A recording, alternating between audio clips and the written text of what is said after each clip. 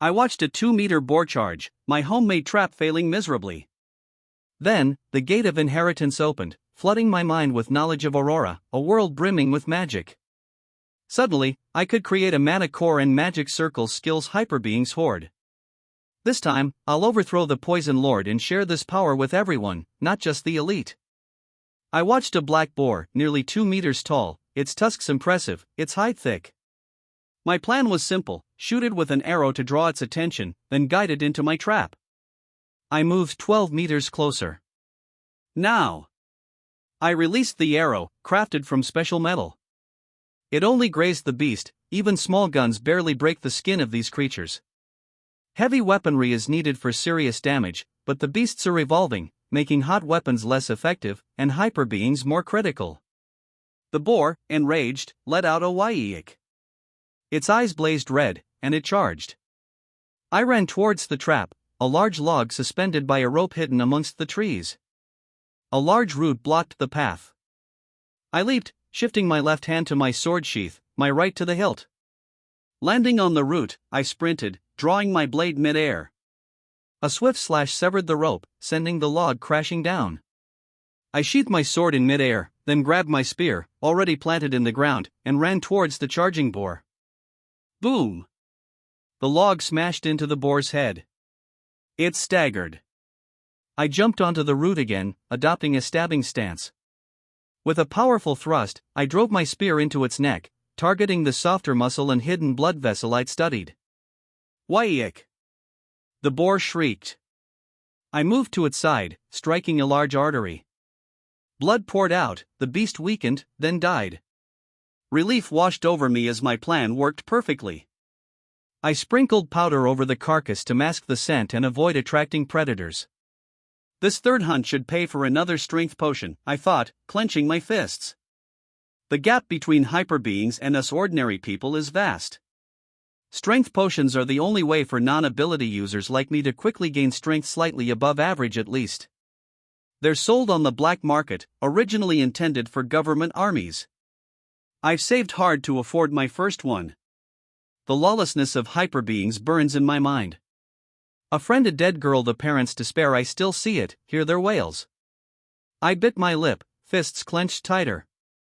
If they won't let non-ability users into the broken worlds, I'll find an unregistered one. I'll find a palace of God, inherit God's power. I'll protect what matters to me. I'll crush those lawless hyperbeings beneath my feet. The path ahead is dangerous, I know, but I'll walk it. There's no such thing as useless power. Even the weakest power from the gate of inheritance can be devastating in the right hands. I'll find a gate, no matter what. I'll destroy that Poison Lord. I was dead set on gaining power. No waiting for luck, I'd force my own chance to become a god's heir. I started to butcher the boar, but a dust cloud, 100 meters off, made me freeze. A Tier 1 gray wolf was sprinting towards me. The boar was only Tier 0, and I couldn't fight it head-on. Run! I thought, panic seizing me. A fight meant certain death. I bolted towards the river. Can't make it to the truck, the wolf's too fast. Damn it! Why is it out here on the outer zone's edge? They usually phoneme alphabet equals IPA PH equals live live slash phoneme deeper inside. Is it the Poison Guild? I'd phoneme alphabet equals IPA PH equals red read slash phoneme reports about them blocking magic beasts retreat, attempting a massacre, but some escaped to the periphery, killing many weaker hyperbeings. Towering trees and wild plants surrounded me. Grasses reached a couple of feet high, plants up to 2 meters. As I neared the river, the trees grew larger, 30-meter banyan trees with emerald leaves. To my left, beneath the banyans, wild plants bloomed, buzzing with half-foot bees and dragonflies. On my right, 10-meter-tall mutated banana trees, their leaves yellow, heavy with giant fruit. Nearby, a huge banyan housed a troop of purple monkeys, each 1.5 meters tall. One monkey, happily munching atop a banana tree, noticed me. Its anger was palpable, a weakling intruding. It leaped, grabbed 2-foot-long green bananas, and hopped onto a giant leaf, which surprisingly held its weight. Whoosh! It lunged, glaring, and hurled the bananas like boomerangs. Damn monkey! I cursed, dodging. Huge roots blocked my path. I pushed off the ground with all my might, rotating in mid-air, head down. Bang! One banana missed, creating a small crater. I extended my arms, grabbing a root to propel myself forward. Bang! The other banana whizzed past, a hair's breadth from my head. I spun, drawing my sword mid-air. Flop! I landed, sword pointed behind me. I charged, throwing my sword at a banana shoot the size of a regular, unmutated banana tree, and it sliced through with a WOSH. The sword spun, then plunged into a huge banana tree. I ran, sheathing my sword and grabbing the severed shoot, as the monkey advanced.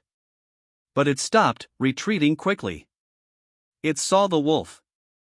I spun my sword, sheathing it as I ran, still weighing my options. The tallest trees were occupied by larger creatures. The others, 10 to 15 meters tall, fell within the wolf's magical reach. The river's current is swift, leading to the inner zone. No guarantee of survival, but a chance. Staying here means death. I could already hear the river's roar. Reaching the riverbank, nature's raw power overwhelmed me. 70 meters wide, a deafening roar filled the air. Boom! Crunch! Crunch! Huge trees, 15 to 20 meters long, crashed together, wood chips and branches flying. A 10-meter-long tree snapped in two. Roar! An 8-meter-long lizard, horned and brown, was drowning. The trees were easily crushed, even powerful beasts helpless. This mighty river was my escape. I swallowed hard, witnessing the destruction. The wolf was phoneme alphabet equals IPAPH equals clause close slash phoneme, gathering power. Phoneme alphabet equals IPAPH equals win-win slash phoneme gathered in its claws. It slashed. Phoneme alphabet equals IPAPH equals win-win slash phoneme slash no time. Jump. I leaped, using the banana tree as leverage. Boom. An explosion ripped through the spot I just occupied. A moment later, and I'd be dead. Splash. I plunged into the river, struggling to surface due to the powerful current. Roar. I heard the wolf's furious roar as I finally broke the surface. Stay near the edge, or I'll die. Escape while the river's still in the outer zone. I had to get out. Estimating my distance from the wolf, I felt exhaustion from the struggle to remain near the riverbank. I pushed myself towards the riverbank, but fate seemed determined to claim me. I didn't see the tree falling towards me. Ack! My bones and muscles felt crushed. I lost my strength, plunging back into the river, instinctively clutching the banana tree. Resurfacing, I was far from the bank. Despair and helplessness washed over me. Then, my parents' sacrifice, my father's dying words, my uncle and cousin's help, my training, the ease with which magic beasts and hyperbeings could extinguish lives, it all flooded back. No! I won't give up. I'm alive. As long as I phoneme alphabet equals IPAPH equals live slash phoneme, I'll find a way. If there's no chance, I'll create one. Think. Think. Think. My goal for power resurfaced. Death was a possibility, but surrender wasn't an option. There's a way. I looked at the trees, crashing and tumbling in the river's middle. I'll cling to a floating tree, wait for the current to weaken. A forum mentioned the river widening deeper in the inner zone, making the current slower, but that's Croc territory. I need to get out before I reach them. I moved to a relatively stable floating tree. I climbed, breathing deeply, feeling relief. I rested, yet remained vigilant. Boom! An hour later, a collision. Aha! I gritted my teeth, desperately clinging to the branches. Minutes later, the current slowed. Still some distance to safety, but it's too late to wait. I'm far from the bank, and the river will widen soon. I took a deep breath and plunged back into the river. Minutes later, I neared the bank. The current was weaker, but I was phoneme alphabet equals IPAPH equals clause close slash phoneme to crocodile territory. I frantically swam toward a slope. I saw a flat landing spot but sensed that if I didn't reach it now, I'd die. I hauled myself onto the bank. Splash! Hearing the sound, I scrambled up the slope without looking back. Boom! Something hit the spot I just left. I rolled, then ran. A nearly 4-meter bronze crocodile with sharp spines. Roar! It was enraged, an insect had escaped. It gathered water in its mouth. Bad! I ran towards large trees for cover. Water bomb boom! I hid, avoiding the blast, but trees the width of a human's waist were easily destroyed. Damn! That water bomb would have ripped me apart. The thought made me sweat. The croc, furious at its failure, its eyes blazing red, prepared a more powerful attack. Water gathered in its maw, forming a blue energy sphere. Roar! But it froze, hesitated, then dispersed the sphere and fled. A warning from a stronger beast, a clear signal to vacate its territory. It's gone, I breathed, a wave of relief washing over me. For the first time, I felt fortunate not to be a hyperbeing. My lack of magical power meant that stronger creature couldn't detect me. I just had a stronger physique than most. The wolf and crocodile had only attacked because they saw me up. Phoneme alphabet equals IPAPH equals clause close slash phoneme. Gotta mask my scent first, I muttered, pulling out a scent eliminating spray from my pouch.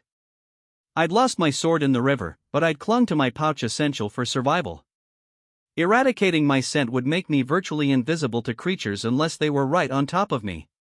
I climbed a tall tree and rested. Hours later, escape from the inner zone filled my thoughts. Should I seek help from guild members? Would they help an ordinary human? Maybe if I seemed like a promising hyperbeing, they might even use me as bait. Wait, if they can't detect me, neither can hyperbeings. I'm magicless, they can't sense me. I could sneak under their armored vehicles at night. Ha ha ha. The idea thrilled me, survival suddenly felt more possible. From what I've phoneme alphabet equals IPAPH equals red slash phoneme, their vehicles are parked quite far from here, no roads deeper in the inner zone. I need a plan to reach them, I frowned, pondering the journey ahead. Boom! A deafening explosion, followed by an earthquake, jolted me. Roar! Roar! A chorus of roars filled the air. Explosion, earthquake, mixed roars, a beast horde. A world's burst! A world's burst happens when a broken world isn't cleared on time, all the beasts inside spill onto Earth. They range from tier 0 stronger than humans, but no magic to tier 3. I broke into a sweat. Panic seized me. I climbed to the tree's top, using my small telescope to observe. Thankfully, they seemed to be heading away from my location, phoneme alphabet equals IPAPH equals clause close slash phoneme to water-based beast territory. I watched the world's burst's origin, my heart pounding. My body trembled, yet excitement surged. The Palace of God. The burst caused a spatial fissure, a small opening to a nearby broken world. It's small, but I can do it. I've waited for this chance. I scrambled down and ran, my phoneme alphabet equals IPAPH equals rut slash phoneme already planned, taking advantage of areas where the beasts were scared off by the horde. Roar! Roar! Boom! Boom! Two powerful beasts clashed, battling for territory. The giant blue ape, the recent world's burst's boss, and a massive, dark orange triceratops. Earth spike. Phoneme alphabet equals IPAPH equals win slash phoneme bomb. Boom! The triceratops commanded Earth, the ape, the phoneme alphabet equals IPAPH equals win slash phoneme. Their fight was chaos, explosions, dust, and raining boulders. Dangerous, yes, but the dust offered cover. I was near the opening, but suddenly, the sky darkened. A massive boulder hurtled downwards. Do or die. I launched myself, pouring all my strength into my legs, diving towards the opening. Boom! The boulder crashed. I was inside the broken world. The Palace of God stood beneath a towering cliff, surrounded by enormous trees. 100-meter-tall armored sculptures with spears stood before the giant white palace. I climbed the massive stairs and entered. Inside, rows of enormous sculptures lined the halls. Eventually, I reached a hall with a massive blue crystal at its center. At the hall's end, a 50-meter gate loomed. I stared, awestruck by its size, the intricately carved runes, the embedded gems. My past struggles flooded back, all those near-death experiences leading to this moment. This was my chance to seize power that could shake the world. Gate of Inheritance. Here I come. The massive gate swung open, a white light engulfing me. I opened my eyes to a medieval European-style room. My body felt real, unlike the virtual trial attest of hyperbeing abilities. Hints for success were scattered, linked to the god who guarded the divine core and skills within. These were inherited only after passing the trial. Failure meant the gate vanished, reappearing in another Tier 3 broken world. This trial was exceptionally rare, appearing recently on Earth. No god existed in this virtual world, no one had ever passed. No one knew how. A sudden influx of memories caused a splitting headache. This world was Aurora, a beautiful world with 5 continents and frequent auroras caused by magical particles. Elves inhabited the southern continent, demi-humans lived with humans in the east, the central continent was mostly human, and ice continents lay north and south. My kingdom lay in the southeast of the central continent. The Baynard Kingdom, ruled by the Flameworth family. Van Flameworth, the current regent king. Me. No information on a god in Van's memories. Damn it! Is this the impossible trial? No. Too early to conclude.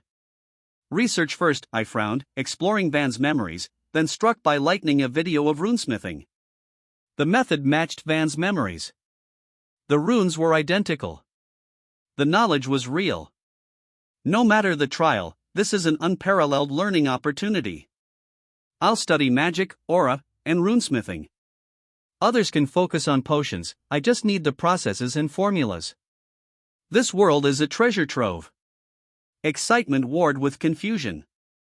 Hyperbeings drew power from aura levels 1 to 4 and magic graded by the number of circles on their mana core.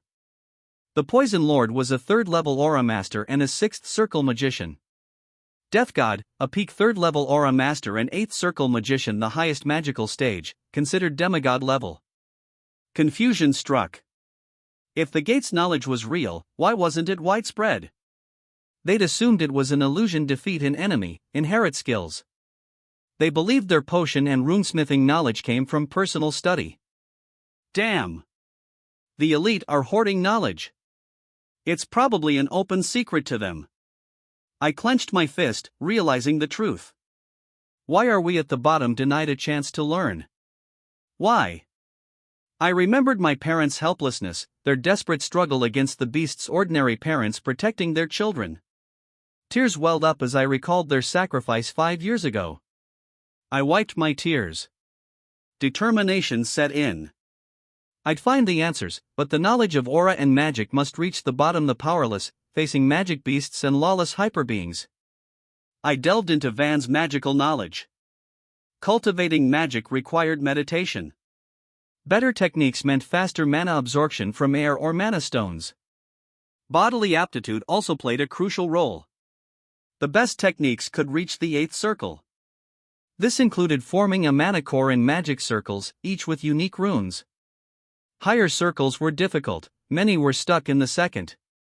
Van had magic, but I was starting from scratch. Van's memories contained a clear method for establishing a magic core within the sea of consciousness. Instructions from the Flame Arc meditation. I closed my eyes, following the instructions. Blue mana gathered, rotating within my mind. TNNNG. A blue mana core appeared. Success! I exulted.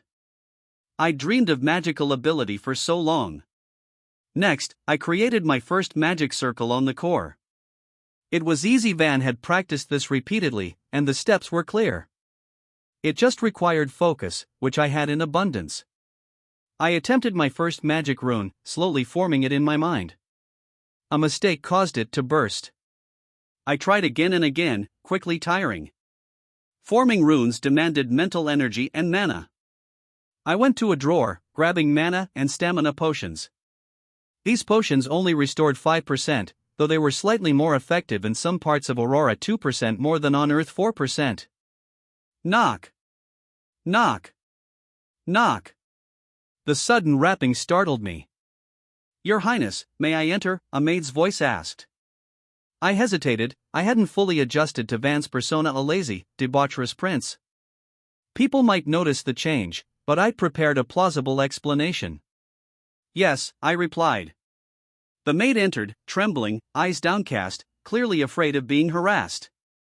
She looked about 16, cute, with blue hair and a well-developed figure.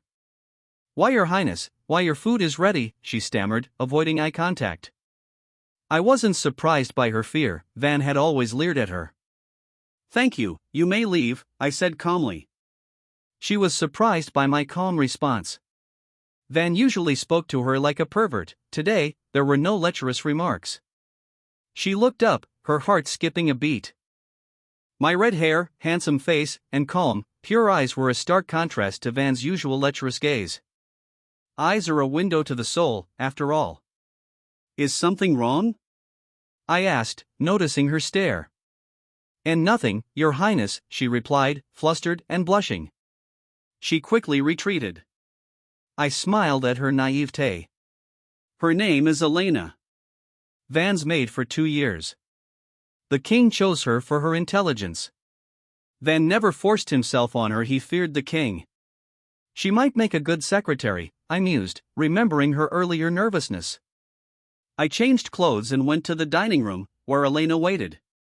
"Elena, after I eat, summon the Prime Minister to the study. Also, find a trustworthy craftsman and bring him to me," I instructed. "Yes, Your Highness," she replied, surprised by the change. But this was preferable to her previous role as a target for a lecherous prince. After eating, I went to my study, awaiting the Prime Minister. Van's memories had revealed a plant that could solve the kingdom's financial woes. A powerful kingdom was essential for my plan, and money was the key. Knock. Knock. "Enter," I said, turning to the Prime Minister, Albert, a man trusted by the king. He looked nearly 70, weary. From Van's memories, he was a tireless worker, a trustworthy minister. "Your Highness, did you summon me?" he asked, surprised by the initiative, a first since Van became regent a month ago. He noticed the change in Van, surprised at first but quickly regaining his composure. Years of experience had made him steady. "Please, sit. We'll have a long talk," I said, smiling. I respected him. He sat, confused. He knew most of Van's knowledge revolved around women. "Do you know Fran beans?" I asked. "Soybeans on Earth." "Fran beans? Livestock fodder?" "We have some, but the animals don't like them, only eating them as a last resort." "Why do you ask, Your Highness?" "Fran beans can make us a fortune," I replied. He stood, shocked. Cheap fodder could be so valuable? He stared, hoping I wasn't joking. The kingdom desperately needed money.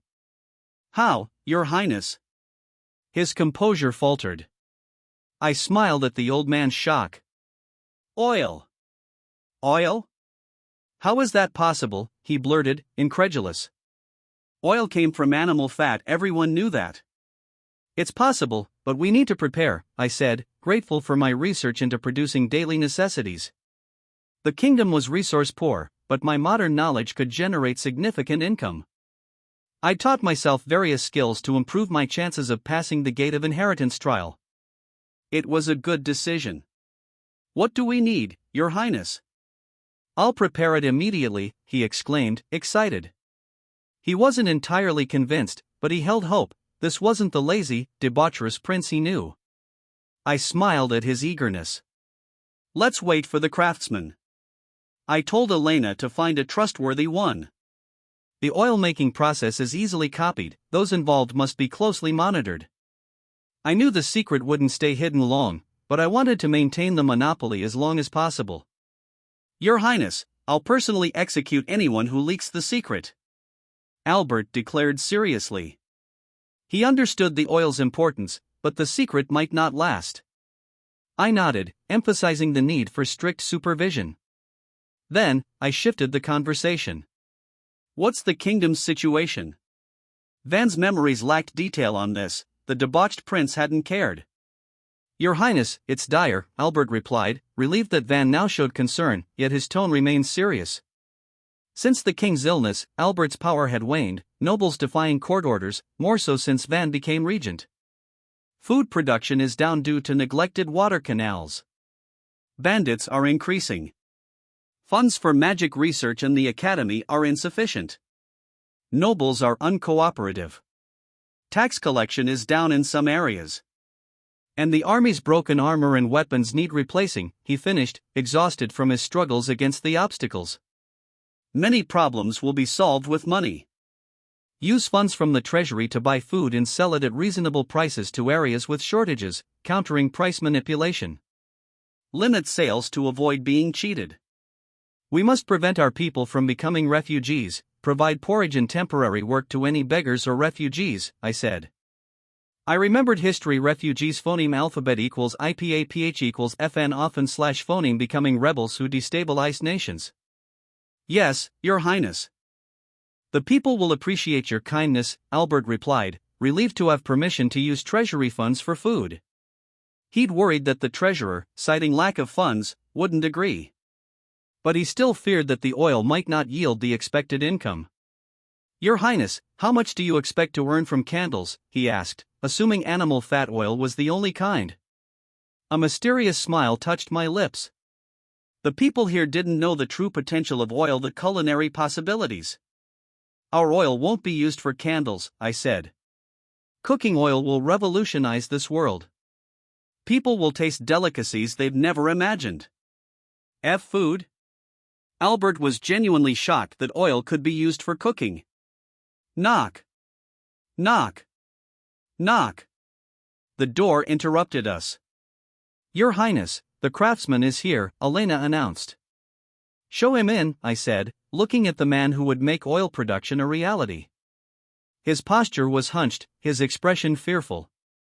He didn't yet grasp his importance. I pulled out a blueprint I'd drawn earlier. Come closer, don't be afraid. I need your help to create something. In return, I'll grant you an official position, land, and money, I promised, offering incentives to secure his loyalty and enthusiasm. His face lit up, he was clearly imagining a brighter future. The Regent King was different from the rumors. He seemed wise and kind. I handed him the blueprint. This is for an oil press. Simple to build, but secrecy is vital. A leak means your death and your family's ruin. Understand? My tone was serious. A carrot and stick approach. Why yes, Your Highness, he stammered, realizing the gravity of the task. The risk of death was real, yet the reward, the Regent King's favor, was enticing. Elena, prepare a workspace for him. Take him with you, I said, appreciating her efficiency as a secretary. Yes, Your Highness, she replied, pleased by my focus on governing. Once they left, I continued with Albert. Tomorrow, I'll show you how to extract and use cooking oil. Prepare a secure production facility. I have another confidential task: find a skilled, eloquent person. We'll need such individuals for future interactions with neighboring kingdoms. We'll continue later, I said, wanting to begin my training. Before heading to the training grounds, I wanted to see the city and kingdom from the castle's top. I'd seen it in Van's memories, but a personal view was needed. Near the top, I could hear the flapping of a flag yellow with a red lion, Baynard's flag. I stepped onto the viewing platform. My long red hair and dark red coat billowed in the strong phoneme alphabet equals IPAPH equals win wine / phoneme. I moved to the edge. I'd anticipated the view, but it was still breathtaking. I was mesmerized. Kingford, a 5-kilometer circumference city, was encircled by a 50-meter-high wall with 6 circular corners, each topped by a massive lion head sculpture and a white tower with magic runes, defense towers for magic shields. 6 massive silver gates, also inscribed with runes, controlled access. People and carriages flowed in and out. A court magician, lifted by a phoneme alphabet equals IPAPH equals wind wine / phoneme tornado, briefly spoke with a guard. The guard jumped, creating a water platform for a graceful descent. Suddenly, a brown horse bolted, startled by a broken pot, causing chaos in the street. A soldier, jumping from carriage to carriage, intervened. "Ah! Get out of the way," a horseman yelled, about to collide with the soldier. The soldier landed on the runaway's back, his right hand on the reins, his left hand creating a water whip from a magic circle. He skillfully used it to save a child from the panicked crowd. The crowd, humans and demi-humans, applauded. Kingford, Baynard's capital, sprawled below. The royal castle was surrounded by a miniature city wall with a single gate, a courtyard, and beautiful gardens. South of the castle, a 10-meter-high wall enclosed the training grounds for the royal guard and army. North lay the business district, with a market, businesses, and a central plaza with a large pool. Children played there until a guard reminded them that the water was for drinking. People laughed at their playful mischief. Mercenaries, including a woman with cat ears, and a demi-human businessman were among the diverse crowd. The northern business district was larger than the southern one, due to the influx of traders from the north. Stone paved the entire city. Aura Master's magic and strength likely made construction relatively easy. To the west, a straight water canal with stone walls ran north-south, spanned by arched bridges. The right side housed breeding grounds for messenger birds, medicinal plants, food, and other royal necessities, including a huge cage holding a flame lion with red skin and orange hair. Small boats plied the canal. A young noble, flanked by beautiful ladies, created ice flowers from water ribbons, much to their amusement. The canal's source was a large river 3 kilometers south, fed into the city via silver bars with magic runes. Smaller canals branched out, irrigating the farmlands beyond the city walls. Vibrant green fields stretched outwards, dotted with villages and towns. Rolling hills and mountains with large trees added to the varied landscape. A magnificent 30-meter-tall pink lotus, its huge leaves glowing faintly green, dominated a small mountain, its roots reaching the river, nourishing the surrounding area with life energy. I could make out the silhouette of a tall mountain to the north 5 kilometers high. Atop it sat a massive castle, a simple 50-meter-high cylinder with a viewing platform crowned by a statue of Baynard's founder king. From there, the entire capital and a vast expanse of the kingdom were visible. It was called Overseer Castle. A mana-rich world is truly fascinating, I thought, gazing at the enormous pink lotus atop a mountain. My gaze shifted to the long river south of the kingdom. The north had abundant water, but the south suffered shortages. Another large river flowed north, but all emptied eastwards into the Fran Kingdom and then the sea. The southern branch became a lake, swamp, and marsh, blocked from the sea by mountain ranges. I wasn't sure if it was fortunate or not that the kingdom was shielded from southeast storms and typhoons by those same ranges.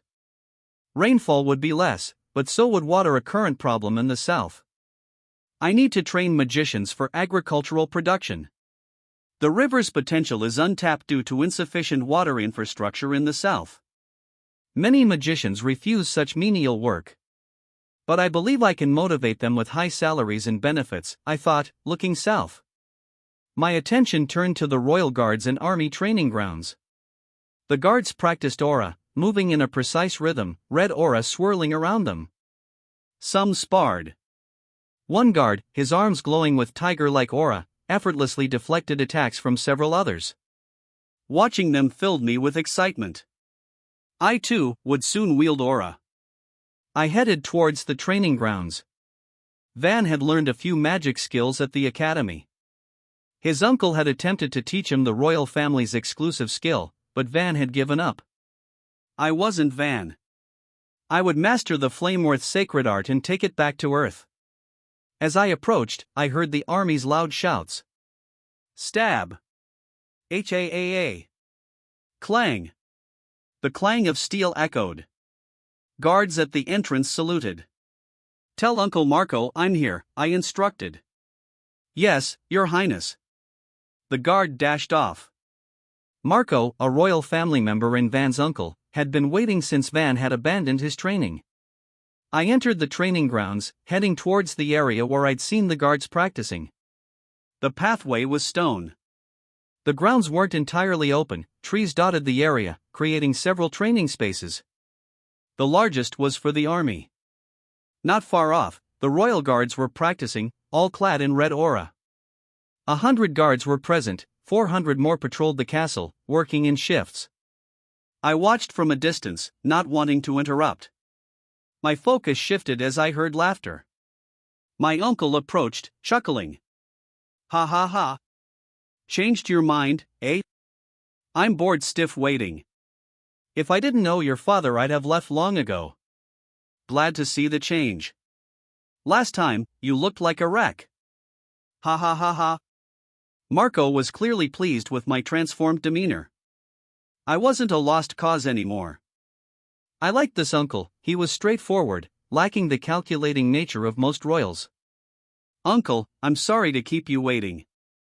I'll train seriously, I promised, without boasting. Actions would speak louder than words. Keep that promise, kid. Fail, and you'll regret it. Train hard. Master the Flameworth sacred art, and you can conquer the world. Marco declared. My excitement soared. We moved to a smaller training area.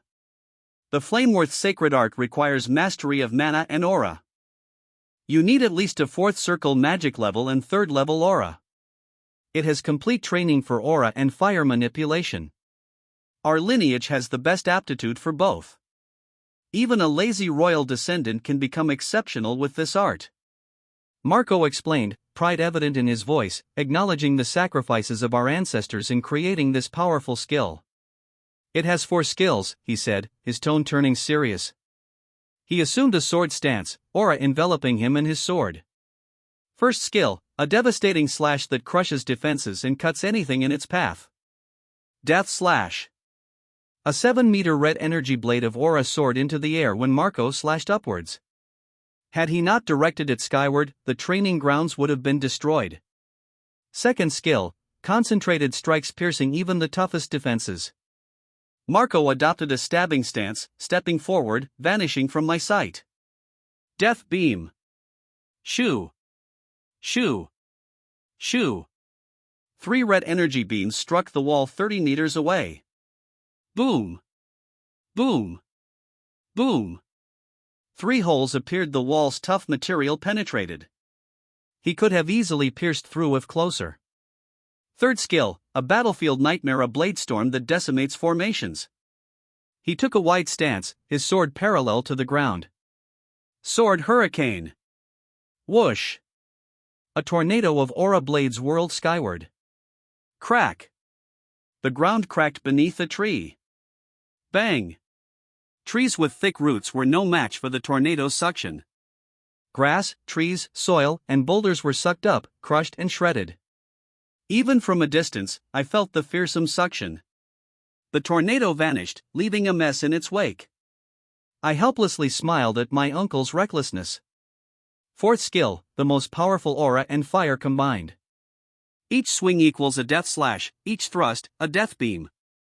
A wide swing creates a sword hurricane. Marco's seriousness intensified. Aura swirled around him, growing stronger. The air crackled with energy. King's Sword. I eagerly awaited our family's strongest skill, but nothing happened. Ha ha ha ha ha.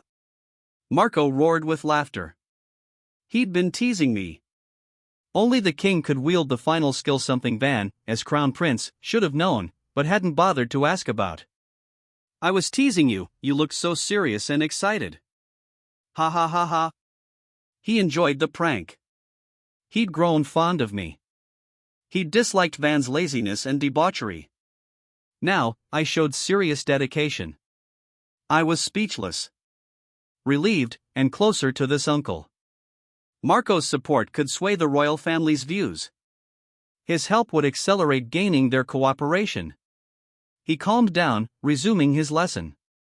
King's Sword is the first stage of the fourth skill, Marco explained. It requires a third-level aura master and a fourth circle magician. The aura and fire element combination is needed to reach the second stage, King's Field. Within that field, you are the king, commanding it to crush enemies with powerful magic. Since the sacred art's creation, only the founder reached that stage. No other king has. He said the fire and aura must combine. He studied me, noticing my yearning gaze. He looked me over critically. My eyes were good, but the signs of past debauchery weren't easily erased. I was slightly thin, with some bags under my eyes and sunken cheeks. He sighed, saddened that he might never witness a king's field. Next, aura. Long ago, aura training was difficult, making it rare to find both aura masters and high-level magicians. They found that rhythmic movements and breathing, combined with medicinal herbs and magic beast meat, made it much easier. Aura training became simpler, allowing more time for magic practice. High-level aura users with high magical attainment are now common. Aura is everywhere life energy. Besides mana, we absorb aura through breathing and eating. Normal breathing doesn't fully utilize it. Breathing and movement techniques direct aura to strengthen the body and keep it within. There are 4 aura levels. He stood before me, demonstrating. First level, surrounding your body with aura. Physical strength and defense increase, even without magic. Red aura enveloped him. He slashed his arm, no blood, the aura blocked the cut. Second level, willful aura control. You can direct aura to any body part, your fist for power, your feet for speed, your sword for strength and durability. This enhances speed, offense, and defense.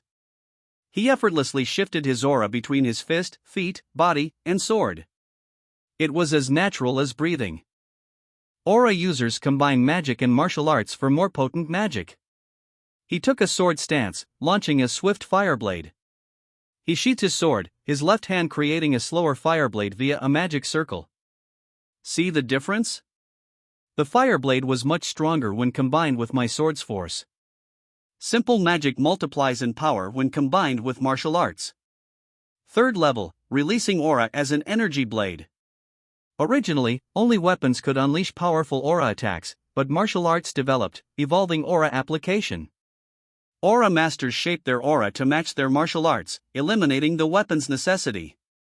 He demonstrated a fist-based aura attack. Peak third level, absolute aura control. When clad in aura, none leaks, it's compact, steady, powerful. Defense and attack are greatly enhanced. Look, when my aura waves, it leaks. He demonstrated, his aura rippling around his fist. Fourth level, conceptualization, based on the user's martial arts understanding. The gap between fourth and third level is vast. Multiple peak third level masters can barely defend against a fourth level. There are only 2 fourth level aura masters in the central continent marshals of the Majinev and Morrowind empires. He sighed, he wasn't even phoneme alphabet equals IPAPH equals clause close slash phoneme to peak third level. The closest in our kingdom is Marshal Fry, a spearmaster. Once you reach the third level, seek his guidance. You can surpass me, Van, but it'll take years. He didn't believe I could advance quickly. I was 20 but hadn't started aura training. He didn't know I was from Earth, where information flowed freely. The clash of ideas in my mind would shape my swordsmanship, he'd be surprised. Our sacred art uses breathing and movement techniques for aura control, 24 movements that circulate aura throughout the body. You must not release your grip on your sword. Breathing and movement must be synchronized. These movements also train you for the sacred art's 4 skills. He demonstrated, sword in hand. Your turn. It'll be painful, but rewarding. He grinned. At first, I couldn't match the rhythm of breathing and movement. After a few hours, I managed the first 3 movements, but I was exhausted, muscles aching. It hurt, but I was smiling. I could feel my strength growing. Marco rested for a few hours. Upon returning, he was shocked to see me successfully executing 3 movements. Swordsmanship and breathing training were mandatory for children preparing for the sacred art. He just wanted to make me suffer. He couldn't believe my apparent improvement. He pointed at me, his hands on my shoulders, applying pressure. His gaze was intense. Did you secretly practice? He thought it was the only explanation. I was a failure in magic, a first circle magician who hadn't even attempted aura training. I'd never trained in swordsmanship. I had. For 5 years Earth's freely available martial arts knowledge. Uncle, I just copied what you showed and followed your instructions, I said, smiling sheepishly. Everyone knew I'd never trained. I could only pretend I'd replicated his teachings. Damn it! Such a waste. You're a magic failure, but a swordsmanship and aura genius. Had you trained as a child, you'd likely be a 4th level aura master. What a waste of talent. He regretted my wasted potential. Our kingdom faced a powerful empire, and a 4th level aura master was crucial. I seem to have the best martial arts understanding in the royal family, he reasoned, so resources should focus on me. I'll speak to the royal elders and procure training resources, he said, hoping I could reach 4th level before the Northern Empire attacked. Thank you, Uncle. I won't disappoint you, I replied, aware that I was being mistaken for a genius. I could only do my best. He hoped I could handle the pressure. Rest, then we'll continue. I took a potion, resting an hour before he resumed teaching. After forming your mana core, you build your magic circles. You need at least 1 to use rune skills. More circles mean more advanced rune skills. Rune skills let you instantly cast magic. Powerful ones aren't instant, requiring mana accumulation, but are still much faster than without runes. A magic circle appeared beneath his feet. A fire dragon rose, circling him. It unleashed fireballs that rained down on the royal guard's training area. Dan, the guard's team leader, saw them. Damn it! Who's carelessly casting fireballs? He roared, a tiger-like aura forming on his arm as he unleashed a powerful claw attack to destroy the fireballs. Marco laughed, watching the attack. He dispersed the fire dragon, then recast the skill without using the rune skill in my mind. The runes formed on the magic circle. Whoosh! A fire dragon rose, lifting Marco into the air. See the difference? It takes longer without runes, he said, perched atop the dragon. I gazed at the fire dragon, longing to master that skill. It swooped down, dispersing, and Marco landed, smiling at my evident desire. He continued. Our sacred art's 4th skill combines fire and aura. You can create rune skills Fire Blade, Fire Beam, Fire Tornado once you reach the 2nd and 3rd magic circles. You need a 4th circle for the 4th skill, it demands immense mana. Martial skills can't be made into runes. Rune skills are formed and cast using mana. He paused, thoughtful. Let's end training for today. Soak in the medicinal bath I've prepared. Don't use healing magic on your sore muscles, it hinders strength improvement. The bath is better, it allows adaptation and continued growth. Those lacking resources rely on healing magic. We'll continue tomorrow. I expected boredom, but you surprised me. Ha ha ha ha. He left, laughing, clearly pleased by my progress. I returned to the castle, enjoying the medicinal bath. My body felt comfortable, I could sense my strength growing. The bath's formula seemed to be a royal secret. This virtual world was a treasure trove, even the kingdom's most closely guarded secrets wouldn't be hidden from me. I would take this knowledge back to Earth. After my bath, I went to my study, sitting down, closing my eyes. My muscles still ached, but I felt happy about my increasing strength, despite the pain. This pain was preferable to the agony of losing loved ones. Opening my eyes, I extended my right hand, casting fire magic. An orange circle appeared, a flame floating on my palm. I couldn't create rune skills yet, but I could still cast magic. A smile touched my lips, this was the magical ability I'd craved. Knock. Knock. Knock. Your Highness, it's dinner time, Elena called. I hadn't realized how late it had become, the room was dimming. Lamps were already lit in the hallway. I'd need to commission clocks later, they'd be useful, and watches would be a valuable commodity on Earth. How did the craftsman's work go? Did the blacksmith get the iron pot blueprint? I asked Elena as we walked to the dining room. Your Highness, they easily made what you provided, she said, unsure of their purpose. Tell them to bring their work tomorrow. Also, get fran beans from the warehouse and the grinding and steaming materials.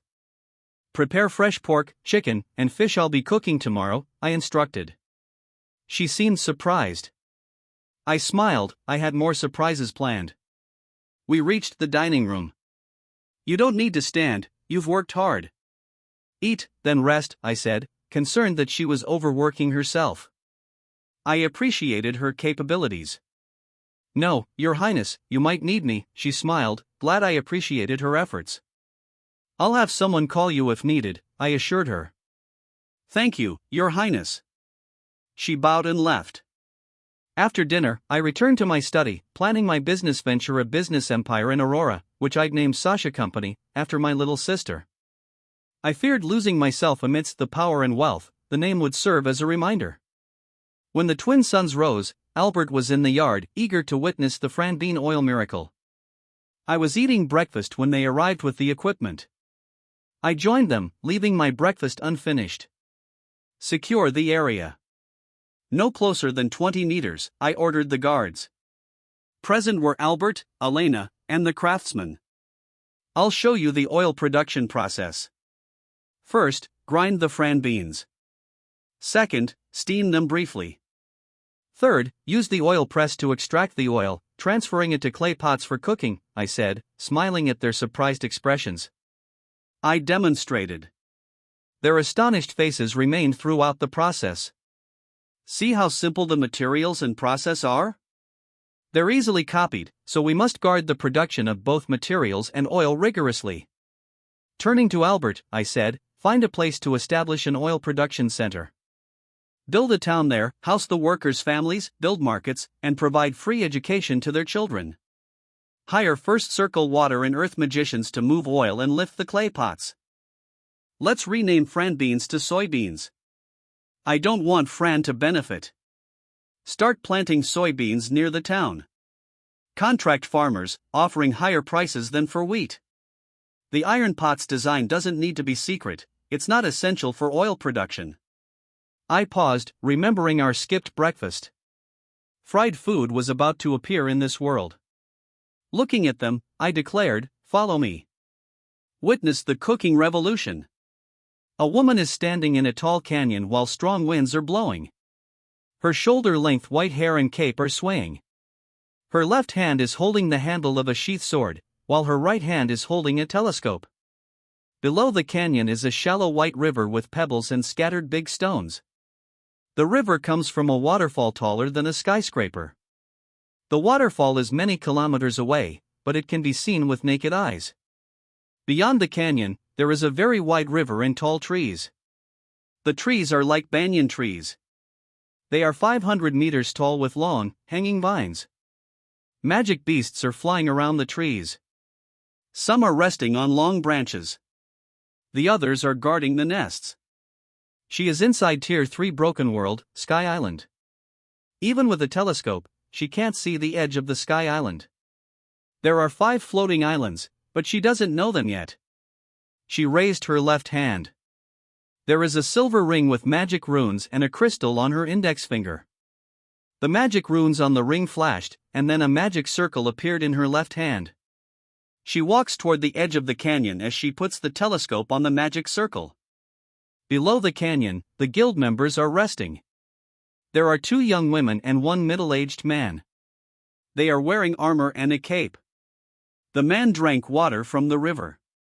He smiles as he feels refreshed by the water, and he can't help but say, the water tastes refreshing and sweet.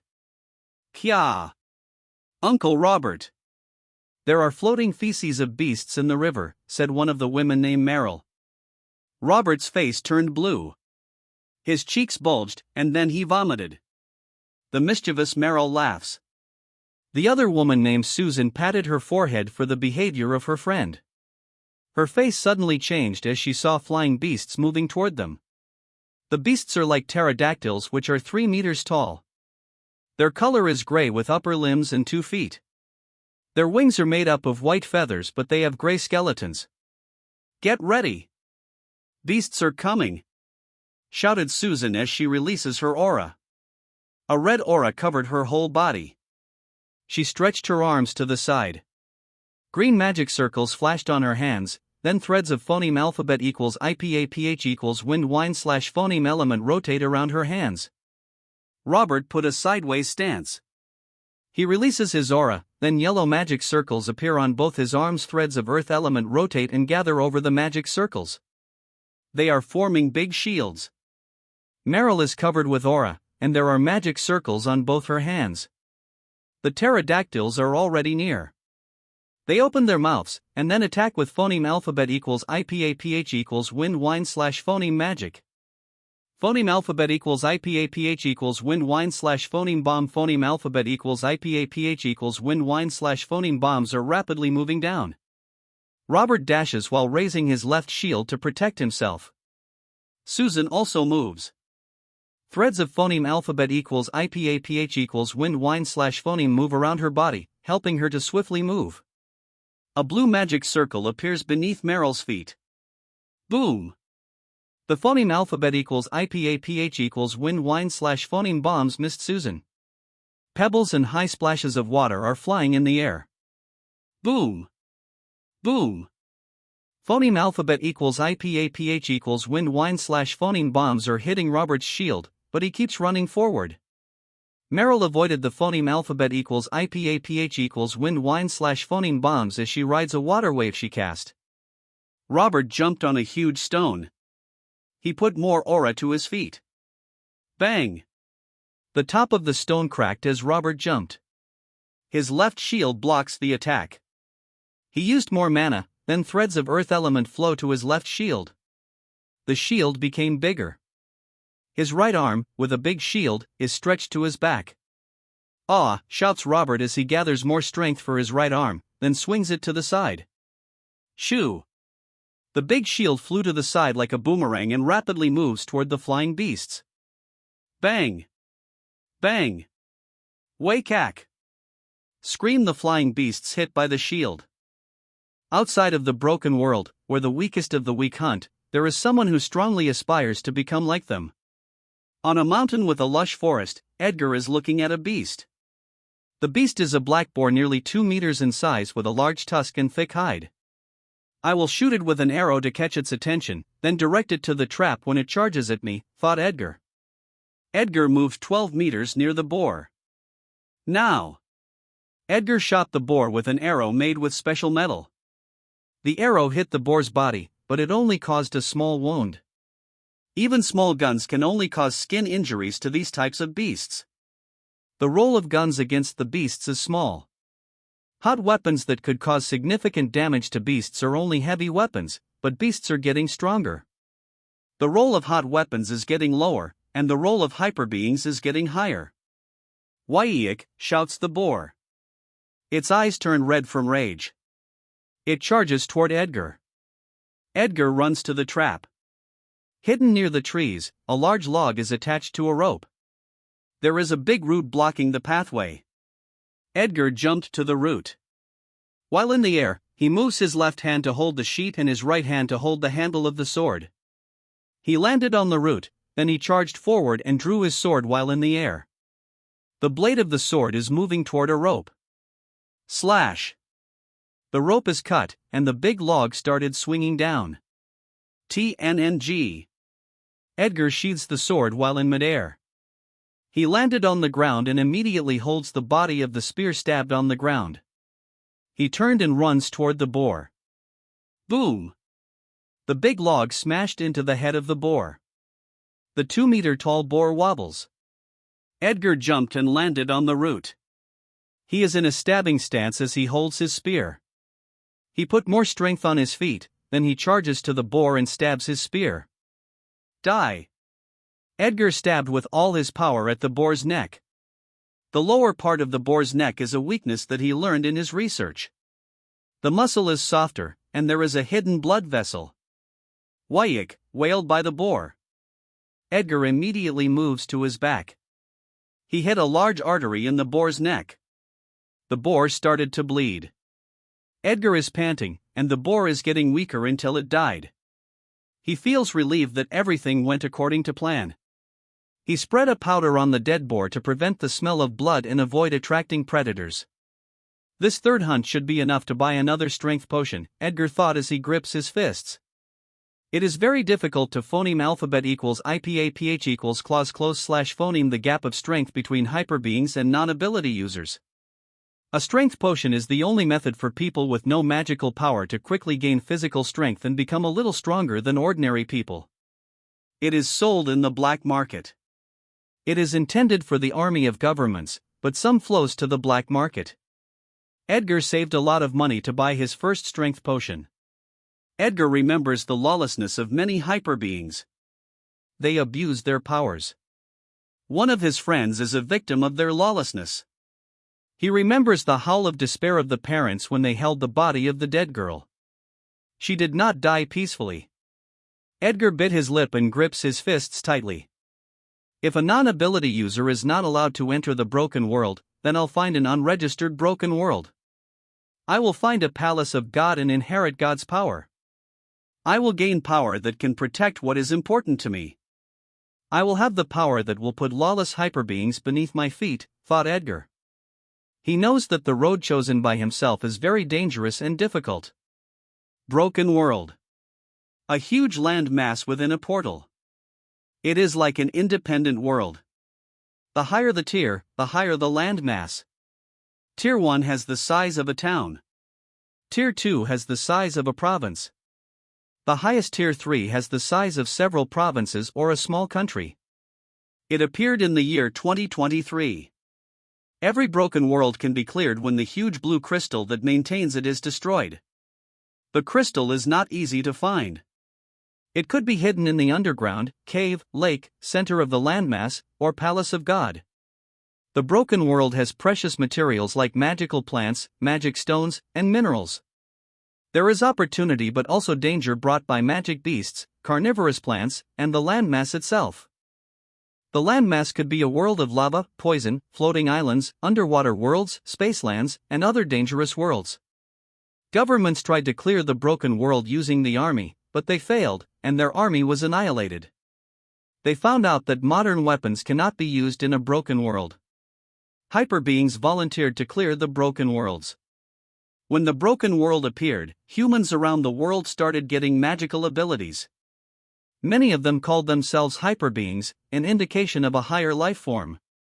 Some of them had entered the gate of inheritance within the palace of God and passed the trial. They are called God's heirs or heirs. An heir wields great power and influence in their own country and around the world. An heir is entitled to everything that God left for him or her, but it will require qualification. Today is the year 2033. In the Philippines, there is a powerful heir who wields great power and influence. He rules a whole big island, Palawan Island. He is known as Poison Lord. He is the law of the island. He leads the infamous #1 guild in the country known as the Poison Guild. The Poison Guild has branches around the country. The guild members are infamous for their arrogance and frequent involvement in crimes. The government body, the Philippine Hyperbeings Association or PHA, which supervises hyperbeings, cannot destroy Poison Lord because behind him is Death God.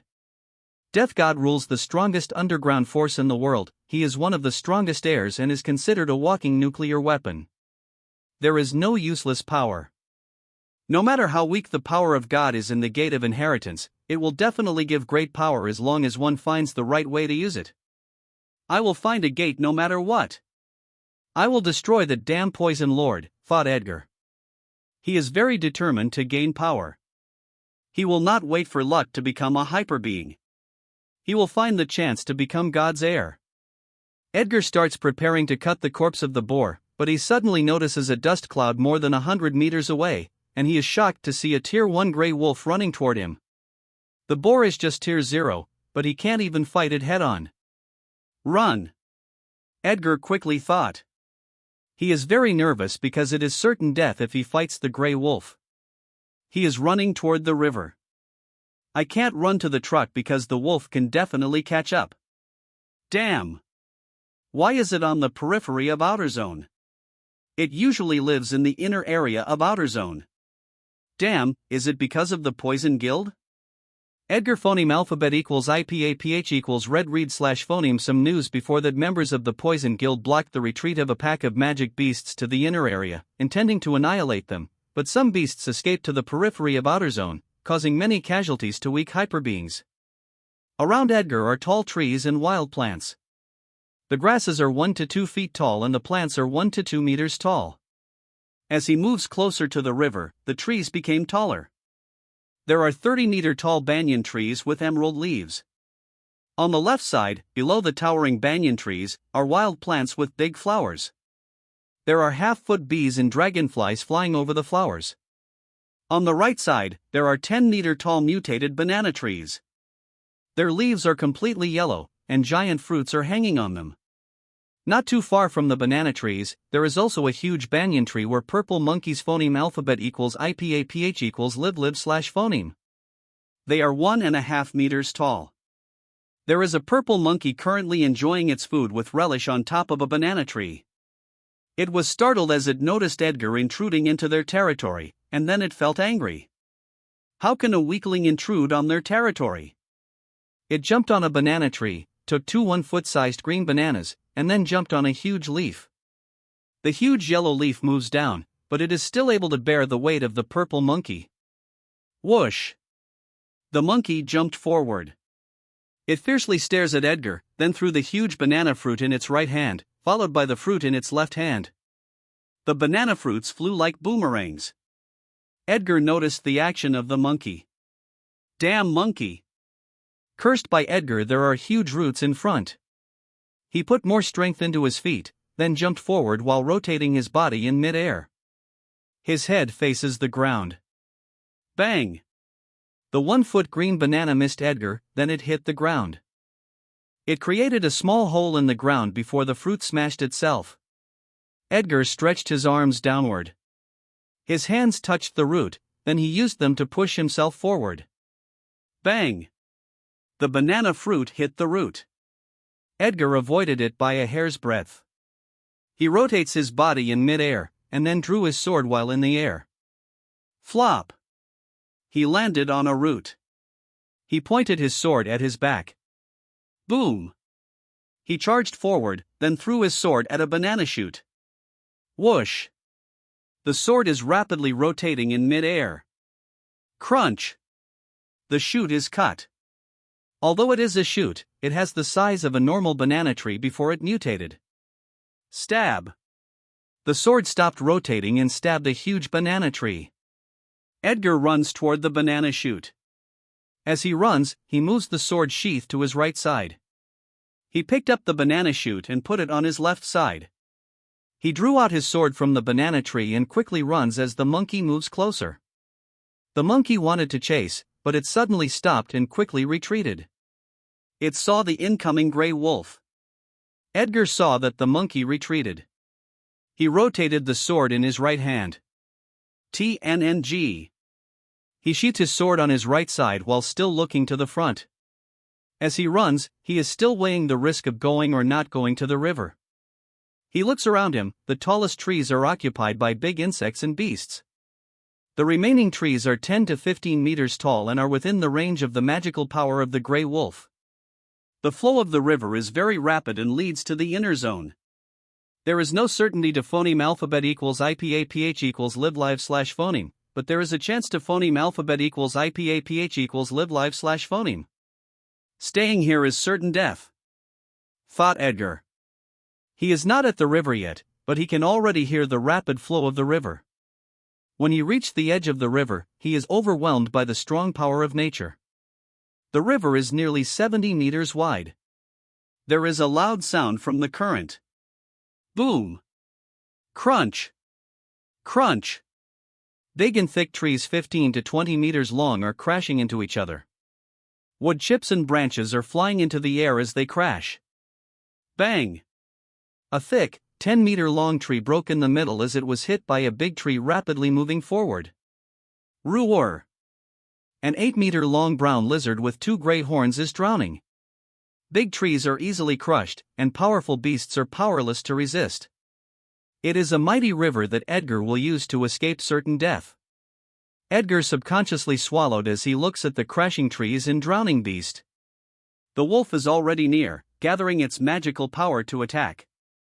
Threads of phoneme alphabet equals IPAPH equals wind wine/phoneme element gather to its claw. The wolf slashed its claw at Edgar. Phoneme alphabet equals IPAPH equals wind wine slash phoneme slash there is no time to hesitate. Jump. Edgar jumped with the banana tree. Boom. Just a second later, there is an explosion from where he was standing. He could have died if he had been a little late. Splash. Edgar plunges into the river. He is having difficulty going back to the surface to breathe because of the rapid flow of the river. Roar. He can hear the angry roar of the wolf when he is finally able to go back to the surface of the river. I must stay near the edge of the river or I'll die. I must get out while the river is still in the outer zone, thought Edgar.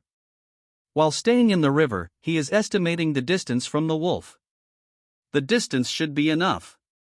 I feel tired. I must quickly get out, thought Edgar. He feels exhausted because he used so much energy trying to stay near the edge of the river. Edgar uses all his strength to move out of the river, but fate seems to want his death. He did not notice a tree moving toward his back. Ack! Edgar felt so painful. He felt like his bones and muscles are crushed. He lost his strength, and he plunged into the river, but he still instinctively holds the banana tree. When he finally resurfaced again, he is already away from the edge of the river. Despair and powerlessness are flowing in his mind and body. When he feels that death is near, he remembers how his parents sacrificed themselves to protect him and his sister.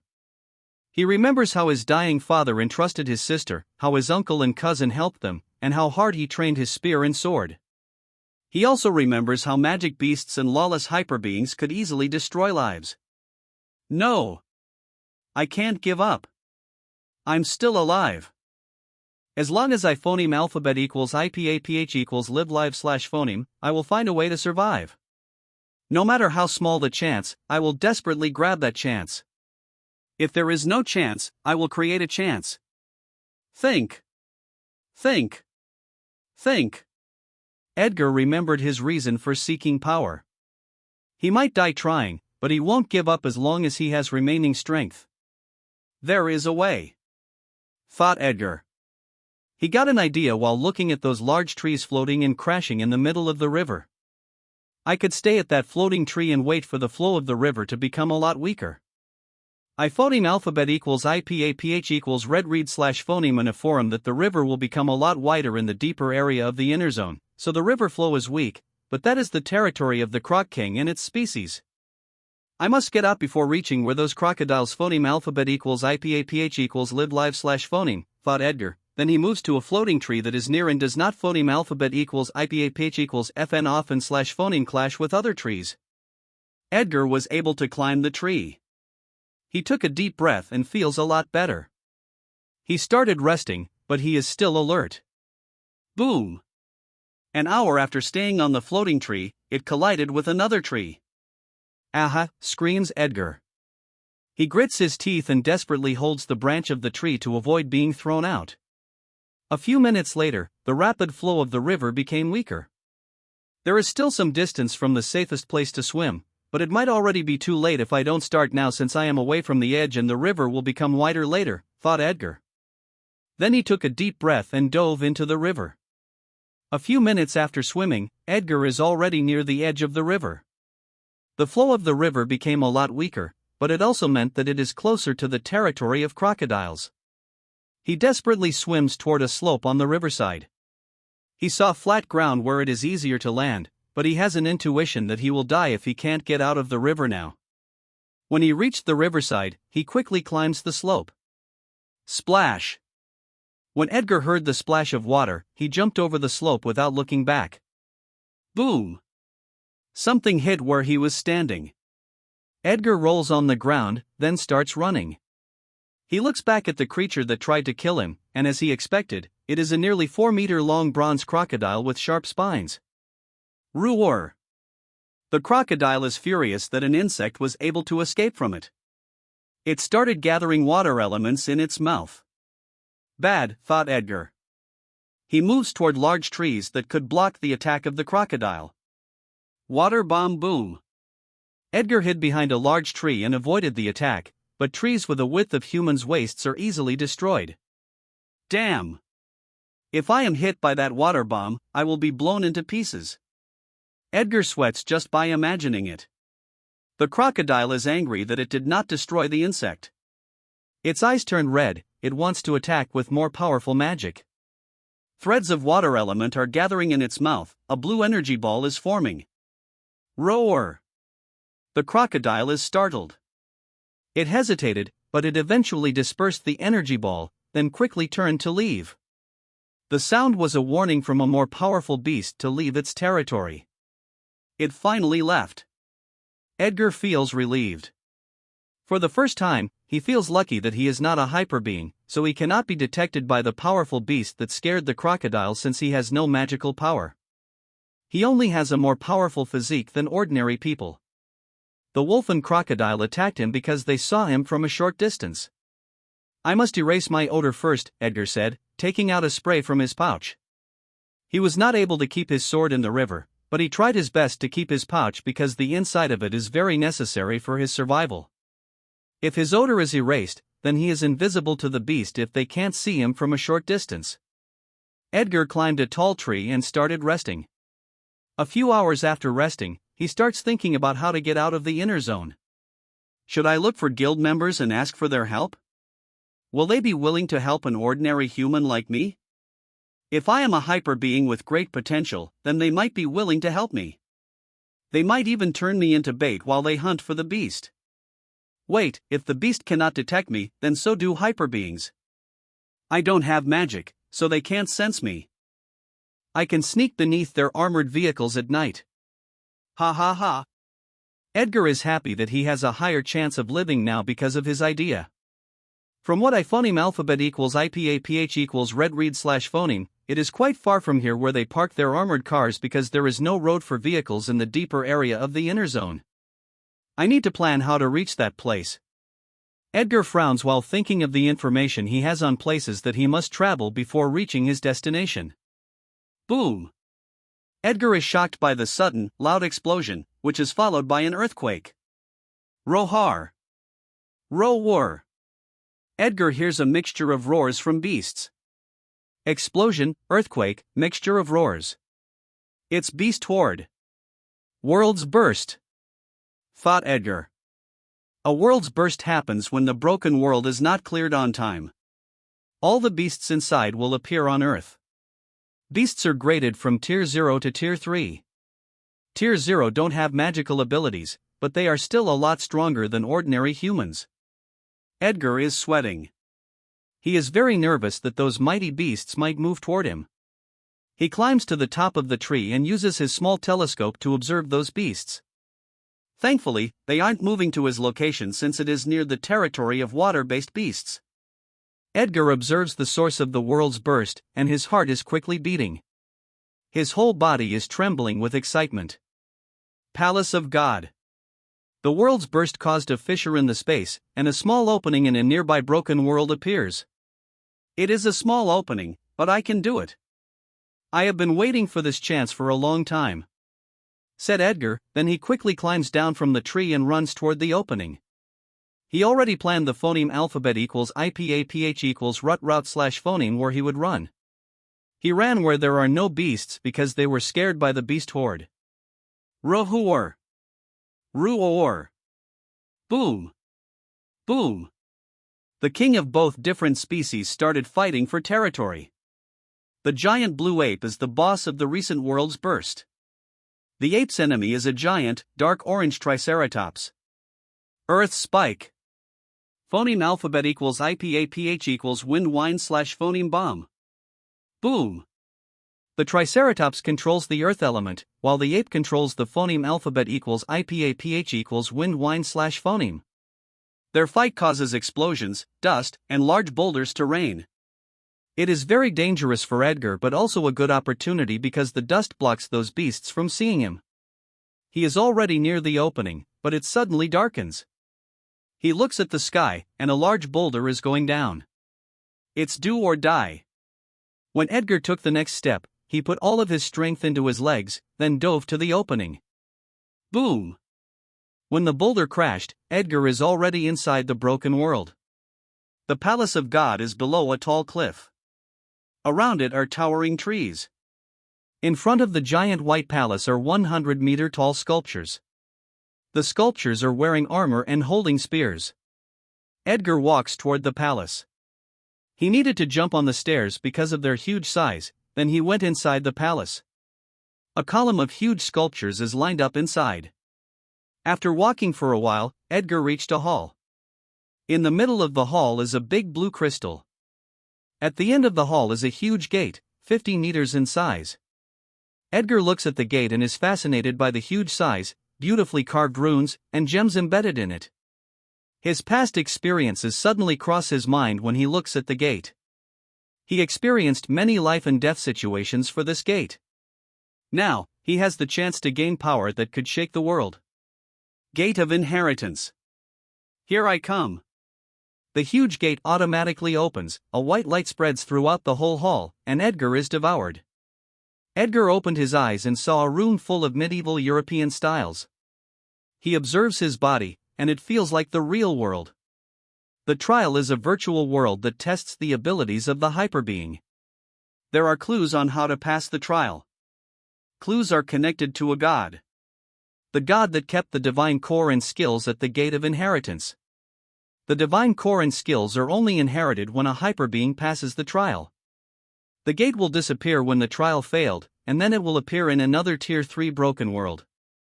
A very rare trial appeared recently on Earth. No gods exist in that virtual world. No challenger had ever passed it. No one knows how to pass it. Ah! Edgar feels a headache from the sudden gush of memories in his head. This world is called Aurora. It is a beautiful world with 5 continents and many auroras caused by magic particles. Elves phoneme alphabet equals IPAPH equals live live / phoneme in southern continent. Demi-humans phoneme alphabet equals IPAPH equals live live / phoneme together with humans in eastern continent. Central continent is where most humans phoneme alphabet equals IPAPH equals live live / phoneme. There are ice continents in north and south. The kingdom being ruled by Edgar is located in the southeastern region of the central continent. The royal family that rules the Baynard Kingdom is the Flameworth family. Van Flameworth is the current regent king, the character given to Edgar. There is no information on God in Van's memory. Damn! Is this the trial that no one has ever passed? No.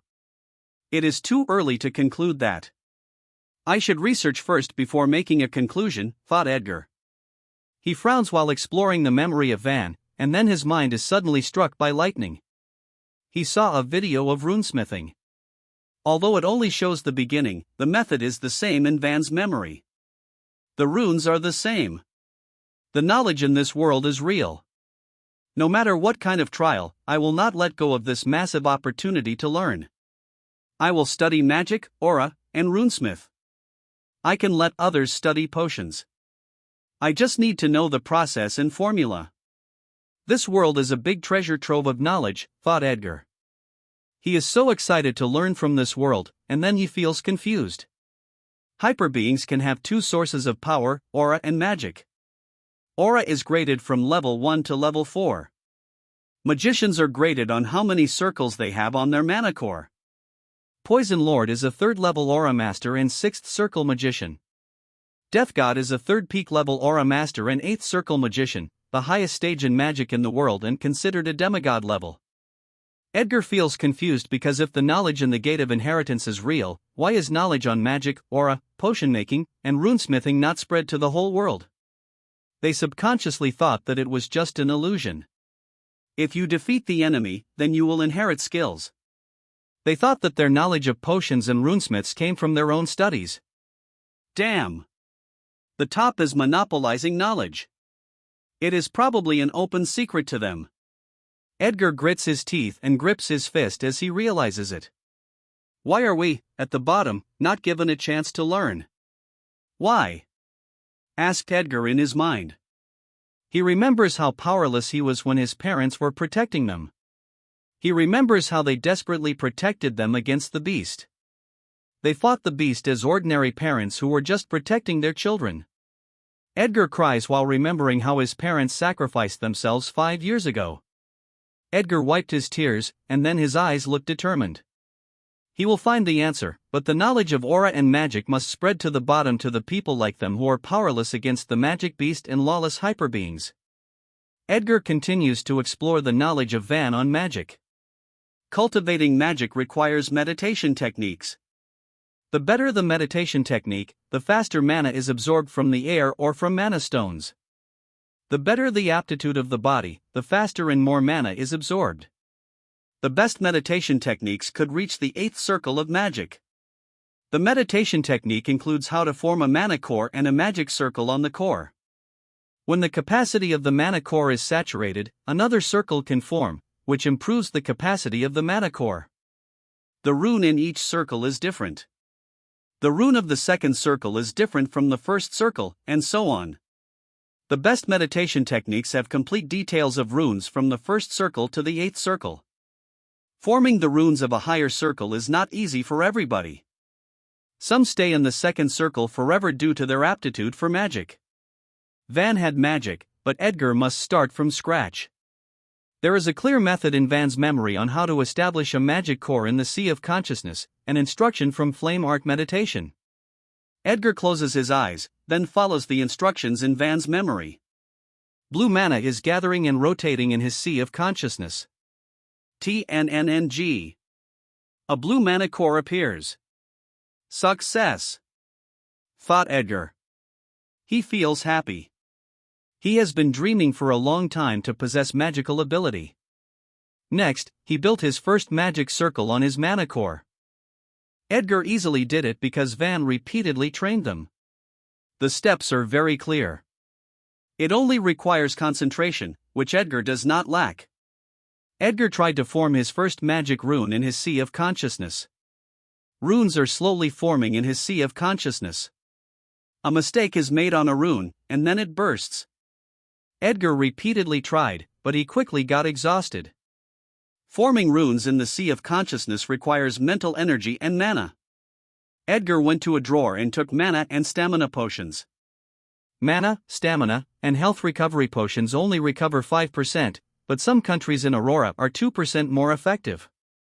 On Earth, they only recover 4%. Knock. Knock. Knock. Edgar is startled by the sudden knock from the door. "Your Highness, may I come in?" asked a maid. Edgar hesitates because he has not adjusted yet to Van's character. Van is a lazy and debaucherous prince. People might notice that he is a different person, but he has already prepared a logical reason. "Yes," replied Edgar. The maid came in while trembling and staring at the ground, afraid of being molested by the prince. She looks 16 years old, cute, has blue hair, and has well-developed body. "Why, Your Highness, why your food is ready." The cute little maid is stuttering. She did not even dare look at Edgar.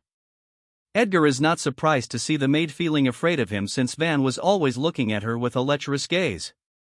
"All right, you can get out now," replied Edgar. The little maid is surprised to hear a calm reply from the prince. In the past, Van would always talk like a pervert to her, but today she did not hear any lecherous remarks. The little maid looks at the prince, and then her heart skips a beat. Red hair, handsome face, and eyes are not the usual eyes of a pervert but pure and calm. Eyes are the window of the soul. "What is it?" asked Edgar to the little maid who was staring at him. "And nothing, Your Highness." The maid looks flustered, and her face is blushing. She immediately retreated and went out of the room. Edgar smiles at the silliness of the maid. Her name is Elena. She's been the maid of Van for 2 years. The king chose her because she is smart. Van did not force himself on Elena because he is afraid of the king. She might be a good candidate for secretary, thought Edgar. He smiles as he remembers the silliness of the little maid earlier. He changed his clothes and went to the dining room. Elena is waiting for him there. "Elena, call the Prime Minister later to the study room after I eat. Also, find a craftsman that can be trusted, then bring him to me," ordered Edgar. "Yes, Your Highness," answered Elena. She is surprised by his sudden change, but for her, it is better than staying as a debauchery prince. After eating, Edgar went to his study room and waited for the Prime Minister to arrive. When he was exploring the memory of Van, he saw a plant that could earn a lot of money to solve the kingdom's plight. A powerful kingdom is what he needs to carry out his plan. Money is a powerful tool that drives a kingdom's prosperity. Knock. Knock. Come in. Edgar looks at the Prime Minister who came in. He is trusted by the king. He looks nearly 70 years old and very exhausted. Based on Van's memory, this is an old man who tirelessly worked for the kingdom. He is a minister who can be trusted. Your Highness, did you ask someone to bring me here? Asked Albert. He was surprised when he heard that the prince took the initiative to have a meeting with him, since this is the first time that it has happened since the prince became a regent king 1 month ago. Albert notices the changes in Van and is surprised at first, but quickly regains his composure.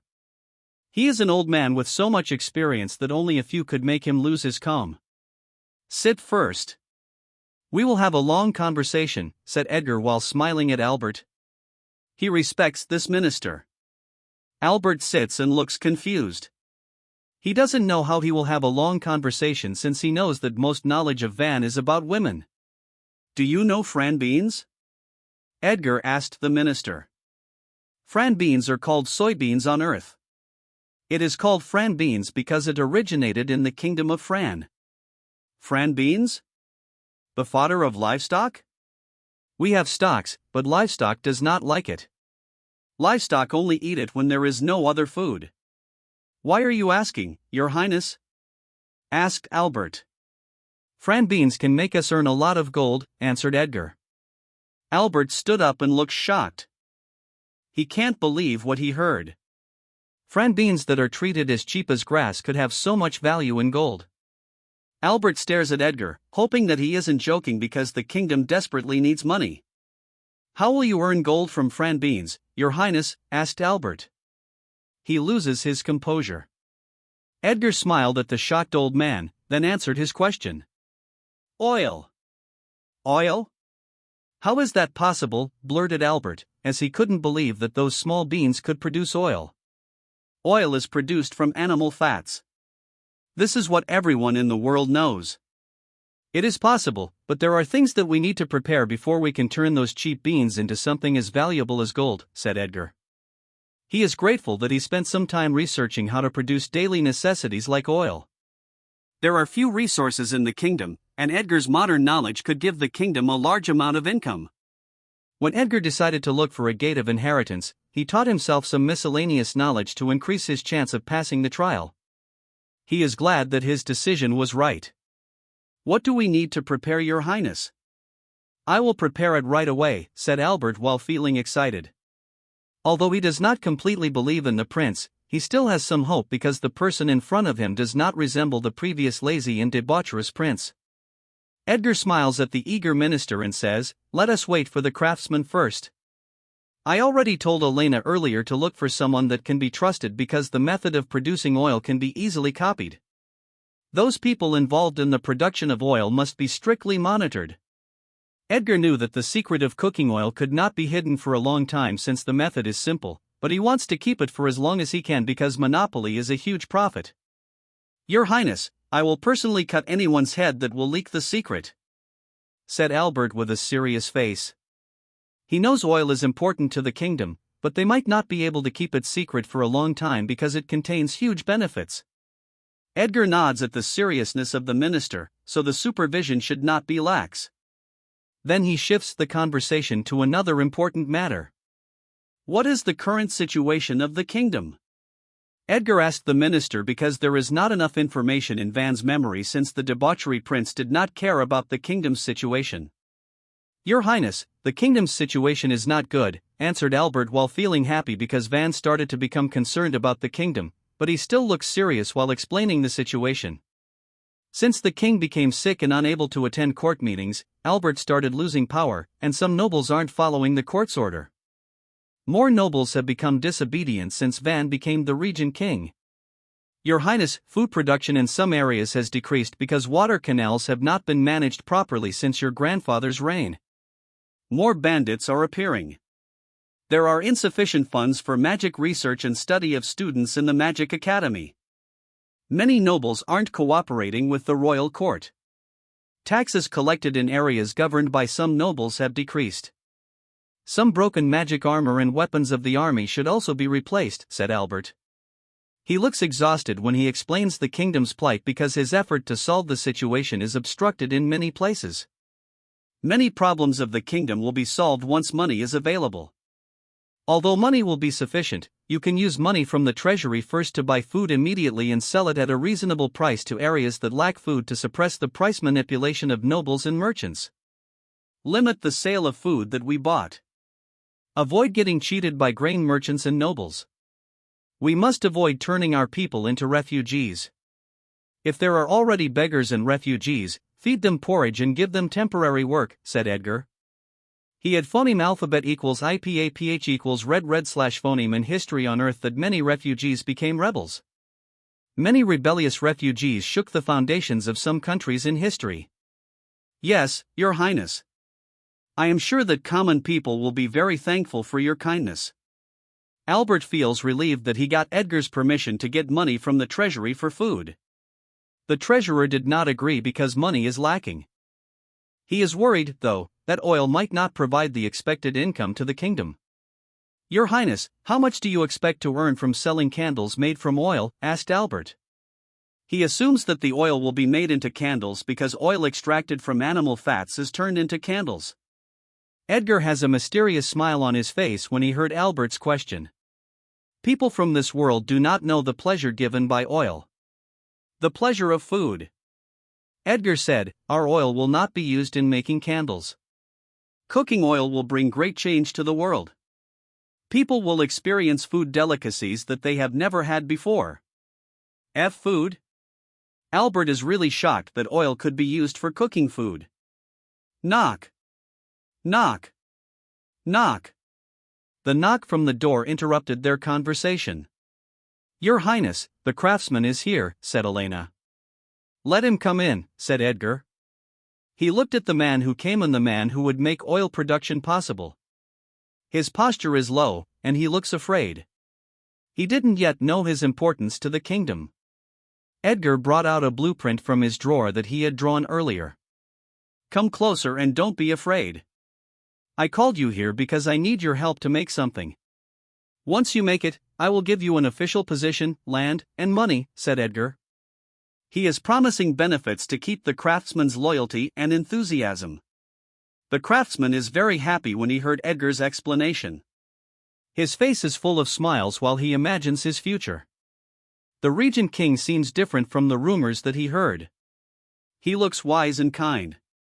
Edgar handed out the blueprint, and then he said, here is the blueprint for the oil press. It is simple to make, but you must keep it secret because it is very important to the kingdom. If you leak the secret, you will lose your head and implicate your family. Do you understand? Edgar's tone sounds serious when he is warning him. He is following the principle of giving a carrot with stick. Why yes, Your Highness, answered the craftsman while stuttering. He now knows that he is involved in a very important matter for the kingdom. He will lose his head if he is not careful, but he also feels excited because the Regent King will definitely attach importance to him once he successfully completes his task. Elena, prepare a place for him where he can experiment and make the oil press. You can bring him out with you, said Edgar. He really appreciates the little maid. She is a very competent secretary. Yes, Your Highness, answered Elena. She is happy that the prince started to govern the kingdom. When they got out, Edgar continued his conversation with Albert. Tomorrow I will show you how to extract cooking oil and use it for cooking. You must prepare a place for the production of oil. That place must be strictly guarded. I have another task for you and must be kept secret. You must find an unknown person with good eloquence because that kind of person is important for future layout in our neighboring kingdoms. We will continue our conversation later, said Edgar. He wanted to end the conversation because he wants to start his training. Before going to the training ground, Edgar wants to go to the top of the castle and see what the city and the kingdom look like. He already saw it in Van's memory, but he still wants to see it personally. After walking for a while, he almost reached the top. He is walking on the stairs, and he can hear the flapping sound of a flag. The flag is yellow with a red lion mark. It's the flag of Baynard. He stepped on the viewing platform. His long red hair and dark red coat are swaying because of the strong blows of the phoneme alphabet equals IPAPH equals win wine / phoneme. He moved to the edge of the platform and took a look. He already expected it, but he still feels amazing as he looks at the scene. Edgar looks fascinated as he looks at the scene from the top of the castle. The city has a 5-kilometer circumference. It is surrounded by a 50-meter tall circular wall. It has 6 circular corners. On top of each corner is a huge lion head sculpture. Also at the top, in the middle of each corner, is a white tower with magic runes. They are defense towers for magic shields. Between each circular corner is a huge silver gate with magic runes. They are the 6 gates of the city. Many people and carriages are currently moving in and out of the huge gates. A court magician casts magic, then a phoneme alphabet equals IPAPH equals win wine / phoneme tornado lifts him up to the top of the wall. He briefly talked with a soldier guarding the wall. The soldier nodded, then moved to the edge and jumped down. He cast magic, and then a huge blob of water appeared on his feet. He flies down toward the ground.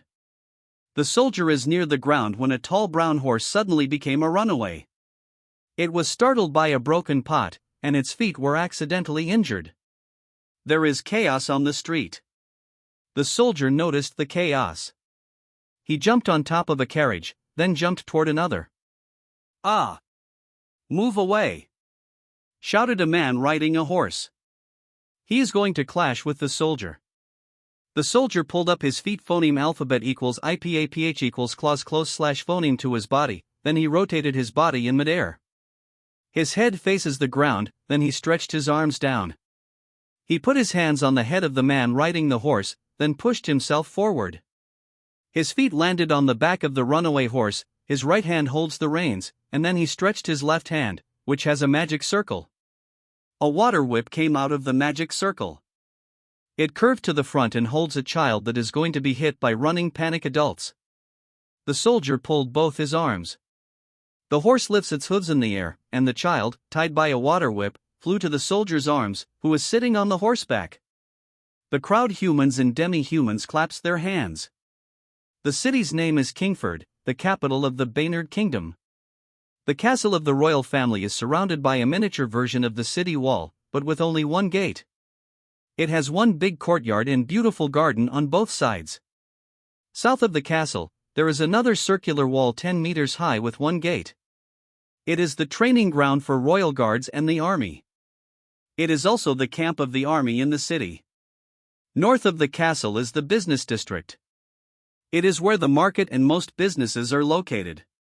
At the center of the business district is an open plaza with a big pool of blue water. A young boy and his friends approached the pool. He stretched his hand and cast magic. A big blob of water rises from the pool.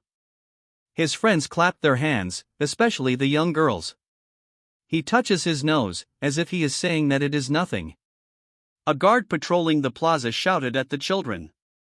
The water in the pool is for drinking. It cannot be played at will. The children are startled. The blob of water fell to the pool, then they ran away with flustered faces as the guard moves toward them. The people laugh at the mischievous children. There are many people in the plaza. There are even demi-humans. A woman with cat ears wearing armor is accompanying her teammates, who are also wearing armor. They are mercenaries. A middle-aged man with rabbit ears is shaking the hand of a business owner after they reached an agreement. The business district is quite phoneme alphabet equals IPAPH equals claws close / phoneme to the north gate.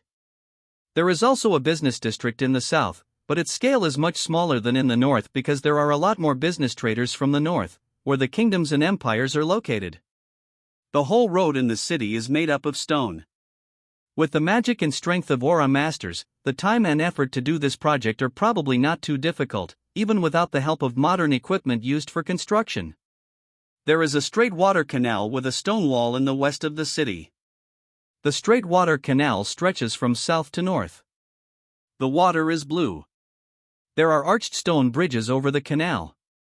On the right side of the canal are breeding grounds for messenger birds, medicinal plants, foods, and other materials needed by the royal family and the city.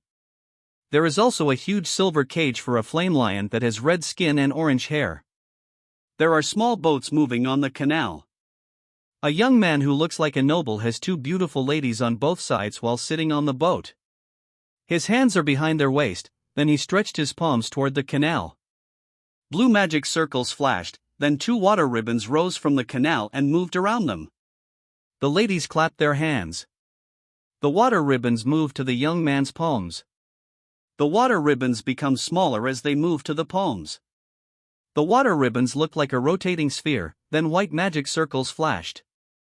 The sphere became a beautiful ice flower with leaves. The beautiful ladies are astonished, then blush and kiss the young noble on both cheeks. The young man laughs. The boatman at the front of the boat shakes his head. He seems to know that it isn't the first time the young man has done that trick. The source of the water canal is a huge river 3 kilometers south of the city. Below the circular wall of the city, there are silver bars with magic runes that allow the entry and exit of the water canal in the city. The canal stretches from south to north outside of the city. There are smaller canals that branch from the main canal, providing adequate water to farmlands. There is wide farmland outside of the city. They look like vibrant green grass as Edgar looks at them. There are various villages and towns near the farmlands. The land is not pure plain. There are small mounds and small mountains with huge trees. There is a huge flower 30 meters tall on top of a small mountain. It looks like a pink lotus. Its leaves are huge, and its vines stretch down the mountain. The huge leaves have faint, shimmering green lights. They are absorbing life energy in the air and transporting some of it to the ground, making the small mountain and its surroundings have lush green grass. The small mountain is surrounded by stony mounds with green grass, as if they are protecting the magnificent flower. The roots of the lotus flower reach the river. There is a tall mountain silhouette that Edgar can see in the north. The mountain is 5 kilometers tall. He can see a huge castle on top of the mountain. The castle is a 50-meter tall simple cylindrical castle with a viewing platform on its top. On the viewing platform, there is a sculpture of the founder king of Baynard. From the viewing platform, the whole capital and a huge part of Baynard Kingdom can be seen. The castle is called Overseer Castle. A world nurtured by mana is really fascinating, thought Edgar as he looked at the huge pink lotus on top of a mountain. He looks at the long river south of the kingdom. The north of Baynard has no lack of water, but the south has problems with water. There is another huge river in the north aside from the river in the capital, but they all end up to the east, to the Fran Kingdom, and then they flow to the sea. The branch of the river that flows to the south of the kingdom will become a lake, swamp, and marsh. The river cannot go out to the sea in the south because it is blocked by mountain ranges. Edgar doesn't know if it's good or bad that the kingdom will not be devastated by storms or typhoons that come from the southeast because they are blocked by mountain ranges. There won't be too much rainfall, but there won't be too much water, which is now lacking in the south. I should train magicians dedicated to agricultural production. The river cannot be taken full advantage of because there is a lack of water network in the south. Many magicians refuse to work doing such menial jobs. I don't believe that I cannot make them willingly do their job with a high salary and benefits, thought Edgar as he looked to the south. He looks at the training grounds of the royal guards and army. He saw the royal guards practicing aura.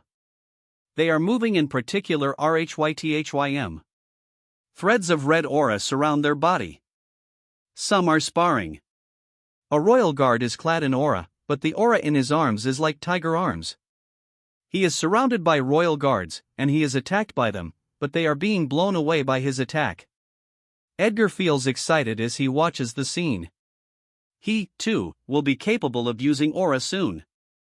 He walks to the stairs and moves to the training ground with excitement. Van learned a few magic skills when he was studying at a magic academy. His royal uncle tried to teach Van the exclusive skill of the royal family. Van gave up because he could not endure the training. Edgar is not Van. He will seriously learn the exclusive skill that belongs to the royal Flameworth family, Flameworth sacred art, and then bring it home to Earth. As he moves closer to the training ground, he can hear the loud shouts of the army. Stab! HAAA! Clang! Edgar can hear clashes between metallic weapons. Guards at the entrance of the training ground saluted Edgar when they saw him approaching. "Tell Uncle Marco that I am looking for him," ordered Edgar to the guard. "Yes, Your Highness." The guard dashes and looks for Marco. Marco is a member of the royal family and an uncle of Van. He was invited by the king to teach the sacred art, but Van quickly gave up after training for a very short time. He refuses to continue, so Marco is waiting on the training ground until he changes his mind. He entered the training ground and went near the open space where the royal guards he saw were training. The pathway is made of stone. The training ground is not a complete open space. There are trees within the wall. There are several open spaces surrounded by trees. There are smaller open spaces, the biggest space is for the army because of their large number. In an open space not too far from the training army, the royal guards are practicing their aura. All of them are clad in a red aura. Edgar feels amazed that all of them are capable of using aura. There are 100 royal guards on the training ground. The other 400 are patrolling and guarding the royal castle. They are divided into 5 groups, and they are taking turns practicing. Edgar is quite a distance from the scene, and he did not show himself because he did not want to disturb their training. His focus on the royal guard's training is interrupted when he hears a loud laughter. He saw his uncle approaching while laughing. "Ha ha ha! Did you finally change your mind? I am bored to death while waiting. If I do not owe your father, I would have left a long time ago. I am pleased to see your change. The last time we met, you looked like shit. Ha ha ha ha." Marco is happy to see the posture and gaze of Van. His nephew no longer looks like a waste. Edgar likes this uncle. Marco is straightforward. His uncle does not have the calculative traits of a royal family. "Uncle, I'm sorry that I let you wait. I promise that I will keep my training serious." Edgar did not boast. He will let his actions speak for themselves. "Keep your promise, kid, because if you don't, I will make you regret it. Learn seriously. If you master Flameworth's sacred art, you can roam the world," said Marco. Edgar feels more excited when he hears it, and then they move together in a smaller open space surrounded by trees. Flameworth's sacred art skills will require mastery and control of mana and aura. The lowest level of magician required is 4th circle and 3rd level in aura. Our sacred art has a complete set of training on how to master aura and fire element. Our royal lineage has the best aptitude for aura and fire element in the kingdom. As long as you are a royal descendant and train our sacred art, even if you are a waste, you will become the best of waste. Marco introduces the sacred art to Edgar. He has a look of pride while explaining the sacred art because their ancestors sacrificed a lot of blood and sweat to create one of the most powerful sacred arts in the world. Flameworth's sacred art has 4 skills. Marco became serious. He distanced himself from Edgar and took a sword stance. Aura envelopes his whole body and sword. First skill, a very powerful slash that crushes the defense of the enemy and cuts anything in its way. Death Slash. 7 meters of a red energy blade made up of aura moves into the sky when Marco slashed his sword upward. It could have destroyed the training ground if he had not directed it to the sky. Second skill. Concentrated strikes that penetrate small gaps in the tough defense of the enemy. Marco is in a stabbing stance, then he takes a step forward. Marco disappeared from Edgar's vision. Death Beam. Shoo. Shoo. Shoo. 3 red energy beams rapidly move forward, then hit the wall 30 meters away. Boom. Boom. Boom. The 3 beams penetrate the wall almost at the same time. There are 3 holes in the wall. The wall is made up of tough material but still got penetrated 30 meters away. Marco can definitely penetrate the other side of the wall if he moves a little closer. Third skill. A nightmare of an enemy on the battlefield. A storm of blades that destroy the enemy's formation. Marco is in a slashing stance. The sword is parallel to the ground, and his feet are wider. Sword hurricane. Whoosh. A tornado with many aura blades appears and moves to the sky. Crack. A ground crack where a tree stands. Bang. Trees with big, thick roots are unable to stop the sucking power of the tornado. Grass, trees, soil, and boulders are sucked into the tornado. Crunch. Crack. Crunch. They are all cut and crushed. Edgar is quite far from the tornado, but he can feel the scary sucking power. The tornado flies upward for a while, then disappears. Edgar looked at the messy training ground and smiled helplessly at the carelessness of his uncle. Fourth skill. The most powerful skill of Flameworth's sacred art. It is when aura and fire element must combine. Each swing is as powerful as a death slash. Each stab is as powerful as a death beam. A large swing could create a sword hurricane. Marco looks very serious. He is in a downward slash stance. The aura that surrounds his whole body and sword is getting stronger. Threads of aura are rotating around Marco. He is accumulating energy. Airflow is getting stronger. King's sword. Edgar is very excited to witness the strongest skill of their family, but after waiting for a while, nothing happened. Ha ha ha ha ha. Marco is loudly laughing. He was only teasing Edgar. Many of the royal family members know that only the king can inherit the last skill, and Van, as a crown prince, should know that Marco cannot wield the last skill. Edgar does not know because Van did not bother to ask. I was only teasing you because you do not seem to know that only the king can inherit the fourth skill. I can't help it because you look serious and excited. Ha ha ha ha. Marco enjoys teasing Van. He started liking the prince. He did not like the prince before because the prince was lazy and infamous for debauchery. Now, the prince looks serious and very eager to learn. Edgar is speechless. He did not expect that Marco would tease him, but he also felt relieved. He feels closer to this royal uncle. Marco could help change the views of the elders of the royal family on Van. Getting the complete cooperation of members of the royal family could be much faster with the help of Marco. Marco calmed down and continued his teaching. King's sword is the first form of the fourth skill. The requirement is 3rd level aura master and 4th circle magician. The reason why aura and fire element must combine is to reach the second form, the king's field. In that field, you are the king. As king, you can mobilize the field to crush the enemy with powerful magic skills. Since the creation of our sacred art, only the founder successfully reached the second form.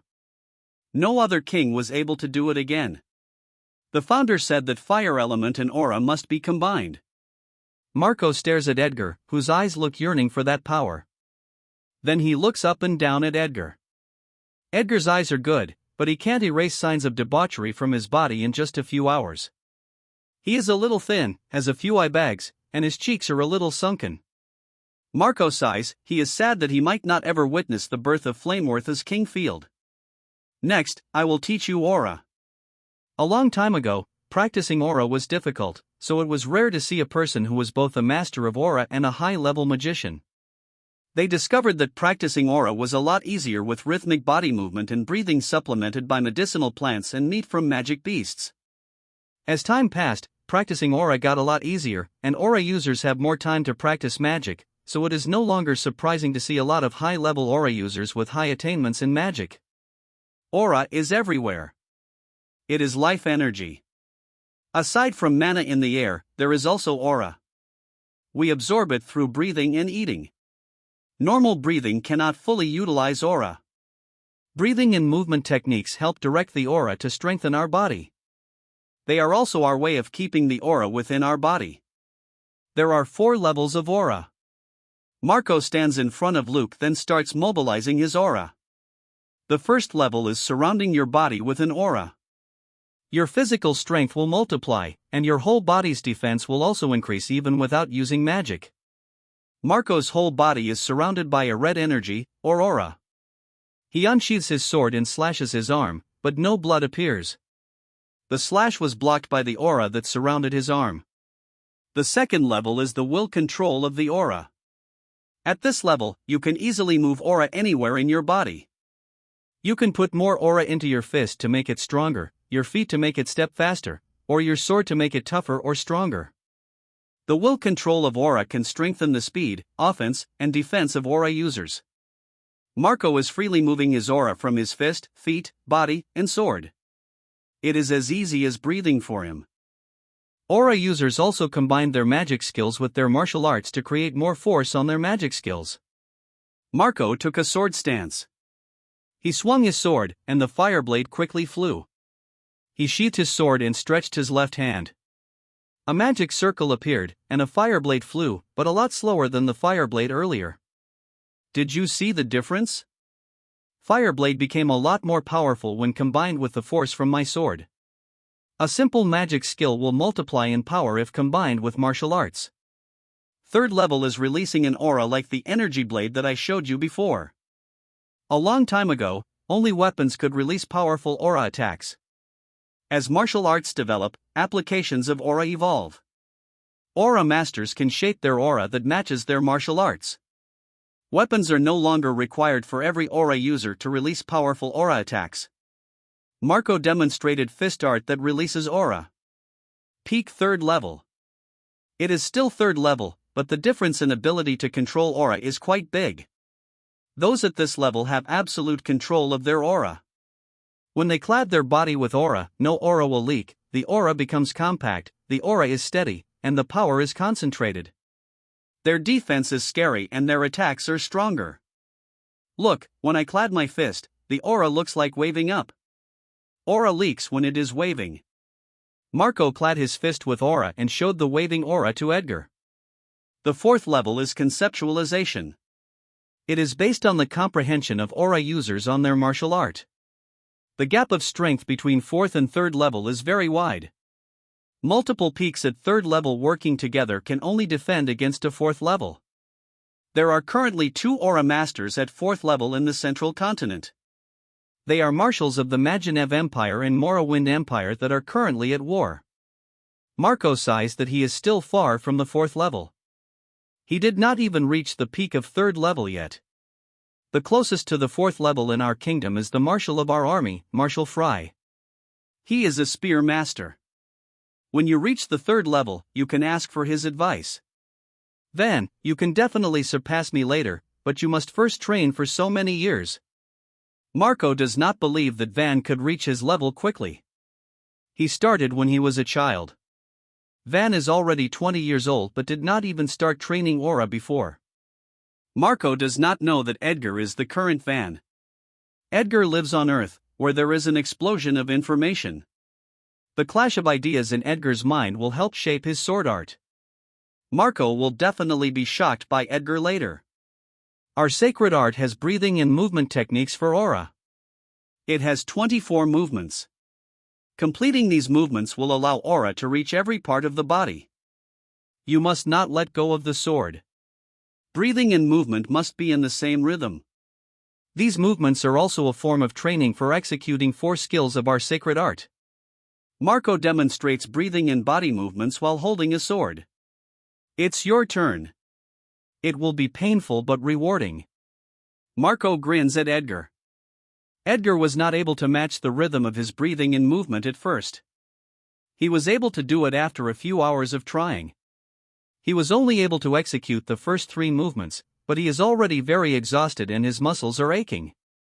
His body is aching, but he is smiling because he can feel that his strength is growing.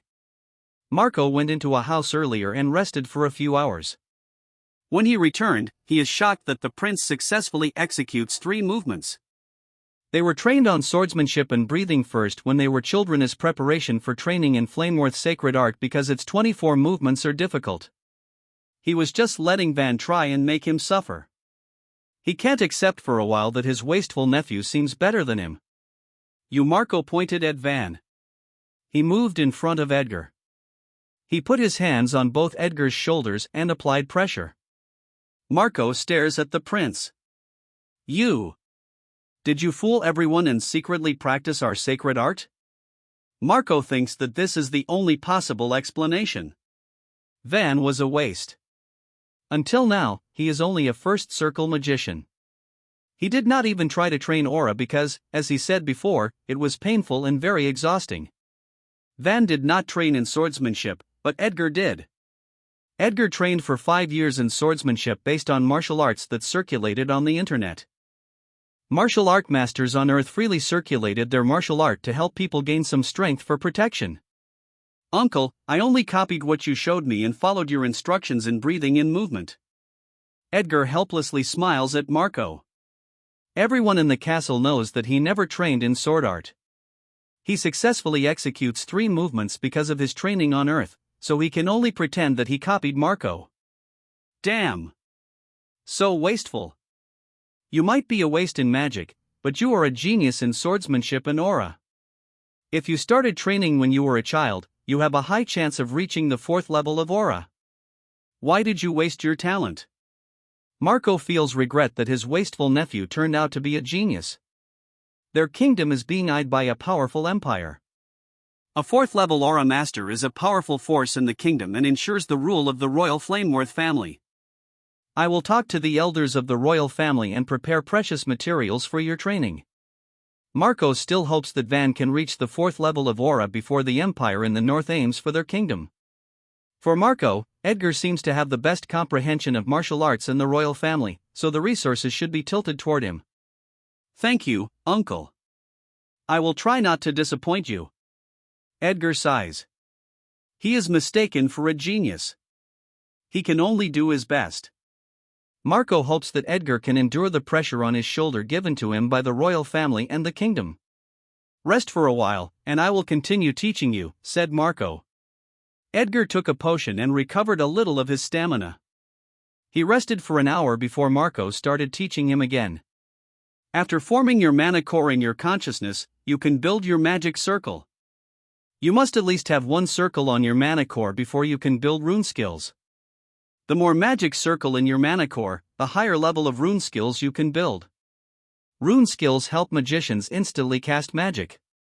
Powerful rune skills cannot instantly cast because they require accumulation of mana but are still a lot faster than casting without rune skills. Said Marco, then a magic circle appeared beneath his feet. A fire dragon rises and moves around Marco. The dragon opened its mouth and fired fireballs into the air. The fireballs fly and then fall to the training ground of the Royal Guards. Dan, the team leader of the Royal Guards, saw the falling fireballs. Fuck! Who carelessly casts fireballs? Dan furiously asked. An aura clad his right arm. The aura turned into a tiger arm, then he swung it to the fireballs. Tiger Claw, a huge red slash of claw rapidly flew to the fireballs in the air. Bang! The tiger claw destroyed the fireballs and keeps moving in the air. Marco saw the flying tiger claw, and then he laughed. He dispersed the fire dragon, then cast the skill again without relying on the rune skill in the Sea of Consciousness. The runes on the magic circle are forming. Whoosh! A fire dragon rises and lifts Marco into the air. Did you see the difference? It takes longer to cast magic, said Marco while standing on the dragon's head. Edgar looks at the fire dragon with longing. The fire dragon moves around Edgar as it moves down its head. It dispersed, then Marco swiftly stepped on the ground. He smiles as he sees Edgar longing for the skill, then he continues his teaching. Our sacred art 4th skill is a combination of fire element and aura. You can form rune skills for our sacred art when you reach 2nd and 3rd circle. The rune skills are Fire Blade, Fire Beam, and Fire Tornado. You must be a 4th circle to execute the 4th skill of sacred art because it will require an astonishing amount of mana. Martial skills cannot be formed into rune skills. Rune skills in our consciousness can only be built with mana and cast using mana. Martial skills are based on aura. Marco paused for a while and seemed to be thinking. Let us end the training for today. Soak in a medicine bath that I asked someone to prepare earlier. You should not use healing magic for your aching body from training aura because that will stop the improvement of your strength. The proper way to heal is soaking in a medicine bath. Unlike healing magic, the medicine will not stop your body from adapting to intense training and your strength will keep growing. For people that lack resources, healing magic is the first choice for recovery. We will continue our training tomorrow.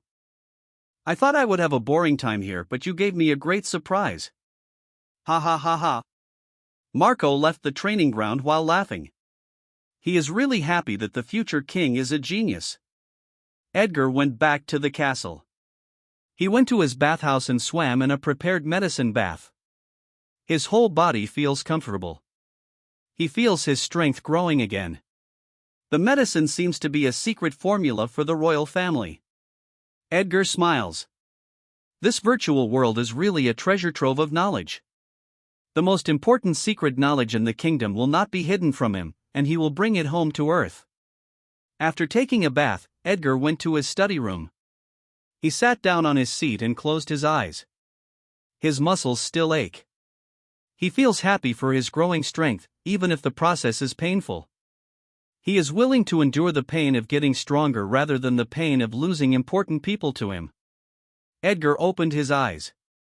He put his right hand in front of him. He cast fire magic. An orange magic circle appeared on his palm. A fire floats on his palm. He was not able to form rune skills in his sea of consciousness, but he can still cast magic. Edgar smiles while staring at the fire on his palm. It is a magical ability that he has been seeking for a long time. Knock. Knock. Knock. Your Highness, it is time for dinner. Elena's voice came from the door. Edgar did not even notice that it is already time for dinner. The room is starting to become dim. Edgar went out of the study room. The lamps are already lit. It is really inconvenient without a clock, so he will order craftsmen to build them later. The clock will be a reference in making watches. Watches will be a hot commodity for wealthy people around the world. How is the work of a craftsman? Did you give the blueprint of an iron pot to the blacksmith? Edgar asked Elena while they are walking to the dining room. Your Highness, they were able to easily make the blueprints that you gave them. Elena also saw what they made, but she doesn't have an idea how the prince will use them. Tell them to bring what they made in the morning. Tomorrow, bring fran beans from the warehouse and the materials for grounding and steaming. You also prepare fresh pork, chicken, and fish in the kitchen because I will cook them tomorrow, ordered Edgar. Elena seems surprised by the order. Edgar smiles. He will give her a lot more surprises tomorrow. They arrived in the dining room. You don't have to remain standing here. I know that you also work hard today. You can eat now and then start resting. Edgar saw the hard work of the little maid earlier, and he is concerned that she might be pushing herself too much. He is happy, though, because Elena is really a capable secretary. No, Your Highness, you might have a sudden order, so I must remain by your side. Elena smiles because the prince appreciates her work today. I'll let someone call you if I need you, Edgar sincerely told the maid. Then, thank Your Highness. Elena bowed and retreated. After eating, he returns to his study room and makes plans for the business that he will establish tomorrow. He will create a business empire in the world of Aurora, and he will name it Sasha Company. Sasha is his little sister on Earth. Edgar is afraid that he might lose himself because of the sudden gain of power and wealth. The name of the company will remind him of his real self and family. When the two suns rise, Albert is already in the yard, waiting for the prince. He is really eager to witness the miracle of producing oil from fran beans. Edgar was eating breakfast when he was told that they are already waiting in the yard with the materials for oil production. He did not finish eating and went to the yard with Elena and his guards. Secure the area. Don't let anyone come closer than 20 meters, Edgar ordered the guards. The people who are present there are Albert, Elena, and the craftsman. I will tell you the process of producing oil. First, grind the fran beans. Second, heat the grounded fran beans through steam in a short time. Extract the oil from the heated fran beans using the oil press, then transfer the oil to the clay pot and use it for cooking later, said Edgar. He smiles at the shock expression of everyone, then he demonstrates the oil production. Edgar looks at the shock expression that remained on their faces from beginning to end and says, "You have seen how simple the materials and processes are in producing oil. They can be easily copied, so we must strictly guard the production of materials and oil." Edgar looks at Albert and said, "Albert, find a place as a production center for oil. Oil presses and oil will be produced there. Turn that place into town, bring the family of workers there. Build markets and give free education to children of workers. Hire first circle water and earth magicians for efficiency in moving oil from oil press and lifting clay pots. Let us change the name of Fran beans into soybeans. I don't want the Fran kingdom to benefit from the popularity of our merchandise. Start planting soybeans near the town. Contract farmers to plant soybeans, offer a price higher than their income in planting wheat grain. Iron pot does not need to be kept secret because it isn't needed in oil production." Edgar pauses for a while. He remembers that they did not eat breakfast.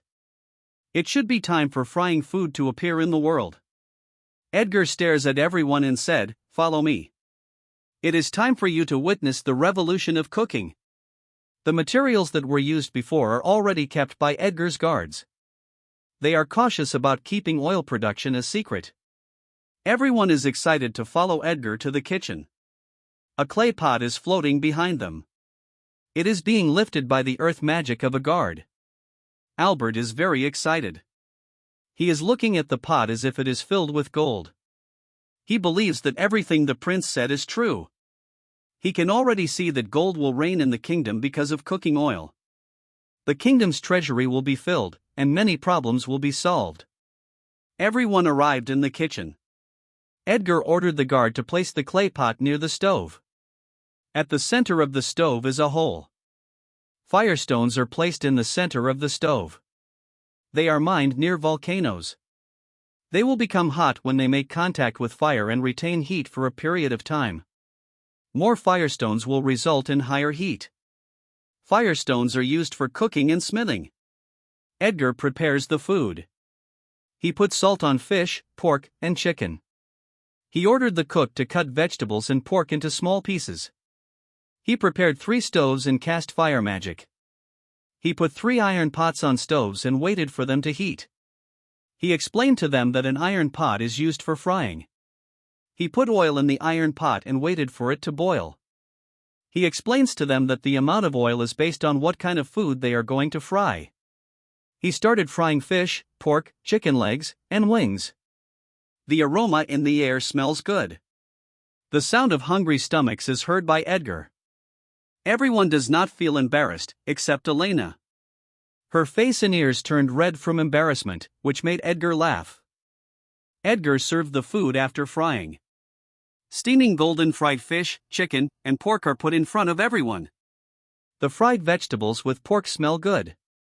They look so delicious, which further stimulates their hunger. Come everyone and try the first fried food in the world. Everyone immediately grabs food from the table, afraid that nothing will be left for them if they wait longer. Everyone enjoys the food. The taste is new, and it is delicious. Above all, they are the first to try fried food in Aurora World. "How is it?" asked Edgar. He also tried it. For him, it is more delicious than fried foods on Earth. Livestock here are not fed with chemicals, and they are exposed to the rich life energy in the world. "Your Highness. It's delicious." Albert's words are incomprehensible. His mouth is still stuffed with food while holding chicken legs. Everyone said that the food is delicious. Edgar let them finish eating and went to the study room with Elena and Albert. "Your Highness, cooking oil is definitely a big business."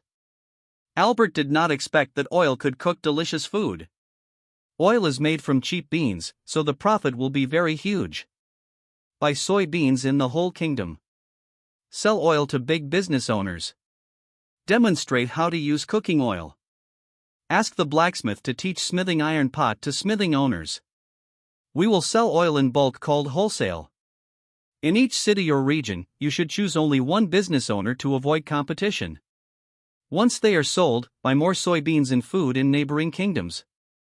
Fill the treasury and spend money where it is needed, like replacing worn-out weapons of the army, said Edgar to Albert. Yes, Your Highness. Albert received so many surprises from Edgar. The prince suddenly became so wise. He thinks that the prince pretended to be stupid and lazy to avoid the attention of the enemy. Elena, make a contract with pottery makers to order large clay pots for oil. Loan them money with zero interest if necessary to expand their production. We do not need to own every material in the production of oil. Let the people of the kingdom ride together with our business empire and enrich themselves.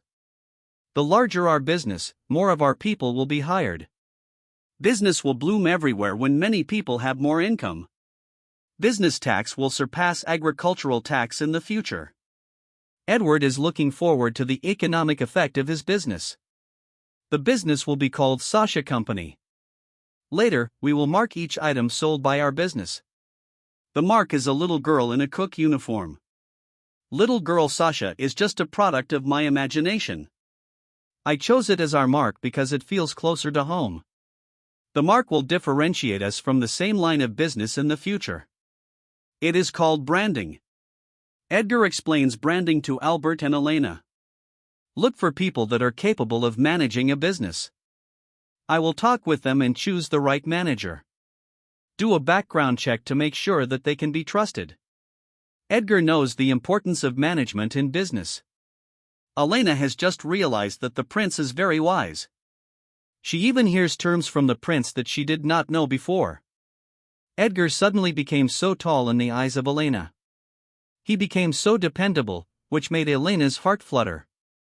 Elena asks questions about what she did not understand, and Edgar patiently explains. Edgar appreciates Elena's attentiveness to details. Albert, did you find the person that I told you about yesterday? Asked Edgar. He will arrive tomorrow, Your Highness, answered Albert. He is looking forward to another surprise that Edward might give him tomorrow. Edward looked at Elena and said, Elena, call the captain of the royal guard here. Yes, Your Highness. Elena immediately went out. Albert thinks that the prince is making a move that requires royal guards, and he needs to cooperate. Albert feels nervous but still believes in the prince. He believes that the prince is not reckless, based on the wisdom that he has shown him since yesterday. Albert asked, Your Highness, why do you need a captain of the royal guard? Edgar's face looked serious, then he answered Albert's question. Time to kill the pest that terrorizes the kingdom. I will sweep the bandits. Isn't that overkill, Your Highness? There is an army near them that we can mobilize. The royal guards are needed to guard the capital. Albert also tried to eliminate the bandits, but the army influenced by nobles did not work hard. The result might be different if the prince, who is a regent king, pushes the order. I will not mobilize all of the royal guards. I cannot rely on the army to sweep the bandits. Nobles have influence on the army in their lands. We do not know what noble household has a connection with the bandits. Many bandits could escape if they received a warning from nobles. Edward knows that some nobles are too greedy or raising a secret force, so they cooperate with bandits. Knock. Knock. Your Highness, the captain of the royal guard is here, said Elena. Let him come in. Edgar did not see the captain of the royal guard on the training ground yesterday. The captain is trusted by the king, and his position is very important because he wields power that could decide the life and death of the royal family. Today, his character will be measured by Edgar. A man with full silver body armor and a white cape came in. He looks serious and calm. His name is Ray. He belongs to the Cross household. His grandfather was a count and general of Van's grandfather. When Ray's grandfather died, their household started to decline. His father, who became the count, has poor talent in aura and magic. His grandfather told them that they should not join the army and remain neutral to avoid causing fear to the king. Van's father, the current bedridden king, favors Ray because he is talented and their family does not have connections with other noble houses. Ray bowed to Edgar and said, Your Highness, I was told to come here because you have an order. Ray did not disdain the prince, who was rumored to be a waste. Van is the crown prince and future king. Respect must be given. Edgar nods at the attitude of Ray. Ray is a third-level aura master. He is powerful, but he did look down on Van. I called you here because I want to mobilize the royal guards and sweep the bandits in the kingdom. It should be quick and must not be known by nobles. I cannot trust the army because nobles have spies there. You can mobilize 200 of the royal guards. Cooperate with Prime Minister Albert for materials and intelligence. You will stay in the capital, but you must choose someone you can trust to phoneme alphabet equals IPAPH equals lead/phoneme. Divide the team into 4, sweep bandits in all directions. Kill the bandit leader and anyone that has heinous crimes. Keep the others for free labor force. Find solid evidence of a baron that cooperated with bandit.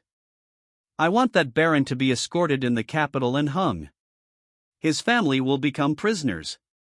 Edgar wants to kill a chicken and scare the monkeys. The guards will be rewarded after sweeping bandits. For every bandit lair, they can have 20% of the bandits' loot. Gold will also be rewarded when they return, so a rich reward will certainly be given. Added by Edgar to increase the enthusiasm of the guards. Make a plan of attack with Albert. Edgar believes that Ray can make a strategy to sweep bandits because he came from a lineage of generals. Yes, Your Highness. Ray is excited that he has been entrusted with an important task by the prince. His knowledge of strategy was taught by his grandfather. With the help of the Prime Minister, he should be able to create a good strategy. Albert remains silent the whole time and just listens to Edgar. He agrees with Edgar that bandits must be immediately eliminated because many villages and merchants are being harmed. Both of you can go now. Let me know when the plan is ready. Call Elena here when you get out, said Edgar. He remembered that he wanted to teach something to Elena. Elena came in and bowed to Edgar. How do you make calculations? Asked Edgar. Efficient calculations are very important to the kingdom and his business empire. Your Highness, I calculate using Sid calculus. It is taught by Serenians. Sid calculus was invented by Sid Zurel in the allied states of Serenians 100 years ago. Elena showed something that looks like an abacus. Edgar wrote some math problems and let Elena solve them. Large numbers are difficult for Elena to solve, but Edgar quickly solves them. Elena stares at Edgar, her eyes are filled with eagerness. She hopes to learn the method of faster calculations so she can give more help to the prince and the kingdom. She deeply bowed to Edgar and said, Your Highness, please teach me your method. Edgar smiles at Elena's eagerness to learn and decides to start teaching her. What I will teach you is called mathematics and double-entry bookkeeping system. Edgar taught Elena for a few hours. Addition and subtraction were easily understood by Elena because they are used in Sid calculus. Elena understood a bit of multiplication and division. She also learned the double-entry bookkeeping system. She is astonished that there is a very magical way of calculating. She can see how much the income, expenses, debt, and assets are. If the kingdom's treasurer knows the double-entry bookkeeping system, he will probably prostrate to the ground. Just keep practicing what I taught you. Teach it to the treasurer and prime minister. Teach it also to people that could become teachers. They will be teachers in schools that I will build later. Edgar knows the importance of education. He will not only teach calculations in school. Nobles monopolize knowledge. Most of the kingdom's land is governed by nobles because of a lack of available officials. Nobles have too much power in the local area, which is very dangerous. There are already many cases of unjust treatment of ordinary people in a noble's land, but evidence disappears before it is discovered. There are many cover-ups in the noble's land. Ordinary people will probably be easily fooled if nobles decide to rebel. The local army must reform to minimize the influence of nobles and serve as a deterrent force in the local area. Building many schools will definitely cause a fierce reaction from nobles, but building one school that teaches miscellaneous subjects will be ignored by them. He will only teach a small number of personnel first. He will slowly increase the number of schools and entice nobles with benefits. Edgar will tie nobles to the interests of the kingdom by forming a business alliance and giving authority when establishing a constitutional monarchy. In exchange, Edgar will cut the power of nobles in the local area. The plan will take a long time, but nobles will be frogs in cool water being slowly boiled. Edgar ate lunch after teaching Elena and rested for a while. He went to the royal library, but he still did not find any clues about gods. He went to the training ground and continued his training with Marco.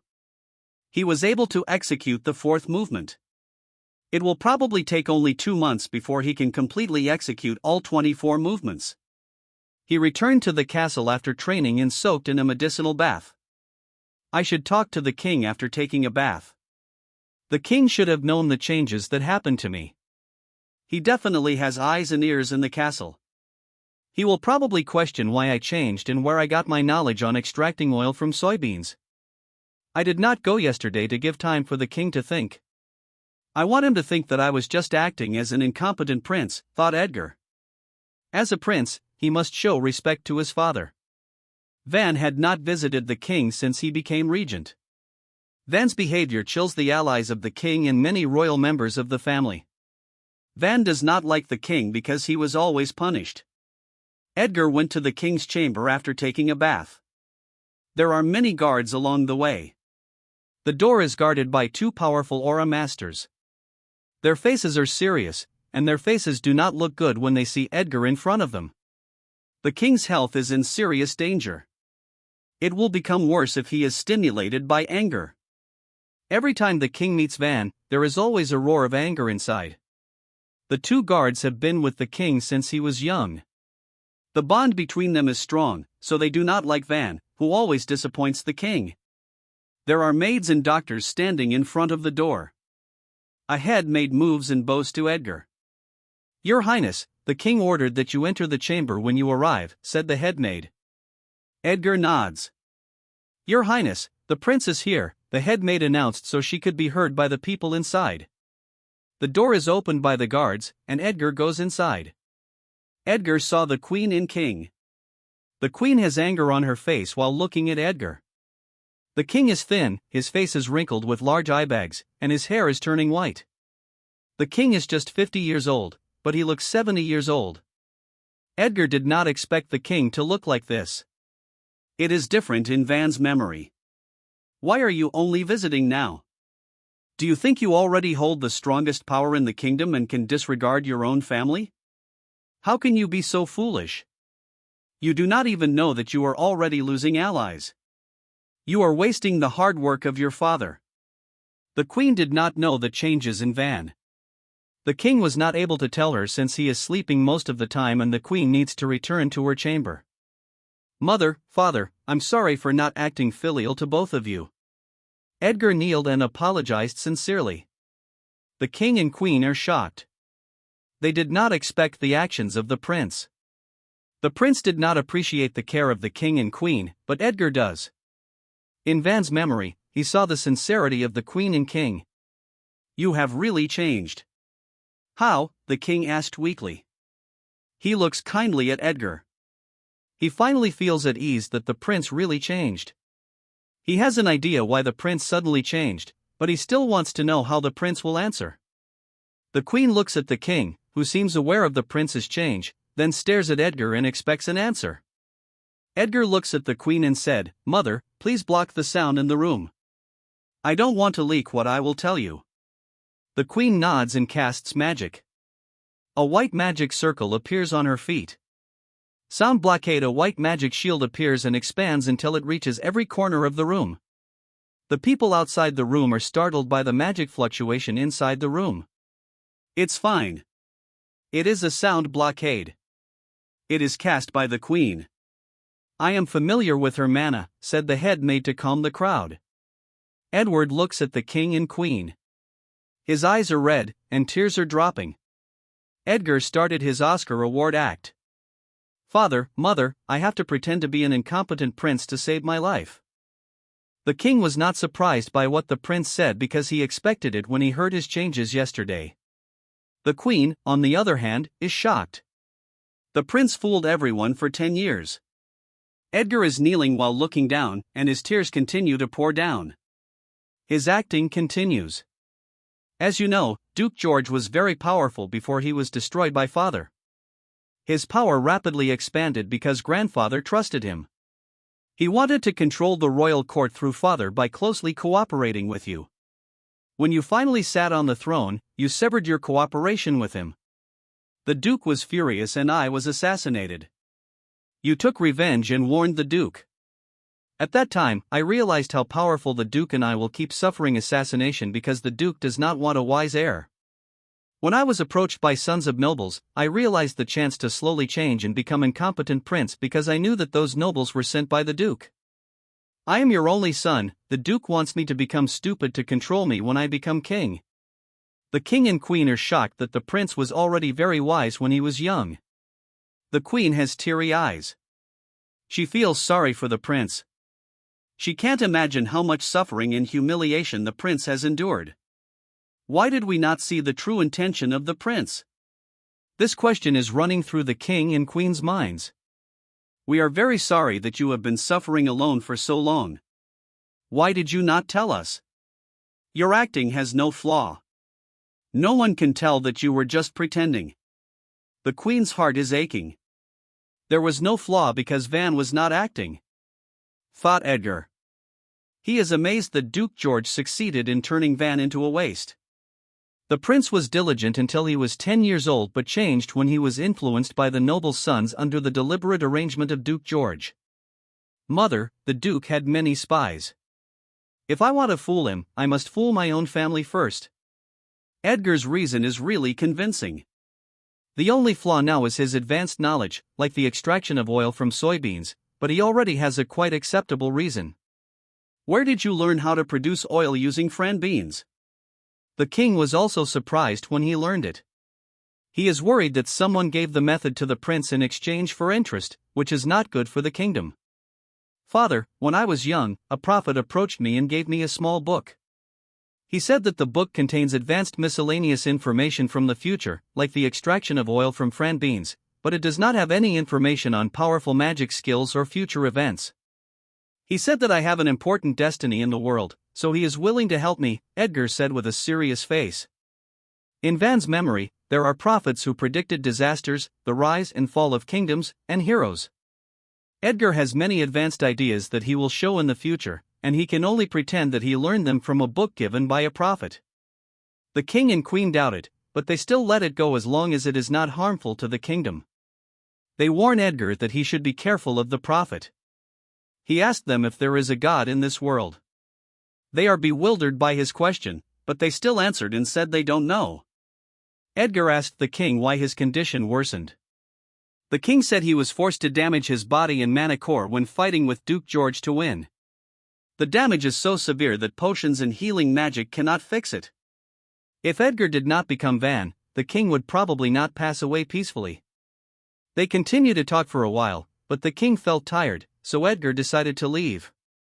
Before Edgar left, the king reminded him that the force behind Duke George has the shadow of the Magineve Empire, and 2 dukes in neighboring kingdoms are secret allies of the Magineve Empire. Edgar was quite shocked, but it is not surprising for an empire to subdue dukes of kingdoms. He had seen these strategies many times in TV shows and stories on the internet. Edgar returned to his room. He took a long breath, then lay on his bed. He feels very tired. His acting put too much stress on his mind. He quickly fell asleep. In the morning, Edgar adjusted his layout for 2 kingdoms because of what the king said yesterday. He went to the intelligence department in phoneme alphabet equals IPAPH equals red read / phoneme the intelligence report Duke George had on 2 dukes that also had cooperation with the Magineve Empire. Edgar feels glad that Magineve Empire is currently at war with Morrowind Empire. The special geography of Central Continent became a fuse of the war between the 2 powerful empire. The eastern and western parts of the Central Continent are separated by mountainous areas. Many dwarves phoneme alphabet equals IPAPH equals live / phoneme in mountainous areas near the Magineve Empire. In the east of the Central Continent are the Magineve Empire, Ru, Fran, and Baynard kingdoms. In the west are Morrowind, allied states of Serenians, Deserted Land, Grassland, and 8 other countries north of Grassland. The allied states of Serenians are composed of 10 countries. It is separated from Morrowind Empire by a vast deserted land. Orcs, goblins, and some beastmen. Phoneme alphabet equals IPAPH equals live live slash phoneme on deserted land.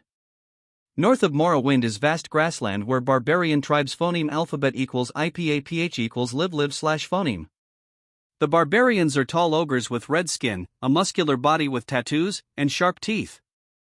They are very strong but small in population. They ride tall horses.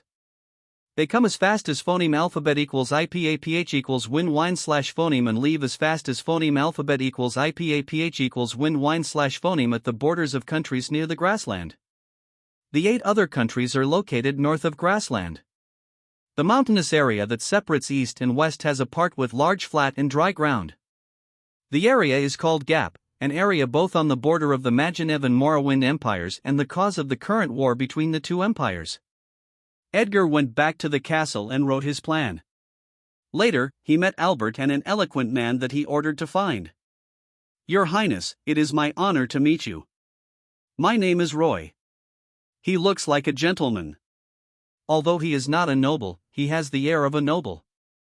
According to Albert, he met him in a restaurant when Roy visited the capital for an errand. Roy's mouth has the power of persuasion. "You will become a hero to the kingdom and your name will be immortalized. I will give you honor and wealth. The kingdom will protect your family for many generations. I can promise you all these if you succeed in your mission. The mission is very dangerous. Even if you fail, I will still protect your family and give them wealth." "I will only tell you the mission if you agree," Edgar said seriously. "Your Highness, I am willing to go through fire if I can protect the kingdom.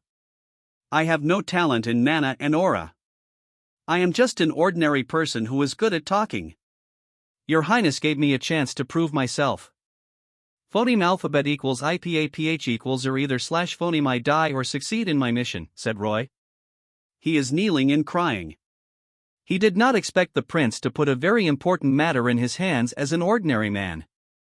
"Good. Stand up first and return to your seat." Edgar helps Roy stand up. His first impression of Roy is good. "Your mission is to pretend to be a secret descendant of Duke George. We will pretend that you gave me the method on extracting oil from soybeans to get my trust. You will make contact with dukes in Rue and Fran Kingdom. You will be in charge of cooperating business with those dukes. It will be easier to cooperate with those dukes because they are allies of Majinev Empire like Duke George. You will sell wholesale cooking oil and let them be distributors. They will entice and threaten you to share the method of making cooking oil. Drag it first, then you will share it later to gain their trust, but make sure to keep the interest of the kingdom. By spies on their side. Put our spies in their kingdom. Gather information on people that could become our ally. Make contacts with their spies in our kingdom so we can feed false information and remove them later." Edgar patiently explains the strategy. Albert and Roy admire the vision and plan of Edgar. "I will teach you business knowledge. You can move in and out of the castle to fool spies and prove your story." Edgar showed the written strategy to Albert and Roy. Edgar and Albert discuss if there are omissions. Edgar finalizes the strategy, and Roy memorizes it. Edgar casts fire magic, and the papers that will shock the world are turned into ash.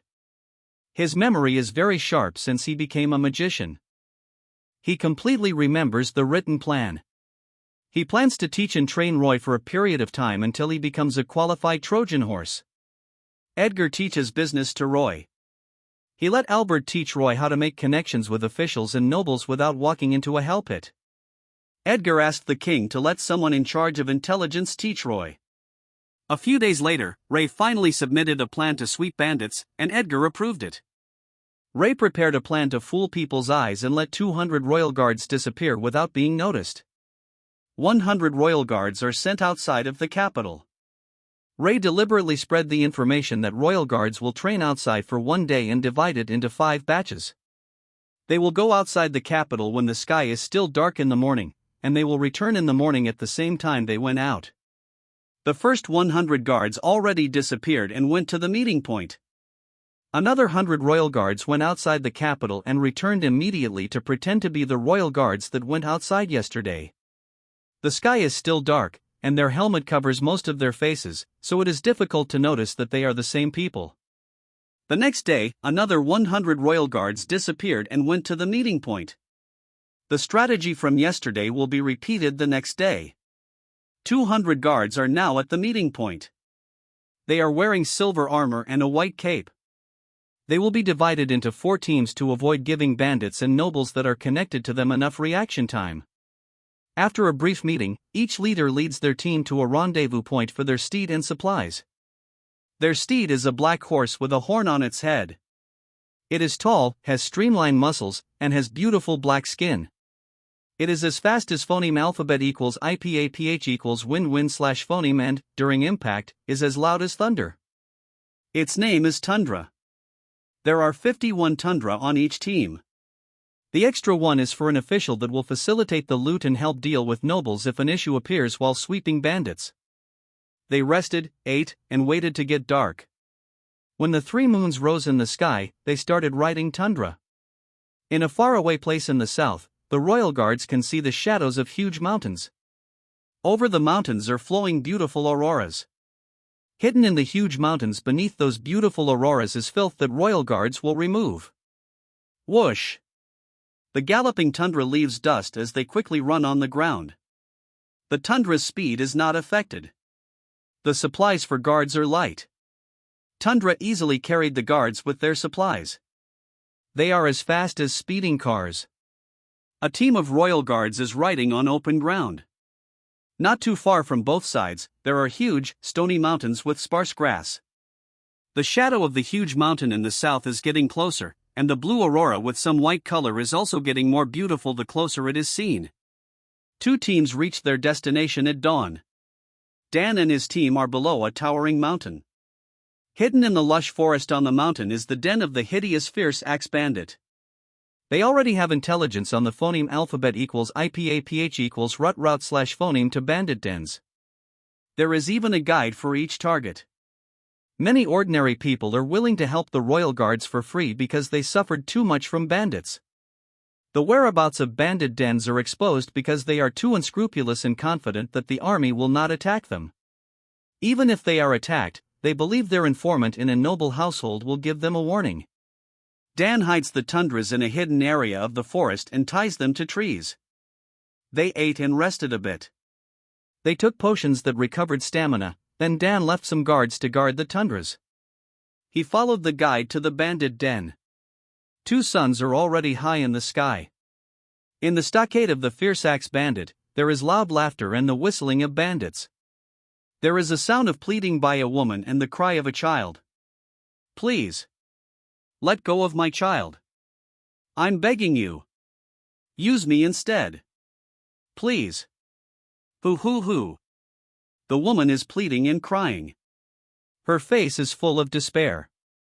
She is lying on the ground, and her hair is being grabbed by a bald bandit. Her dress is already dirty, and some parts are forcefully torn. The bandits are still laughing. The show is entertaining for them. Orak, try to keep it alive.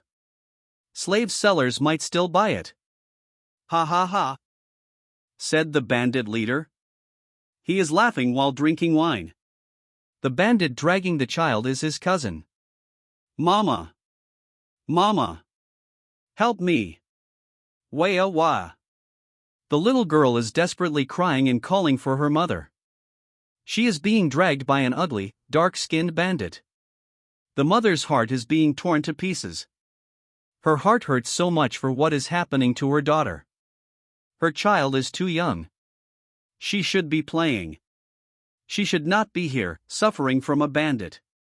She is just a child. Desperate cry of the mother. Her heart is really painful. She is just an ordinary woman. She did not harm anyone, but why is fate so cruel to them? Why? This question is what is running through the woman's mind. Damn beast! Everyone was startled by a loud shout. Earth spike, 2 earth spikes flew. The head of the bandit that dragged the child disappeared from his neck. Half of the head of the bandit that held the woman disappeared. Blood splattered on the woman's clothes and face, but she is not afraid. She is thankful because help has arrived. Dan is very furious. His daughter is the same age as the child that was dragged by the bandit. All the guards are furious. They are thirsty for the blood of the bandits. They did not shoot arrows. They don't want a clean death for the bandits. They want to tear the bodies of the bandits to calm their anger. Don't let any bandits phoneme alphabet equals IPAPH equals live/phoneme. Kill. Kill.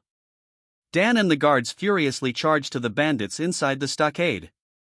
Their killing intent is huge, causing fear among the bandits. Ha ha ha. Idiotic soldiers.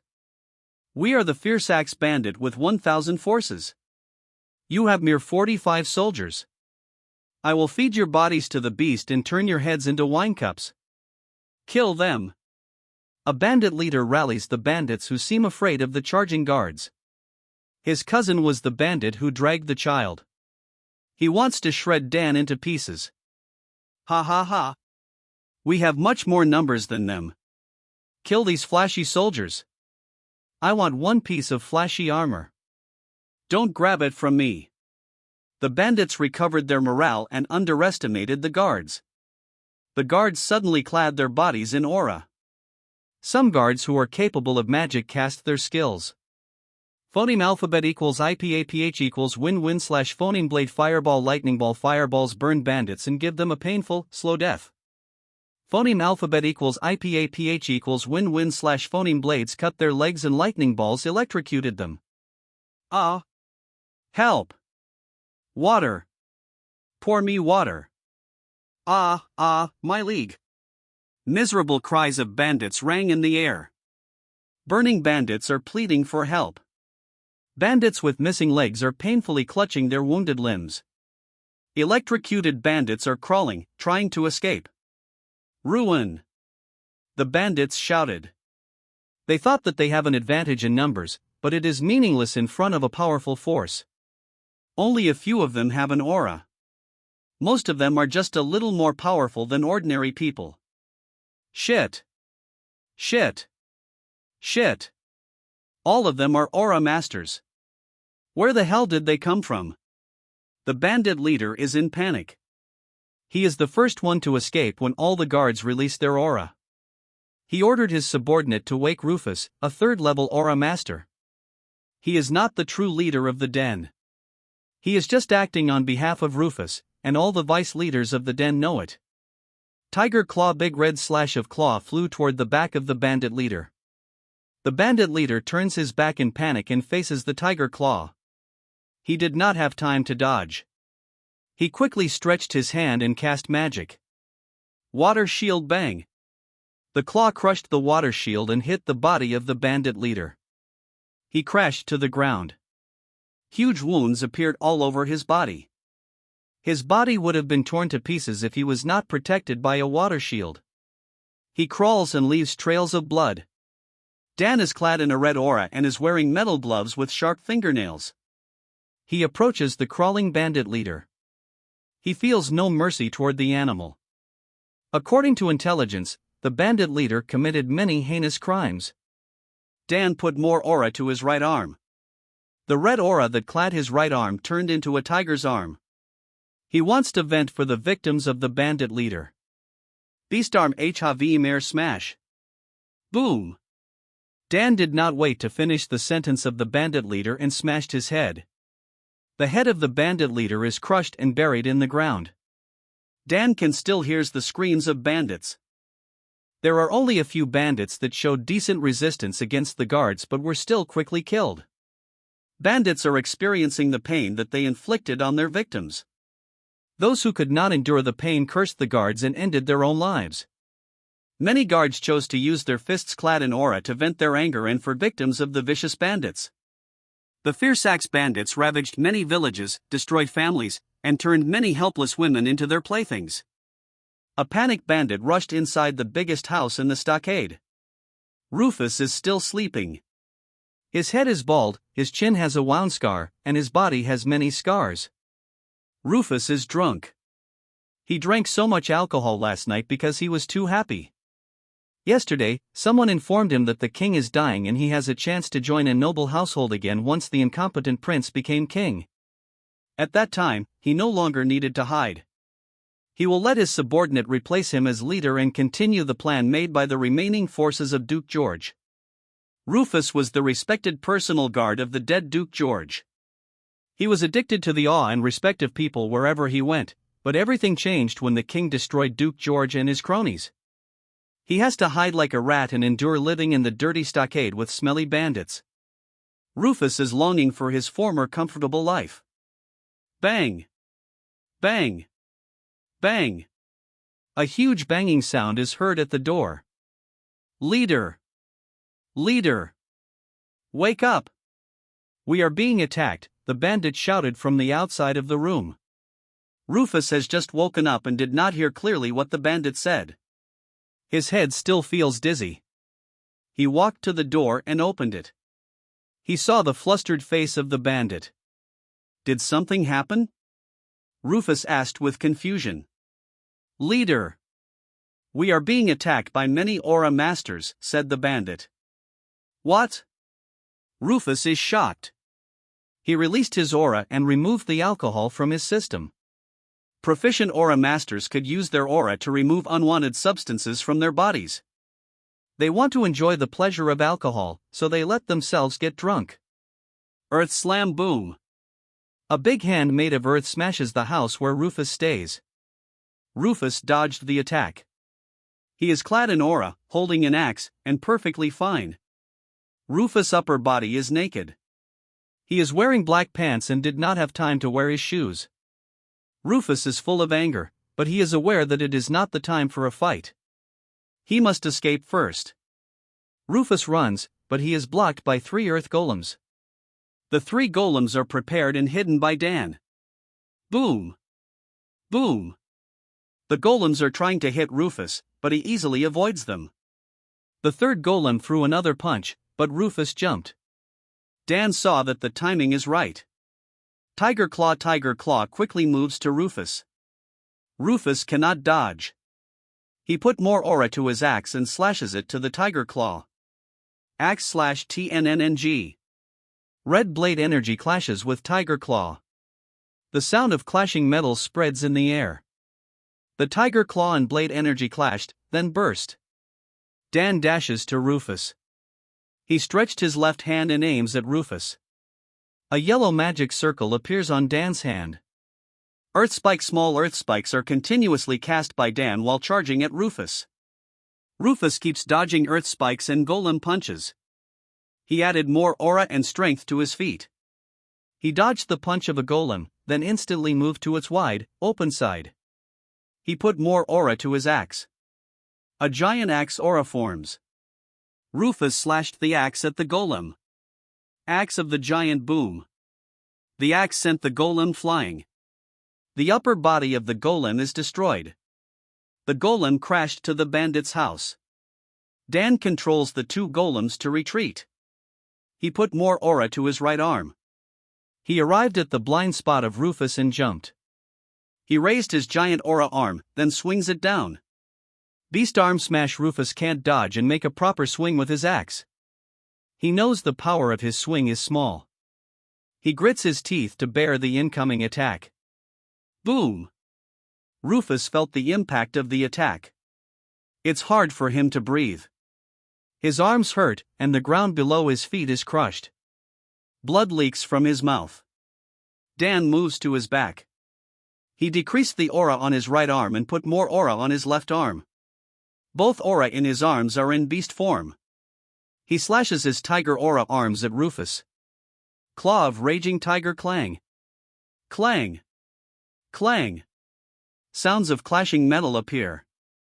Dan keeps swinging his arms at Rufus. Rufus also keeps swinging his axe to block Dan's claw attacks. Winning. Clang. Clang. Claw marks and blade marks keep appearing on the ground. Dust and soil keep flying around Dan and Rufus. They are dodging and blocking each other's attacks, but it is getting harder for Rufus to breathe. A green magic circle suddenly appeared on his feet. Phoneme alphabet equals IPAPH equals win-win slash phoneme curtain whoosh. Dan is blown away for a few meters by a sudden, strong phoneme alphabet equals IPAPH equals win-win slash phoneme. Rufus is panting and catching his breath. The phoneme alphabet equals IPAPH equals win-win slash phoneme curtain on golems is useless because the golems are too heavy. Rufus aims his hand at Dan, and a green magic circle forms. Phoneme alphabet equals IPAPH equals win-win slash phoneme bomb boom. Boom. Rufus keeps casting phoneme alphabet equals IPAPH equals win-win slash phoneme bombs at Dan. Rufus was not able to cast phoneme alphabet equals IPAPH equals win-win slash phoneme magic earlier because he was busy dodging golems and earth spikes. Now he has the chance to cast magic and catch his breath. Dan easily dodges the magic of Rufus. Dan knows the plan for Rufus. He cannot let his prey catch its breath. A yellow magic circle appeared on his feet. A phoneme alphabet equals IPAPH equals win-win slash phoneme bomb attacked him, but he blocked it with his aura beast arm. Ground spike. A spike from the ground suddenly attacked Rufus. He was able to escape by jumping away. Fist of wrath boom. Ah, screamed Rufus. A big fist made of earth hit Rufus and sent him into the air. Dan lowers his body as he releases a large amount of aura. The aura turns into the whole figure of a tiger. Rufus sneers as he sees that Dan is getting ready for a powerful attack. He is not helpless, even if he is in the air. You made a mistake if you think I cannot attack in the air. Rufus cannot cast a tornado because he is a low circle magician, but he can create one with his axe. He started rotating his body and axe in the air. The phoneme alphabet equals IPAPH equals win-win slash phoneme generated by the rotation is controlled by Rufus. The tornado formed and got bigger. Rufus directed it to Dan. The tornado is mixed with aura blades. Magic circle appears in Dan's feet. Earth spike crunch. Crunch. Crunch. Big earth spikes keep hitting the tornado, and they are crushed during impact. The rotation of the tornado became weak. Dan, in a tiger-clad aura, suddenly moves. Beast charge, hunting a red blur instantly moves from the ground to the air. A red line briefly appeared and hit the tornado. Bang! The tornado burst causing strong blows of phoneme alphabet equals IPAPH equals win-win slash phoneme. Aura blades from the tornado fly to the ground. The headless body of Rufus falls to the ground. Flop! Dan landed on the ground with Rufus' head in his right hand. Rufus' head is grinning, and his facial expression is hideous. He did not know that he died. Dan is panting, and his body is quite trembling. His muscles ache, and his remaining aura is small. Beast charge multiplies his strength and speed for a short time, but it puts too much stress on muscles and consumes too much aura. Dan took recovery potions, then helped destroy the remaining bandits. A few hours later, the bandits are killed and the captives are rescued. Dan let the guards sneak near where the captives were held before the fight, and many captives are rescued. Later, many bandits were able to escape. They have secret passages that we did not know, and we are too small to prevent them all, the adjutant reported to Dan. Dan nods at his adjutant. Before the raid, he already told everyone to prioritize eliminating magicians and aura users. All the fish that escape the net are just ordinary people. Those that escape cannot make waves. They will be killed sooner or later. Dan looks in a particular direction. Another team should be at a target's den. There is also a powerful enemy in that den named Viper. The team is led by Feiyu.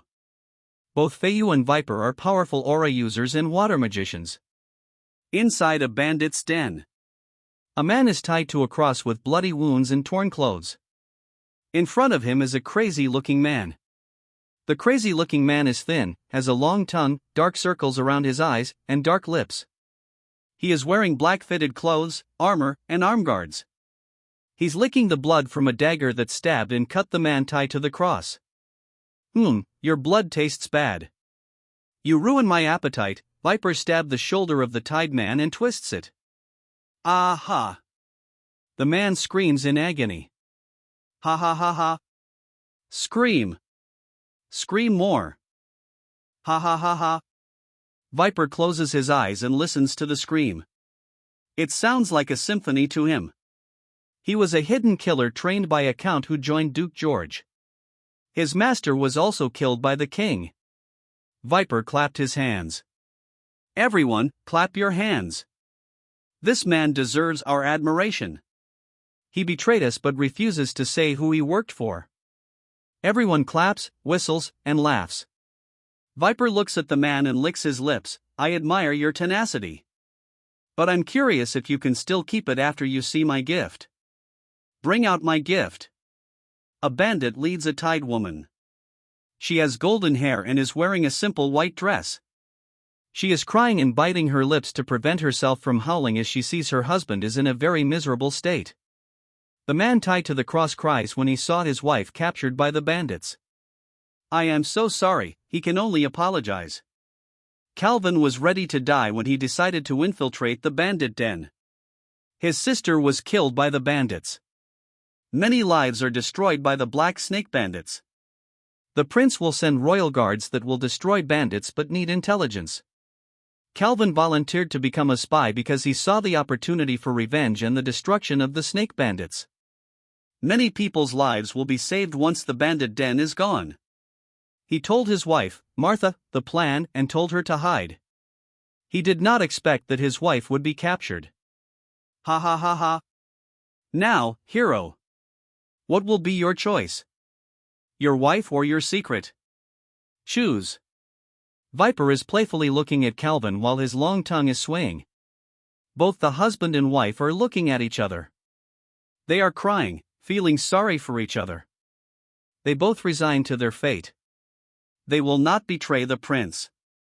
This is the only opportunity for their village and many other people to be free from the ravages caused by snake bandits. Even if they die, they will at least prevent the future suffering of families. They both lost a family member to the bandits. Martha is proud of her husband. Calvin is a hero. Attack! Feiyu signals the archers to attack. The archers stand up on trees and started shooting arrows. Feiyu and other guards are hiding on trees near the wooden wall of the den. He saw Calvin being tortured and did not betray them, even when his wife's life is being threatened. As an aura master, he can see the expressions of both husband and wife who are ready to die. The prince will definitely like to cultivate people like Calvin and Martha. He needs to save both the husband and wife. Whoosh! Whoosh! Whoosh! Several arrows were shot. They are just ordinary arrows. Magic arrows are not necessary for ants. The archers are so fast that many sentries and bandits on walls are killed. Bandits inside the stockade are looking at the show orchestrated by Viper. They did not notice the approaching royal guards. Archers remain on the wall and keep shooting, giving support where it is needed. Someone must keep shooting Viper with a magic arrow. Protect the husband and wife, and shoot anyone that tries to kill them. Others, free kill. Feiyu ordered while moving. Feiyu and the royal guards quickly approached the den. They applied aura to their feet, and they all jumped on the wooden wall. Archers attack first. Arrows fly and always reach a target. Kill. Other guards released their aura and jumped down. They charge to bandits that still haven't recovered from shock. An arrow that looks like a water beam is shot at Viper. Viper already noticed the royal guards when they used their aura to jump on the wall.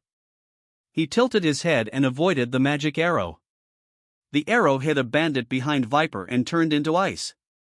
Viper moves forward to let himself be targeted with more arrows. He spread his hands and closed his eyes while avoiding the magic arrows. He has a smile on his face.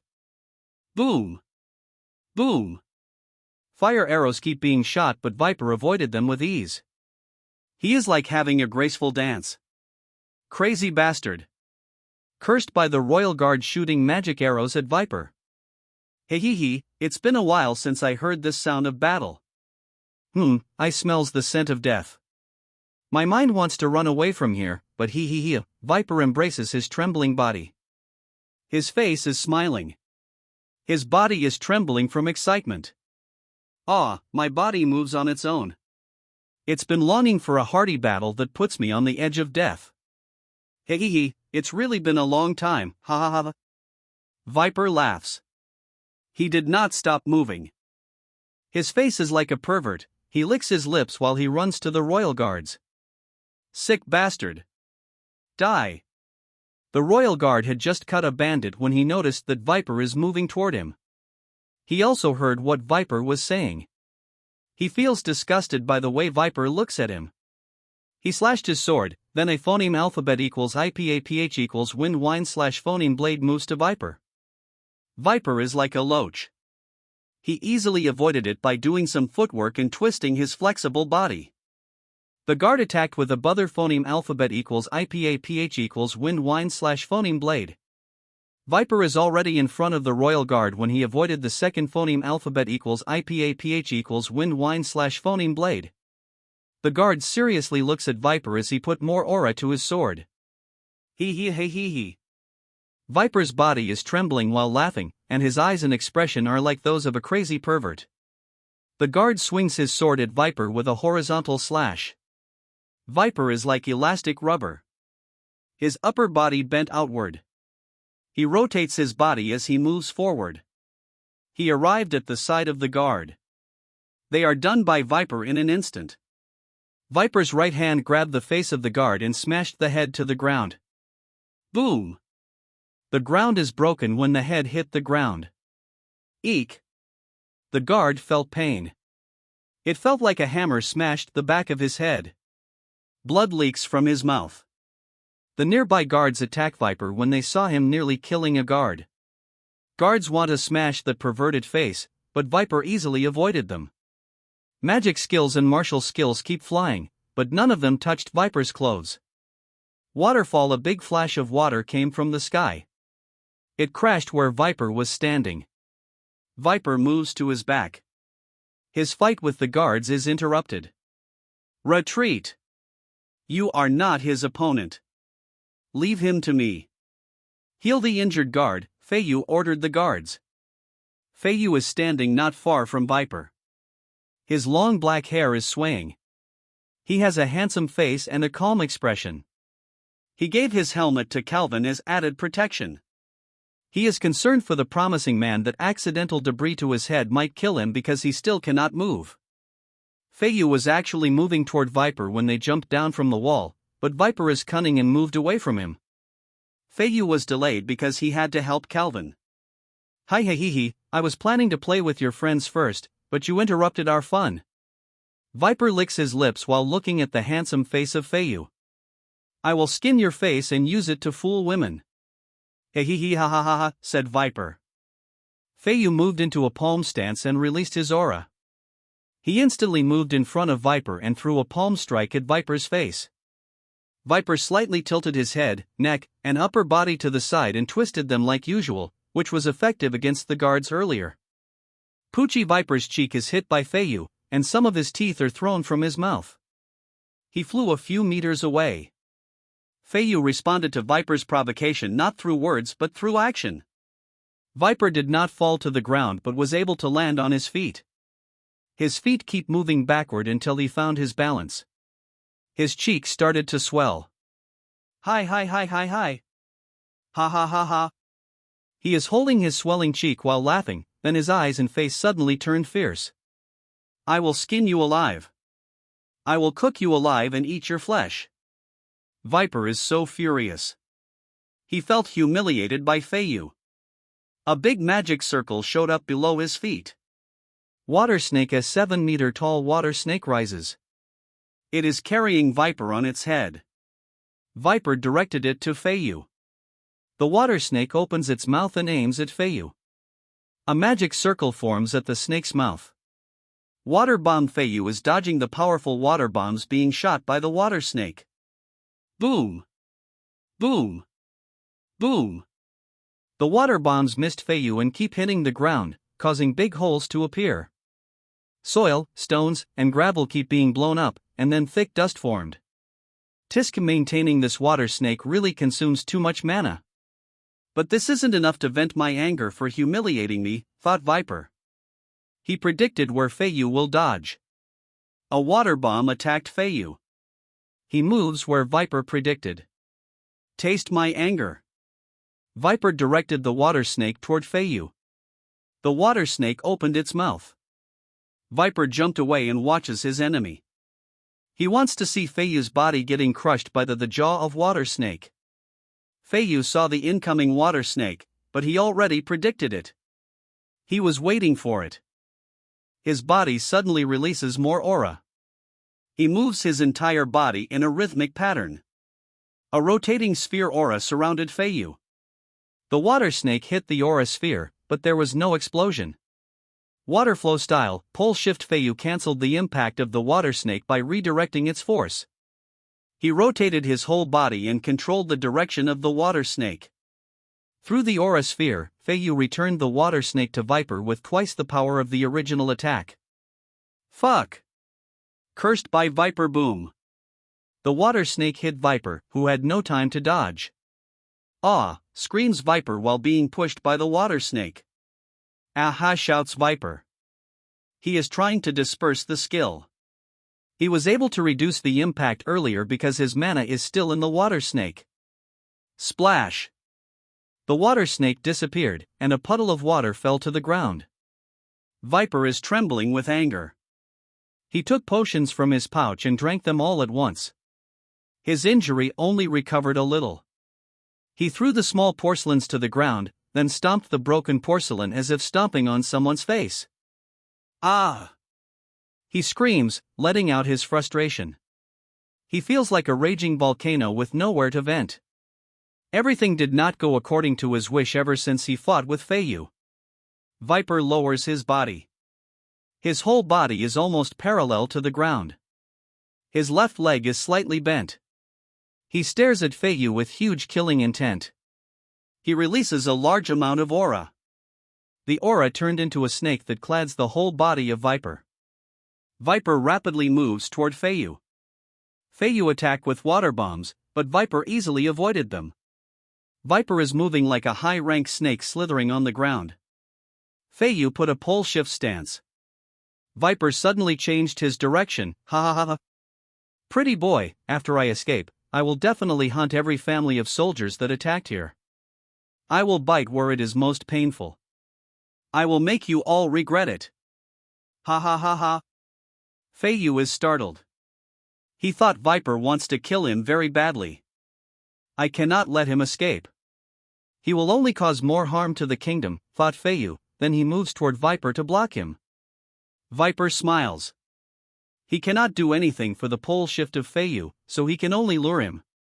Tail whip Viper rotates his body and kicks toward Feiyu. A tail of a snake made of aura whips at Feiyu. Water shield boom. The water shield cast by Feiyu in a hurry was crushed. The tail whip was too strong. Feiyu is hit by the tail whip. He fell and pushed to the ground. Dust forms where Feiyu is dragged in the ground. Water pillar, a big pillar of water moves boom. It crashes at Feiyu. More dust forms where he is located. A blow of phoneme alphabet equals IPAPH equals win-win / phoneme clears the dust. Feiyu appears in a bad state. He escaped the water pillar, but the tail whip badly damaged his left arm, and his left rib is injured. His arm guard on his left arm is broken. The part of the armor that protects his left rib cracked. His body is full of dust, his cape is torn, and blood is leaking from his mouth. He took health potions, but he cannot use his left arm to perform pole shift. He, ha ha ha ha. I finally vented my anger. Now your left arm is wasted. You can no longer use that martial skill. I was planning to slowly play you to death, but I still have to play with your friends later. Viper took out a small metal case from his pouch. Viper opened the metal case and took out a black ring with a black metal sharp fingernail. He put it on his right index finger. The ring with a fingernail is a poison weapon. A green gem is at the upper part of the fingernail. Magic runes are carved all over the ring and fingernail. The ring is called Death Touch. One touch on the enemy could kill him.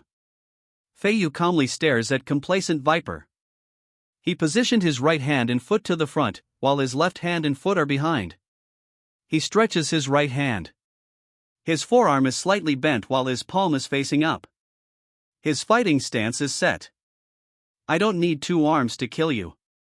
One is enough. Hi ha ha ha. Viper's left hand is covering his face while he is loudly laughing.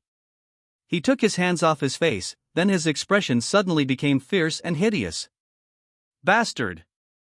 How dare you act high and mighty? You damn cripple! Viper furiously shouted, then he quickly moves toward Feiyu. His whole body moves closer to the ground. His whole body is clad in an aura of snake form. He is moving left and right, trying to confuse his prey. Feiyu keeps adjusting his posture based on the direction of Viper's attack. Venom Fong Boom. Viper suddenly accelerated. He instantly arrived in front of Feiyu and Death Touch is pointing at his neck.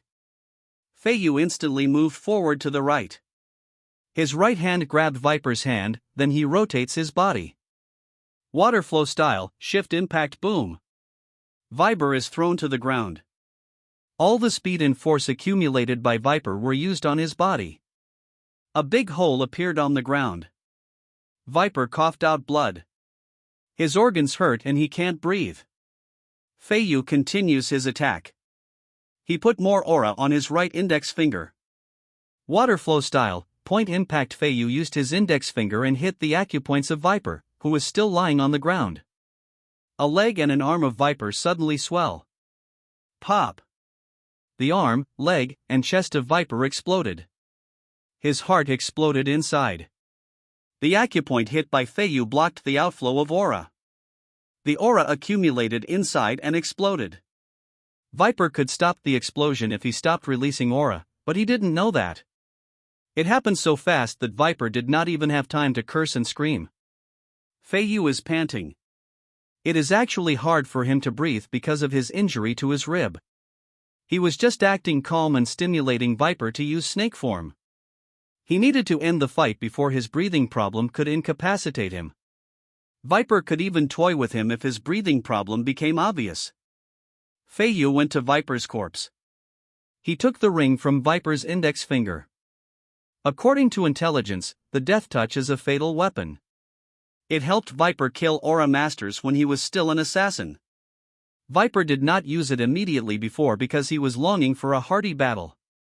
Although Aura Masters can remove poison from their system, Death Touch injects so much poison at once that Aura Masters cannot keep up with the spread of poison.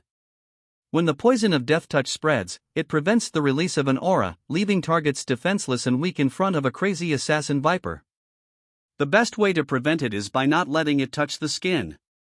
Aura defense at peak 3rd level is very tough. Viper cannot penetrate the defense of peak 3rd level, so his targets of assassination were below this level.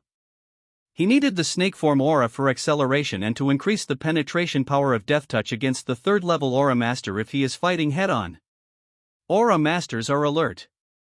They can sense energy at a short distance. Aura Masters and Magicians are like light bulbs to them. It is quite difficult to get phoneme alphabet equals IPAPH equals clause close slash phoneme without making them alert, unless assassins can mask their energy. Death Touch is made by a master runesmith and a poison master. The master of Viper commissioned it to be made. The poison can be cured by many casts of detoxification magic or the intake of many detoxification potions. The magic rune for detoxification is complicated and very difficult. Only a few in the kingdom are capable of casting it quickly and are able to build the magic skill in their sea of consciousness. Feiyu is one of them. He took the pouch of Viper and took out an antidote for Death Touch poison. Feiyu looks around. There are many holes and cracks. Aura Masters and Magicians must be suppressed immediately if they break the law, or else they will just cause more harm, thought Feiyu as he observes the damage caused by the fighting. He can imagine a miserable consequence if the fight happened within the city. Many ordinary people will probably be killed. Feiyu looks at the situation in the stockade. Many bandits were killed by arrows. The archers are like killing machines. There are corpses that are burned and turned into ice. Feiyu can see the signature mark of magic arrows. The corpses are probably bandit magicians or aura users that receive special attention from archers. Feiyu saw that most bandits are already kneeling and have surrendered. Only a few bandits clad in aura are still resisting. A few royal guards are protecting the rescued captives, including Calvin and his wife. Feiyu moved toward the resisting bandits and subdued them. The aura users were killed. They all committed many heinous crimes and too dangerous to keep. They must race against time to raid more bandit dens, so he quickly helped the other guards. Leader, the prince arranges a healer for healing common folks near here to fool the noble's eyes in case we need healing if health potion is not enough. We need to disguise ourselves if we approach the healer tomorrow, said the adjutant, who was concerned about the swelling arm of Feiyu. Health potions can only recover 5% of health. They only have a few potions, and some of them are used on captives who are on the brink of death.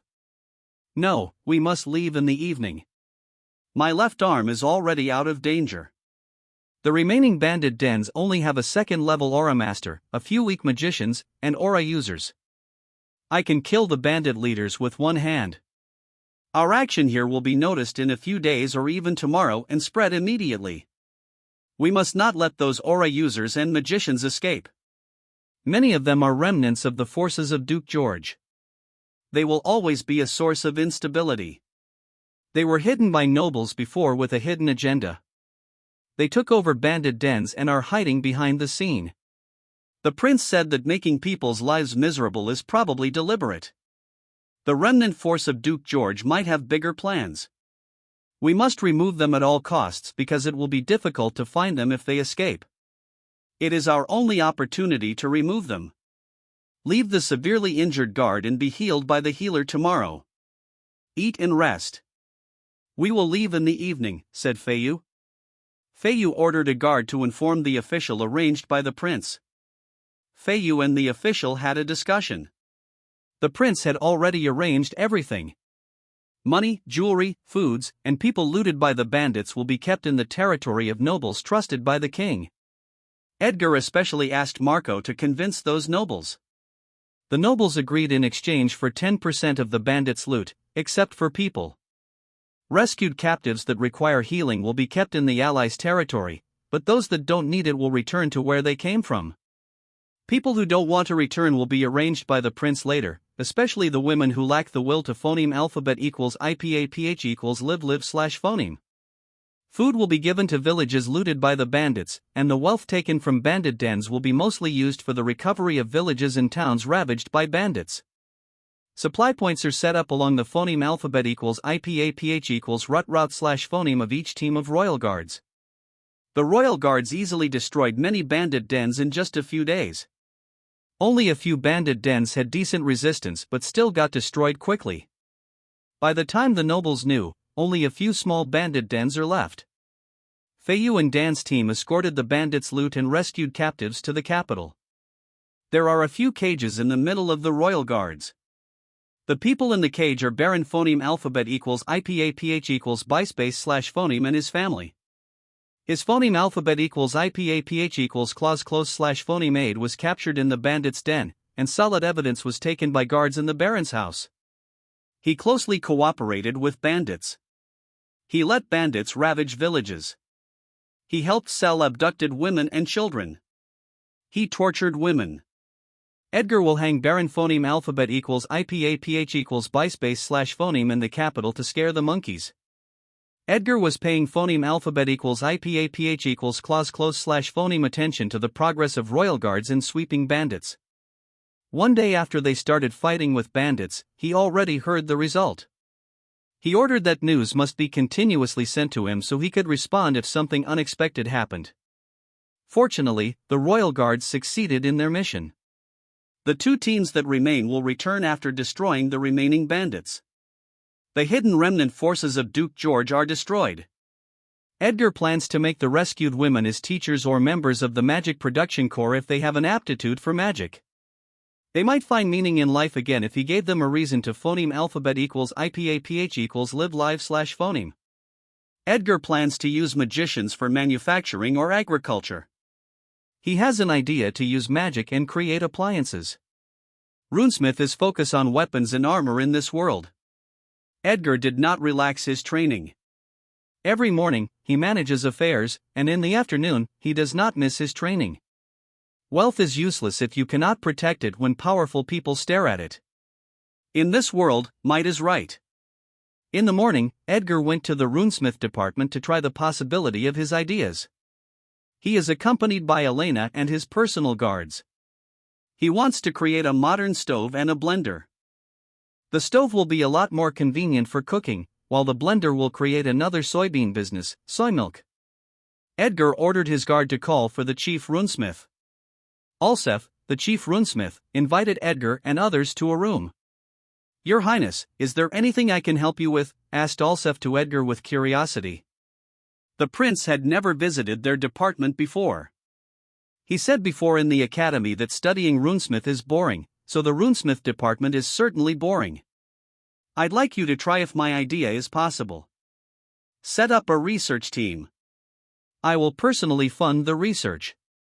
What I want is a cooking stove and a blender. Unlike the stove currently used, it will not require firestones to maintain fire. I want the stove to create a fire, activated and maintained using mana stone, and the degree of heat should be adjustable. The blender that I want is like this.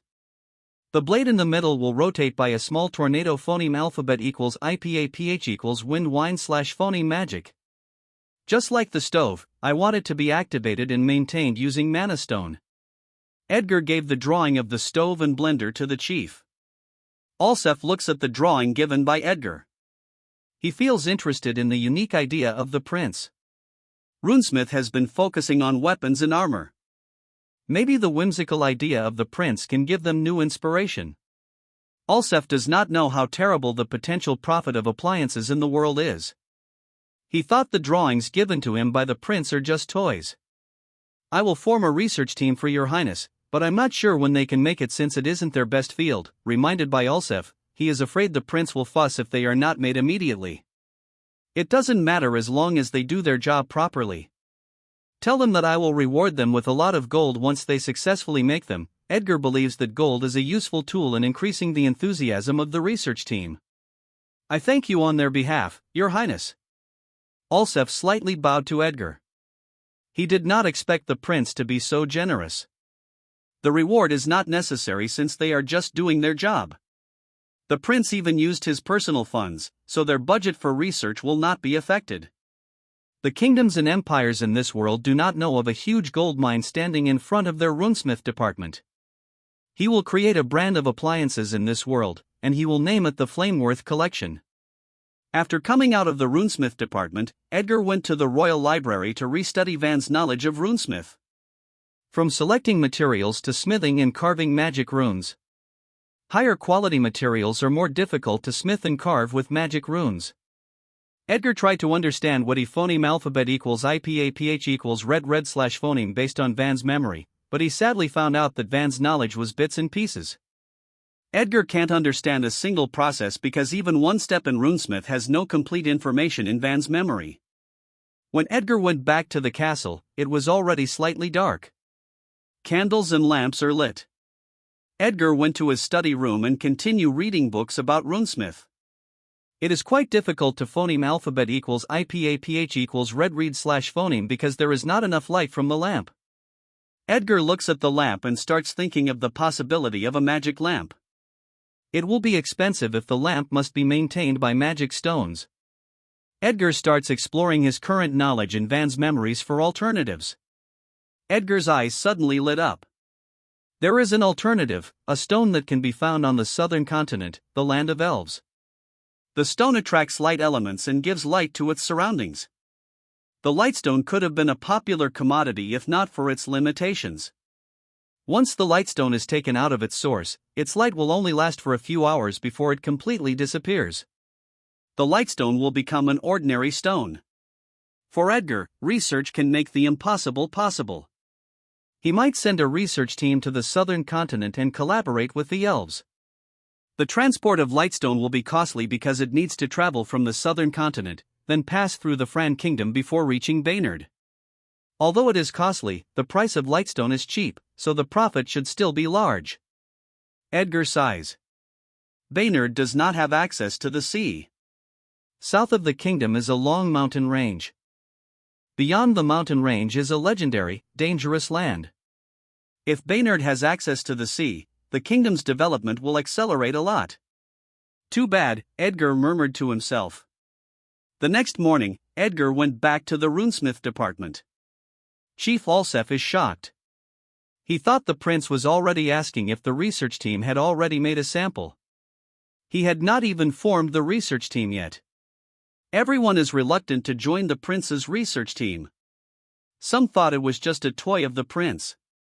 Later, the team that did not join Edgar's research team will be full of regret. The research team of Edgar will be the richest researcher and have the most advanced tools for research in the kingdom. Edgar asked Alsef if he could let someone teach him runesmith. Edgar did not mention the lightstone for the magic lamp because he has not finalized the plan. Alsef feels relieved and surprised. He thinks the prince is fascinated by runesmith because of his toys and has the impulse to study runesmith. Alsef agreed. Then he made a bet with his co-researchers that the prince would only last for a month before giving up. Others bet a few months or a year. Someone jokingly said that it might last for 5 years. Alsef terribly lost. They all lost. Edgar can now easily support the expensive research on runesmith. His cooking oil is a hot commodity. It is immediately sold and always runs out of stock in the stores of many business owners. Almost every household in the city has an iron pot and cooking oil. Ordinary people did not expect that they could taste delicious food without spending too much. They can catch fish, add salt, and fry it. Before, they could only boil fish with salt, but it does not taste good and the smell is fishy. Vegetables taste better when they are fried. For the sake of their children, parents gritted their teeth to buy chicken, added salt, and then fried it. It is worth it as parents see their children enjoying fried chicken. Edgar taught them how to make a stone mill and let them spread it for faster production of flour. Strong swordsmen can easily cut big stones. Now there are flour mill businesses. Edgar is not a good cook on Earth. He only knows a few common foods to cook, so he set up a research team on food to increase the variety of food based on cooking oil and other ingredients that he will invent later. Edgar taught and spread how to fry foods with flour, like fried dough sticks, spring rolls, and fritters. Soon, the city in many places became lively, and many stalls are set up selling snacks. Many people have extra income to buy snacks because Edgar stimulated the economy of the kingdom. Edgar hired workers to repair roads, dig canals, and drain in cities. He did not use magicians, so he could give ordinary people extra income. There is a rapid rise in the workforce of pottery shops, smith shops, and wood shops because of the demand for Edgar's business. Gangs tried to blackmail stall owners, but Edgar quickly struck them. He arrested them all for free labor. They will be released after serving their sentence. The demand for oil is getting higher, and Edgar keeps expanding the production workshop. Edgar has already sent people to buy more soybeans in neighboring kingdoms. Nobles and business owners wanted to take part in the business and approached the manager of Sasha Company. The name of the manager is Medrez. He was bankrupt when his ship got robbed by pirates while he was sailing toward the eastern continent. He is a good businessman. He gives food to beggars and adopts street children to teach them and work in his business. Edgar helped him find work for his people and arrange a place for adopted children. Edgar has already prepared an orphanage in some parts of the kingdom to give warmth to helpless street children or orphans. Edgar set up an office a while ago where documents that he needed to process are kept. Elena is with him, working on papers. His workload is getting higher, and he thinks that he needs to improve the efficiency of several functions of the royal court or else he won't have time to train. Edgar met Medrez in his office. Your Highness, more nobles and business owners are requesting cooperation. They even keep threatening me. I cannot agree to their request because there is already a distributor in the place they want to sell. They have powerful connections. If we don't agree to their request, Your Highness' business might experience obstacles in their territories, said Medrez with concern. Gather all current distributors and interested parties. Divide the kingdom and auction the site where they can be the sole distributor. The higher profit potential of the site, the higher the price. We will set up a chamber of commerce. A payment is needed to become a member. Tell them that members can buy cooking oil with a discount price. Members will also have a priority to buy new products made by the company. Think of more benefits that we can give so we can grade members. Let nobles satisfy their vanity so we can get more money from them. Edgar put importance on the Chamber of Commerce. It will tie the interests of nobles to Edgar.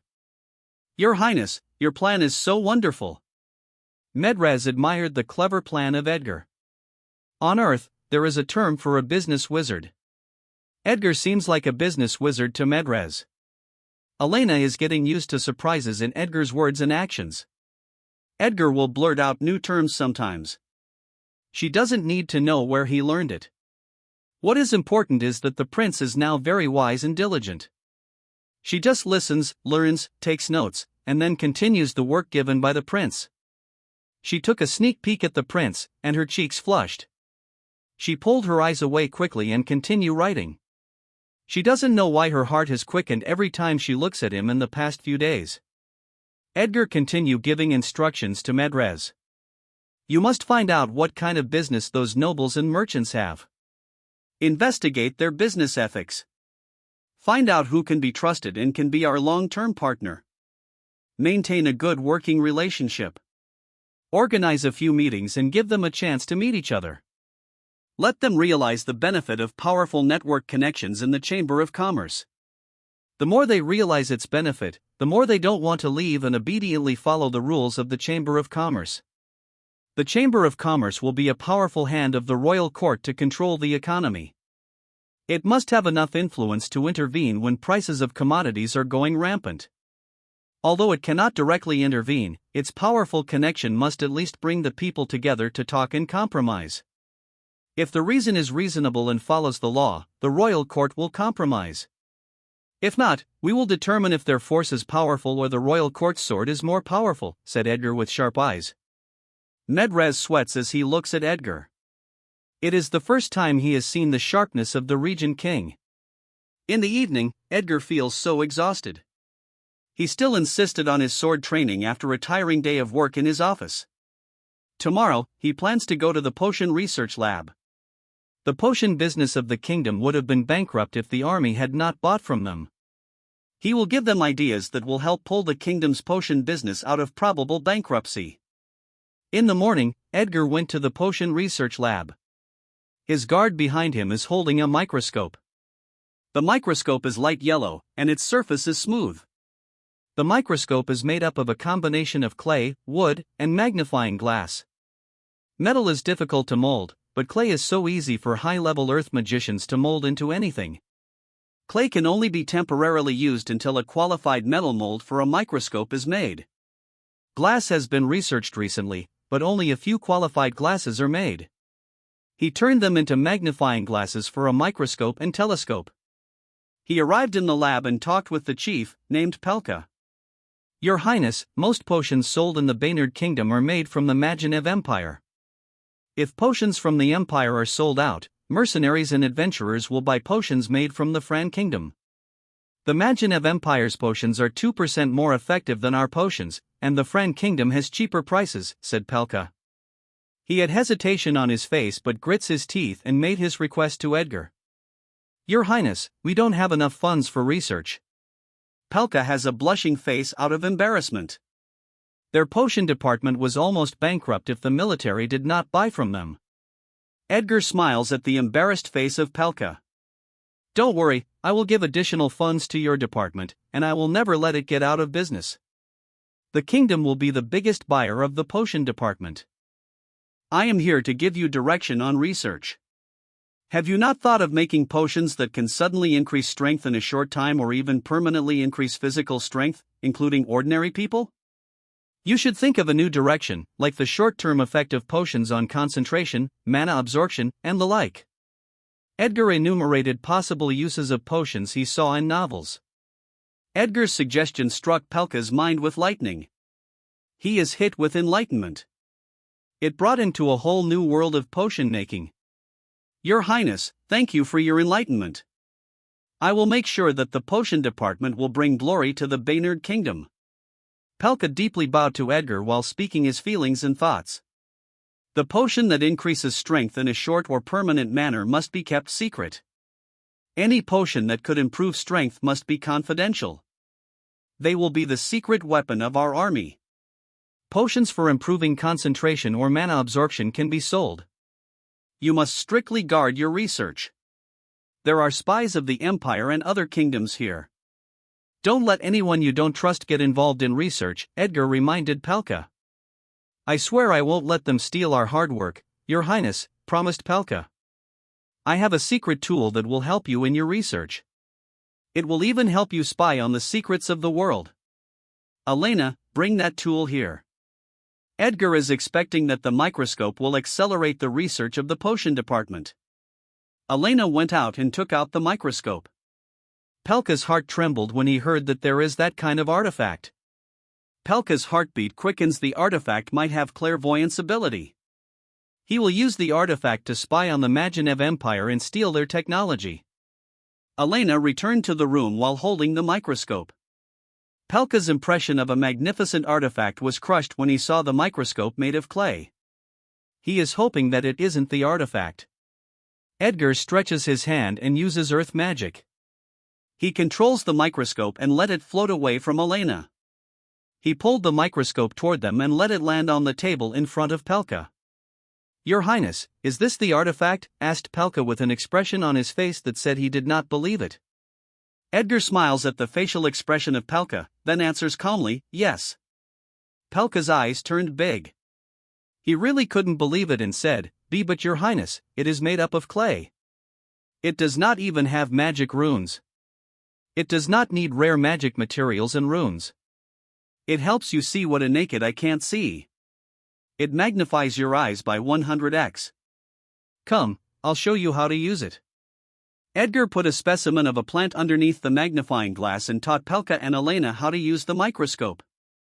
They saw objects that could not be seen by their naked eyes, and their mouths are both wide open. How in the world is it possible? A question ran through both of their minds. Their first experience using a microscope and seeing the world of Microworld is so magical to them. Have you ever thought about what composes everything that you see, like fire or earth?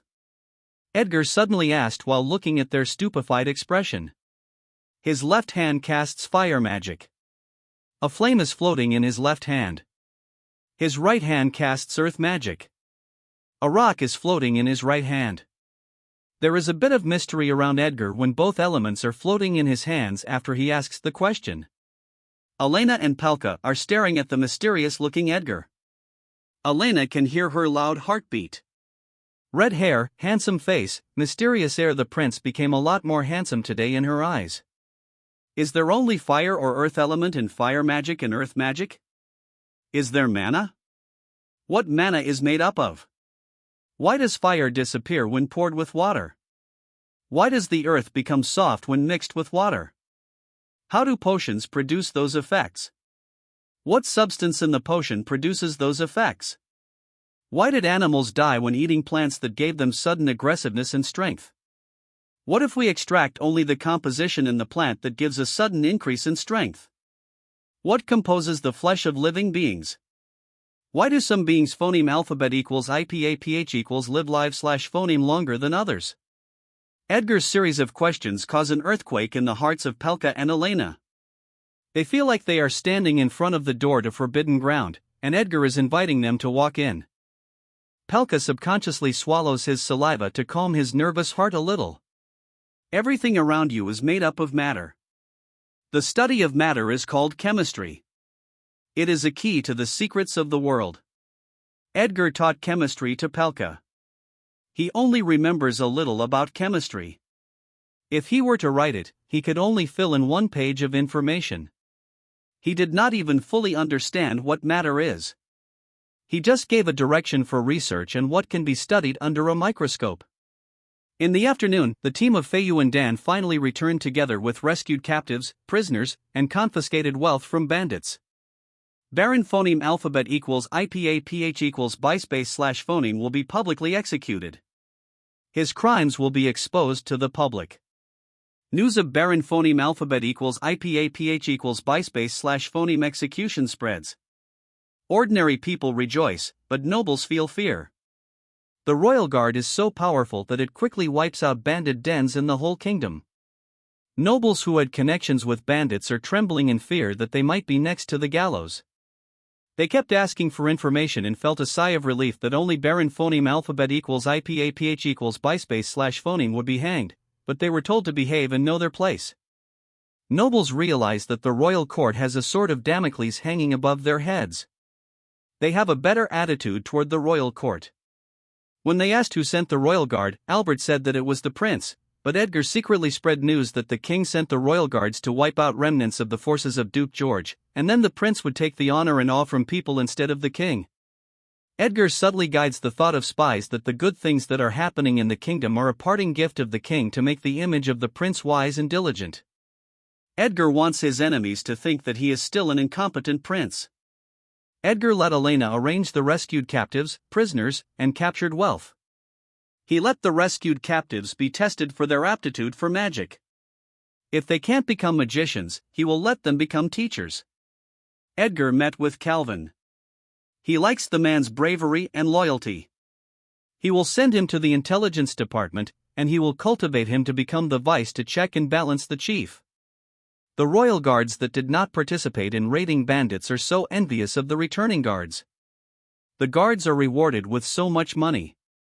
They bought new houses, land, clothes, foods, and materials for their new house. Their family is so happy. They finally have the face that a family of royal guards must have. All the royal guards seem to have been injected with steroids. They increase their intensity of training in hope for another mission. They are sharpening their blades for fools who will lose their heads when they offend the royal court. While waiting for Elena to report, Edgar meets the Minister of Public Works and Construction. He streamlined the royal court functions for efficiency. He divided royal court functions into a few departments. He no longer needs to decide on many things. Each minister can decide on their own. Only a few things need to be discussed with him. The name of the Minister of Public Works and Construction is Topus. He is almost 60 years old. His skin is dark. He is dedicated to his work. He supervises various projects in the kingdom very well. Topus did not expect that he would become a minister. He thought it was Albert who would help him. He was shocked when he knew that it was the prince who promoted him. Does the prince have an ulterior motive? Is he interested in my granddaughter? What if he asked for her hand, asked Topus to himself while he is walking to Edgar's office. A battle of good and evil is happening in his mind. Topus knocks at the office, and Edgar lets him come in. His face and palm are sweating. Edgar notices his uneasiness. He was puzzled at first, but he seemed to understand. Few people know his true character. Nobles and most of the top of the royal court still think that he is a debauchery prince, which is his deliberate intention. Edgar would like to tease the minister, but he might suffer a heart attack, so he did not do it. Don't worry, I'm not after your granddaughter. I called you here to give you instructions, said Edgar with a teasing smile to the minister. Topus is surprised while looking at Edgar. The person in front of him does not resemble the debauchery prince in rumors, then he feels ecstatic. His body is suddenly full of strength. Your Highness, I will definitely carry out your instruction, swore Topus.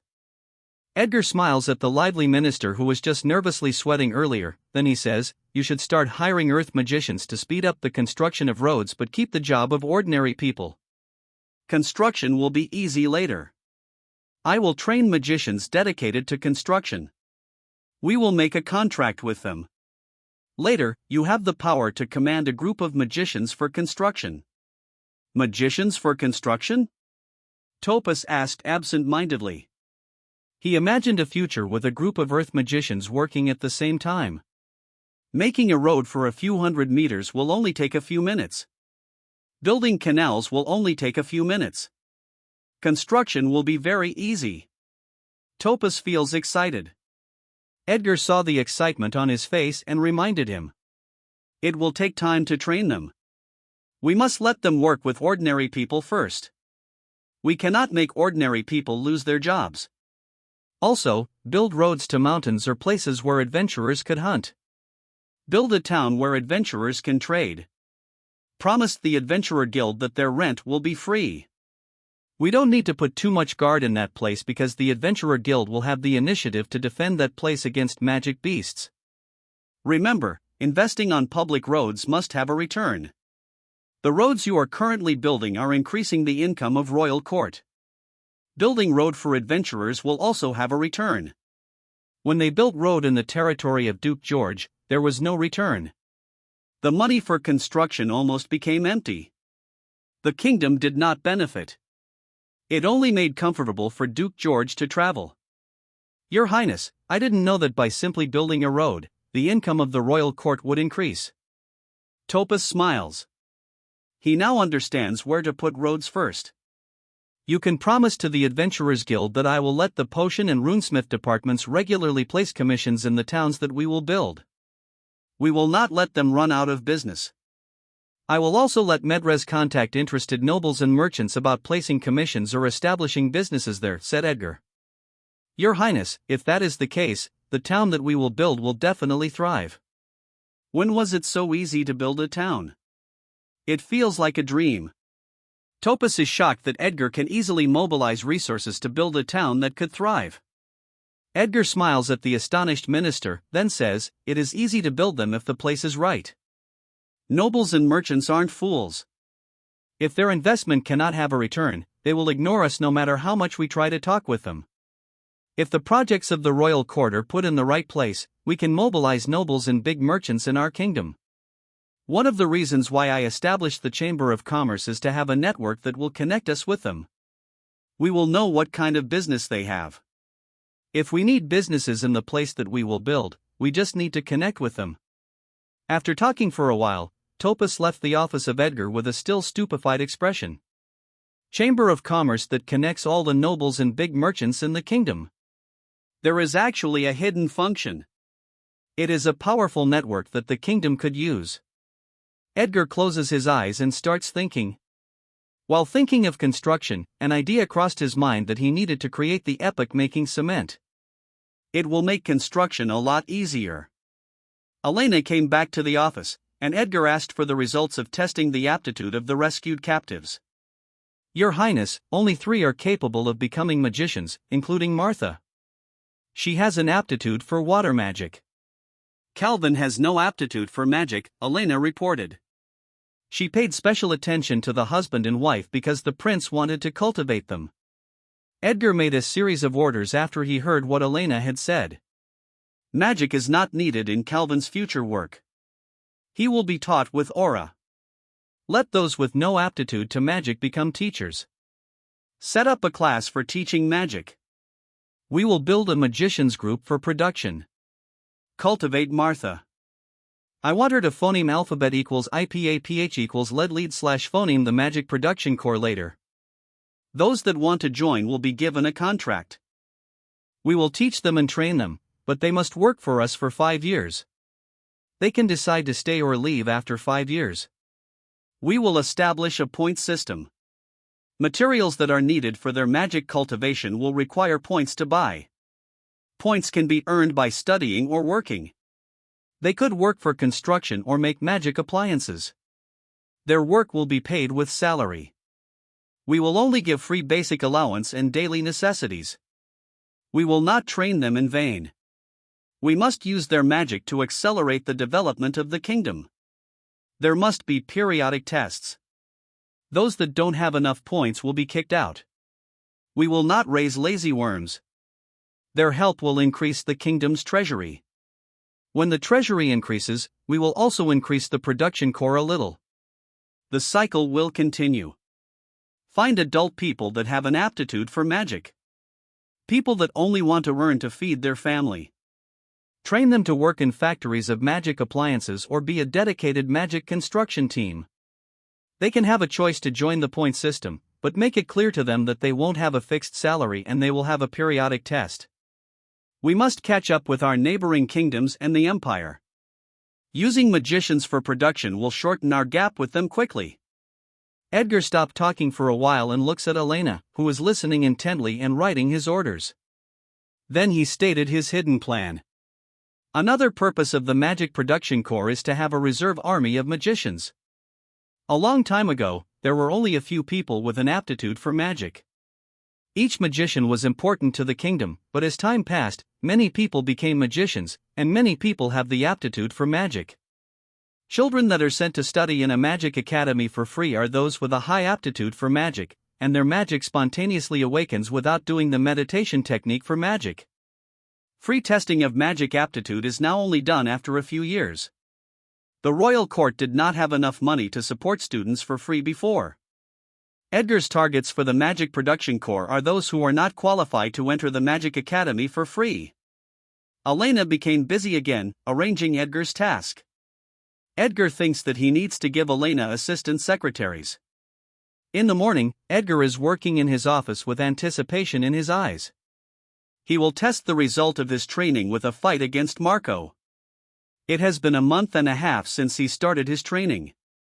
After eating lunch, he rested a bit and waited for the appointed time. He successfully executed all the rhythmic breathing and body movements of Flameworth's sacred art a while ago.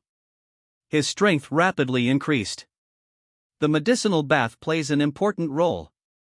He asked Marco for the formula that he planned to bring home to Earth. The materials for the medicinal bath are quite rare. Some are not even found on Earth. He will find time later to create a research team that will find alternative materials for the medicinal bath.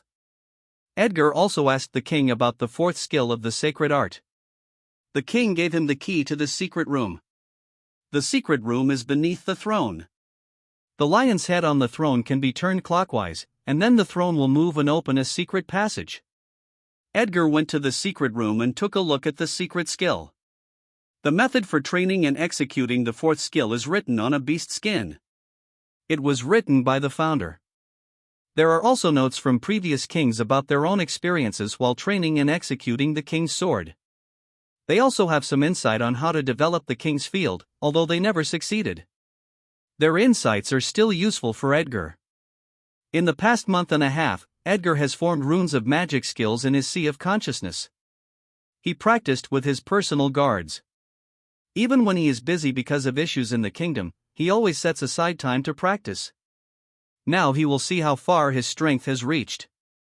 Edgar went to the yard. He is wearing red whole body armor with a white cape. He arrived at the yard, which he expanded for his training.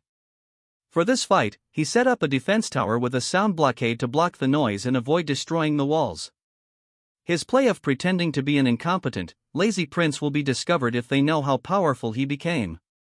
The tower defense will not exceed the height of the wall to avoid being noticed. When he arrived in the yard, Marco was already standing there with his arms crossed. He is wearing a red robe, black pants, and black shoes. Ha ha ha ha. I waited for this day for a long time. I will reward you with a smack for letting me work hard. Damn. Lobbying with nobles is a lot harder than training. You don't know how much I need to endure while attending those parties. Marco is grinning at Edgar. Edgar helplessly smiles at the grinning Marco. Activate the defense tower. Edgar ordered the guard. Soon, the defense tower will be activated. A magic shield appears. Beautiful blue waves are waving on the surface of the shield. Come, shouted Marco. He took a fist stance. Both his arms are clad in aura. He did not cover his whole body in aura. Edgar is not yet worthy of defending his whole body with aura. Edgar draws his sword. He took a sword stance. Magic circle appears on the hilt of his sword. Edgar releases his full body aura and suddenly accelerates. Bang! The ground on his right foot cracked from his powerful step. He dashes toward Marco. He swings his sword, then 3 fire blades are rapidly moving to Marco. Marco swiftly avoided the first 2 fire blades as he moves forward. Marco laughed, then slapped the last one. Bang! Edgar felt like his cheek was slapped by Marco. A magic circle suddenly appears beneath his feet. Whoosh! A flame pillar pushes him to the air. His sword is covered in flames. Uncle, I will burn your clothes. You will come out from here naked. Have a taste of my flame sword. Edgar shouted while falling from the air toward the grinning Marco. Ha ha ha ha. In your dreams, kid. You won't even touch my clothes. Marco put a fist stance and put more aura to his right fist, then punched it to Edgar. Marco's fist, flying smack. A fist made up of aura is flying toward Edgar. Edgar added more strength to his grip, then slashes at the aura fist. Bang! Edgar is stopped in the air, but his force is more powerful than the aura fist. Aw! Edgar shouts, and then he put more pressure on his sword. Wang! The aura fist is cut, but Edgar's momentum is blocked. He started falling. Flop! He landed on the ground and started looking for Marco. Marco disappears when his attention was on the aura fist. The area is dusty due to his fireblade attacks. He cannot sense energy yet, but his senses became stronger. Marco's fist, head smack. Edgar jumped forward. Boom! A hole appears on the ground where he was standing. He rolled to the ground, then quickly stood up. He heard another sound behind him. He put more strength to his feet, then he jumped with a backflip. Boom! Marco's punch missed again and created another big hole in the ground. Edgar is in the air. His head is facing the ground and his left hand is stretched toward Marco's face. His left hand has orange magic circle that is ready to fire. Fireball woo! Woo! Woo! Several fireballs are rapidly fired at Marco's face at phoneme alphabet equals IPAPH equals clause close / phoneme range. Marco laughs. He meets the rapid fireballs with his rapid punches. Bang! Bang! Bang! Edgar landed on the ground. He jumped and rotates his body to face Marco. He took a slashing stance, then dashes to Marco. A magic circle appears on the hilt of the sword. Threads of fire element are rotating around the sword as Edgar moves toward Marco.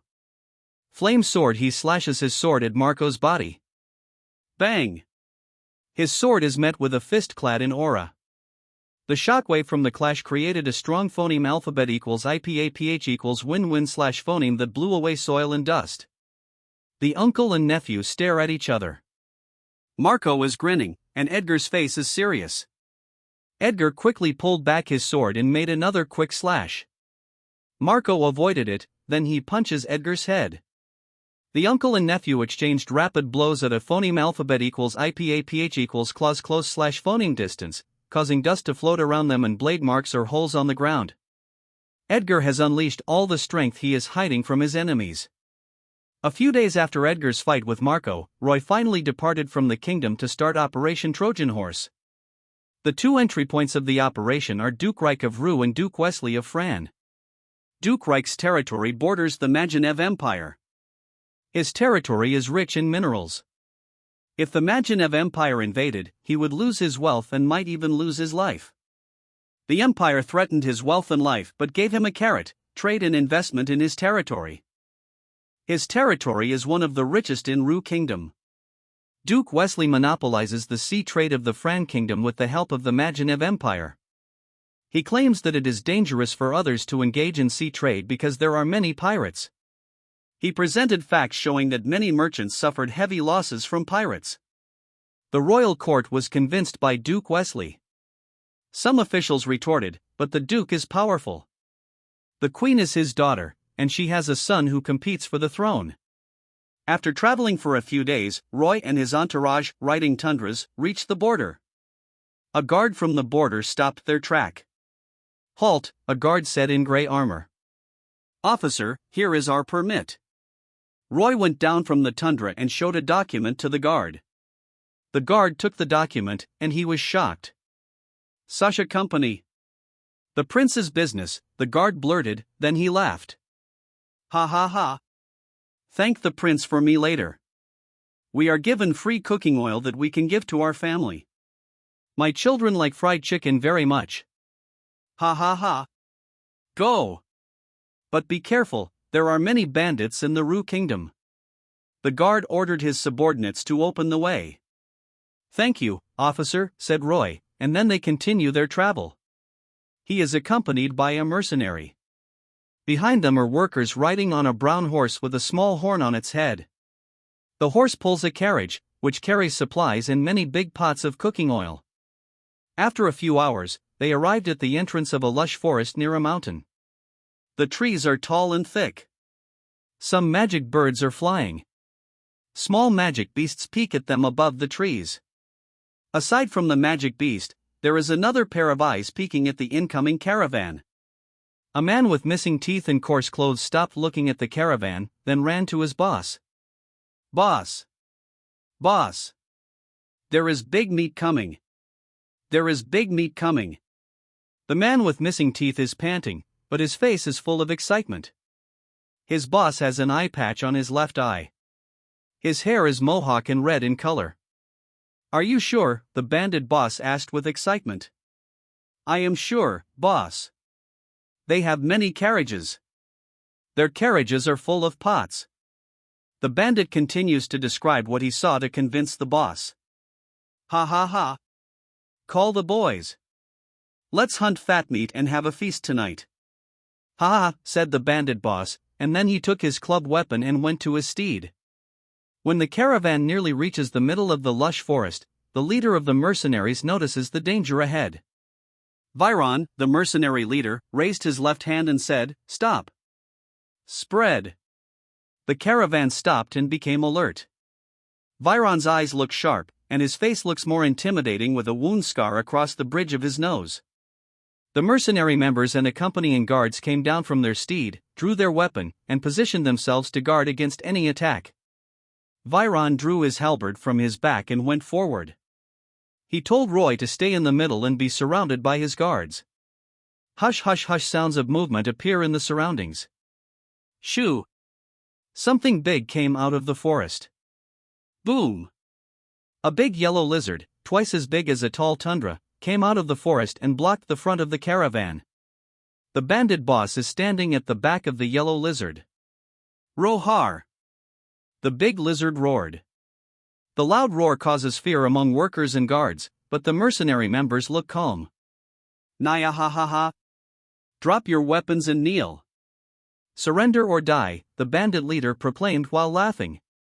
Bandits started appearing in the surroundings, along with some bandit archers. Viron has already measured the situation. He looks at the arrogant bandit leader, then sneers. "Attack!" Viron ordered. All aura masters in the team clad their whole bodies with aura. The archer on the team is a young woman with short, curly yellow hair, wearing a green cap with an attached feather. Her cheeks have a diagonal red mark. She is drawing her bow with 5 arrows aimed at bandit archers. Art of archery, homing arrows. 5 arrows with an aura flew straight for a while, then suddenly changed direction. Ah! Ah! The screams of bandit archers keep echoing in the surroundings. All arrows found their target in different directions. Homing arrows keep flying in the air. The team's archers keep taking shots at the remaining bandit archers. "I hate bandits," said the young magician of the team. She has short, white hair. She is looking at the bandits without hiding her killing intent. "Era, don't charge to the bandit like last time," the archer reminded Era, who seems eager to tear the bandits into pieces. I know. Era dismisses the reminder of the archer with a perfunctory remark. She raised her hand and cast magic. Ice picks are joined by arrows in the air, and more bandits are being killed. "Bastard! Kill them," the bandit boss ordered. His face looks distorted. How dare they fight back? He wants to tear them into pieces. He will turn them into feed for his pet. His pet has already killed aura users and magicians. Whoosh! Whoosh! Era keeps firing ice picks at bandits. The archer killed all bandit archers. Now she is firing 2 to 3 normal arrows in a single shot.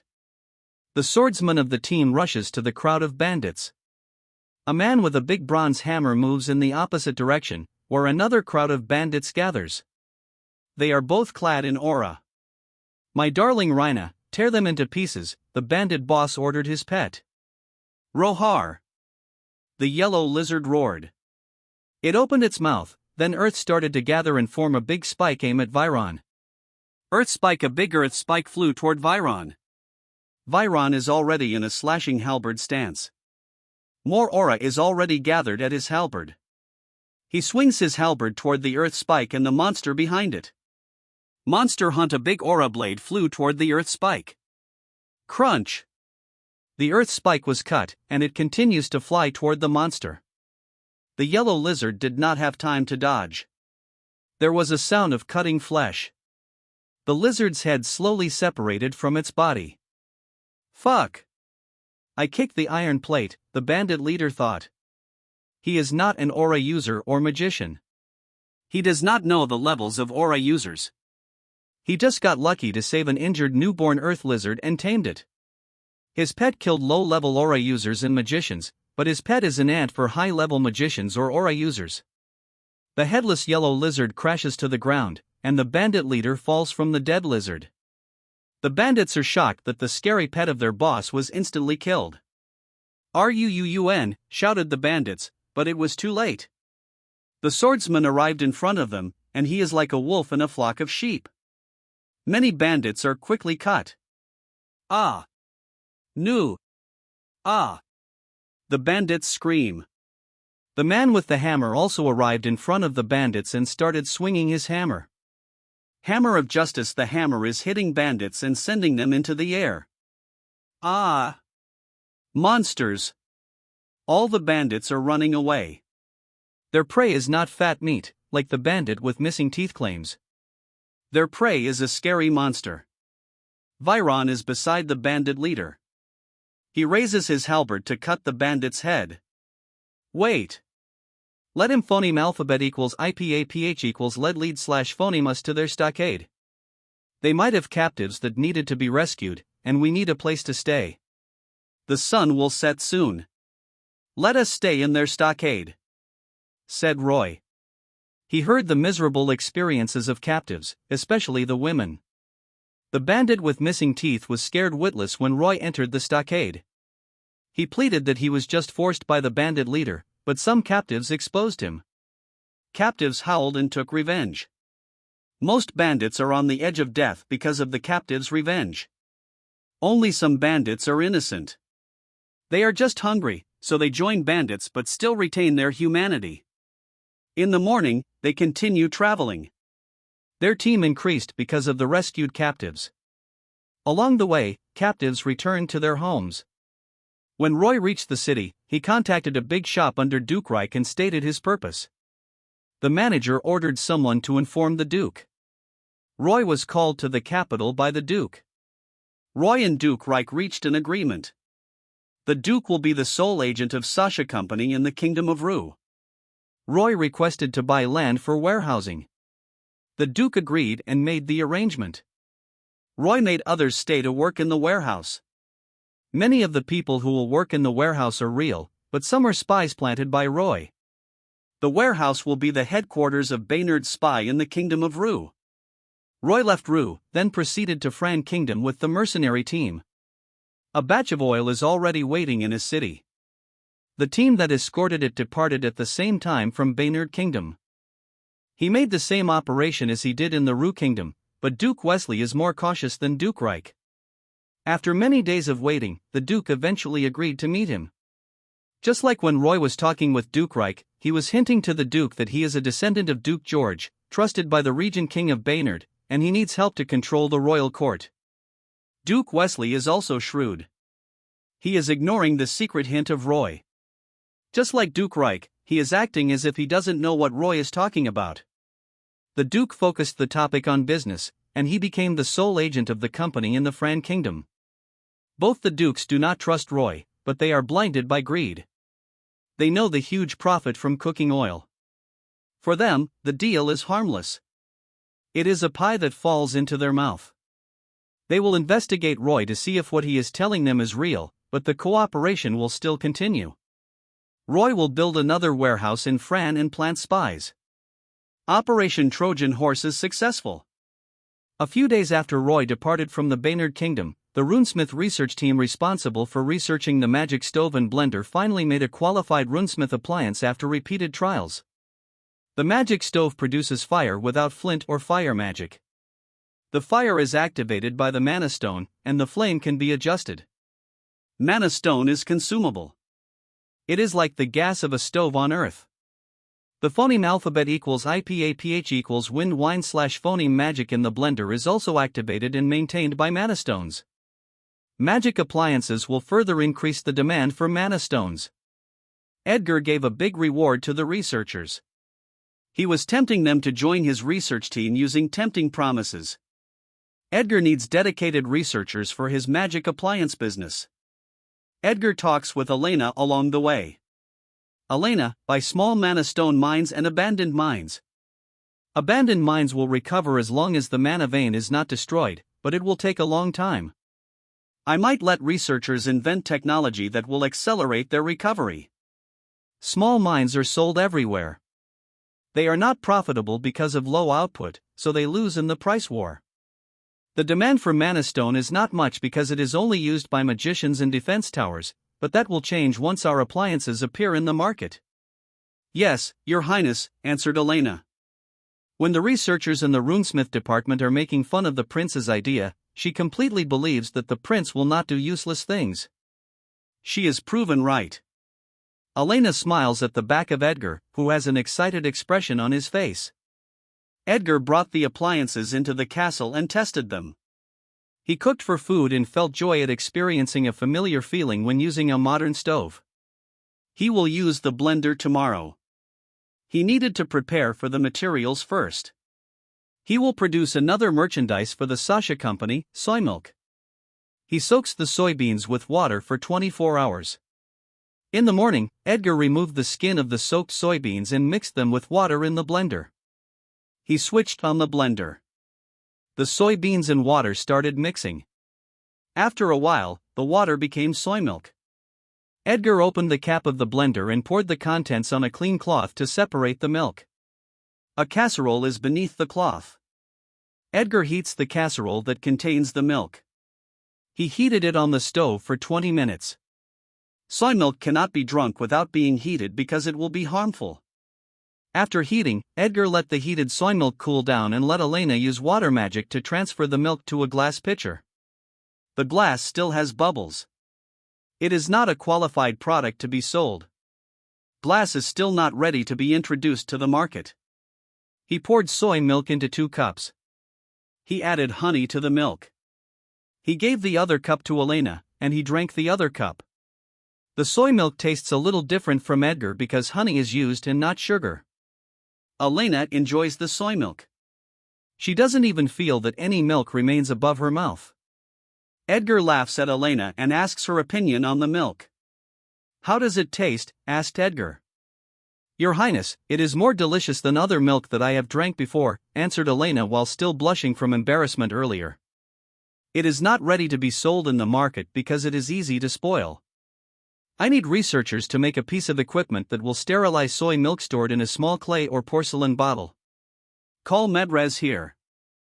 I want him to taste our future merchandise and prepare to create another company for magic appliances, said Edgar. Elena let someone call for Medrez. She already has her assistants. Edgar appointed 2 people who were taught by Elena earlier. Elena refused, but Edgar insisted, so she was forced to accept. Elena is no longer wearing a maid outfit. Edgar gave her a white-collar worker outfit. She felt embarrassed because her big mountains were emphasized by the outfit. Edgar gave her a bra, which she thinks will become another piece of merchandise later. Medrez arrived, and Edgar let him try the soy milk. Edgar also demonstrated the magic stove. Clap. Medrez clapped. He is astonished by the mind of Edgar. He wants to open the prince's head and learn how his brain works. The prince's ideas can earn mountains of gold. Your Highness, your invention will definitely be welcomed by the masses. You need to buy mana stone mines because the demand for them will definitely explode. Medrez's acumen in business is good. He can see the effect of appliances on mana stones. Too bad he does not have enough money to buy. I had already ordered Elena and I want you to prepare industrial production of appliances. The place must be near an area with good traffic and near the river where a wharf can be set up. The place should also be strictly guarded. I want you to work together with Elena and lure one master runesmith and many apprentices from runesmith workshops. I set up a magic teaching class, but it will take time to train them. I will set up another company for appliances. Sasha Company will make merchandise for food. The company that will make appliances will be called Flameworth Collection or simply FC. The trademark for FC will be a flame lion. Edgar paused for a while and let Medrez digest what he said, then he continued. Train managers for each company. I will assign you to another important company. Many companies will be created in the future and they will be managed under one group. The group will be called Flameworth Group. I will offer you a share in Flameworth Group after you work for 5 years. For now, I will give you a share that only earns dividends. Each managerial position will also receive the share offer. Edgar explained the meaning of share and it excites Medrez. The group holds political and financial power in the kingdom. Medrez feels that the group will be the umbrella of his future generation. Edgar kept telling Medrez about his plan. The company that I want to create next will become an important part in the rapid development of the kingdom. That company is a bank. Edgar named the bank Flameoff Bank. The bank will not copy all the services of modern banks. It will depend on available technology and staff. Edgar told Medrez how banks could gather deposits from nobles and merchants. The purpose of the bank is to make it convenient for trading that requires a huge amount of money. Nobles and merchants will deposit their money in a bank, and they will receive a commercial paper that could be withdrawn at any branch of the bank. The commercial paper on Earth is a short-term debt, but Edgar plans to use it as paper money that could be used for trading between merchants, nobles, and the royal court. Edgar wants nobles and merchants to accept commercial papers as money.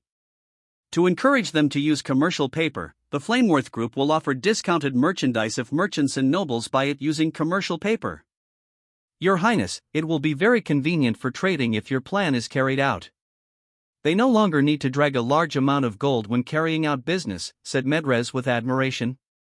Edgar smiles at Medrez. He did not say that he would use the bank to issue more commercial papers to fund the projects of the kingdom and pay them back later with zero interest. He will be the only one allowed to issue commercial papers because he knows the danger of them and did not tell anyone to avoid the possibility of leaks. Elena, how many people have learned the calculation method that I taught you? Asked Edgar. Your Highness, there are only less than 50 people that understand the calculation method that you taught. Elena is helpless because there are only a few people that could teach it. We should open a school that specializes in teaching calculations. We will spread the word that it will teach calculations for future staff of the bank to avoid making nobles vigilant and oppose the school. Medrez explained to nobles and merchants the function of the bank. Let them think that the school is for the convenience of trade. When the royal court is strong enough, we will push inch by inch and introduce more subjects in the school, just like the school in the town that we built. More schools will be built. I will make sure of that, said Edgar with conviction. Edgar further explains to Elena and Medrez what is needed for the bank. After their discussion, they all went out of Edgar's study room, but the chief of the intelligence department was waiting outside the room. He walked forward and greeted them. Your Highness, I have important information to report, said Skite, the chief of intelligence. Let us go inside, said Edgar with a serious face. If the chief came himself, it might be something important to the kingdom. Elena stayed outside, and the chief went inside with Edgar. Your Highness, there is a secret valley discovered by a sheep herder in Grey Mountain. There is a purple fog deep inside the valley. The sheep herder was poisoned when he was near the purple fog. His poison is the same as the purple fog in Deathland, said Skite. Edgar stood up. He feels very excited. Deathland is connected to the sea. It is the closest to the southern continent in the southern part of the central continent. It will give the Baynard Kingdom access to sea trade to the west and south. Deathland is covered in purple fog all the time. The fog extended to the sea around it. it already existed a long time ago. Even before kingdoms were founded, including Baynard. Many powerful aura users and magicians tried to conquer it, but few came back alive. Empires and kingdoms tried to research antidotes, but they failed. Edgar knows about the Deathland. It is separated from Baynard by huge mountain ranges that extend to the Fran Kingdom. Crossing the mountain is difficult. Making a tunnel will take many years, even with a magician, and he might make the poison fog enter the kingdom, which is hitting his own foot. The secret valley in Grey Mountain has been there for a long time, but the purple fog did not enter the kingdom and remains deep inside the valley. This means the pathway is not a danger to the kingdom. It is a massive opportunity. Did you block the news? Asked Edgar. Yes, Your Highness. It might cause panic if it spreads, so I ordered to block it, Skite answered with a confused face. He is confused about the excited face of the prince. The poison fog is a huge danger to the kingdom. Wait here. I will call for someone, said Edgar. He went outside to give orders to Elena. Edgar looked at Elena and said, Elena, call Chief Pelka here. Elena left the castle and came back with Pelka. Pelka went inside the study room. Edgar beckons him to sit down. Chief Pelka, I want you to send a research team to Grey Mountain and take a sample of the purple fog from Deathland. Look for plants within the fog. There could be antidotes in plants within the fog since they evolved to survive the poison from the fog. Use the microscope and test various antidotes on the poison. You should be able to see what plants have an effect on the poison. We must develop an antidote and remove the source of poison in Deathland. Pelka panicked when he heard that purple fog from Deathland appeared on the territory of the kingdom. He stares at the confident face of the prince. He grips his fists and swears in his heart that he will not betray the prince's confidence in them. They will do what no other kingdom or empire has ever succeeded in doing. They will do it with a microscope and chemistry. Skite, on the other hand, is not optimistic about the prince's plan. No one had ever created an antidote, not even an empire that is much more advanced than their kingdom. Edgar looks at the two people in front of him and states his true thoughts. We will conquer Deathland and open the sea trade. A navy is sailing in a foggy sea. It's been 3 years since the Baynard Kingdom opened sea trade. The fog is starting to clear. There are 10 ships sailing. The flags of the ships are waving. The flag is white with a blue dragon mark. The sail attached to the mast is pushed by phoneme alphabet equals IPAPH equals wind wine / phoneme to the Eastern Ocean. On the biggest ship, the captain is talking to his vice captain. The captain is quite dark and young, but there is sharpness in his eyes. His hair is black and has ponytails. He has a necklace with a wooden dragon. He is wearing a blue and white Navy Admiral uniform. His dark skin is a result of frequent exposure to the sun when he is in the sea. His face is serious while looking ahead. Follow the plan and don't let any enemy ship run away. We will let the incoming scourge be buried in our ocean, said Wilder, the admiral of the navy of the Baynard Kingdom. The fog cleared, and a beautiful blue ocean appeared. A magic bird is flying in the air, and some magic fish are seen jumping. 2 suns above the sky are sending rays of sunlight into the ocean. In the distance, 20 ships are coming toward the navy of Baynard. The navy saw them first, using a telescope. The captain's ship gave a signal to the other group of hidden navies to position and encircle the enemy. The hidden navy phoneme alphabet equals IPAPH equals red read / phoneme the order using a telescope and started arranging their formation. The enemy saw the navy of Baynard. A man ran to the captain of the fleet and told him the news. The captain has white hair. He has the eyes of a killer. Half of his face is covered with a mask. All of them have masks. The captain has the air of a man who has a lot of blood in his hand. His subordinates are a little afraid of him.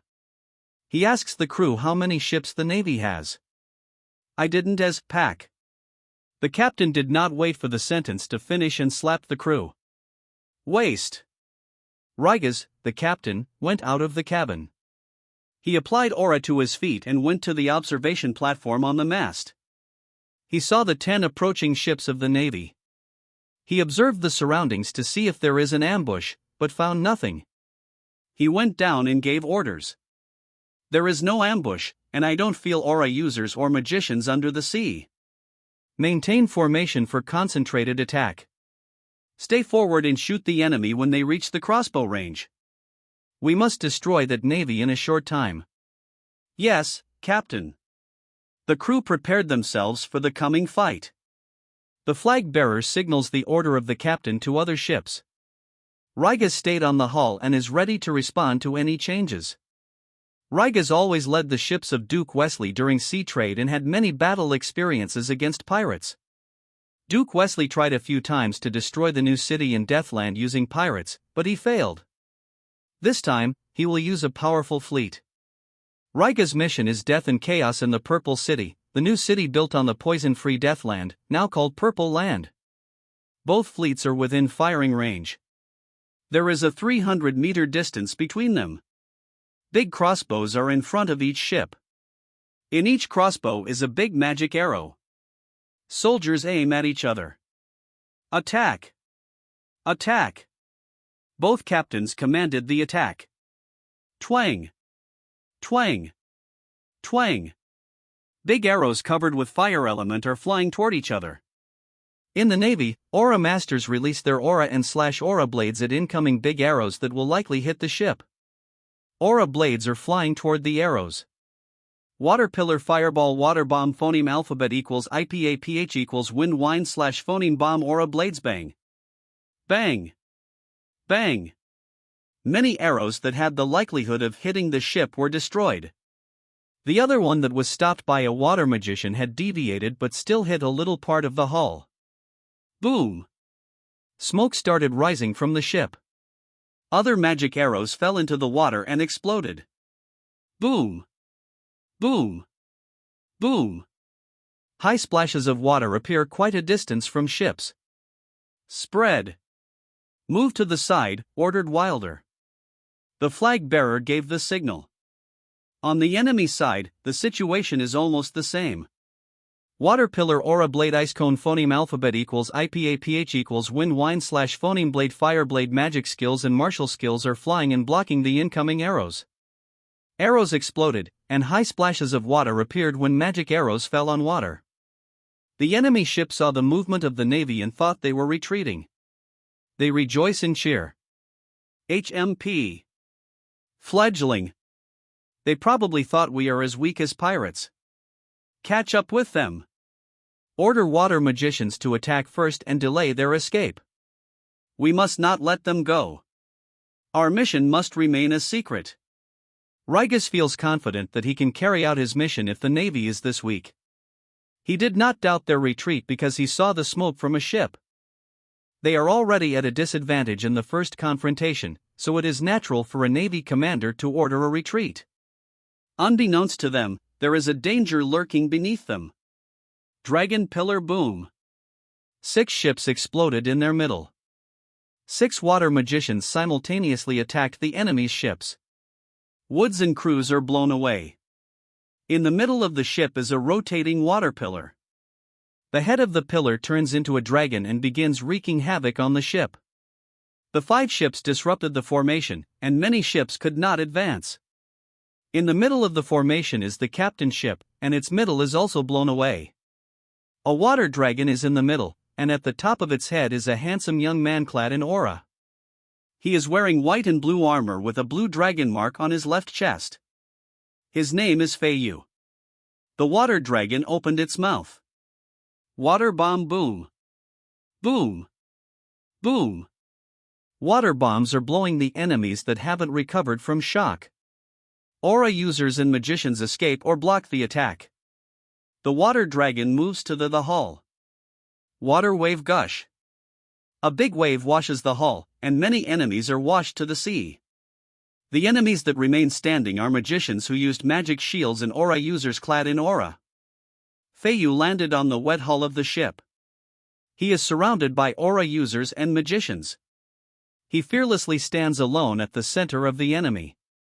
A while ago, on the captain ship of the fleet of Baynard's navy, Wilder is standing on an observation platform on the mast and observes the enemy's fleet with a telescope. The vice captain used aura on his feet, then climbed on the observation platform to inform Wilder. "Captain, it will take time for other Navy ships to reach position."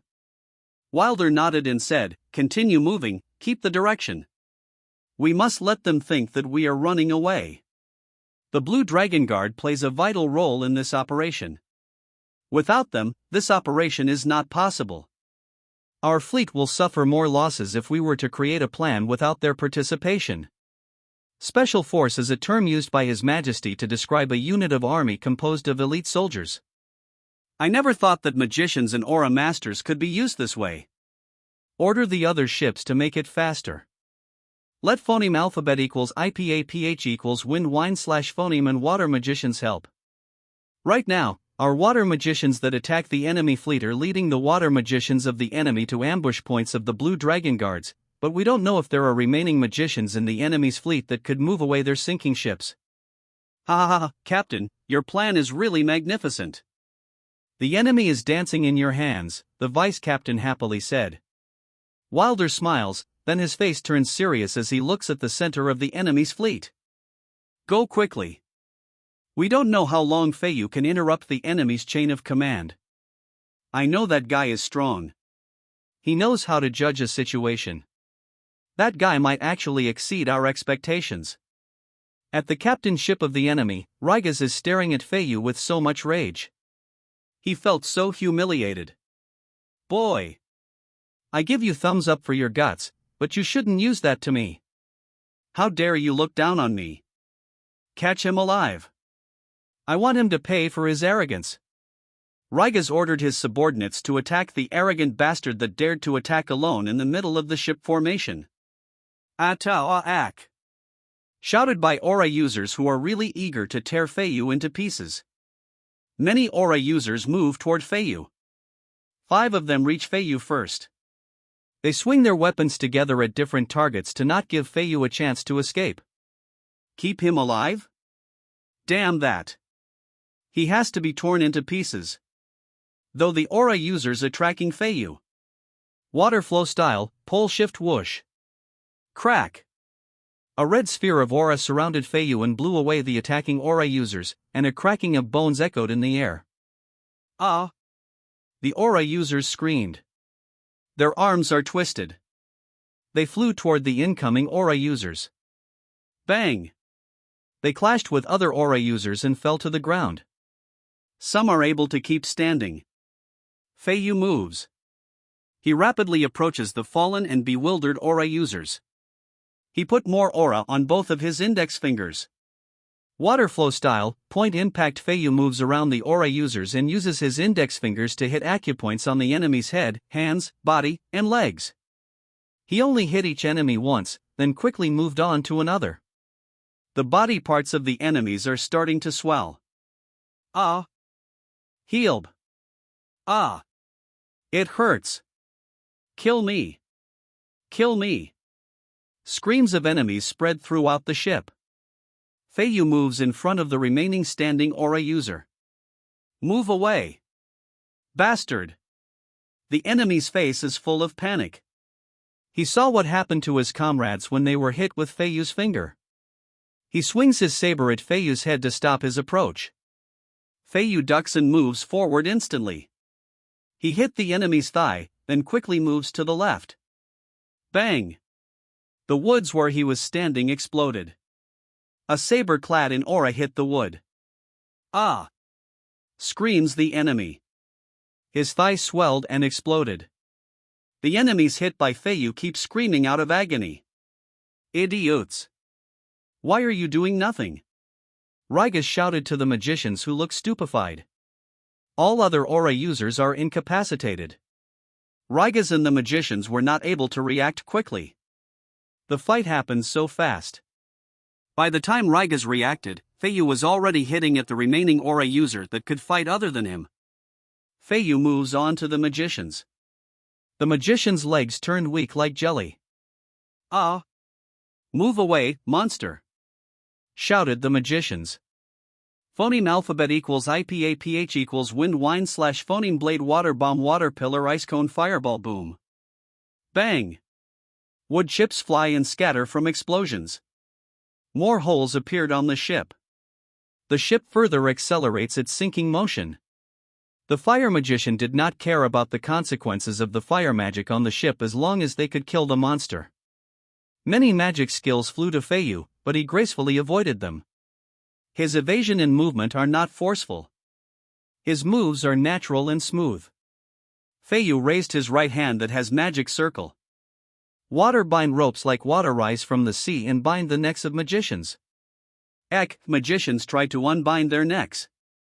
They are near the edge of the ship because they were moving away from Feiyu. Feiyu swings his right hand, and then the magicians are pulled into the ocean.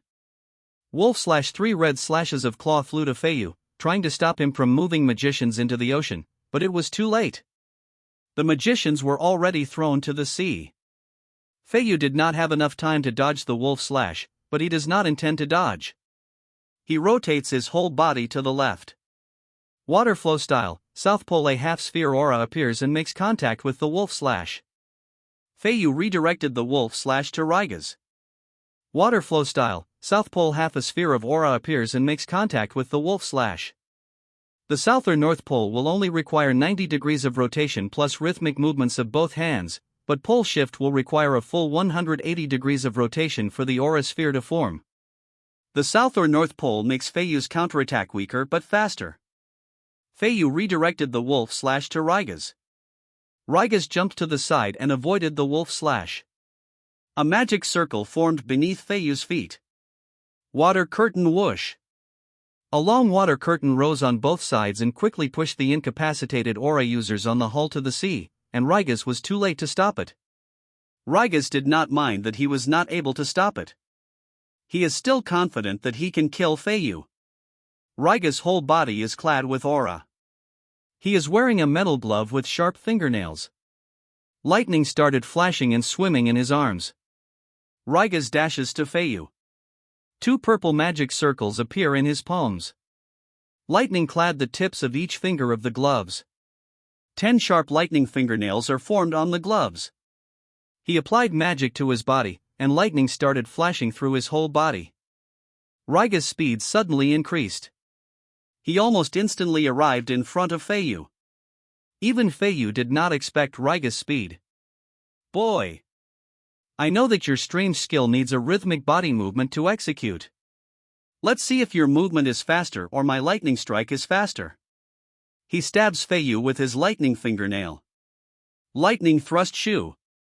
5 fast, small lightning beams flew to Feiyu. Feiyu dodged. The lightning beams passed him, and they flew for a few meters before disappearing. Feiyu moves to the right and intends to rotate his whole body to execute his skill, but Raiga's predicted it. Raiga's left hand also stabs at Feiyu. Lightning thrust, another lightning beam flew to Feiyu.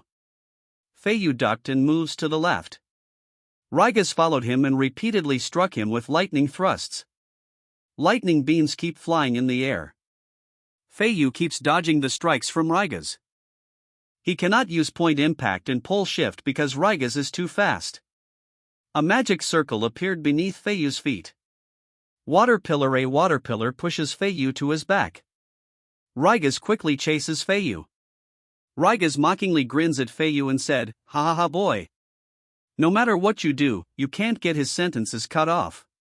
He is hit by a rotating pillar that Feiyu prepared.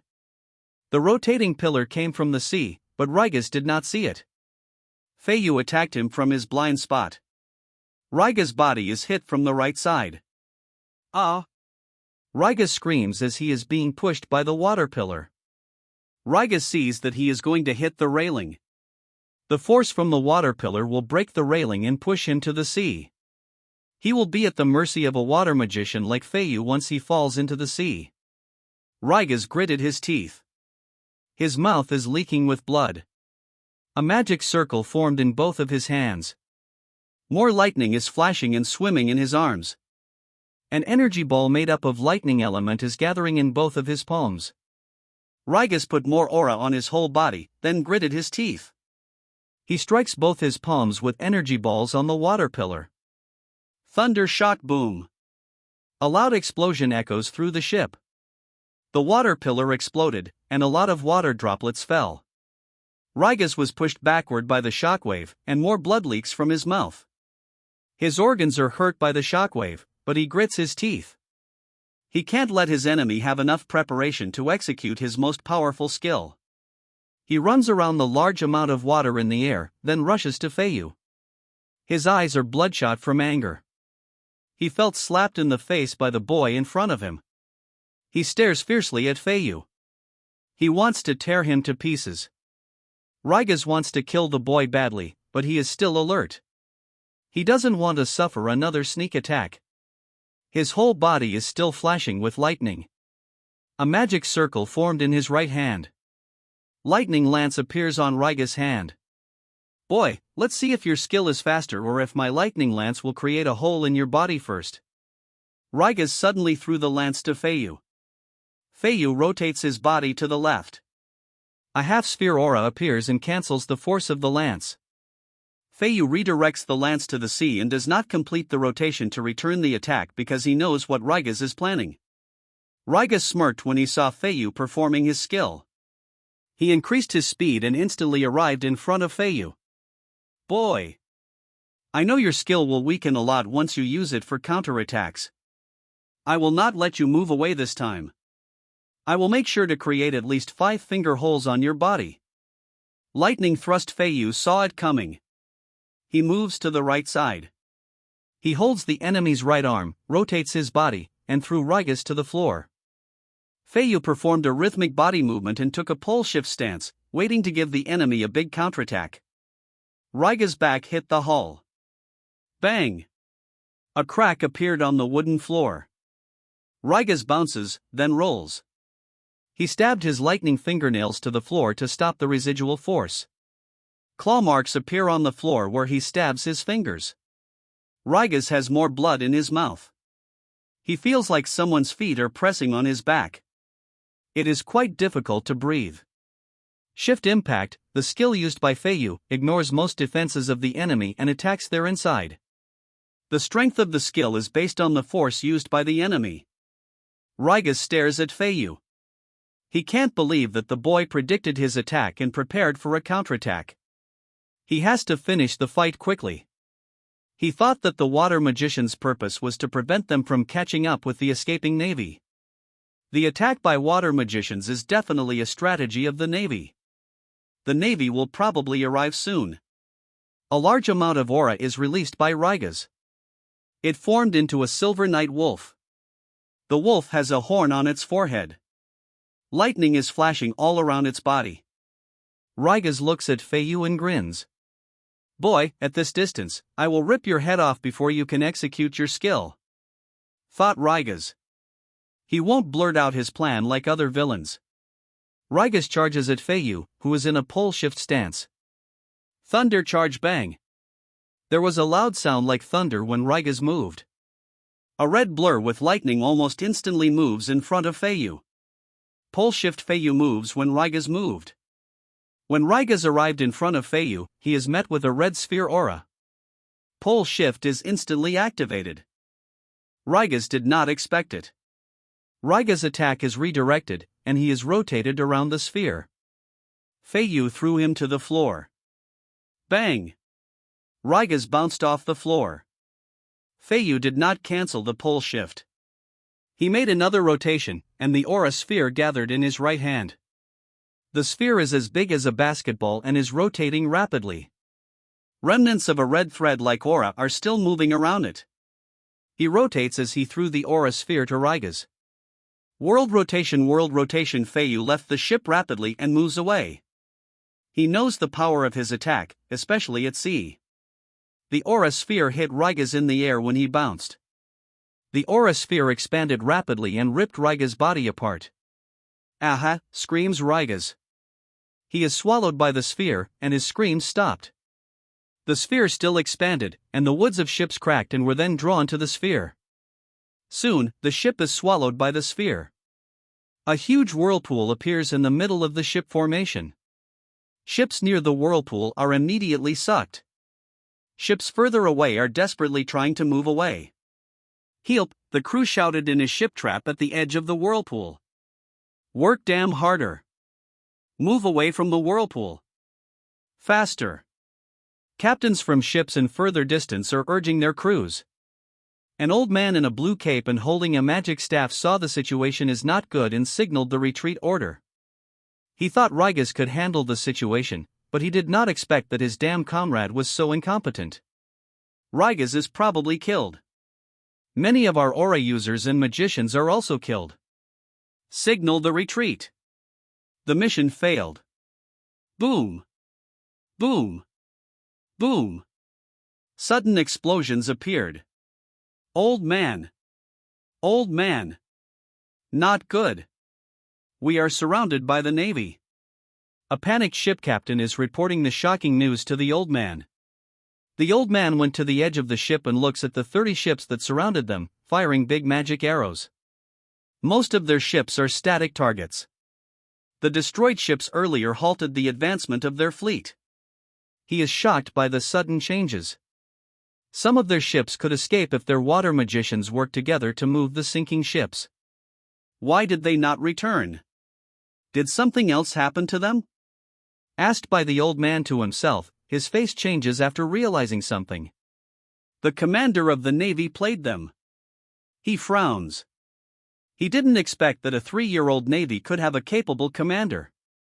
A while ago, after the 5 Navy water magicians wreaked havoc on 5 enemy ships, the enemy's water magicians dived to the sea to kill the magicians that dared to attack them. Each Navy's magician is chased by 3 water magicians. 4 water magicians are rapidly moving under the sea. A pretty girl with long, light blue hair is being chased by 3 water magicians. All of them are clad in blue mana on their whole bodies. The mana separates the water from their body and lets them breathe for a longer time under the sea. They are moving like torpedoes. Water beams and water blades kept being shot at the blue-haired girl, but she swiftly avoided them. Runes are shining at the back of her white and blue armor. She is also a member of the Special Forces Blue Dragon Guard. Soon they reach an area with rock formations. The girl went down to the rock formations. The enemies follow her. Water beam, water blade, shoo. Shoo. Water blades and water beams rapidly move toward her. She has nowhere to dodge except a narrow space between rock formations. She turned her body into a sideward position, then went into the narrow space. She is swiftly swaying her body to move forward and avoid hitting the rocks. Freak! She is like a damn fish. The 3 water magicians are shocked at how flexible the blue-haired girl is moving in rock formations. A man with short gray hair, narrow eyes, and sharp teeth like shark chuckles said, "It's a fish on a chopping board. I will slice that fish and feed it to my pets." The man with gray hair grins, and his 2 companions, a man and a woman, shake their heads.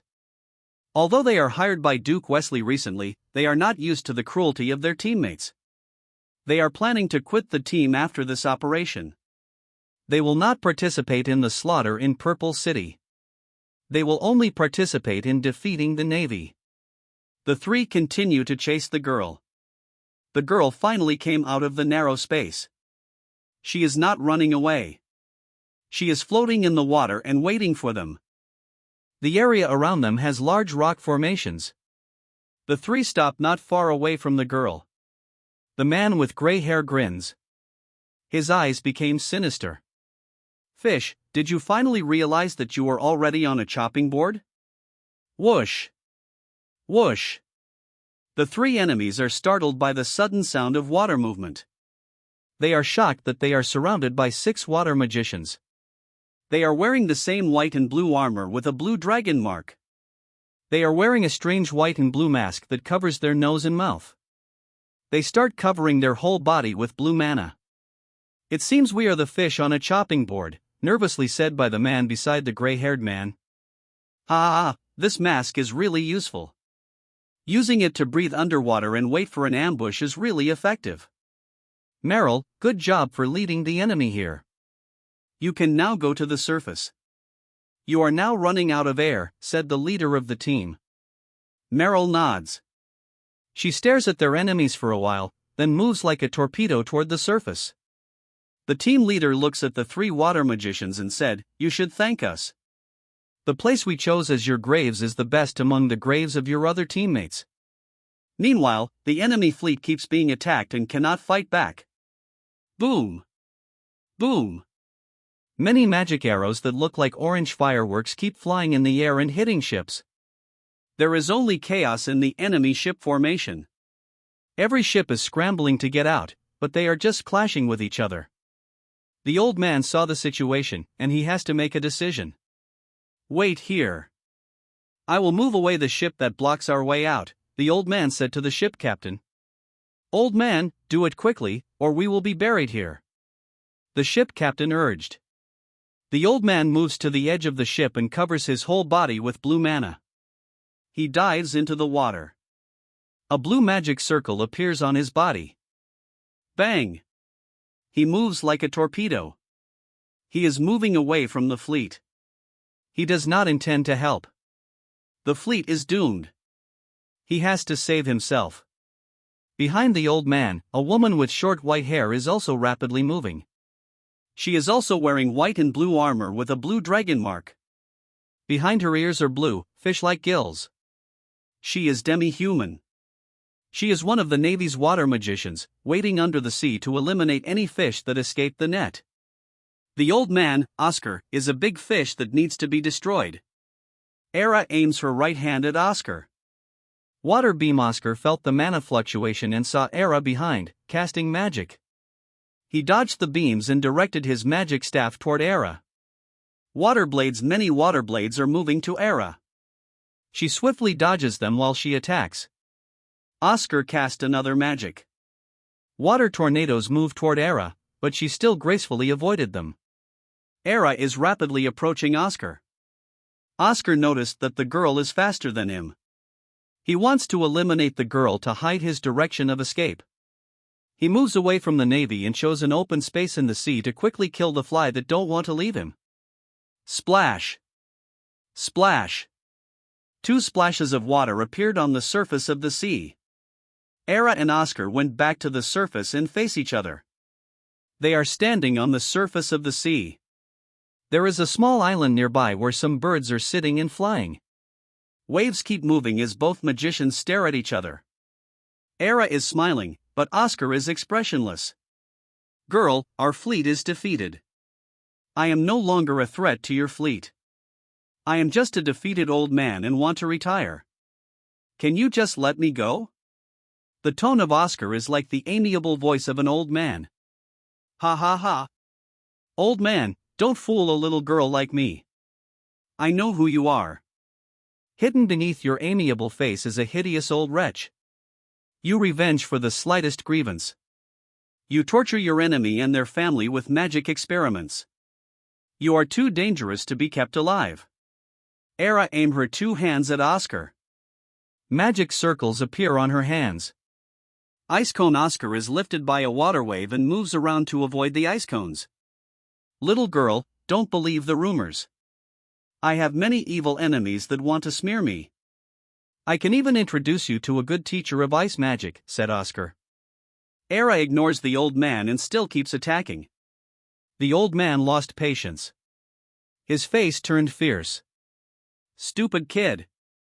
Listen to me while I am still being kind, shouted Oscar, then he directed his magic staff to Era. A water pillar rises and attacked Era. Ice skate Era moves and avoided the water pillar. She leaves a trail of ice wherever she moves. She suddenly jumped to the right with a backflip. Bang! A water pillar suddenly rises from the sea and destroyed the ice where she was standing. Era landed on the sea. Bang! Another water pillar rises beneath her, but she dodged it. She is pushed to the air by a water pillar she casted. A water pillar attack. She jumped on the top of the pillar. Ice skate she moves down from the pillar as ice forms on its surface. Oscar feels insulted. How dare you! Shouted Oscar as he casts magic. Bang! The pillar turned into water tornado.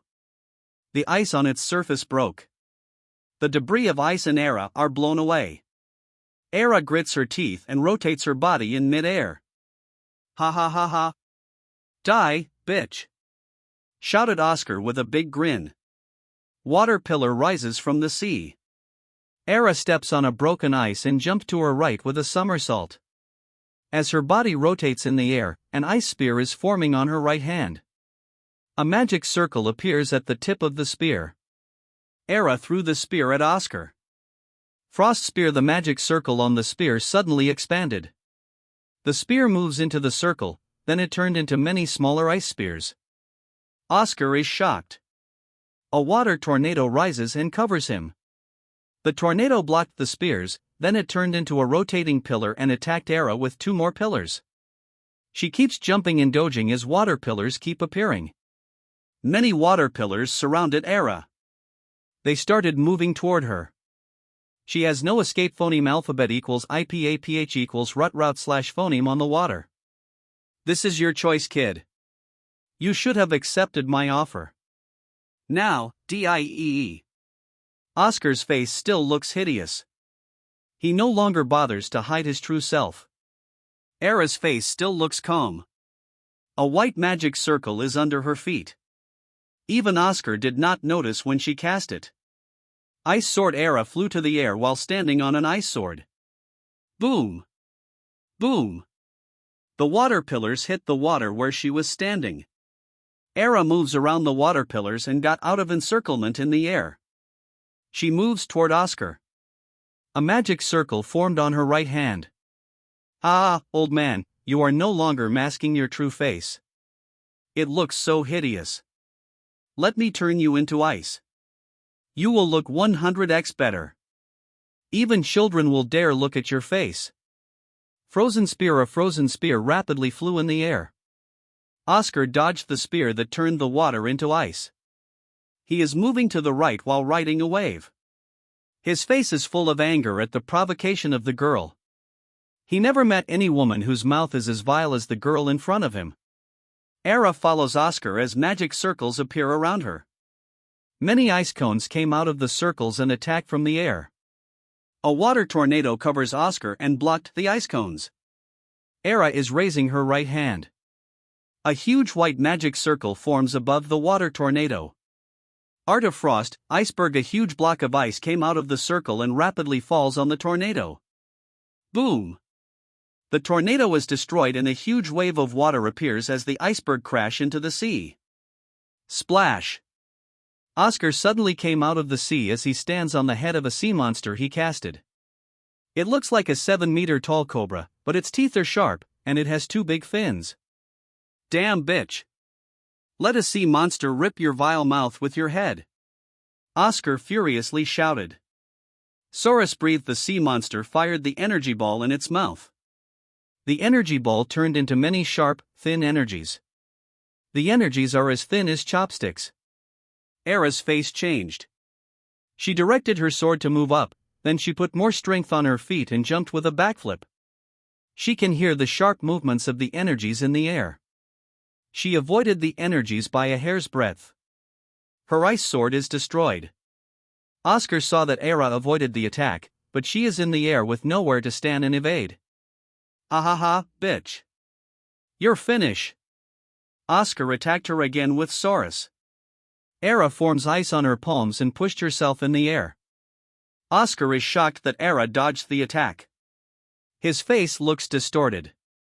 He put more mana for a wider range of attack. A bigger energy ball is forming on Saurus' mouth.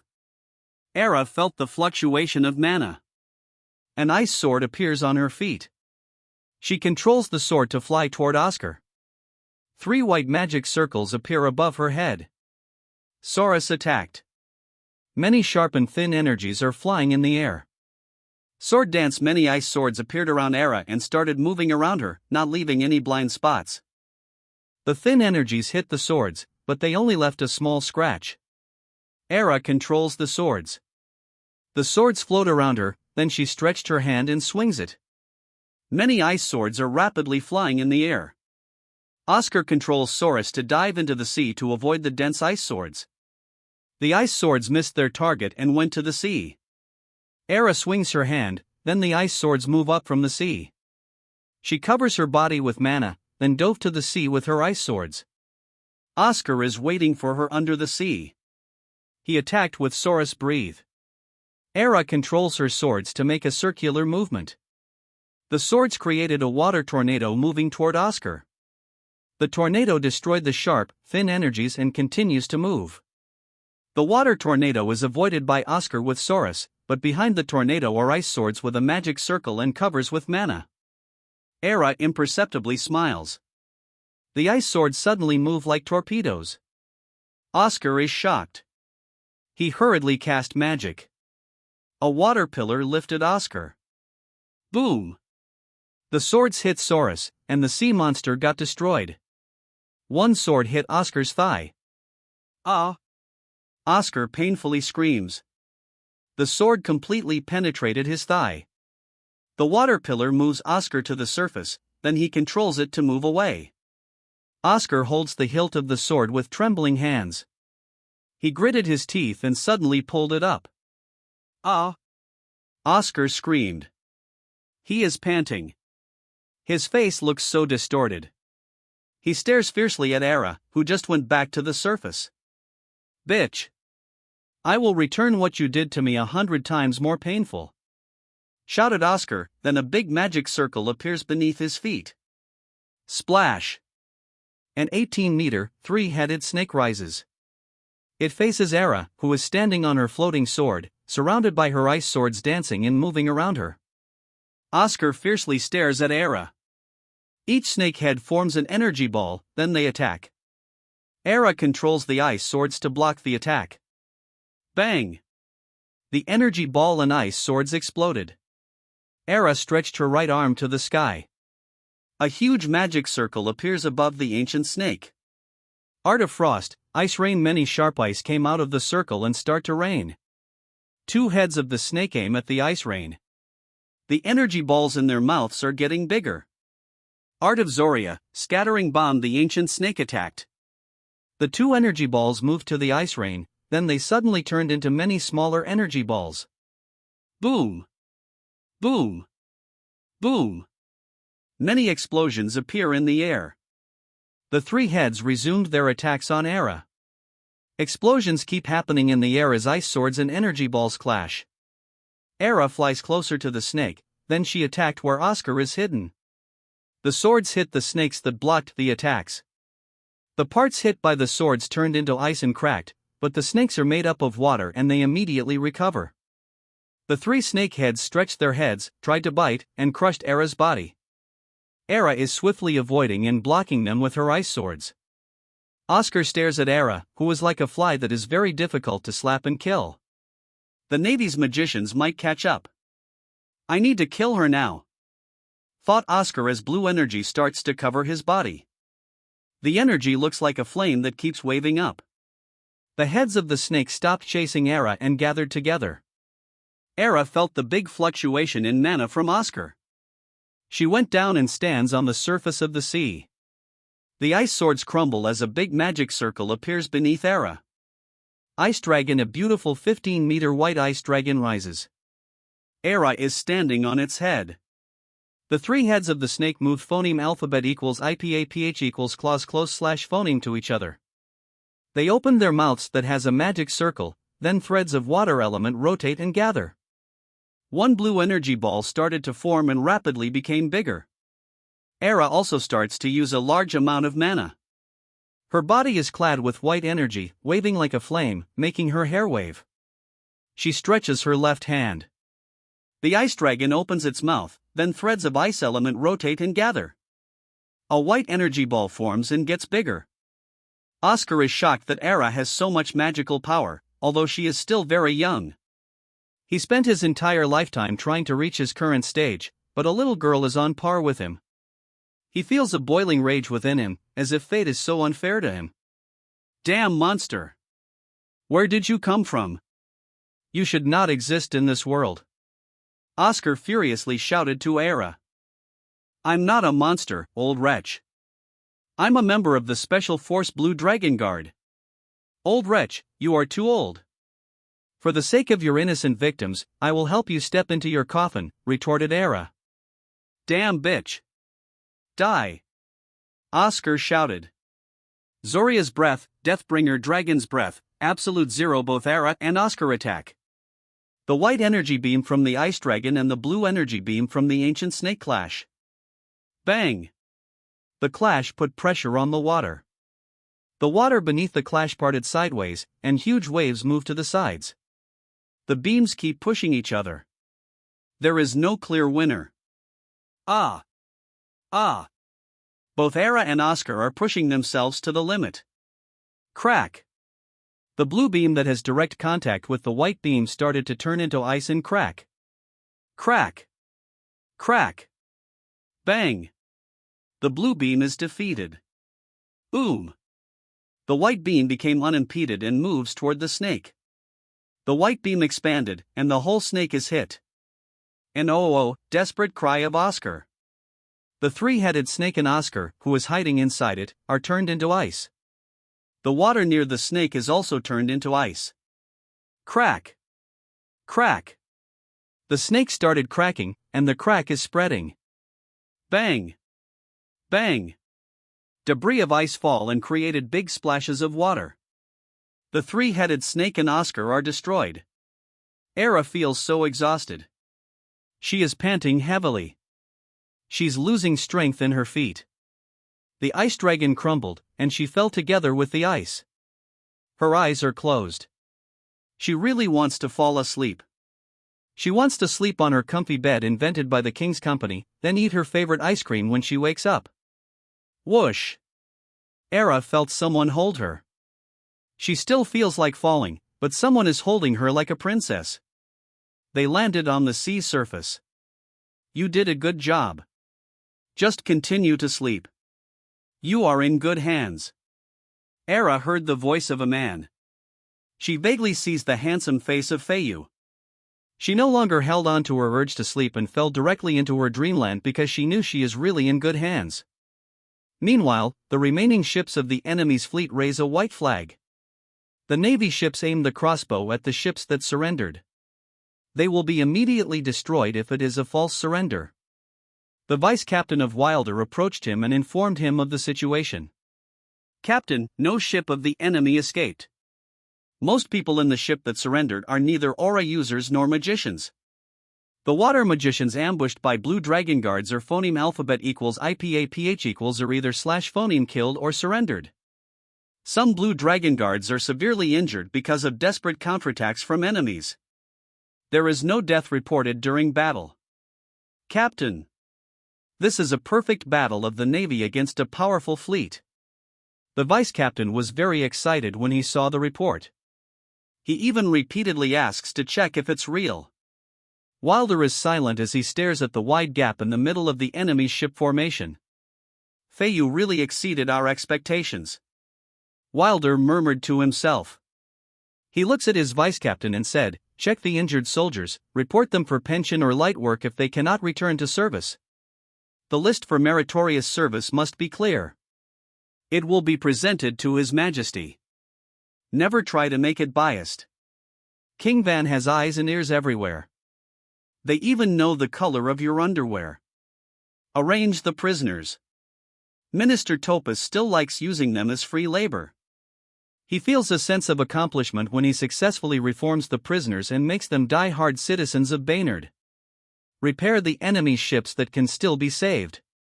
There are still only 50 ships in our navy even when the shipyards are working overtime. It can't help it.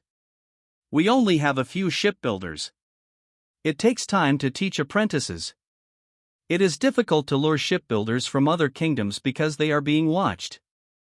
They will not allow our navy to become stronger easily, answered the vice captain with a helpless expression. Wilder smiles and said, King Van also realized it. He already assigned some magic production corps to learn shipbuilding. One magician can do several works for many shipbuilders. Our enemies will probably be surprised by the size of our navy in the future. I should thank Minister Roy later. His spy on Duke Wesley has given accurate information. Duke Wesley might vomit blood if he knew that his secret fleet that spent so much money is annihilated, thought Wilder. Roy's secret association with the two dukes and the Empire is only known to a few people. Wilder thinks that Roy's name will really be immortalized. Roy is playing with two kingdoms and one powerful empire while risking his life. He is buying time for the kingdom to have enough power to confront the two kingdoms and even the powerful empire. A man with a headscarf is lifting a sack full of red pepper on his shoulder. He is afraid that it will be stolen if he is not holding it. His whole family's food depends on it. He is wearing a loose white cloth with stains of dirt. His skin is dark brown and he has a mustache. He is riding a ship that sails to the Baynard Kingdom. The ship approaches the wharf of Purple City. Samuel, the man with a sack of red pepper, looks at the wharf, then he feels shock. The wharf is 2 kilometers long and full of ships. There are many workers on the wharf. Even demi-humans are working. A tax collector examined their ship, and then they were allowed to land. Samuel looks at a row of big houses not far away. They said that they are warehouses rented to businessmen. The wharf is very noisy. There are curses and laughter from workers. There are arguments from businessmen. Samuel exchanged money with the currency of Baynard. He starts to feel hungry. He went toward the rows of restaurants and food stalls. He smells something delicious from the smoke that spreads in the air. He is standing in front of a barbecue stall. A pork barbecue is being cooked. He swallows his saliva, which seems to want to flow from his mouth. How much is this? Samuel pointed at the pork barbecue. You're a foreigner, but don't look like a businessman. You came from a faraway land, so I will give you a discount. Just give me 5 copper coins. If the kingdom did not breed pigs on a large scale, only a few people could probably buy pork, said an aunt. She is a refugee from the Fran kingdom. They immigrated here with her husband and child. The kingdom embraced them. Her husband works at the wharf, and their child goes to school with an allowance that she uses to buy snacks every day. Thank you. You are so kind. This is very delicious. Samuel happily eats the pork barbecue. The aunt smiles at Samuel. She is proud of her craft. It is her secret recipe. Samuel continues his journey. He drank from a faucet nearby and was astonished that water could come out of it. He thought it was magic. He thinks the kingdom is extravagant enough to let a water magician stay there all the time. He continues to walk on the cement road. The road extends from the wharf to the city. Samuel is bewildered at how the Baynard Kingdom made a flat stone road. The road is full of traffic. He reaches the city gate in the afternoon. The guards are kind. They do not blackmail. They strictly do their job. Samuel stated his purpose, and he was told where to go. He went inside the city, and his eyes turned wide. There are rows of inns, hotels, and restaurants. There are rows of businesses further away. The city road is wide. There are strange-looking poles at every few distances. The city is very clean. There is no beggar. There is no smell of urine or feces. No trash on the ground. There are trash cans neatly arranged every few meters. Everything is neatly arranged. There are many people walking on the side. The steeds have a bucket on their backs that catches their feces. Samuel walks with his mouth wide open. Uncle, move to the right. The uncle policeman said you must always walk to your right on the road, said a cute 8-year-old girl. She is wearing a yellow backpack and her favorite floral dress. Her yellow backpack has a sewn cute magic rabbit. Samuel was flustered by the little girl. He looks around, and what the little girl said is true. Do you know where Pelka Street is? Samuel asked the little girl. It's there. Did you not phoneme alphabet equals IPAPH equals red read slash phoneme it? The little girl pointed at the street sign. Why you, can you phoneme alphabet equals IPAPH equals red read slash phoneme it? Even those kids with the same strange bags like you? Samuel notices that there are children with the same backpacks but with different colors, and only some have sewn images of cute magic beasts. Of course we can phoneme alphabet equals IPAPH equals red read slash phoneme them, and uncle, it is not strange bags. It is fashion. The little girl pouted that the uncle called her favorite bag strange. She left the strange uncle with an annoyed face. Samuel cannot even phoneme alphabet equals IPAPH equals red read slash phoneme. He feels envious of the citizens of this kingdom. He continued to walk and soon reached the busiest place in the city, the public market. Food, clothes, utensils, every type of merchandise is properly divided. There are so many people. The place is noisy. There are voices of bargaining. Policemen keep patrolling the place. There are snack vendors that walk around. There is a street food that sells a wide variety of foods. Demi-humans, elves, and humans are happily eating together. Dwarves and humans are drinking together. The street food is a must-see for visitors to Purple City. Samuel is tempted to try the foods, but he has to go to an office first. Soon he arrived at the Rare Items and Species Research, or simply Ray's branch. Samuel went inside, and he is met by the head branch. Ha ha ha ha. Welcome, friend from faraway land. Don't worry, even if your item is useless, we will give you enough money so you can go back home. We can even arrange for you to give you a free ride with our business partners. What did you bring, my friend? Asked the head branch named Rowan. He likes meeting Serenians himself because they always bring useful items or seeds, even a truly rare seed. Leader, I brought a vegetable that tastes spicy. It improves our appetite when we eat it. It will definitely bring a different taste to food. Samuel is nervous. He does not feel confident. He is just taking chances, like the person in the neighboring town who received hundreds of gold for bringing seeds here. He opened the sack and showed a red pepper. Ha ha ha. You are very lucky, my friend. What you brought is very rare. King Van has been looking for it for a long time. The king had already said that whoever brought it would be met by him. I will bring you to the capital tomorrow. I will arrange where you will sleep. Your expenses will be free. Rowan brought Samuel to a high-end hotel. Samuel is brought to the Flameworth Hotel. The floors and walls are brown marble. The light from the magic lamp is just right. Samuel feels comfortable with the ambience, but he feels unworthy of staying here. He is guided to his room and taught how to use the appliances. The light in the room is coming from a chandelier on the ceiling. The magic lamp is switched on and off by a switch hanging in the middle. Electricity is not yet invented, but magic has magical ways. Samuel opened the curtain. The window is made of glass. It is turning dark, and the street lamps are being manually activated. The main streets are all lit. Hawkers started to sell near the lamps. Children started running and chasing each other. He can see the street food completely lit and full of people of different races. It is the only city in the world that never sleeps. Samuel went to the bathroom. He used the toilet and flushed. He keeps trying to flush out of astonishment and curiosity.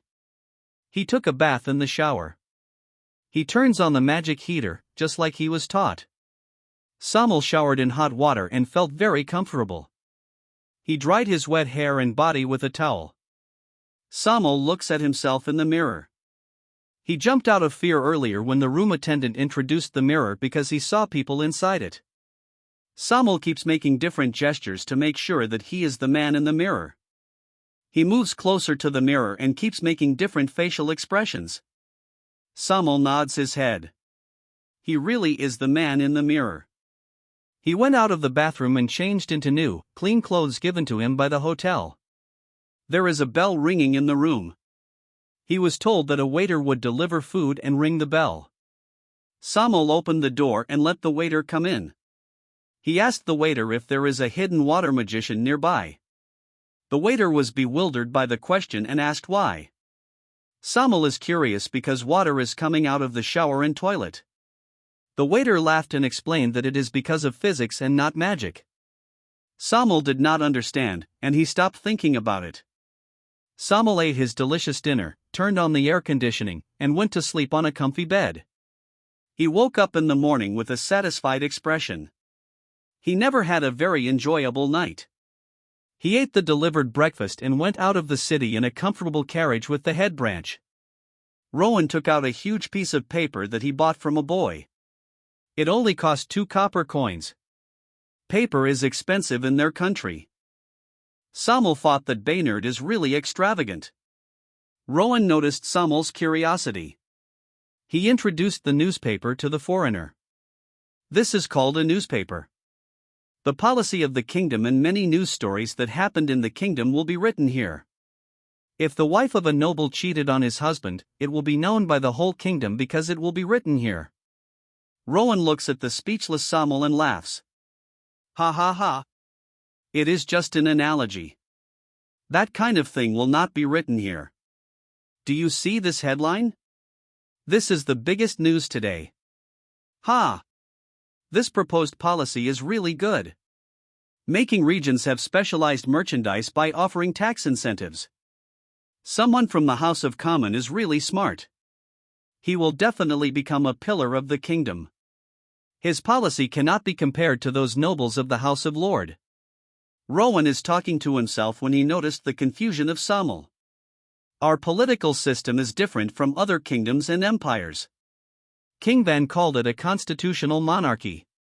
The House of Commons is made up of representatives of commoners in different regions, and the House of Lords is made up of nobles. Both houses can propose policies, and the cabinet will discuss and approve them or not. The king controls the military and has the veto power to reject any policy approved by the cabinet. Rowan explained it with pride. He is a commoner. King Van really cares about them, so they are willing to die for him. Samul is astonished that commoners can participate in the kingdom's affairs. This country is one of a kind in this world. Soon they will reach the valley that connects the Baynard Kingdom and Purple Land. It was said that the plant for an antidote to the poison of purple fog was discovered by Chief Pelka in this valley. A powerful team of aura users and magicians used the antidote to explore Deathland. They discovered a 50-meter-sized dead purple dragon near the center of the Deathland. The poison dragon is in a cave on a big mountain now called Poison Dragon Mountain. A poisonous purple mist is coming out of its rotting corpse. The purple poison mist at the center of the Deathland was so concentrated that it formed a poison lake. Powerful aura users and magicians gave up exploring the center in the past because they could not stop the rapid erosion of purple mist poison in their bodies even with magic and aura. When the poison fog was removed in Deathland, countries around the world were shocked that strongholds, armed to the teeth, were standing on Deathland with a Baynard flag. There are even ships patrolling the sea. Duke Wesley was furious but also greedy and wanted to push a war, but no one knows why he suddenly stopped. Samul and Rowan are near the entrance of the valley. Samul is wide-eyed at what he sees. A sleeping 50-meter purple dragon is lying there, where many children are playing. A child is trying to climb the limb of the dragon, but his parents stop him and lift him down. A dad clad in aura carried his child and jumped on the back of the dragon. His child cheered, and other children are envious, clamoring for their parents to do the same. The Samul is pointing his finger at the dragon and is speechless, seeing that humans are not afraid and are playing around it. Ha ha ha. That is not a real dragon. It is a tough earth molded by a high-level earth magician then covered by cement. It is painted with purple that was especially made for it. Rowan laughs at the speechless Samul. Many people had the same expression. Samul has not recovered from the shock, and his mouth is wide open again at the entrance of the valley. At the entrance of the valley is a huge, 100-meter carved stone statue of a human king holding a sword and an elf queen holding a magic staff on the other side of the entrance. Inside the valley are the same size statues of different races. The beings are known legends of different races acknowledged by the whole world. The only living legend carved in the valley is the current queen of the Alya Empire on the eastern continent. She, a half-siren, is acknowledged as the most powerful magician in the world. She is unrivaled in the ocean. She can wipe out the whole fleet of a powerful empire in the sea, even if it is guarded by a fourth-level aura master. The valley is called the Valley of Legends. It won the goodwill of various races. Kings, queens, and emperors around the world want to create a legend by leaving a statue in the valley. The emperor of the Morrowind Empire offered many tempting conditions to have a statue, but Edgar refused. How can Edgar agree? He did not even carve his statue. The valley will lose its meaning if a statue is not a legendary figure acknowledged by the whole world. Samuel and Rowan exited the valley. On both sides of the road are prosperous scenes of a town. It was just in no man land 3 years ago because it was a mountain in the furthest southwestern part of Baynard. Samuel looks back at the valley. He felt a reverent feeling when he stood before the giant statues. He felt like he was looking at gods. He had the urge to kneel. 50 meters below the king's castle of Baynard, there is a huge training ground built by Edgar. The yard in the castle was no longer enough for his training a long time ago. The underground hall is 50 meters in height and 100 meters wide. Edgar used a huge amount of money for high-level materials. The ceiling was made with magic materials and runes. It is so tough that pillars are no longer necessary for support. Edgar did it to have a large space for training and powerful attacks. It was built quickly with the help of high-level earth magicians. The entrance has a big statue of the founder king of Baynard and the previous king, the father of Van Flameworth. On their sides are huge statues of previous kings and royal guards. The walls in the hall are carved with beautiful murals. There are 12 50-meter-tall pillars on 4 sides. The pillars have huge magic lamps. Below the pillars are rectangular glass boxes. Within the boxes are blue algae emitting blue light. Blue lights keep coming out of them and floating up. Below the algae are magic runes that keep the algae alive. The blue light is oxygen. The algae is also used by the Navy. The masks used by blue dragon guards to breathe underwater are equipped with blue algae that keep releasing oxygen. There are 4 magic defense towers near the corners of the hall. The towers are activated. There is a huge square magic shield that nearly reaches the ceiling and corners of the hall. In the center of the shield are Edgar and Ray. They are both wearing armor and a cape. Edgar is holding a sword wielded by previous kings of Baynard. The hilt is red, the blade is silver, and the middle has red runes. The sword is called Blood Dragon. Ray is holding a spear. The metal that holds the spear is dark purple with magic runes. Your Majesty, even today I am still shocked that you became so much stronger in just 4 years. If I did not train with you before, I would still be clueless, said Ray. When Ray was called for training with the king, he thought it was a fight with a first circle magician. His eyes and mouth were wide open when the king cast powerful magic and aura skills. Ray was overjoyed when Edgar told him that he is pretending to be incompetent to toy with the enemies of the kingdom. He believes that the king will amaze the whole world with a single brilliant feat. Edgar did not tell everyone that the reason for the sudden increase in his strength was a preserved red fire dragon corpse found on the northern ice continent. He did not stop his exploration of clues about gods, so he sent small expedition team. They searched for any cave that they found and accidentally discovered the frozen small dragon. The dragon is probably running from an enemy. Its body had wounds. The dragon is dead, but the tissues are preserved. Edgar led a top research team, including Pelka, to make the flesh of a red dragon into a potion that could be used by humans.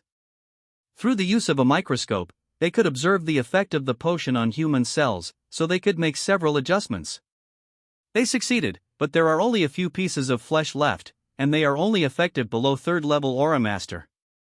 It is best if it is used by one person to reach a high level of aura and magic. The research team unanimously agreed and insisted that it should be used by Edgar. Edgar got the power, but it was not easy. Every time he drank the potion, he felt that his whole body was on fire and his flesh was being torn. He repeatedly endured so much torture to have the strength he has today. Getting this strength is not easy. A shortcut to a rapid increase in strength always has a price, but it is worth it, said Edgar with a smile as he looks at his palm. Ray, let me show you the result of my recent training, said Edgar. I'm ready, Your Majesty, said Ray as he took a spear stance, then released his aura and mana. His spear is covered by lightning element. Fire Dragon. A fire dragon lifts Edgar to the air, and he directs it toward Ray. Fire breath. A pillar of fire came out of the fire dragon's mouth. Lightning is flashing on Ray's body. He easily escaped the fire. Death/aura blades came to Ray, but he swiftly dodges them. Ray added more lightning element to his spear. He avoided an aura blade, then ran toward Edgar. A death slash is coming. Ray dodged by jumping forward. Another aura blade is coming to Ray in the air. He rotates his body in mid-air. The aura blade moves below his head. Ray slashed his spear while in the air. Lightning blade. A huge lightning blade is rapidly moving to Edgar. Edgar jumped with a somersault. Wang! The upper part of the fire dragon is cut into two. Bang! The fire dragon exploded. Edgar's head faces the ground. He cast earth magic, then earth suddenly formed over his feet. He used it as support so he could attack from the air. Ray landed on the floor. Bang! The earth turned into powder as Edgar charges down. Threads of fire are rotating on his sword, then he slashed it to Ray. Clang! The spear blocked the flame sword. It created a shockwave around them, making their capes flap. Ray felt a tingling sensation on both of his arms. Edgar landed on the floor, dispersed the fire on his sword, and then made rapid stabs at Ray. Death beams of aura rapidly approach Ray, but he looks calm. Lightning spear, rapid thrust. Mirage images of spears with lightning appeared in front of death beams. Bang!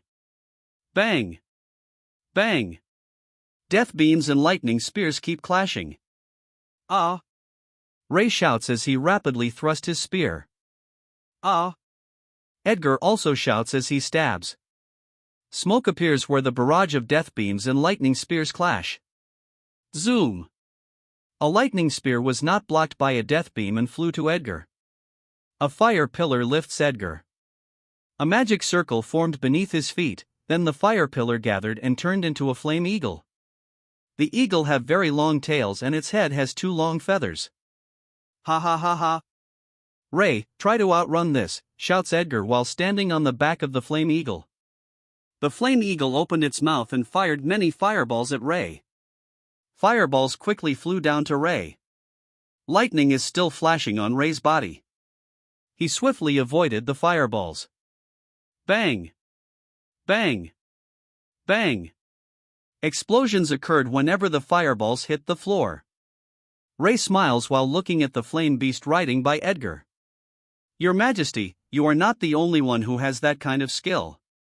Ray gathers more lightning elements on his spear, then stabs it at the flying flame beast. Beast spear, Thunderbird. A sound of Thunderbird appeared when it came out of the magic circle, then turned into a spear that rapidly flew to the flame eagle. Edgar jumped back from the flame eagle. Bang! The flame eagle exploded. Remnants of fire spread in the air. Edgar is falling from the air. Ray's spear attack is really fast. My flame skills like Fire Dragon and Flame Eagle are like static targets, thought Edgar. Lightning blades suddenly fly. Edgar casts earth magic. He steps on earth, then he jumped forward with a somersault. Boom! He charges down from the air as threads of fire element rotate on his sword, then he swings it toward Ray. Fire blades. Several huge fire blades attack Ray. Ray dodges the fire blades as he put more lightning element to his spear.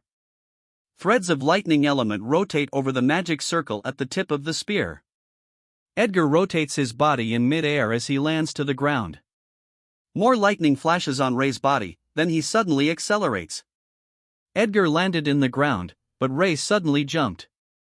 Ray rotates his spear as he raises it above his head, then he stabbed it down to Edgar. Lightning storm. Boom! The spear hit the ground and many lightnings rise. Edgar dodged the attack. He was lifted by a fire pillar, then he attacks from the air. Fire blade, lightning blade, fire dragon, Thunderbird. Edgar and Ray keep exchanging blows. Flop! They landed on the ground as they pant. Ray, let us finish the training after one last strike, Edgar said while smiling. Give me your best shot, Your Majesty, said Ray with anticipation.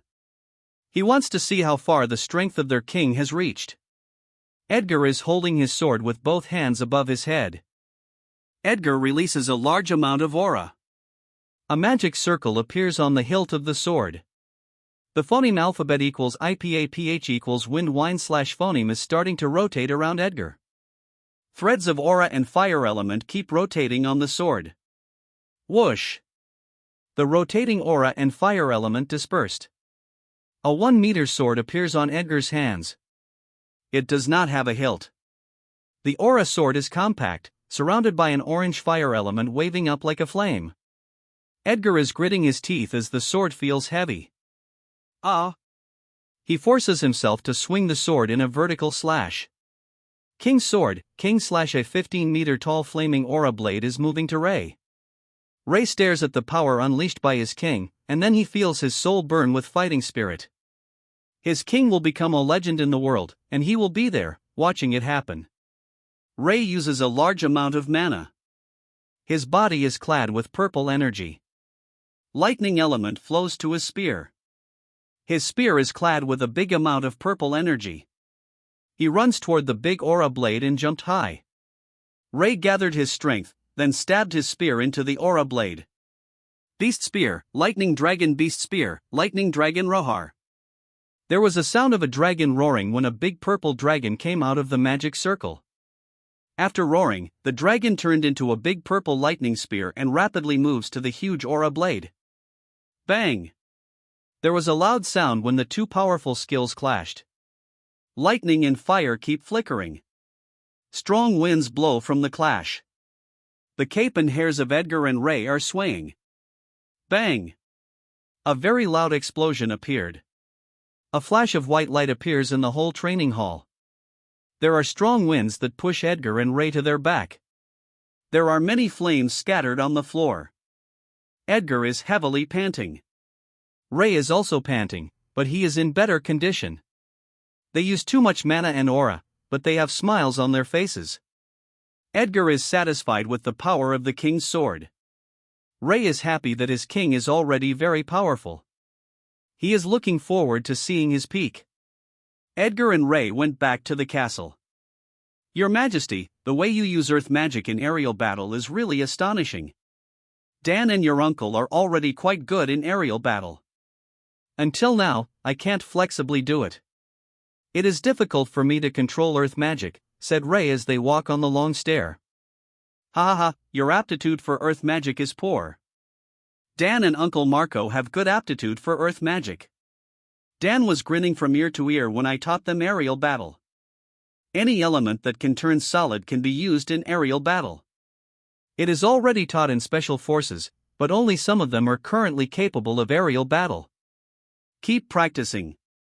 Your attack will be a lot more versatile if you are successful in your training, said Edgar as he patted Ray's shoulder. Edgar went to his study room and rested. He recalled the situation in the kingdom. Roy, the Trojan horse, is destroying the inside of the two kingdoms. Armies and royal guards of the two kingdoms are waiting to welcome the Baynard army with open arms. Edgar's policy of accepting refugees and resettling them played a huge part in convincing them to join. Some armies and royal guards in both kingdoms are not satisfied with the royal family and nobles. They are longing for their kingdom to become part of Baynard after they visited the kingdom. They said they wanted to own a house in Purple Land. They visited the villages of refugees from their kingdom. The refugees who wore clothes with patches and lacked food now own brick houses, new clothes, eat 3 times a day, and send their children to school. The increase in refugees is partly the fault of Edgar because he encouraged cash crops between the two kingdoms. He made them plant too much cotton and soybeans. When sea trade opens in Purple Land, profit from cooking oil explodes. The seed of cotton came from a Serenian. The sale of cotton clothes also explodes. The nobles of two kingdoms are too greedy. Now food prices have increased a lot in two kingdoms. Rastas, the man in charge of intelligence for the Majinev Empire, helps lower their guard on Baynard. They investigated Roy, but all the information they got was false information fed by Edgar. Rastas believes in the lies of Roy, whom they believe is a descendant of Duke George. Roy is feeding them false information through Rastas. They think that Roy will own the kingdom and offer it to the Majinev Empire. The reason why Duke Wesley stopped encouraging war when Deathland became poison-free was because of Rasta's lobbying. Roy made them believe that true power in the royal court is in the hands of Roy and Mother Queen, and they are contesting for power. Roy is buying more time for the kingdom to train Baynard's secret army and make more arrangements between the two kingdoms before making a move that will shock the whole world. After a while, he called Martha to the study room. Martha and Calvin were blessed to have a child. They now have a cute daughter who is 3 years old. They have more reason to protect the kingdom, so they work harder. "How is the Magic Production Corps?" asked Edgar. "The contract will expire next year, and he wants to know if many people will renew it because it will affect production if too many people leave." Martha smiled and said, "Your Majesty, you don't have to worry. The production will not be affected because most want to renew the contract. Those who don't want to renew the contract want to serve the kingdom by joining the army. Our ideological education works, Your Majesty." Edgar smiles. In every school, he included the teaching of loyalty to the king and the kingdom. The ideology is subtle so that each citizen who hears it will not find it repulsive. Edgar cultivated the teachers who advocated the ideology in school and in the army. He cannot train ungrateful bastards that will betray him and the kingdom. Arrange for a venue later where those who want to join the army can demonstrate. I will invite the representatives of the Army, Navy, and Special Forces. The Intelligence Department will not be invited since they will find talent on their own after careful investigation, said Edgar. Yes, Your Majesty, answered Martha. They left the study room, and Edgar went to his office with his personal guards. He is wearing a red coat with the mark of a golden lion and a golden pattern on its back, a pattern used by the King of Baynard.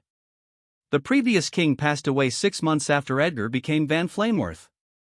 He abdicated the throne and passed it to his son before passing away. There were moths trying to muddy the water in the royal court, but Edgar immediately sent the royal guards to teach them a lesson. The royal guards happily went on a mission, then went back while escorting prisoners. The nobles are again shocked by the decisiveness of the royal court. The royal family still has a backbone. The nobles tried to marry their daughter to Edgar, but he refused. He told the mother queen to delay it. After a year, Edgar had much more grip on the royal court and the army. He talked with the queen about his plan to marry Elena. The queen refused, but Edgar insisted that it was necessary to avoid giving more power to nobles. The queen agreed in the end. The nobles are dissatisfied and feel insecure. Edgar offers them something they can't refuse, which will ally them with the king and the kingdom, easing their feelings of insecurity. The nobles in the kingdom are successfully tied to Edgar and the kingdom. The dukes and powerful counts have shares in Flameworth Group. The royal family is also given shares, including the mother queen. Edgar also gave shares to his queen, Elena. Other nobles are phoneme alphabet equals IPAPH equals clause close slash phoneme business partners of the group, especially in sea trade. Now they have much more money than they ever had. They can lay down in a room full of gold. Edgar slowly pushed for schools and a constitutional monarchy. Although the nobles lose power, they still retain power and have much more money. Meanwhile, Samuel and Rowan are still on the road to the capital. Samuel had never seen a thatched house in any village that he had seen. All houses are made of brick. Some houses have 2 floors that make others full of envy. Children are encouraged by parents to attend school in town because people who graduated from secondary school all have high salaries. Only cities have secondary schools because of the lack of teachers. Factories bloom all over the kingdom. Many villagers went to the city and worked for factories or started businesses. They earn much more than farming. Refugees replaced the workforce for farming food. Edgar provided the necessary protection to keep food farming profitable. After a few days, Samuel and Rowan are riding on a toll road. Rowan said that people have to pay to use the road that goes straight to the capital. Samuel looks out the window. He saw many carriages on the wide road, and he felt bewildered that many people were willing to lose money. Soon, Samuel and Rowan reached the capital. Edgar met Samuel and Rowan in a meeting room. Samuel is nervous, and Rowan is excited. Edgar nods to Rowan, acknowledging his work. The food research team has researched a variety of foods, but it still feels lacking without red pepper. He even mobilized the intelligence team, but he still did not find it. Where did you get its seed? Asked Edgar while holding a red pepper. Your Highness, we got it from deserted land and transplanted it to our village. After a few years, it became popular in our town. It is called red spice, said Samuel with an expectation on his face. He hopes the reward is big enough so they can buy food for the following years. I will reward you 10,000 gold for this red spice. Let's call it red pepper from now on. I also want to hire you to work in the agriculture department. You will phoneme alphabet equals IPAPH equals lead slash phoneme a team that will plant the red pepper. I will give you a house, land, and a high salary. I will help you and your family become citizens of our country. Edgar threw a bomb in Samuel's mind. He wants to hire the man. He has many years of experience in planting pepper. Rowan has already said that Samuel is yearning to become a citizen of the country. Samuel feels dizzy when he heard the king's reward and offer. He cannot believe what is happening. He feels he is going to faint from shock. 10,000 gold is money that their whole family and relatives cannot earn in their lifetime. He is now more rich than a noble in their kingdom. He will be rich, and he will be a citizen of the paradise of commoners. Samuel stood up from the seat while trembling, and his gait is unsteady. Why, your majesty, I accept your offer. Then Samuel fainted after indicating his thoughts. He is overwhelmed by the sudden change in the trajectory of his life. When Samuel fainted, a ribbon of water supported his body to stop him from falling. Edgar's left hand is stretched forward with a magic circle. He controls the water to surround Samuel's body. The water lifted Samuel back to his seat. Edgar has been training basic magic in some elements because he wants to bring this knowledge to Earth. He doesn't know what elements fit his family, so he is studying all elements when he has time. Rowan was shocked when Samuel suddenly fainted. He doesn't know how to explain it to the king. Your Majesty, Edgar raised his hand and interrupted Rowan. Don't worry, I know it isn't your fault. He probably fainted from shock. Tell someone to bring him to a guest room. Give him the money later when he wakes up. Later, let a delegate come with him to his town and bring his family to Baynard. More foreigners are coming to Baynard. Phoneme alphabet equals IPAPH equals or either slash phoneme they find work or travel to Purple Land. Purple Land is a landmark in Baynard. Baynard only offered citizenship to professionals like teachers, potion makers, runesmiths, and other professions that would accelerate the kingdom's development. Baynard offers a high salary and benefits. Many professionals flock to the kingdom when the news spreads, especially teachers. The reason the kingdom was able to build schools in every town and city in just 4 years is because of the many immigrants who applied as teachers. Now, citizenship is not easy to get. Citizens can let their children go to school for free. Children with a high aptitude for magic are also sent to magic academies for free. More magic academies are built by Edgar because the kingdom is now rich. Children not accepted by magic academies for free can pay tuition. If they don't have money, they can phoneme alphabet equals IPAPH equals or either slash phoneme be sponsored by magic appliance companies or apply for a part-time job in factories for magic appliances. Many brands started copying Edgar's appliances since the runes are not complicated. Edgar established a patent department and strictly enforced it in Baynard. Edgar tried to coordinate with the two kingdoms and the empire through Roy to enforce the patent, but they just perfunctorily agreed and did not strictly enforce it. Some master runesmiths suddenly became rich overnight because of patents, which encouraged other master or apprentice runesmiths to research unique inventions. Several inventions appeared on the market and blew the minds of runesmiths. Edgar's idea opened a new world to the runesmith. Quirky inventions phoneme alphabet equals IPAPH equals FN often slash phoneme appear, and the master runesmiths are having so much fun. Edgar went to Elena's office. She can no longer work as his secretary because she has many things to do. She is the principal of a school for women, the president of a clothing company, and she leads a charity. Elena cried a lot when the previous king passed away. Before the king passed away, he told Edgar the story of Elena. Elena's father was a businessman who got killed by bandits. The creditors wanted Elena and her mother to pay the debt. No one wanted to hire Elena. It seemed someone wanted their family to suffer. Her mother was overworked and passed away, then they got kicked out of the house. Elena wailed beside her mother, covered with cloth, in the street. She did even have money to properly bury her. The only remaining thing she had aside from her clothes was a Sid calculus gifted to him by his father. She looked around her while crying and sniffling. Everyone looked at her with pity, but no one is willing to help. A carriage slowly passed by. The man looked at her with concern. Elena saw a concerned gaze from the man and mustered her courage. She approached the carriage and talked to the man. "Mister, I know how to phoneme alphabet equals IPAPH equals red read / phoneme and even count. I am willing to be your slave forever. Just give me enough money to bury my mother." Elena's mouth trembled when she mentioned that she needed money to bury her mother. She was biting her lips to prevent herself from howling. They were put in a very miserable situation where she didn't have money for her mother's burial. The king took Elena under his wing. He punished the man who collaborated with bandits to harm Elena's father and deliberately made them suffer. She was very shocked when she learned that he is the king. Although she is just a commoner and feels unworthy to think about it, deep inside of her, the king is like her second father.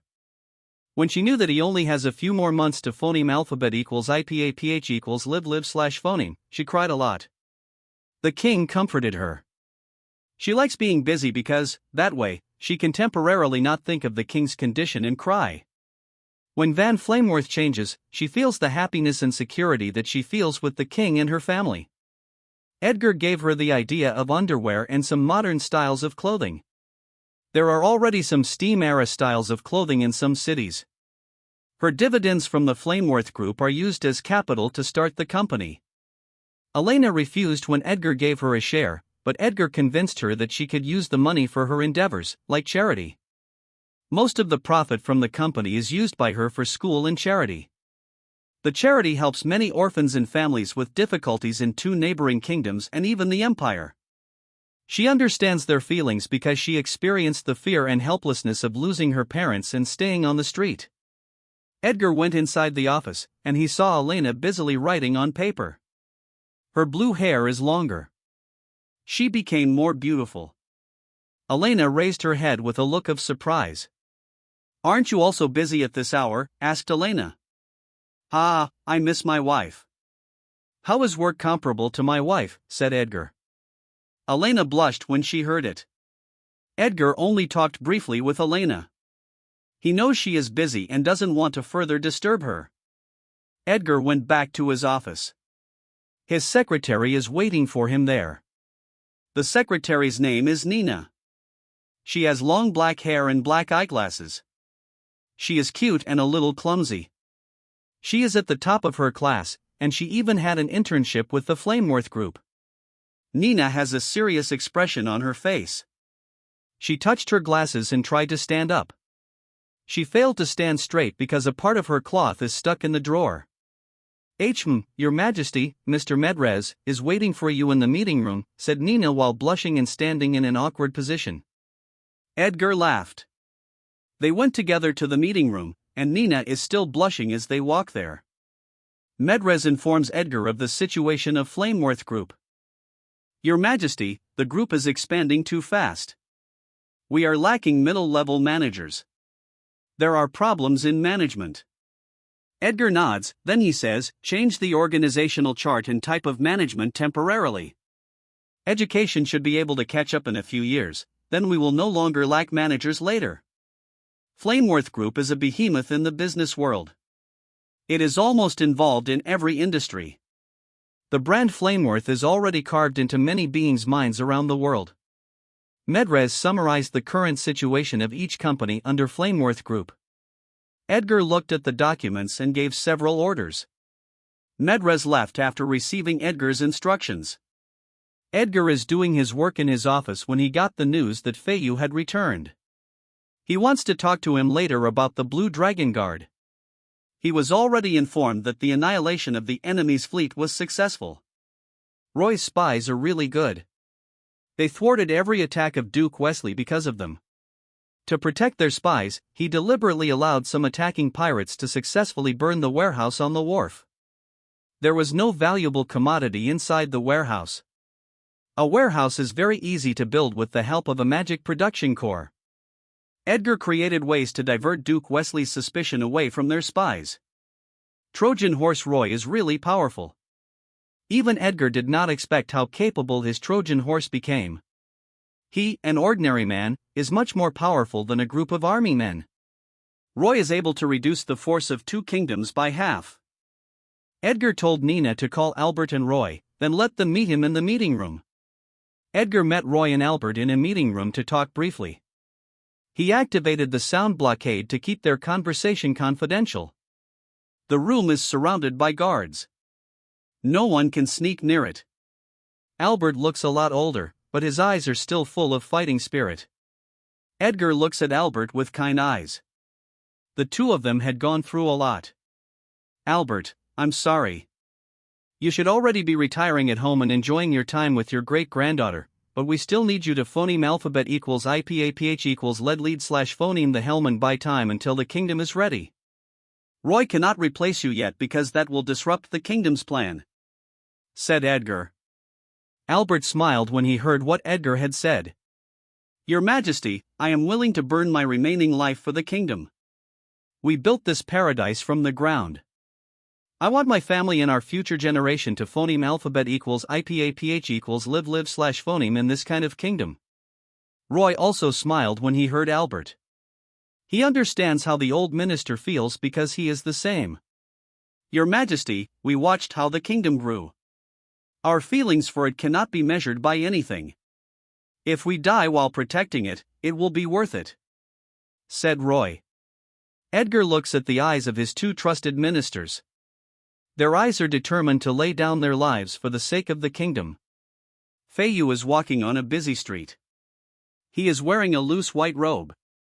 His long hair looks more neat. It is held by a pin.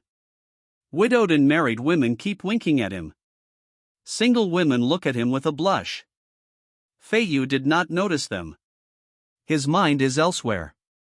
After a while, he arrived at his destination. Feiyu looks at the house in front of him, then smiles. He misses his home when he was on the sea. His face is always full of smiles and fondness when he remembers a child's smile. Inside Susie's ice cream shop, Era is eating ice cream sneakily. She almost ate a big bowl of ice cream. She ate another spoonful of ice cream and closed her eyes. Her expression is full of enjoyment. She giggles, then takes another spoon. Era. A woman's loud shout stopped Era from taking another spoon of ice cream. They are in the kitchen. Era is hiding behind a table and seats. The woman approached where Era was hiding. The woman has long white hair and blue eyes. Her dress can't hide her beautiful body. She is a very beautiful lady. Era stood up, but her head is down, and she did not let go of the bowl of ice cream. I ate too much. I will not be forgiven easily. Then it's time to use my ultimate weapon, thought Era. She raised her head and looks at her sister with puppy eyes, cute, big, pure teary eyes. Sister, I'm Zoe. Susie gasps while looking into Era's puppy eyes. Her hand covers her mouth, and her heart melts and softens. There is a sudden laughter of a man. Ah, Susie, let her be. She worked hard during the last mission. She deserves a little reward. Feiyu couldn't bear to endure his laughter when he saw the funny scene of the sisters. Feiyu. Susie rushed to Feiyu and embraced him. Feiyu caressed Susie's head, and they stare at each other. Kaya How dare you do it in front of a little girl? You have no shame, said Era while covering her eyes with her fingers. Ha, who's the little girl? You are already 17 years old, said Susie while laughing. Feiyu is smiling. Era brings laughter to the family. A man with dark brown skin and a beard approaches the trio while laughing. He is wearing cream long sleeves, light brown pants, and brown shoes. Ha, no one will marry you if you remain a little girl. I married my wife when she was 17 years old, said Dan when he approached the trio with a small glass bowl in his hand. Kya! The freeloader is here, said Era as she points her finger at Dan. Dan blushes when he heard what Era said, but for the sake of her daughter's ice cream, he has to make his skin thick. The study of her daughter improves with ice cream. The future of her daughter is at stake. The ice cream from Susie is always sold out quickly. Children are always lining up in front of Susie's store. Susie loves children, so she works hard to make more ice cream. The more Era ate ice cream, the more children could not buy ice cream, so she was angry. When Feiyu saw Dan lining up, he told him to come in, and he has always given him free ice cream since that time. Susie has ice magic, but her talent is not good. She can only make snow on a small scale. The offense and defense are too low. When Edgar knew, he remembered ice cream and taught her how to do it. Refrigeration has not been invented yet, so making ice is still difficult. Every ice magician in the kingdom is a precious asset. There are very few of them, and they cannot be used for ice cream making. "Where's Ashley?" asked Feiyu. "She's on the crib." "She was sleeping earlier," answered Susie with a smile and a gentle tone. Feiyu went up to the house and looks at Ashley, who is already awake. She has black pupils and black hair, like Feiyu. Ashley smiles at Feiyu. Feiyu's heart melts when his daughter smiles. He took her daughter from the crib and gently cuddled her. He married Susie 2 years ago. He met her because of Era. When Edgar was forming his hidden army, he got the news that a very talented ice and water magician is a mercenary in the kingdom. He sent someone to recruit her. She agreed on the condition that they must find her sister first, who was taken by sea bandits. The mercenary is Era, who helped escort Roy to the ruined Fran kingdoms. Era came from a kingdom on the eastern continent. The kingdom is a neighbor of the Alya Empire. Their village is near the coastline. When she went to the city, their village was raided by pirates, and her sister was taken away. She asked for help from his father's friends when he was alive, and she got the news that the captured demi-humans were sold on the central continent. She was at a loss when she arrived in the wharf of the Fran kingdom. She had no money or connection, and no one was willing to help her. Viron saw her when he received a mission in Fran and asked her if she needed help because she looked so pitiful. She stated her reason, and Viron let her join his team until she found her sister. Edgar mobilized his intelligence unit to find Era's sister. They found her in a hidden underground cell within the territory of Duke Wesley. Edgar sent Feiyu because it is near the sea. Feiyu's team successfully infiltrated the cell.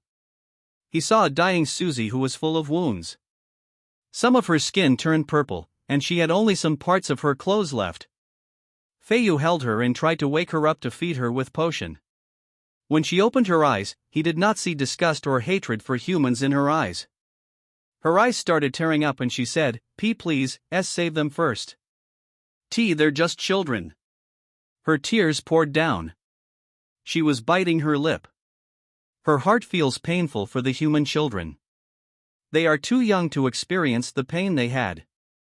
Feiyu was touched when he heard her. The woman has a kind soul.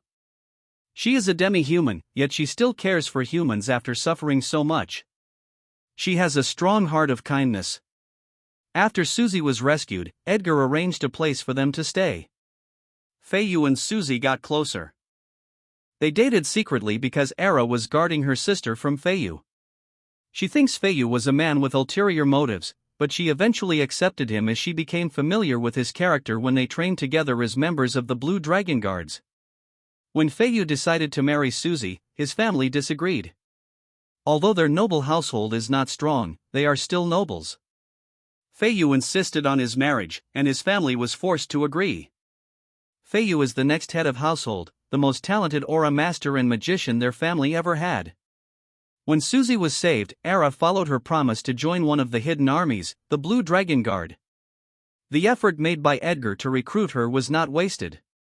With the support of a rich kingdom, Era quickly became stronger. Her talent is terrifying. Edgar even thinks that she is somehow connected with the most powerful magician in the world, the Queen of the Alya Empire. They have the same terrifying talent. He asked Era if she has another family, but she said no. Her father was killed while protecting a ship from sea bandits. Her father said their mother died when she was born. They don't have other relatives. Blue Dragon Guard is one of the special force teams cultivated by Edgar.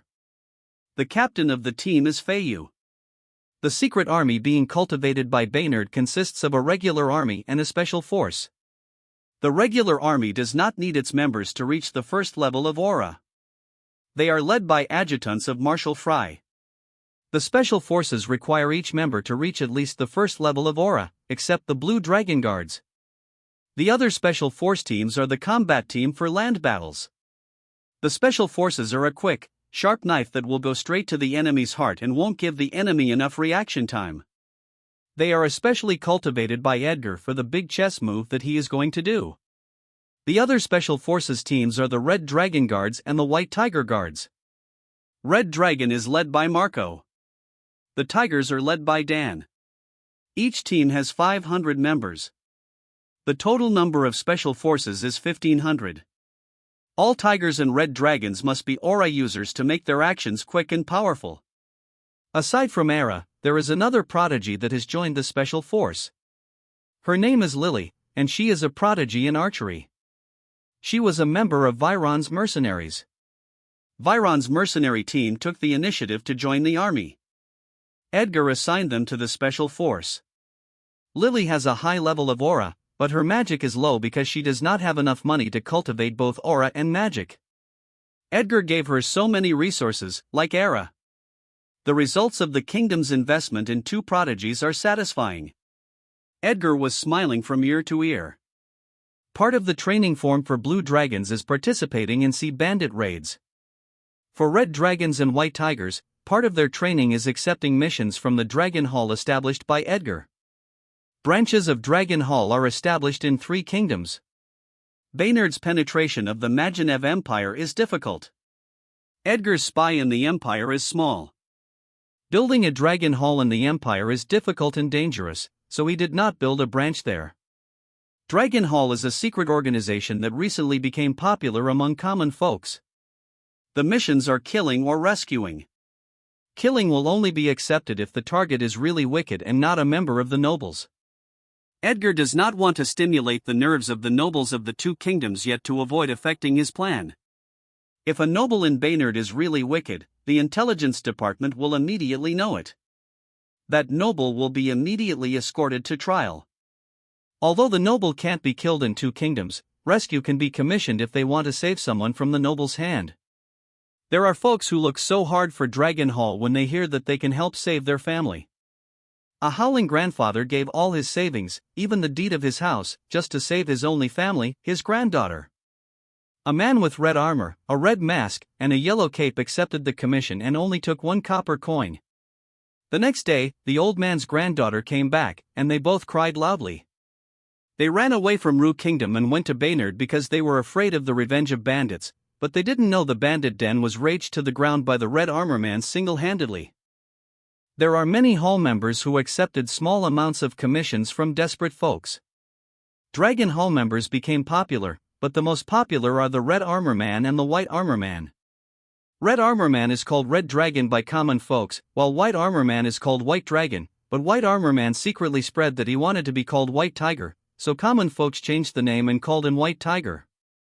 The White Armor Man was satisfied and worked harder to help common folks. Edgar met the 3 captains of special forces and asked about the situation of the 3 teams. Everything is going smoothly. It is going smoothly because they have corrected many of the problems they have experienced. It was very difficult in the beginning. Many problems were met, but it was worth it. The result is a powerful force that will strike the enemy off guard. Before the Red Dragon Guards formed, Edgar asked Marco to become the captain. Marco was surprised when he heard that Edgar would let him hold a powerful force. He said he would agree if Edgar could touch his clothes during sparring. Edgar set the sparring date after 2 years. Marco can become the temporary captain and leave after 2 years if Edgar cannot touch his clothes in sparring. Marco agreed because he thought it could somehow motivate Edgar to train harder. After 2 years, both uncle and nephew met again. They went to the underground training hall and fought. Marco's eyes and mouth are wide open. His eyes nearly popped out of his socket. His nephew is a 3rd-level aura master and a 4th circle magician. He did not wear armor in the sparring, his clothes were torn in many places. His butt is showing up, and Marco feels aggrieved. When they returned to the castle, Marco was already laughing. He was happy and excited. Marco has a happy time as the Red Armor Man of Dragon Hall. He was not allowed to use his main offensive technique because his identity must be hidden. All known hall members must use other martial arts to remain hidden, so Marco uses his fist martial arts and fire. Marco actually loves fist technique, but the royal family specializes in swordsmanship, so he was not able to deeply study it. When he needed to hide his identity and use the fist technique in a life and death fight, he felt something click in his being. He loves using his fist to fight. His blood boils and pumps. His improvement is astonishing. After meeting with the 3 captains, he went to the runesmith department and met with Chief Alsef. Alsef no longer looks down on magic appliances. Those appliances phoneme alphabet equals IPAPH equals lead slash phoneme them to a new world of runesmiths. He is even one of the master runesmiths, inventing quirky inventions. They accumulated a knowledge pool that is accelerating the development of runesmiths in the kingdom. They have so much budget that can support many projects, even quirky ideas, as long as they pass the review committee for projects. Your Majesty, we still cannot understand how a crystal ball is able to transmit voice and images from a long distance. It is so miraculous. It can communicate across the world. The only limit is that it can only be done by 2 crystal balls that came from twin mystic clams, said Alsef with an expression of regret. The 2 crystal balls are a gift from the Queen of Alia. She promised the gift when her sculpture was carved in the Valley of Legends. Twin mystic clams only appear once every decade. Every kingdom wanted to have it, but even the Alia Empire needed it, so they seldom gave crystal balls as gifts. Although it is very valuable in communication, Edgar rarely uses it for communicating intelligence because it isn't safe. There might be another crystal ball in the Alia Empire monitoring the communication. But its advantage is still there, so if it's urgent, it will be used by the intelligence department using code hidden behind the normal communication of 2 people. Edgar did not expect that TV might develop before radio.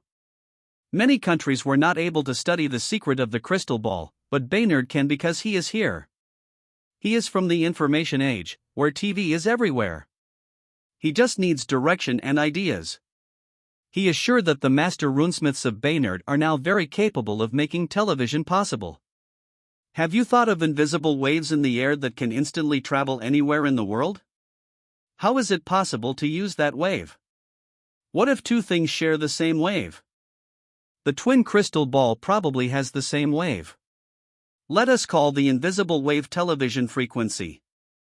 If we can have one main crystal ball transmitting information to a crystal tower that will transmit information to crystal balls with the same frequency, then we could convey our message to the whole kingdom. Communication will have a revolution. Edgar is describing how he remembers television to Alsef. Alsef feels very excited. He does not understand the wave or frequency the king is talking about, but he has already experienced it many times. As long as he studies in the direction the king pointed out, he will understand it, and he will reach his destination. It has been proven many times. Edgar could actually start the steam engine revolution, but that would cause too much damage to the world. Many efficiencies that a steam engine could do are done by magicians. Magicians can train while improving efficiency in many companies, thus killing 2 birds with 1 stone. Edgar wants to find an alternative that will require the use of mana stones. He wants to build a train that relies on mana stone because it is renewable energy. It will circulate in the air again after being consumed, and then some will flow to where the mana vein is located. The cycle will just keep being repeated.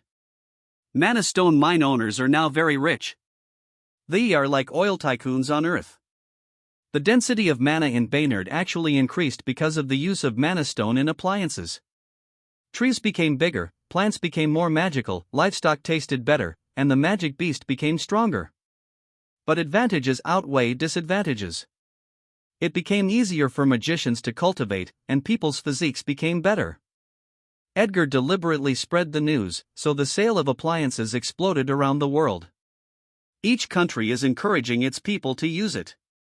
They even gave incentives to merchants so they could import the appliances. Edgar cannot hide the effects of appliances.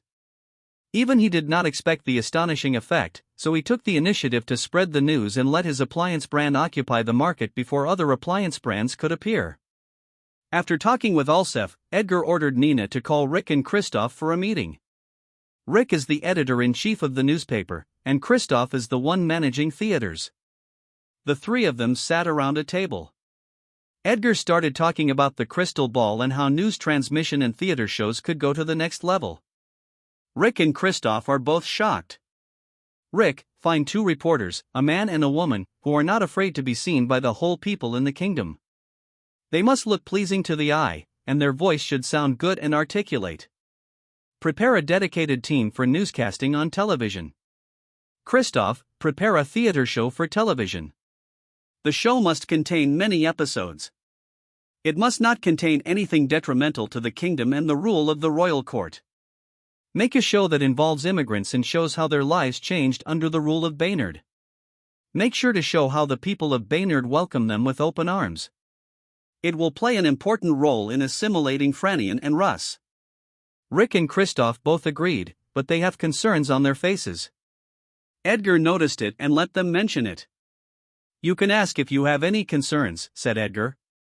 Christoph has hesitation on his face but still states his concern. Your Majesty, how will actors and actresses earn in the future if theaters are shown for free? Edgar smiled when he heard it. The show will earn through advertising. Companies can advertise their product when it is used by actors and actresses during the show. It is called product placement. Actors and actresses will also receive sponsorship from companies once they become famous. Edgar described the product endorsement to Christoph, who became very excited. The spring of acting will definitely come once acting becomes synonymous with popularity and high-income jobs. Your Majesty, thank you very much, solemnly said Christoph as he bowed to Edgar. There are only a few actors and actresses. Once an actor gets sick, the whole play will be affected and need to be adjusted. There are people who like acting, but they have families to feed, so they can't pursue their dreams. Everything will change once actors and actresses can earn a lot. Edgar smiles and nods at Christoph, then looks at Rick, who probably has the same concern. The newspaper will never dissolve. It is a very important platform of communication between the royal court and its people. You don't have to worry that it will run out of money. The kingdom is rich. The news writers will slowly be transferred to news reporters as the television becomes more developed. The demand for newspapers will not be affected too much. Not everyone has the time to watch news on television. The newspaper will also contain information not mentioned on TV. It will take a long time before TV can enter everyone's home. Rick felt relieved when he heard it. Edgar let Christoph prepare more phoneme alphabet equals IPAPH equals live live / phoneme shows, like cooking. Recording will probably take longer before it is invented. TV shows can only be taken phoneme alphabet equals IPAPH equals live live / phoneme. The camera might appear first before video recording. Edgar reminded them that they must prepare what he ordered in a low-key manner. The television must remain a secret first. A plan is brewing in his mind using the television. Father, we must go to Dragon Philippe tomorrow. Ella and the others will go. Their parents will also go with them, an excited 10-year-old girl said to her father. The Dragon Philippe that she is referring to is the 50-meter purple dragon made of cement and earth. They call it Philippe because their friend Philippe has a purple birthmark on his buttocks. They only found it recently. They named the dragon Philippe to tease him. Philippe was very dissatisfied, but his friends told him that he was like a dragon, so they named the dragon after his name. From then on, Philippe pointed his nose and chin up, his chest puffing out wherever he walks. He is acting like a dragon. When Philippe grew up, his face always turned red from embarrassment whenever he remembered this scene. I'm sorry, Lola. Tomorrow I have to go somewhere important, said Wilder to his daughter with an apologetic tone. Lola's eyes turned watery when she heard her father. All her friends will go with their parents. She only has his father, and he won't accompany her. How lonely could that be? She started sniffling. Something seems to be pricking Wilder's heart when he saw his daughter, but he grits his teeth. The king gave him an important mission. Wilder is trying to coax her, but it seems ineffective, so he has to make a difficult promise. You can go with your Aunt Cecil. When I return, we will use a ship to travel. You can invite your friends and their parents to ride the ship together, said Wilder with a smile as he looks at the surprised expression of his daughter. Aunt Cecil is the maid hired by Wilder. Really? Lola excitedly asked. She had ridden a big boat, even a navy ship, but her friends haven't ridden one yet. They were only able to ride small boats for fishing or rafts for playing. She can imagine the admiration from her friends if she told them about it.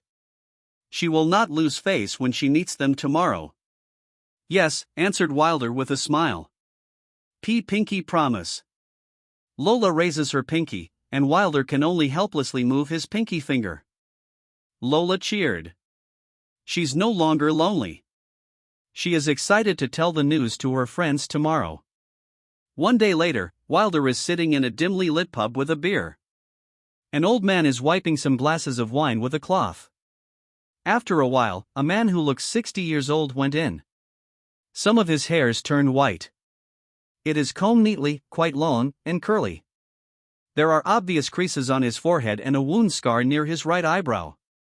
He looks around the pub and noticed Wilder, then started laughing while walking. Ha ha ha, Wilder. I haven't seen you for a long time. I was surprised when someone informed me that you are here. Ha ha ha, I sneakily went out of the house just to meet you here. I can't believe that you became the admiral of Baynard's navy. The news spread that you annihilated an unknown powerful fleet. Ah ha ha, I was laughing out loud when I heard it. I'm sure Duke Wesley bled a lot when his fleet made with a lot of money is destroyed. I felt so happy that I drank the whole night. You don't know how much I want to hit that Duke's face to vent all the Navy's grievances. Franco did not stop talking when he sat beside Wilder. He let out all the frustration he is holding on to within himself. Franco has an idea why Wilder approached him. He is also aware that this place might be a secret place for agents. Franco's assumption is right. The pub is a secret base of agents in the city, near the wharf of the Fran Kingdom.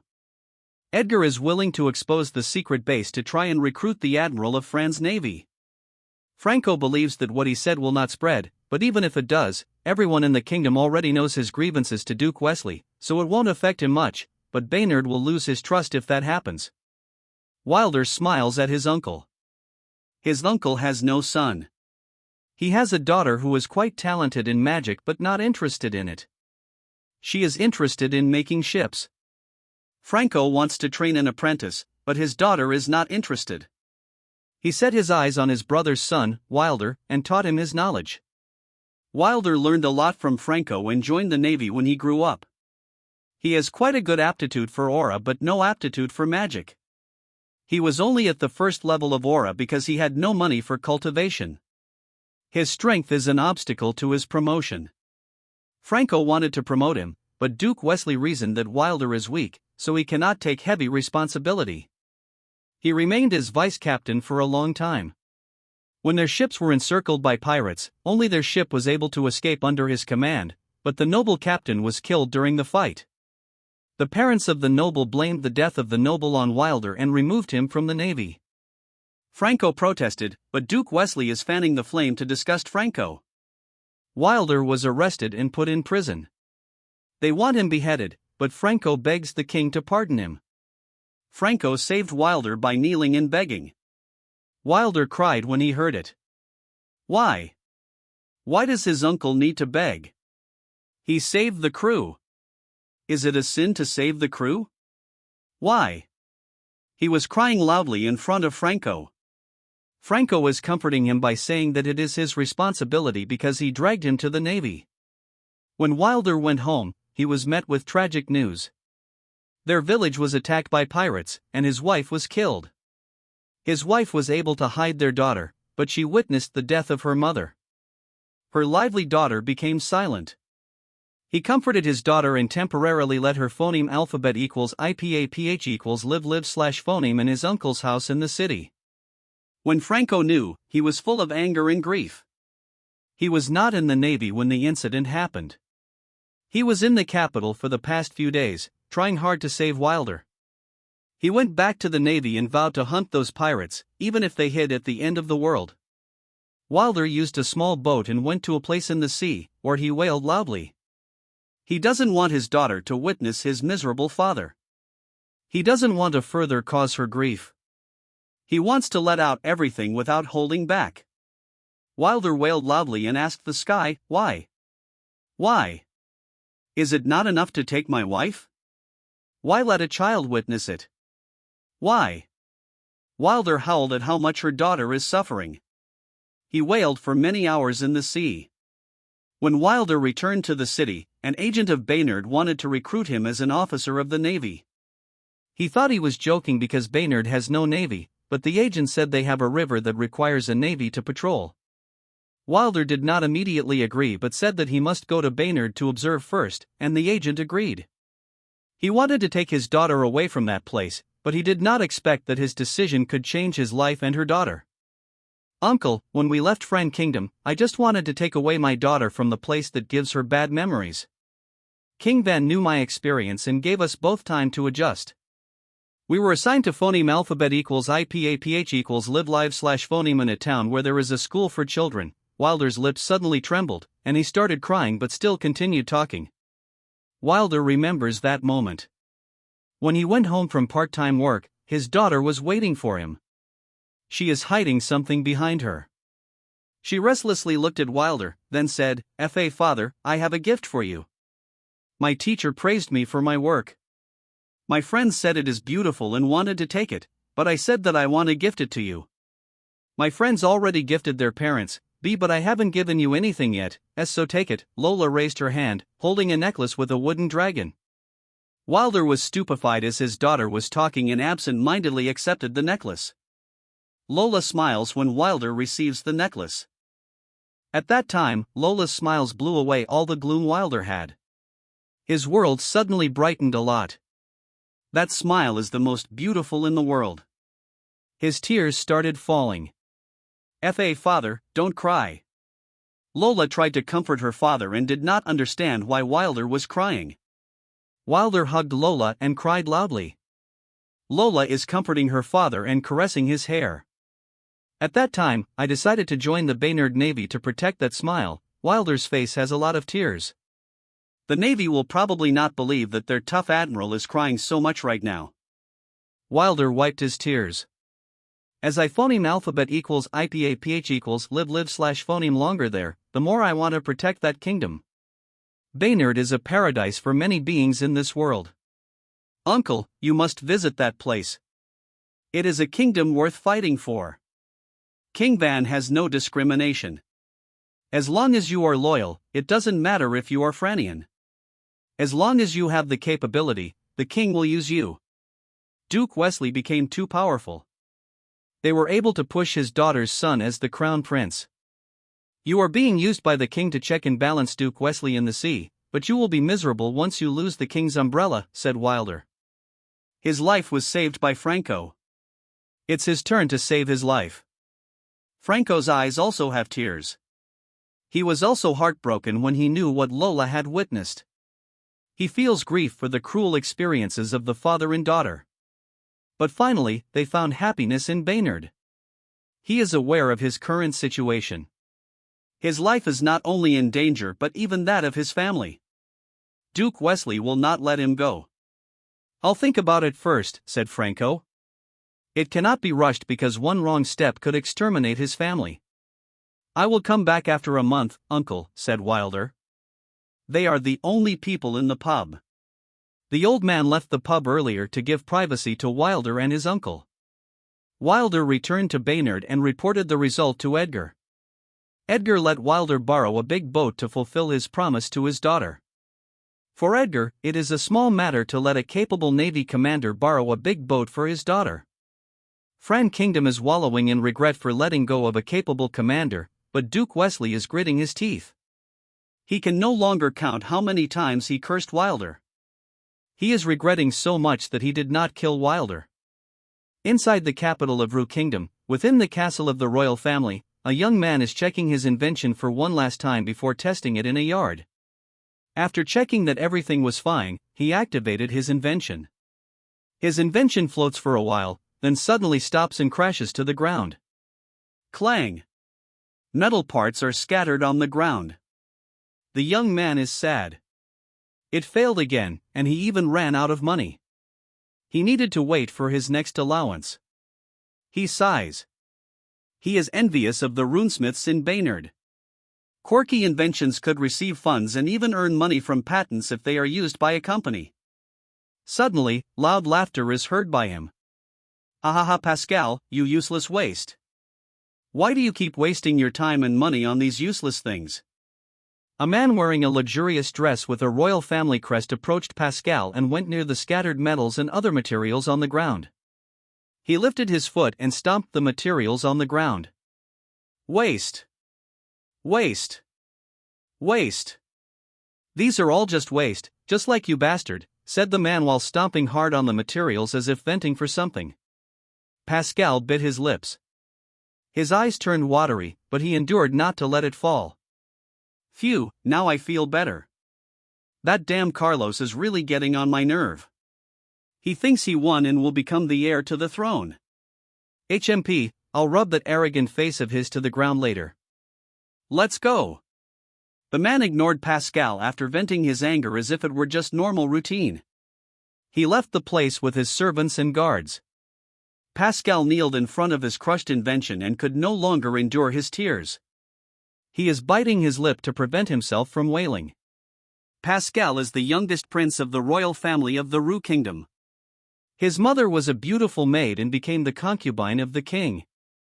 Both he and his mother are always bullied. His mother is being treated as a maid even after becoming a concubine. He is always injured when he is forced to spar. The prince will find ways to vent their anger at him. When he asked his mother why this was happening to them, she cried and hugged him. She said to him, Pascal, I'm so sorry for letting you out into this world. Then his mother hugged him tightly and cried loudly. Pascal did not understand what his mother meant, but he understood it later when he grew up. They must remain in the castle to stay alive. The succession to the throne is cruel in the Rue Kingdom. Even if he is insignificant to the throne, he will still be eradicated. Living in the castle is hell, and leaving it is also hell. It got worse when his mother got old and the king no longer visited her chamber. During a sparring session, he was severely injured. He had many burn marks on his body.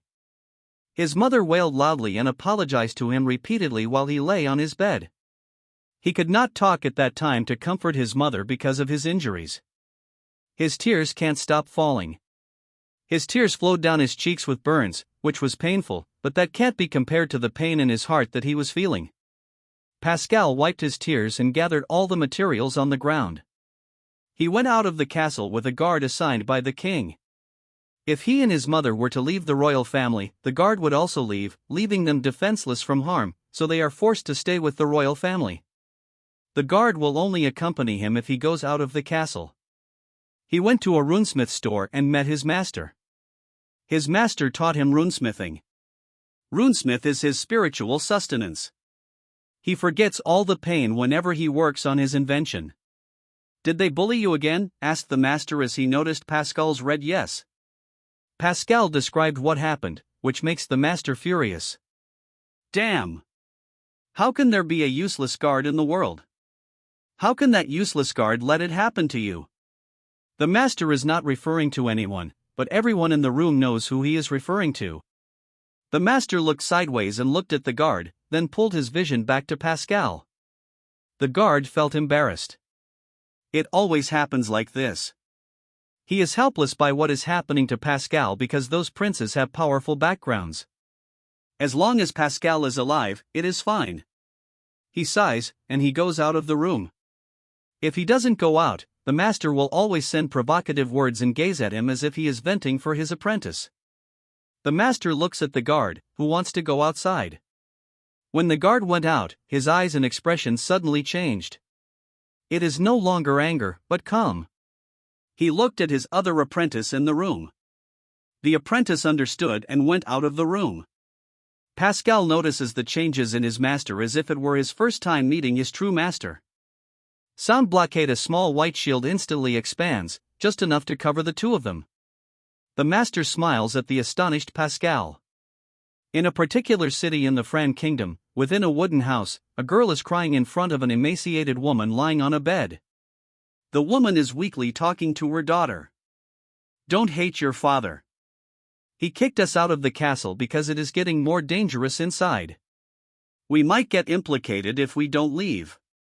The money he is sending regularly is being intercepted," said the woman with a soft tone. "Why did he not visit us even once? We even sold our house to treat your illness. We did not receive any reply from the letters that we sent." "Mother, I don't know what to do if you're gone," said Layla while sniffling and crying. She is only 16 years old. She was raised in the castle. She was not taught how to survive outside the castle. Her mother's illness quickly deteriorated, and she did not have enough time to teach her. The woman on the bed cried. She doesn't know why the king did not respond to their written pleas. Her body is painful, but she is still holding on. She wants to see if the king will send someone to help before she can die. Knock. Knock. The mother and daughter heard the knock on the door. Their eyes and expressions were filled with hope. "Go and see cough cough." The woman had not finished her sentence and coughed out blood. "Mother." Layla is flustered. Her mother's illness flared up, but they no longer have money for treatment. Health potions can only cure traumatic injuries to tissues like wounds and ruptures. Healer, on the other hand, can treat both trauma and illness, but it depends on the microcontrol of light magic. Few healers in the world could penetrate deep into genes to cure cancer, but Baynard cultivated a healer like that. Layla went out of the room and ran to the door. A man and woman are standing in front of their house. Princess Lay. The man did not finish his sentence. Layla grabbed his hand tightly with her trembling hand. Please save my mother." Layla's eyes are pouring tears so much. She is desperate. Her mother is her only spiritual support in this world. The man looked at the woman as if asking her opinion. The woman nods. They immediately went inside. They saw the woman on the bed, and the man looked surprised. "Princess, only grand healers can treat your mother's illness," said the man while looking at the woman in bed. "What should I do?" "I don't know how to invite them," said Layla worriedly. The man smiled at the worried Layla, then looked at the woman, who has a golden magic circle on her hand stretching toward the sick woman. "There is one in front of you." Grand healing. When Edgar reached the 3rd level of aura, he came to Marshal Fry at the border accompanied by his personal guards to ask about the concept of martial arts that is needed to reach the 4th level of aura. According to the Marshal, there is actually a stage before an aura master could reach the 4th level, the King's Field. The embryonic form of concept. The field mixed with the understanding of one's road of power or martial art. The founder of Flameworth's sacred art did not completely understand it, so he was not able to explain it clearly in his written notes that are passed down to every generation of Baynard kings. King's Field was just a vague concept a long time ago, but martial arts and aura have developed for many years, and it is becoming more clear to masters that have reached that stage. Marshal Fry has recently understood some of it, and Edgar is lucky to be the first to benefit from the recent enlightenment of Marshal Fry. Although the Marshal is enlightened, reaching the 4th level is difficult. There are many masters who got stuck on the King's Field for the rest of their lives. Edgar has been thinking about how he will form his concept of martial art ever since he talked with the Marshal. He is using his information bank and the internet in his memory to get some ideas. Many martial artists found their way of martial arts by traveling, mingling with mortals to understand their thoughts and experiences, and then reflecting that knowledge to themselves. Edgar decided he would do the same. He prepared for many months before he could travel.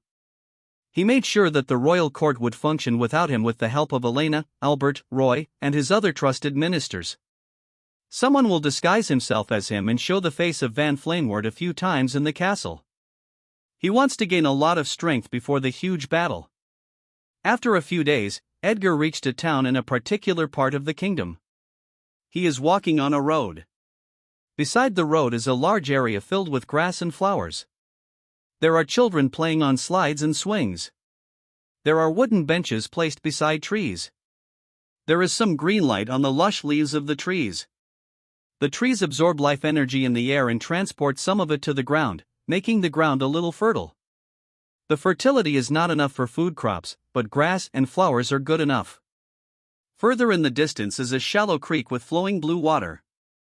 It was just barren ground before, but Edgar's policy of making water available where it was needed made this place a favorite playground for children in the town.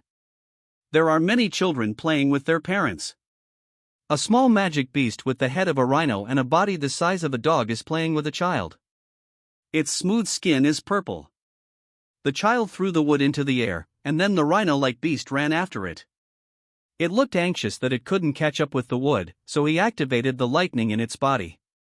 It suddenly increased in speed, then caught the wood. He runs back to the child while its tail is swaying rapidly. The child patted the small rhino's head. The rhino lay down and showed its belly. It seemed to want a belly rub. The child and his parents laugh. The child rubs the rhino's belly while laughing, and the magic beast's face is full of enjoyment. A white cat 2 feet in height with a silver moon on its forehead walks near the rhino. She looked at the rhino with disdain. She walks elegantly toward a family. Her tail has a tied pink ribbon. The family has a little girl who looks anxious and keeps looking around her. Puff! The white cat disappeared and teleported a short distance, then appeared behind the little girl. Meow! The little girl looked behind her, and her face suddenly turned surprised and happy. She hugged the cat's neck and asked, "Queenie, where did you go? I keep looking around for you." "Meow mama. Give me Queenie's food. She might be hungry." The little girl prepared the food of the cat and brought it in front of her.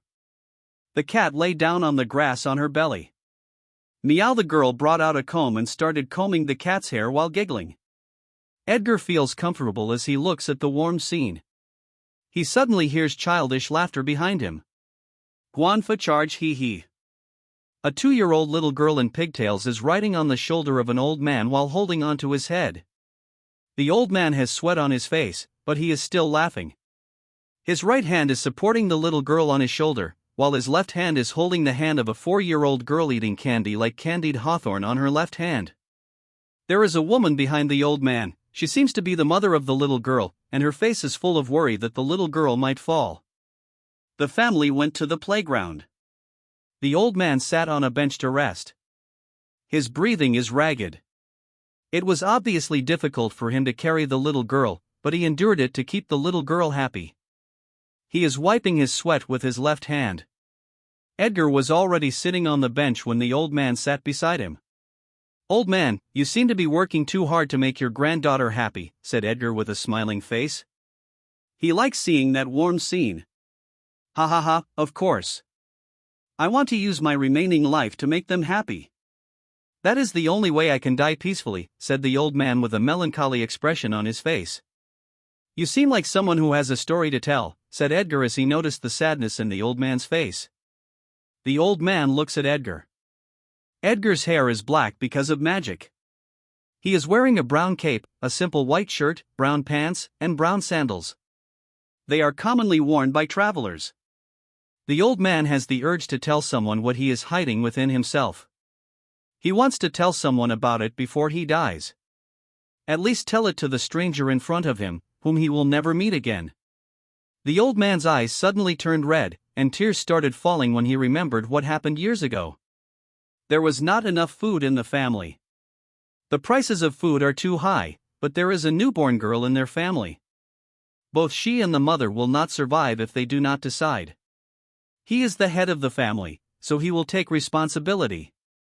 He took the newborn girl and walked toward a river in a neighboring town. When the old man reached the river, he took a look one last time at the newborn girl. The girl smiled at him. He kneeled and cried loudly.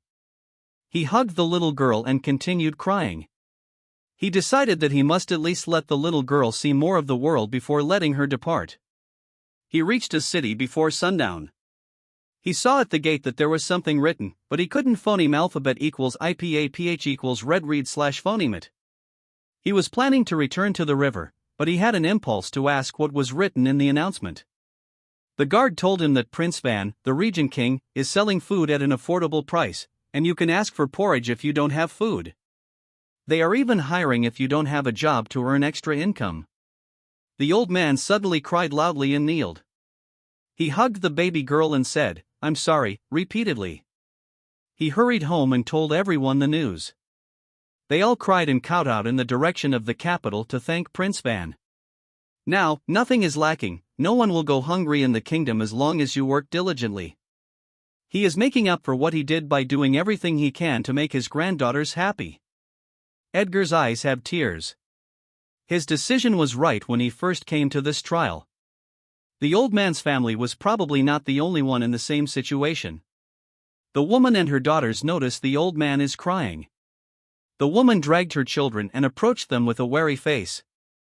The two little girls have a cute, angry expression on their faces. "Fwad guy, why do you bully grandpa?" said the 4-year-old girl. The 2-year-old nodded as if saying she wanted to say the same thing. "Ha ha, he is not bullying grandpa." A dust went to my eyes. "It was so painful, that is why I cried a lot," the old man excused. He doesn't want his granddaughters to worry. "Me too, me too. I cried a lot when Dward went to my eyes," said the 2-year-old girl while raising her 2 hands and attesting to what her grandfather had said. Everyone laughs at the little girl. Edgar said goodbye to the old man and his family. He is reflecting on the old man's story while walking. Edgar traveled through mountains and rivers. He took a bath in a clear, white river below a tall, beautiful waterfall. He ate fruits and hunted for food. He slept in the evening under tall trees that are as high as skyscrapers on Earth. He kept doing the same thing while meeting and talking with other people on the way. One day, he reached a big waterfall. It is hundreds of meters wide. The tons of water dropping on the ground are so heavy that water vapor even reaches the middle of the tall fall. It is scary, but beautiful. The water is blue. The scene fascinated Edgar.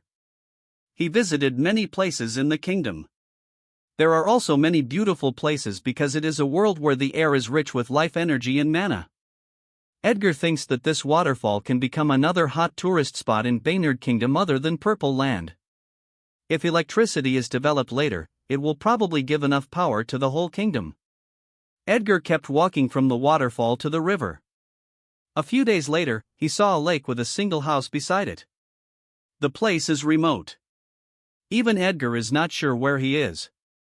He just followed the river and reached that place. He is quite a distance from the house, but through his eyes as an aura master, he can see what is happening on the open ground. A man is swinging his sword. He is not using an aura, but the swing is powerful. The pressure from his swing brings dust and soil into the air. Edgar approaches the man, and he is astonished. According to his senses, there is no trace of a training aura within him. He is just an ordinary man, he is not even muscular, but his swing can be as strong as an aura user. The man stopped practicing his sword as soon as he noticed Edgar. "May I help you?" asked the man. He has long yellow hair and a beard. He is wearing a white coarse cloth.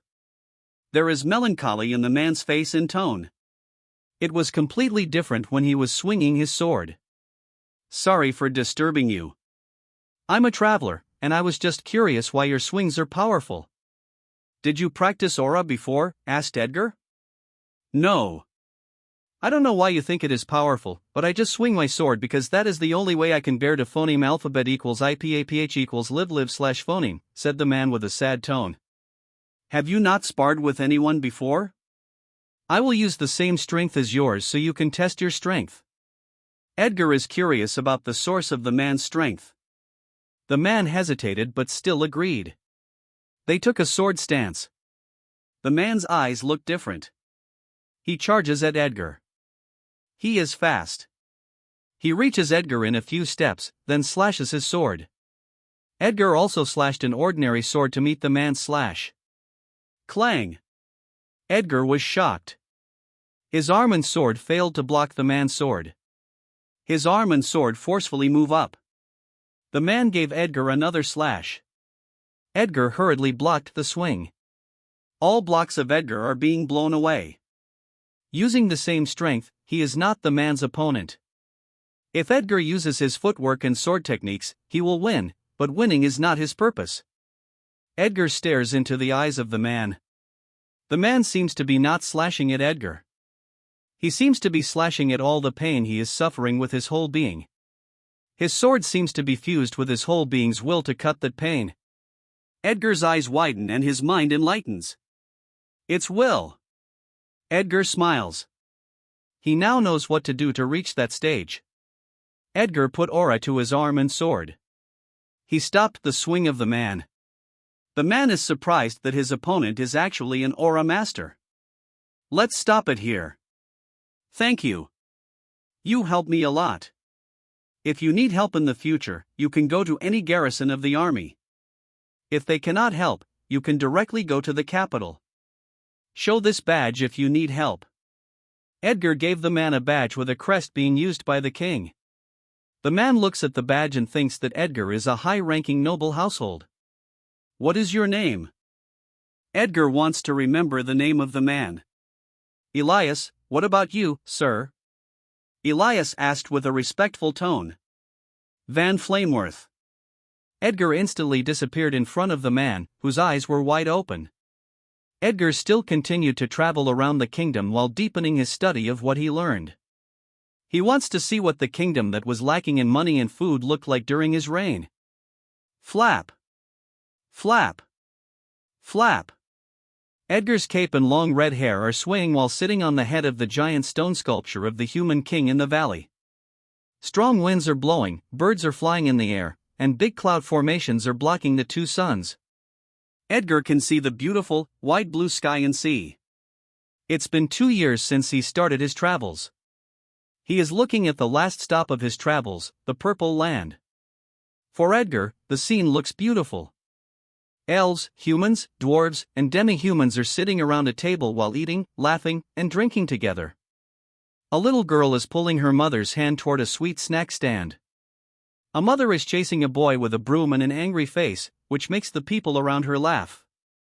A girl with a backpack and floral dress is blocking her mouth with her hand, giggling and secretly laughing at the boy. A boy is crying on the ground in front of a toy stall.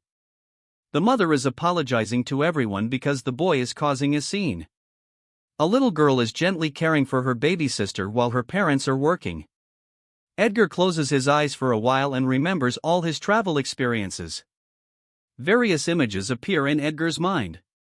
The old man's face doting his granddaughters, Elias swinging his sword, people who shared their stories, people living in prosperity in the kingdom, his sister's face, uncle, and cousin.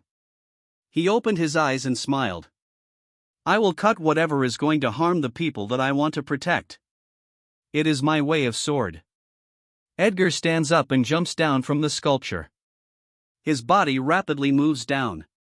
When he was 30 meters above the ground, he applied earth magic to his body. His weight turned light, then his descent suddenly slowed down a lot. Flop! Edgar landed on the ground. A man suddenly approached Edgar. The man is Roy. Roy gave Edgar a red coat with the crest of the king on its back. Edgar wears the coat. He is back to his role as king. It's time to move. Roy is excited while looking at the back of his king. After making many arrangements for many years, it is finally time for the whole world to witness the kingdom's might and true king. A month after Edgar returned to the castle, the plan was finalized. The plan is called Thunderstrike. As fast as lightning and as loud as thunder, that will be heard around the world.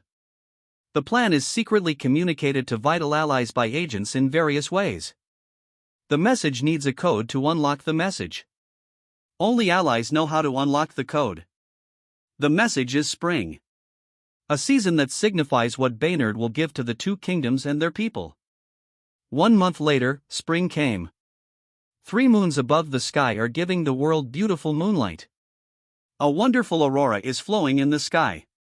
Tonight might be the last time for some people to see this beautiful scene. In the capital of the Fran Kingdom, inside a house in the sleeping quarters of royal guards, the captain of Royal Guards had just woken up from his sleep. He still seems a little sleepy, but he is hungry. His hair and beard are a mess. His robe is loose, and the hairs on his chest can be seen. He delegated his job to the vice captain and his subordinates because he was drinking a lot earlier. Damn, that new alcohol is really strong. I felt like it was burning my throat. But I had never tasted it before. The aftertaste was really good. I was enjoying the aftertaste. I didn't even notice that I passed out. I should ask the vice captain to buy more. When the king dies, we will drink that alcohol to celebrate. The royal captain rubs his belly. He seems to think of something and smiles. He is a former captain of the personal guards of the current regent king, the crown prince. The former captain was kicked out, and he became the captain. There were dissatisfied royal guards, but he kicked them out. He is the right arm of the regent king. How dare they look down at him? He replaced them with his friends and the personal guards of the crown prince. He stopped kicking out the royal guards because there is one sensible person who convinced the guards, and that's the vice captain. He even treats him to food and drinks, which is why he likes the vice captain. Knock. Knock. Captain, are you awake? I asked someone to cook food since you missed dinner, said Carter, the vice captain, from the door. He is wearing a white sleeve with buttons, brown pants, and shoes. His black hair is short and curly. He also has a beard. The captain smiled and went out of the room. Ha, you are really reliable, said the captain while patting Carter's shoulder. He has hand around the vice captain's shoulder, acting as if they are phoneme alphabet equals IPAPH equals clause close slash phoneme friends. While they're walking, Carter takes out his left hand from his left pocket and raises it behind the captain. He is raising it toward the neck. His left index finger has an attached black ring with a sharp fingernail, the death touch. He prepared for this scene for a long time. He showed that he has a habit of putting both his hands into his pocket and putting his hand around the shoulder of his phoneme alphabet equals IPAPH equals clause close slash phoneme friends. Even the captain copied it. All those pretending are for this moment. The runes on the death touch flashed, then he struck it against the captain's neck. Egg. The captain felt something pricked his neck. The area where the death touch struck turned black. The blood vessels around it turned black and started to spread very quickly. The captain is starting to feel weak. The damn vice captain did something to him. This is what crossed the mind of the captain immediately. Bang! The captain releases his aura. Carter jumped away from the captain. The wooden floor beneath the captain's feet is crushed. His face is very furious. A magic circle formed on his right hand, earth gathered, and then it formed into an earth spear. Runes are forming on the spear. After the runes formed, the spear became smooth and sharp on the captain's right hand. Bastard! What did you do? The captain furiously asked. I am doing what I have to do for the people of this kingdom, answered Carter. Under the crown prince's rule, the people of the kingdom phoneme alphabet equals IPAPH equals live slash phoneme and sorrow, but under the rule of Baynard, the people will phoneme alphabet equals IPAPH equals live slash phoneme and prosperity. He saw it, and he believes it. He has a family, including a daughter. The unscrupulous style of the crown prince and his cronies might someday reach his daughter. It is better to tear their faces now than tear them later at the expense of his daughter's life. A royal guard heard the commotion.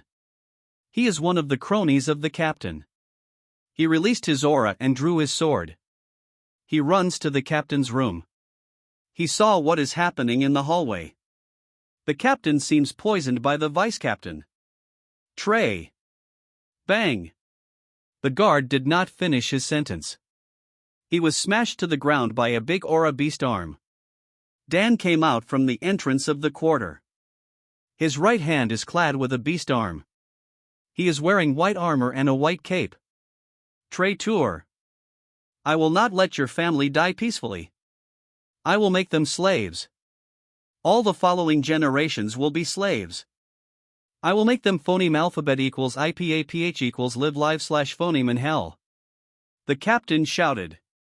Beast charge, piercing whoosh. A red blur moves from the entrance of the quarter to the captain's location. Dan appeared in front of the captain in beast form. He can release the beast with ease. His left hand penetrated the captain's left chest. The captain's eyes turned wide, and he coughed out black blood. Dan pulled out his left hand. He jumps to his back as he swings his arm to remove the blood. Bang! The captain's spear is stabbed on the floor. The captain is supporting himself with the spear. Blood flows to his body and the floor. The captain looks at Carter with eyes full of hatred. He would have been able to defend himself if not for the poison. Flop! The captain fell to the floor and died with open eyes that are still staring at Carter. The captain's face looks more hideous, with black blood vessels formed on his face. Only one royal guard responded because the other guards are allies of the vice-captain. He deliberately made the captain drunk with the alcohol that Baynard especially made for this moment. He hasn't finished replacing all the guards on the quarter with his allies. One fish slipped through. He can't kill the captain in his sleep because there were other guards earlier. He knocked on the door to test if the captain was still asleep. If he was, he would kill him while he was still sleeping. If not, then use plan B. The guards in the quarter are already informed of what is going to happen. They have been waiting for it for a long time. The other guards are on patrol in the castle, which is quite far away. The only people that will notice the commotion here are peak 3rd level Aura Masters that are currently approaching the quarter. 3 Aura Masters clad with compact aura on their bodies are jumping on house roofs. One Aura Master has long black hair tied near its end, a loose blue robe, and a zither. He is the closest to the sleeping quarters. The other 2 are together, one short, bald old man wearing a red robe and one man who is currently smiling with short white hair wearing a loose purple robe. The white-haired man has a burn scar on his left forehead, near his left eye. The long-haired man looks calm, but the other 2's eyes are filled with killing intent. The man with long hair reached the quarter first. Dan and Carter felt a huge calm aura approaching the quarter. Carter's face has sweat. Flute, the man with a zither, appeared at the entrance of the hall and saw a knocked-out guard and a dead captain. Dan and Carter saw a compact-clad aura on Flute, who was standing at the entrance. Their faces change. 3rd peak level. Run, said Carter. Dan increased the aura on his right arm and punched the wooden wall. Bang! The wooden wall crashed, and a big hole appeared on the wall. Dan and Carter immediately run away through the hole. The man saw that they are trying to escape, but his face still looks calm. Running away after making a commotion is not good, said Flute while calmly chasing after them as if they are just naughty children. Meanwhile, the old man has a slight anger on his face, while the man beside him is just smiling. They are already near the sleeping quarters. They are about to jump over a street, but 2 5-meter aura blades flew to them. The old man frowns, while the man has a wider smile on his face. Bang! The old man crushed the aura blade with his punch. Boom! The other one was cut into several sections and exploded. The man did not even move. Come out, boy. I know you're there, said the old man. They already felt the aura that is hiding in the house. Edgar is smiling as he comes out of the shadow. He is wearing an armor with golden runes and his whole body is clad with a compact aura. He observes the 2 3rd peak level Aura Masters in front of him. He already knows who they are. The white-haired man is Maneki. Maneki's face has a wider smile, and his eyes became smaller while staring at Edgar.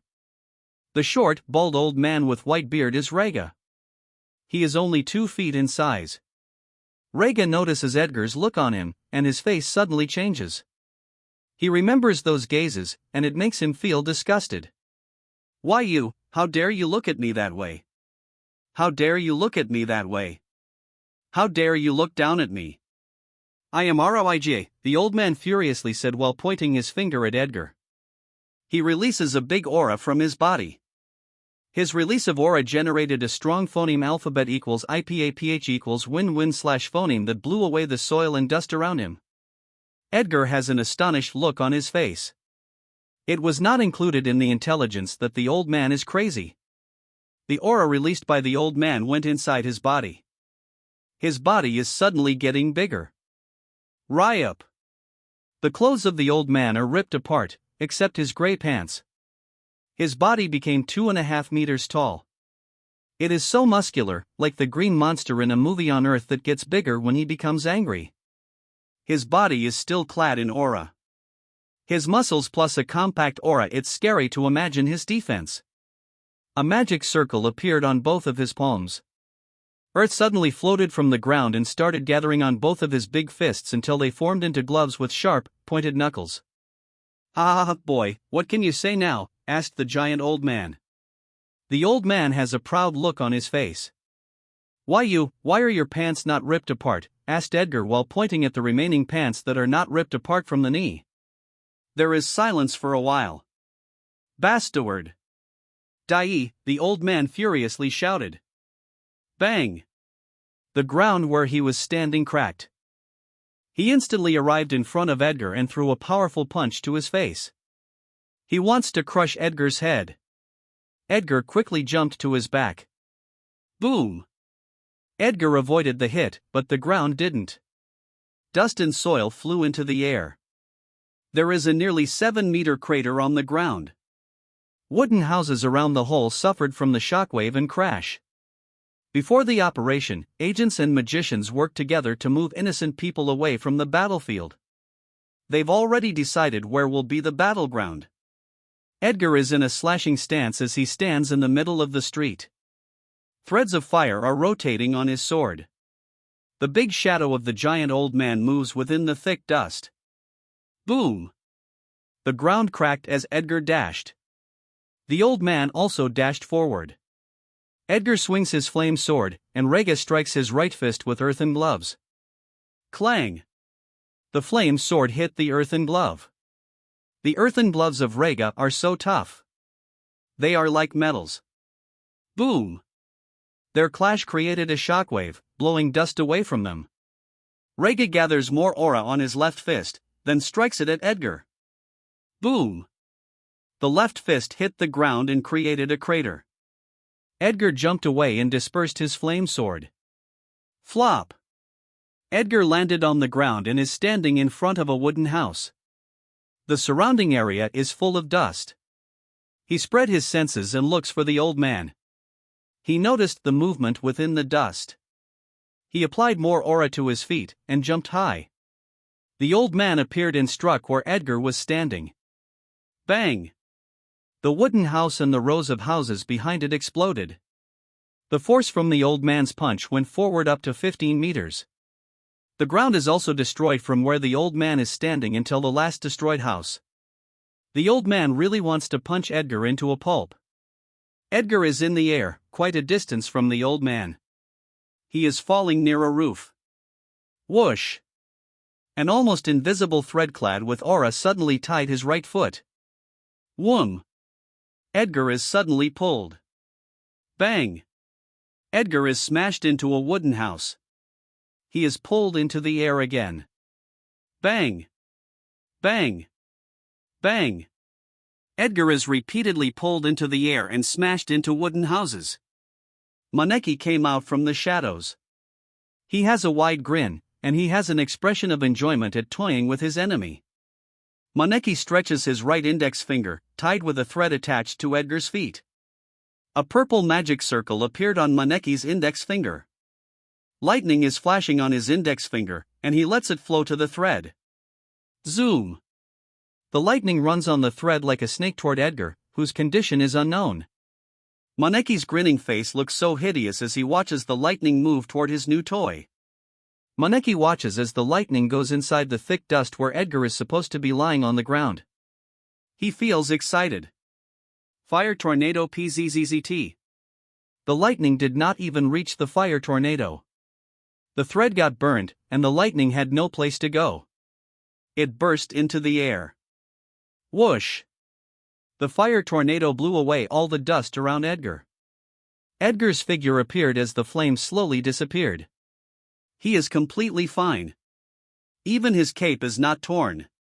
A peak 3rd level defense is really different, and he will fight 2 masters at this level. Your threat is powerful but too bad, my fire can easily burn it, said Edgar while looking at Maneki. Maneki's face is no longer grinning. His face is gloomy, and Edgar notices it. Edgar smiles at Maneki. He seems to understand why. Did my fire remind you of the past? Asked Edgar with a smile.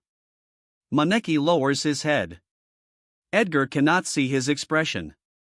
Suddenly, more threads clad with aura flew out of his robe and combined together. They are like 10 thin whips tied to his fingers. Lightning covers the 10 whips. Maneki chuckles.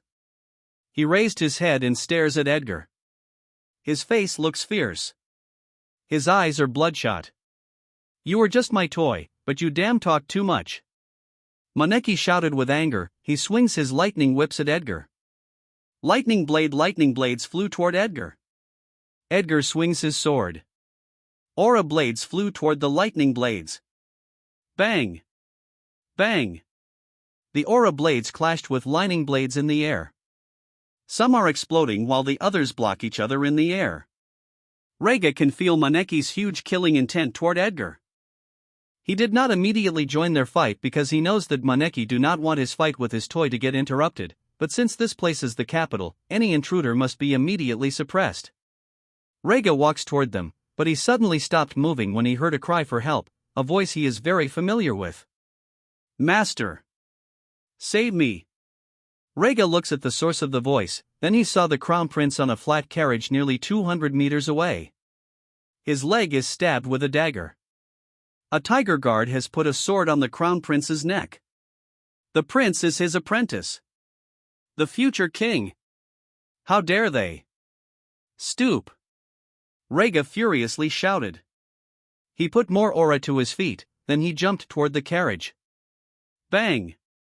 The ground cracked when he jumped. He was just a few meters above the ground, but Edgar suddenly appeared behind him. He slashed down his sword on Reiga's right shoulder. Bang! Ah! Screams Reiga as he falls down. Boom! The ground cracked where Reiga fell. He is lying on the ground. Edgar is in a stabbing stance in the air. His head is facing the ground. He casts earth magic, then earth appears over his feet. Boom! Edgar charges down to Reiga. Threads of fire are rotating on his sword. Wang! A lightning blade quickly flew to Edgar. He rotates his body in the air and slashed his flame sword to the lightning blade. Fire blade bang! The lightning blade is blocked by the fire blade. Edgar reverses his posture in the air. He steps on earth in the air, then he jumps to his back. He disperses the fire on his sword as he falls down. He jumped a few times to his back after he landed on the ground. Edgar is now standing in the middle of the street. He was able to slip away from Maneki and make a sneak attack on Reiga because they were distracted by the fake crown prince. Reiga stood up from the broken ground. There is only a shallow wound on his shoulder. He fiercely stares at Edgar. Gentlemen, we have made so many arrangements to take the crown prince away from the capital. We can't let all our effort go to waste, so please cooperate, said Edgar while smiling at them. Reiga's eyes turned red from rage. Earth Pillar and Earth Pillar lifted Reiga. He jumped toward Edgar as he put more aura to his right fist. Boy! I'll blow you into pieces! Shouted Reiga as he raises his right fist and punches it to Edgar. Titan's Fist Death Slash. A 10-meter aura blade flew and met the fist of Reiga. Bang! The aura blade blocked the attack of Reiga. Another aura blade flew toward Reiga's fist. Reiga's face changes. Ha, gentlemen, mission accomplished. I will move first, said Edgar as he moves toward the carriage that is nearly out of the gate. Maneki clicks his tongue. He was planning a sneak attack, but the bastard had already moved away. Boy! I will make you regret living in this world. I will capture you and slowly crush your bones. Reiga furiously said. He gathers more aura in his right fist. Ah! Reiga screams as he gathers more strength in his right fist, then strikes it with one powerful blow. Bang! The aura blades were crushed together. Boom! Reiga landed on the ground. He feels a boiling rage inside of him. There is a huge killing intent in his eyes. He felt like he was being toyed with by the boy. Chase. The two Aura Masters rapidly chase Edgar with so much intent to kill. A few hundred meters away from the city, Edgar is standing in the middle of the road. His face is no longer playful. It is time for him to fight back. His fire magic is too dangerous to frequently use in the city. Many innocent people will have tragic deaths if he is just a little careless with his fire magic. After a while, the two Aura Masters are already near Edgar. Edgar raised his left hand and cast magic. Above the heads of Rega and Maneki is a huge orange magic circle. The two felt the huge fluctuation of magic and look up. Their faces suddenly changed. Flame meteor woo! Woo! Woo! Huge flame meteors started to fall toward Rega and Maneki. Edgar releases a huge aura. A magic circle appears on the hilt of his sword. Threads of aura and fire elements started moving around his sword. The rotating aura and fire element dispersed. A 1-meter compact aura sword surrounded by fire element appears on Edgar's hand. King's sword. Meanwhile, in the capital of Rue Kingdom, outside the city, Marco is standing in front of a third peak level aura master. He is wearing red armor and a yellow cape. His whole body is clad in a compact aura. His fists are covered in flames. Further ahead, Marshal Fry is blocking the way of two angry third-level peak aura masters. He is wearing silver armor and a white cape. He is holding a spear, and lightning is swimming on the body of the spear. All third peak level aura masters at the capital of two kingdoms are successfully lured out of the city. The strategy of luring tigers out of the mountains is successful. Red Dragon Guards are confronting the Royal Guards of Rue Kingdom. The White Tiger Guards are confronting the Royal Guards of the Fran Kingdom. Dan and the Vice Captain outside the city are confronting Flute. The matches in the two capitals are set. Inside the capital of Rue Kingdom, in the quarter of Royal Guards, a fight is ongoing between Royal Guards and Red Dragon Guards. Fireblade, Fireball, Water Bomb, Aura Blade magic skills, Aura Blades, and martial skills are flying everywhere. Boulder Smash, Spear of Halberd Bang. An Aura Spear crushed the huge boulder in the air. The huge debris fell to the ground, causing large dust particles. Viron is currently confronting a powerful Royal Guard.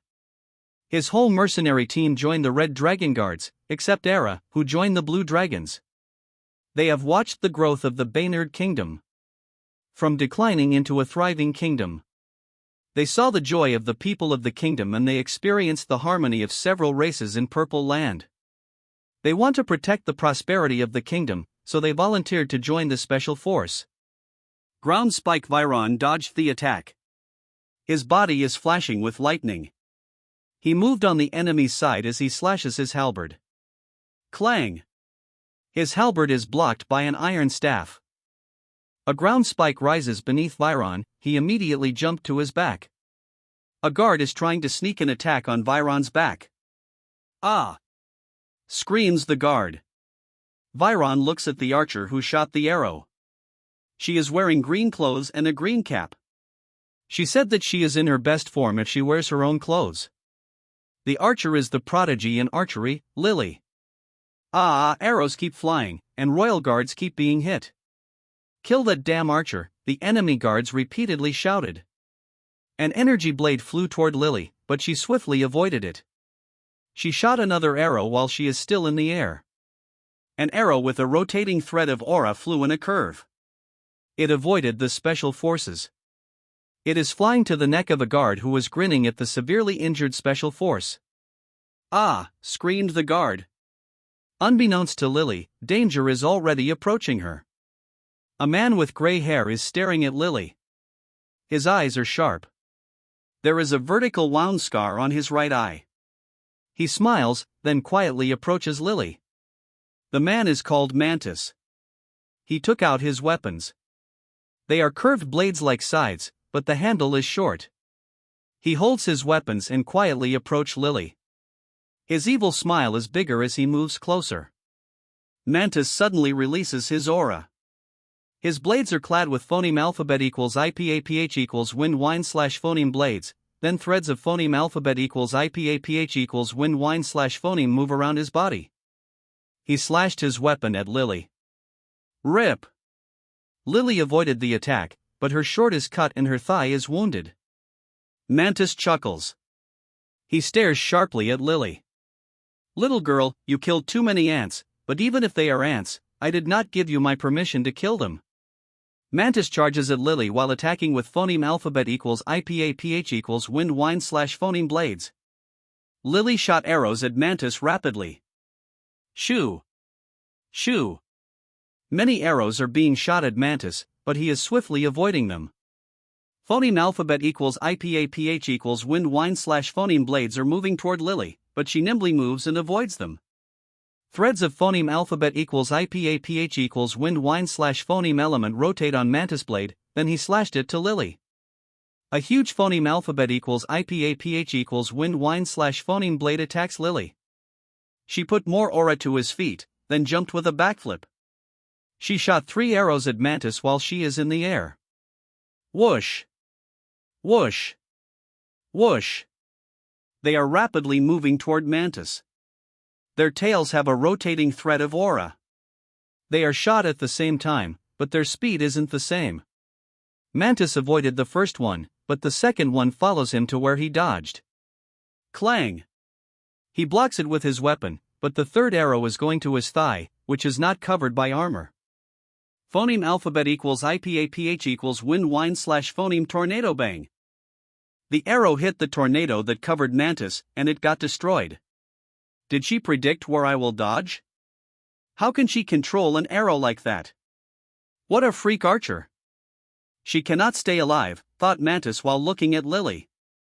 His killing intent toward Lily is getting stronger. Lily landed on the roof of a house. There are rows of houses on the side. Across the street is where the house Mantis is standing. Lily pulled her bow and shot a strong arrow at Mantis. Bang! Mantis avoided it, then he slashed his blade. A phoneme alphabet equals IPAPH equals wind slash phoneme blade attacks Lily. Bang! Bang! Bang! The two of them are running forward while exchanging arrows and phoneme alphabet equals IPAPH equals wind slash phoneme blades. Mantis suddenly chuckles. Little girl, you're too nimble. I don't want that. More phoneme alphabet equals IPAPH equals wind slash phoneme is starting to move around Mantis and phoneme alphabet equals IPAPH equals wind slash phoneme element are rotating and gathering on his blades. Try to avoid this. Mantis jumped. A tornado covers his body, then he rotates his body in the air. Blade hurricane many phoneme alphabet equals IPAPH equals wind slash phoneme blades rapidly move toward Lily. She has nowhere to dodge. Lily looks calmly at the crowded phoneme alphabet equals IPAPH equals wind slash phoneme blades. She put 5 arrows into her bow. A green magic circle formed in front of the bow. Art of archery, homing arrows. 5 arrows are each surrounded by tornadoes and move in 5 different directions. Boom! Boom! Boom!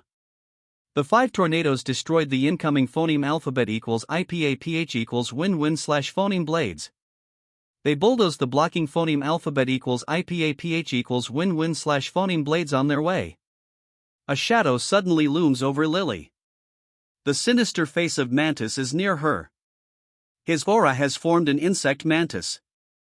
His right hand is currently raised. A big scythe of wind blade is above Lily. Little girl, let me cut your legs first, said Mantis with a big grin. His face looks so sinister. The big scythe slashed at Lily's legs, but a tornado brought her up to the air. Bang! The roof is cut, and it extends to the ground. Lily is in the air. Mantis gathers more phoneme alphabet equals IPAPH equals wind slash phoneme element on his blades for another powerful attack. He is waiting for the girl to fall down. Wings of phoneme alphabet equals IPAPH equals wind slash phoneme wings have formed behind Lily, preventing her from falling. She is aiming her bow at Mantis. The arrow has a lot of aura and phoneme alphabet equals IPAPH equals wind slash phoneme element. A big circle of magic is in front of the bow. Near the area where Lily and Mantis are fighting, Viron is confronting a royal guard. Clang!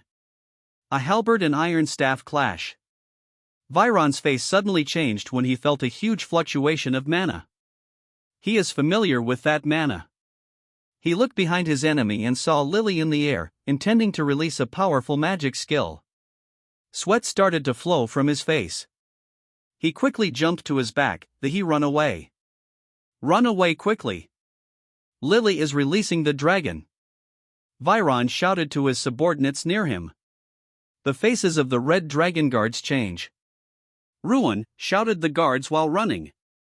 The enemy guards are dumbfounded and then laugh. Ha ha ha ha. Idiots. How can they be afraid of the little girl? Is their brain working right?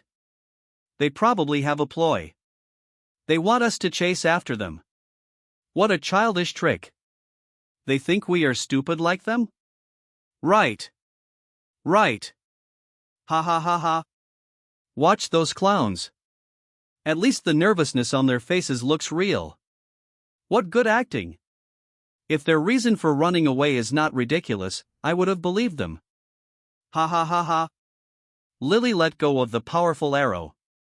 Art of Archery, phoneme alphabet equals IPAPH equals win-win slash phoneme dragon wings of phoneme alphabet equals IPAPH equals win-win slash phoneme a wings of phoneme alphabet equals IPAPH equals win-win slash phoneme has formed behind Lily, preventing her from falling.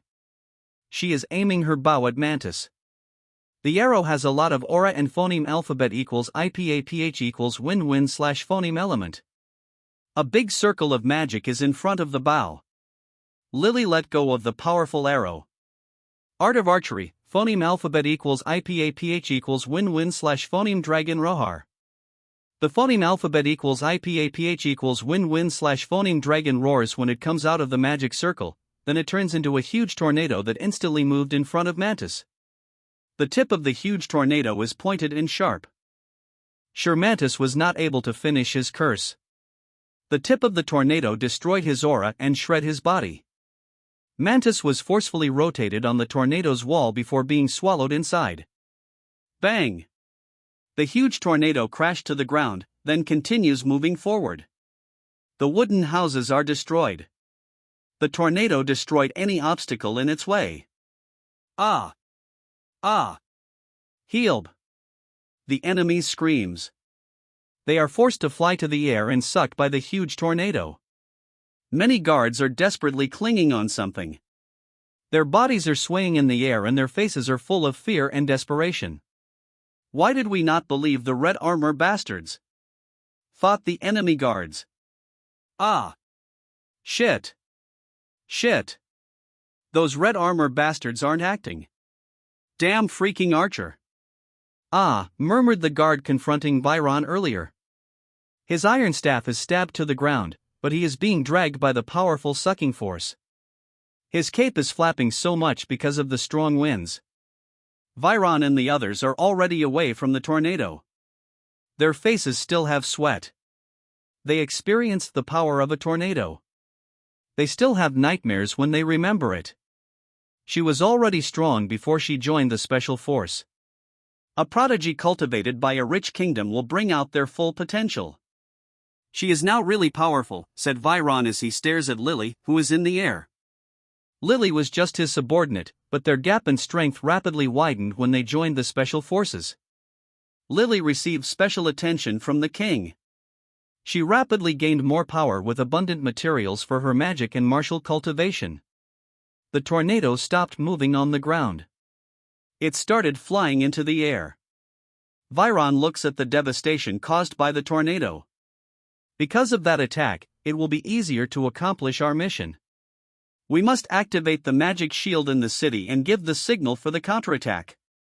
Meanwhile, somewhere outside the capital of the Fran Kingdom, Dan and Carter stopped running. They are on a wide, open ground, a battlefield chosen by Dan where he can maximize his magic. Carter is holding a bow and has arrows on his back. At the phoneme alphabet equals IPAPH equals rut route slash phoneme where they escaped, his weapon was already prepared. Flop! Flute is 20 meters away from them. His face still looks calm as he observes the place. Where are the others? I thought you were leading me to an ambush.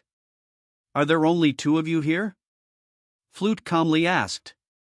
Dan and Carter are astonished when they heard Flute.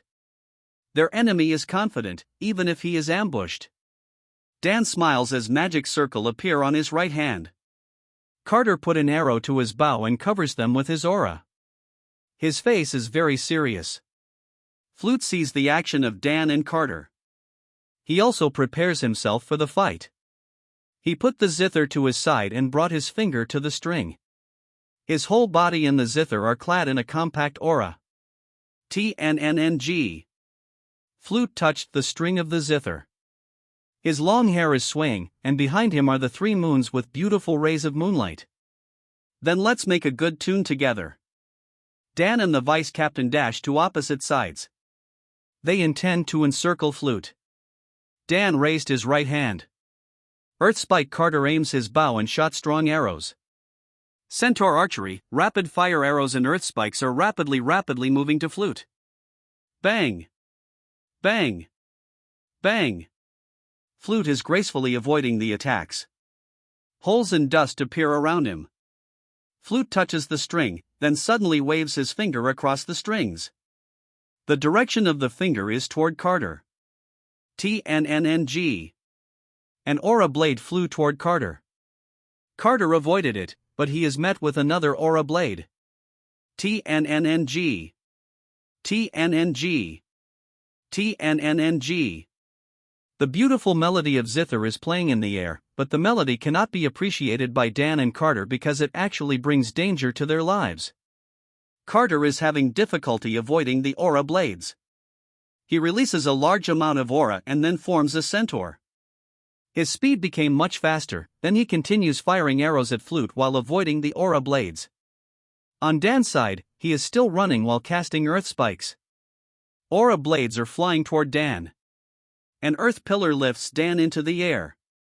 He directs it to move toward Flute as he continues casting earth spikes. Bang! Bang! Bang! Strong arrows and earth spikes keep hitting the ground around Flute. Flute's eyes are phoneme alphabet equals IPAPH equals clause close slash phoneme while gracefully avoiding the earth spikes and arrows. The tune is not good, Flute calmly said while avoiding the attacks. Damn freak, thought Dan and Carter. Flute opened his eyes, then he attacked Dan with aura blades. Dan saw the incoming aura blades. He put more aura to his feet, then jumped high with a backflip. Bang! Bang! The aura blades missed Dan and hit the pillar. The top of the pillar is destroyed. It crumbles and falls to the ground. Dan is in the air. His head faces the ground. He slashed his claws toward Flute, who was avoiding the arrows of Carter. Tiger Claw 2 Tiger Claws are rapidly moving toward Flute. Dan casts Earth Magic. Earth appears over his feet. He moves his upper body closer to his knee. He is ready to charge. Flute jumped to his side and avoided the Tiger Claw, but there is a predator above him waiting for this chance. Dan releases his tiger form aura. Beast Charge, Impact Boom. The earth on his feet turned into powder as he charges down. A red blur instantly arrived above the head of Flute. Bang! A huge crater and dust appear. Carter stopped moving. He saw the attack of Dan. He stopped firing arrows on time. The dust almost reaches where he is standing. Whoosh! Flute suddenly appeared near Carter. Carter is shocked and petrified. TNNNG. A huge aura blade hit Carter. He was able to block it with his bow, but he is being pushed to his back rapidly. Ah! Screams Carter. Flute smiles and nods at the aura blade, sending away Carter. The tune is not good while you are here, so stay away and rest for a while. Dan is astonished that Flute is not even scratched, and his enemy easily send away his comrade. Now he is alone against a powerful enemy. Flute walks toward Dan. Dan removed his helmet, then he releases a large amount of aura. The aura forms a tiger. Beast possession. The tiger form aura went inside Dan's body. Dan's brown hair and canine teeth became longer, his iris turned yellow, and his pupils became vertical like a cat. Boom! The ground cracked as Dan suddenly dashes toward Flute. Flute waves his fingers across the strings. Aura blades flew to Dan, but he swiftly dodges them. Flute is moving to his back while attacking with aura blades. He is at a disadvantage in phoneme alphabet equals IPA/PH equals clause close / phoneme combat. Bang! Bang!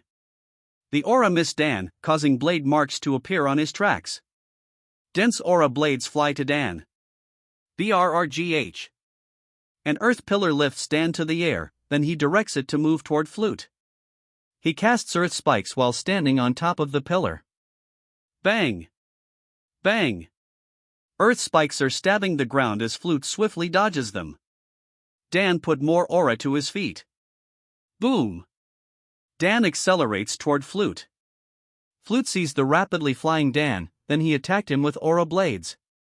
Dan crushed the aura blades with a huge tiger claw. Flute attacked with a bigger aura blade. Boom! The tiger claw has crushed the huge aura blade. Keep moving toward Dan. Dan pulled his body and knees closer. He casts earth magic, then he steps on earth in the air. Boom! He jumped toward Flute with a backflip, then he stretched his right hand. A magic circle appears above Flute. Pillar fall phew. Phew! A sound of rubbing air from rapidly falling objects echoes in the air. Pillars are rapidly falling to the ground. Bang! Bang! Bang! The pillars are hitting the ground as Flute dodges them. Flute moves away with difficulty. Flute got out of range of the pillar fall, but he is not out of range of Dan's attack from the air. Dan is clad in beast form. His head is facing the ground. Earth appears over his feet. Boom! Dan charges down at Flute. Beast charge, impact. A red blur instantly appeared above Flute, but he already sensed it earlier. His finger is on the string of the zither, then he strummed it. TNNG. Flute jumped to his back without touching the ground with his feet. Boom! Dan hit the ground with his sharp fingers. His sharp right fingers are buried in the ground up to his forearm. The impact crushed the ground and created a big crater. Dan's left hand is suddenly clad with a giant tiger arm. He rotates his body to his right as he pulls out his arm from the ground, then swings his giant beast arm to Flute. Beast arm, giant claw. A huge horizontal tiger claw suddenly flew to Flute, who had not yet gotten away. TNNG. A sound of zither echoes, then an invisible shield appears in front of Flute and blocks the attack of Dan. Flute jumped to his side and landed on the ground. He is outside the range of the huge tiger claw. The tiger claw only stops temporarily, then it continues moving. Bang! The huge tiger claw hit the ground and created a loud explosion. There is a big claw mark on the ground. What the hell happened? Something blocked the tiger claw. Even earlier, he was able to jump without touching the ground or stepping on a solid object, thought Dan. He grits his teeth. Beast possession is taking a toll on his body. A tricky opponent is bad news. He must figure out how to defeat his opponent quickly. Dan did not let Flute get away easily. It was difficult to phoneme alphabet equals IPA/PH equals clause close / phoneme the distance between them. His left hand turned to a normal clad aura, then he continues attacking Flute with magic. A magic circle appears beneath Dan's feet. Fist of Wrath. Boom! A huge fist suddenly attacked Flute below him, but he avoided it. The huge fist became taller, then attacked Flute from the air. Bang! Another earth fist rises from where he was standing and joins the attack on Flute. They are trying to hit Flute to turn him into a pulp. Boom! A huge palm rose and tried to catch Flute, but he still avoided it. Dan is at the top of the huge earthen fist. He jumped high, intending to attack Flute, who had just avoided the grasp of an earthen palm. Flute saw Dan, then he waves his finger on the string. Sound impact. TNNNG. Ack! Dan is suddenly hit in mid-air. It felt like something hit his body directly. TNNNG. Ah! Something hit Dan and pushed him to his back, then he started falling. He rotates his body in midair to avoid falling on his head. Flop! Dan landed on the ground while panting, and blood leaks from his mouth. He is staring at his enemy and trying to figure out why he can't see the enemy's attack. Sound drops TNNNG. Flute strummed the strings of the zither, and then many small balls the size of a fist appear around him. There are so many of them that even Dan can now see what attacked him. There are distortions in the air. Each ball has a little distortion in the air that can't be seen if eyes are not focused on them. Dan sweats when he sees the crowded balls of energy. What kind of power is that? I heard that musical instruments are used as weapons by some aura masters in countries north of Grassland, but how is the attack almost invisible? Asked Dan in his mind. Flute saw the astonishment of Dan, then he smiles. Everyone discourages him on his chosen road because it is very difficult. He has a high aptitude for magic, but he chose to focus on his musical instrument. He fell in love with music, and he wants to gain strength through it. He had endured all the mocking looks to gain his current strength. These small balls of energy are life energy in the air that are manipulated through the aura and sound of the musical instrument. Most of their vibration can pass through the armor and hit the body directly. You have the honor to be the first to experience its power, said Flute while smiling at Dan. I'd rather not be the first, said Dan in his mind. He experienced the power of the attack. It will be dangerous if he is hit many times. Flute put his finger on the string, then struck it. TNNNG. Shoo! Shoo! Shoo! The balls became elongated and rapidly moved to Dan. Earthen wall BRGGGH. A huge, thick earthen wall rises from the ground in front of Dan. Bang! Bang! Bang! Many sounds of explosions are heard by Dan. The front of the earthen wall has many holes. The sound of explosions continues. Bang! Part of the wall has penetrated near Dan. 1 meter from him is a half-meter hole. Bang! Another ball penetrated, and Dan moved to the side and avoided the attack. Bang! Bang! Bang! Many balls penetrated the wall, and Dan had no space to dodge. Bang! Bang! Bang! Dan saw many sound drops rapidly moving toward him. An earth pillar lifted Dan and moved him to his left side. Sound drops hit the bottom of the pillar, resulting in many cracks. The cracks spread and destroyed the bottom of the pillar. The pillar started to fall, and Flute attacked Dan, who was at the top of the pillar. Dan jumped to the ground. Bang! The top of the pillar is destroyed. Dan landed on the ground. Bang! The ground cracked from his sudden acceleration. Flute keeps attacking Dan. Explosions appear wherever Dan passes through as sound drops keep hitting the ground, causing soil and dust to fly in the air. Dan closed the distance between him and Flute. Sound drops attack again. The attack missed Dan. The earth pillar moves him into the air. He stretched his arms, then casts earth spikes. One arm is blocking the sound drops, while the other is trying to hit Flute. Sound wave whoosh. A sound wave brought Flute to the air. He continues attacking Dan as he flies in the air.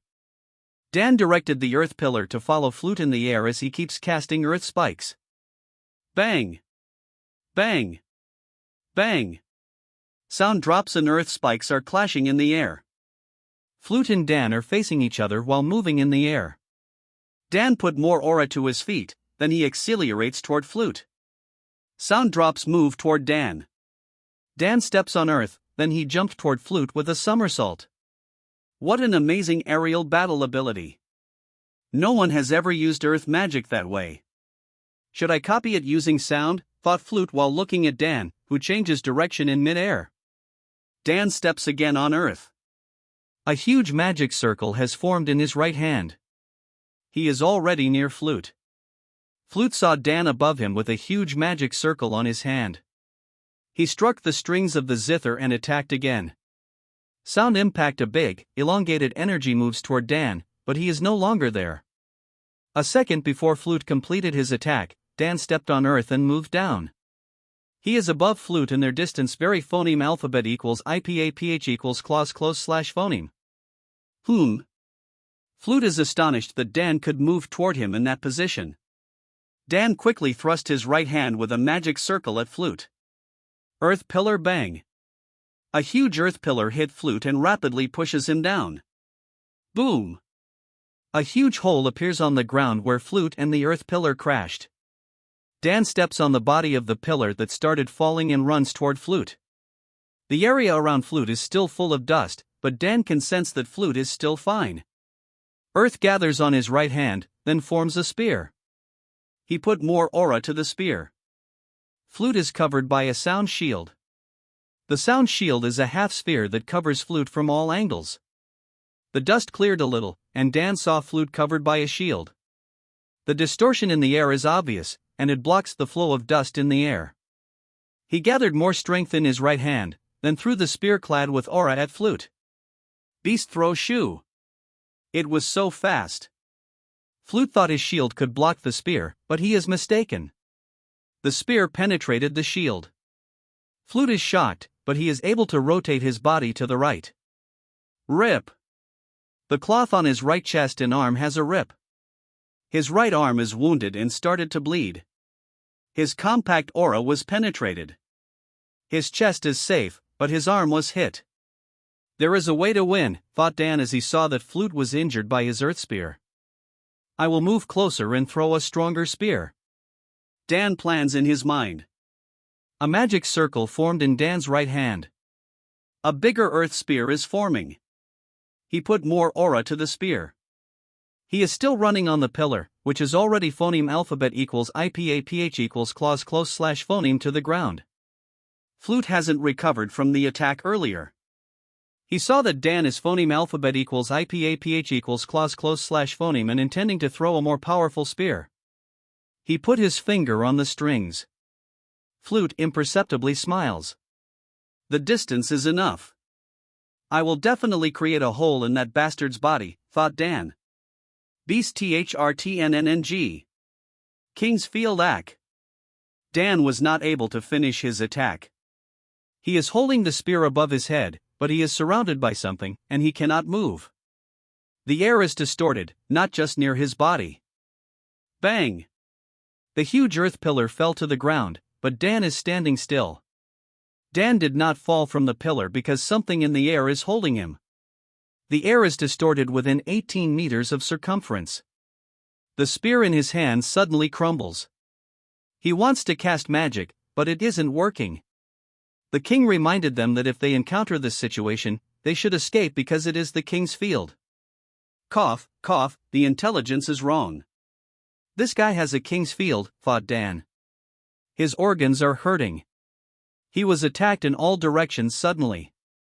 As long as he is in this field, he cannot cast magic, and he will be attacked in all directions.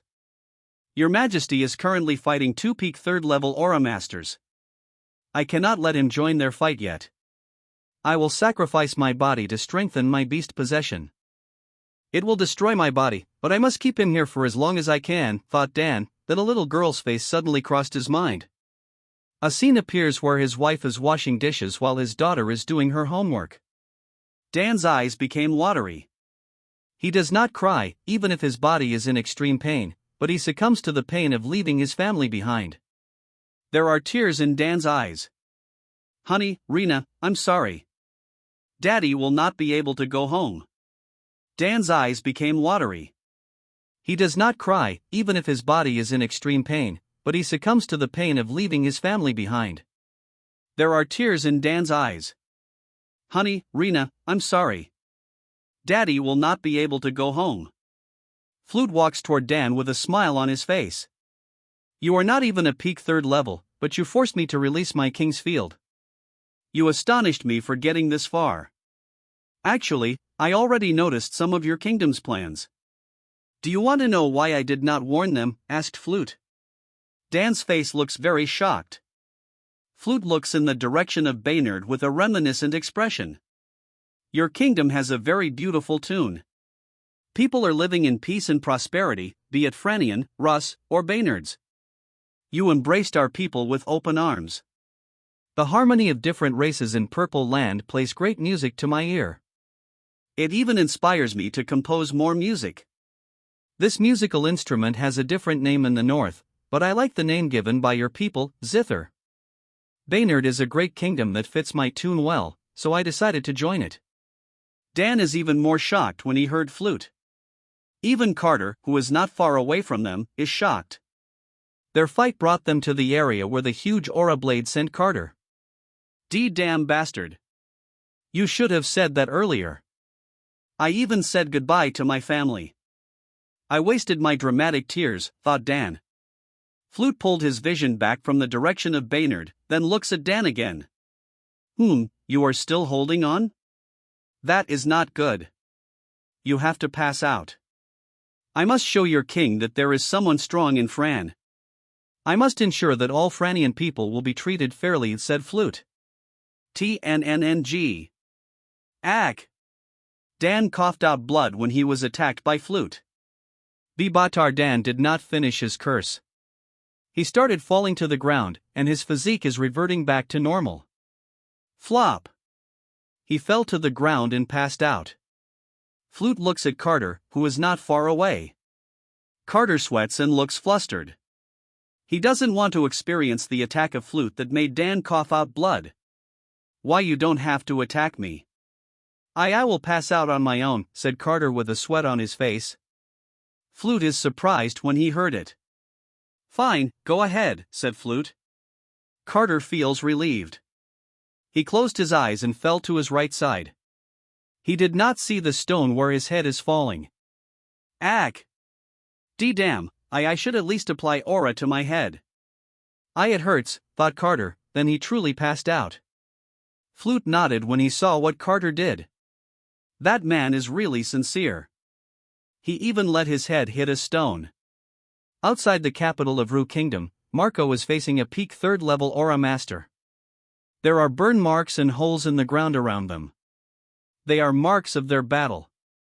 The Aura Master has a surprised look on his face as he watches the activated shield that covers the whole capital. Who is the damn idiot that activated the shield? How else can we go back inside? Locke furiously shouted. You don't have to be angry at your people. It is not done by them but by us. That is the signal for our counterattack.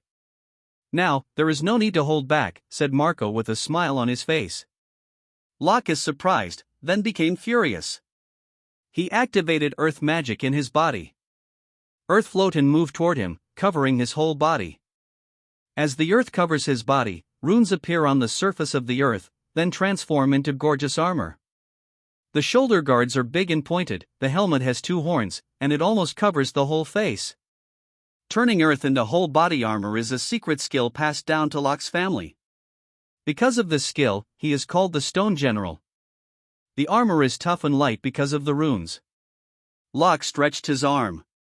The earth started to gather, then it formed a hammer with runes. Locke clad his whole earth armor and hammer with a compact aura as he stares fiercely at Marco. I will pummel you into a meat sauce, including your allies inside the capital. Locke dashes toward Marco. Marco grins. He gathers more fire element on his both fists, then he rapidly punches them to Locke. Fire fist woo. Woo. A big fist made of fire quickly flew toward Locke.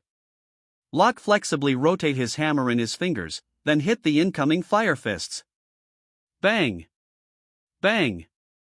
Bang. The fire fists are easily destroyed by Locke. Ground spike bang. A ground spike suddenly rose beneath Marco. Marco noticed it and jumped to the side. Locke jumped and smashed his hammer on Marco, who was still in the air. Marco steps on earth, then he jumped to his back. Boom! The hammer missed Marco and hit the ground, causing a huge hole to appear. Whoosh! A fire pillar pushed Marco into the air. Thread's fire elements are rotating on his right fist. A magic circle had formed in front of his fist, then he struck it when he started falling from the air. Fist impact. A huge fire fist, followed by a pillar of fire, rapidly moves toward Locke. BRRGH. An earth pillar moves Locke into the air. Bang! The first impact hit the bottom of the earth pillar and destroyed it. The earth pillar started falling down. Locke moved to the body of the earth pillar. His eyes stares fiercely at Marco, who is in the air. Earth started gathering in front of him, then it turned into a huge boulder. He took a hammer stance and added more aura to his hammer, then he smashed the boulder toward Marco. Bang! A loud explosion echoes in the air. The debris of the smashed boulder rapidly flew to Marco. Marco saw the debris flying toward him. He steps on earth, then he jumped with a somersault. His whole body is in a diagonal position. His head is facing the ground and earth appears over his feet. Boom! He charges down toward Locke. Locke is shocked. He did not expect that his enemy could flexibly change direction in mid-air. Fist impact. The fist impact is stronger when combined with the force and speed of Marco's charge from the air. Locke could not dodge, so he attacked the fist with his hammer. Bang! The earth hammer and fist impact clashed. Ah! Screams Locke as he tries to smash the fist impact. The first impact stopped for a while. Crack! A crack starts to spread to the hammer's head. Bang! The hammer's head was destroyed.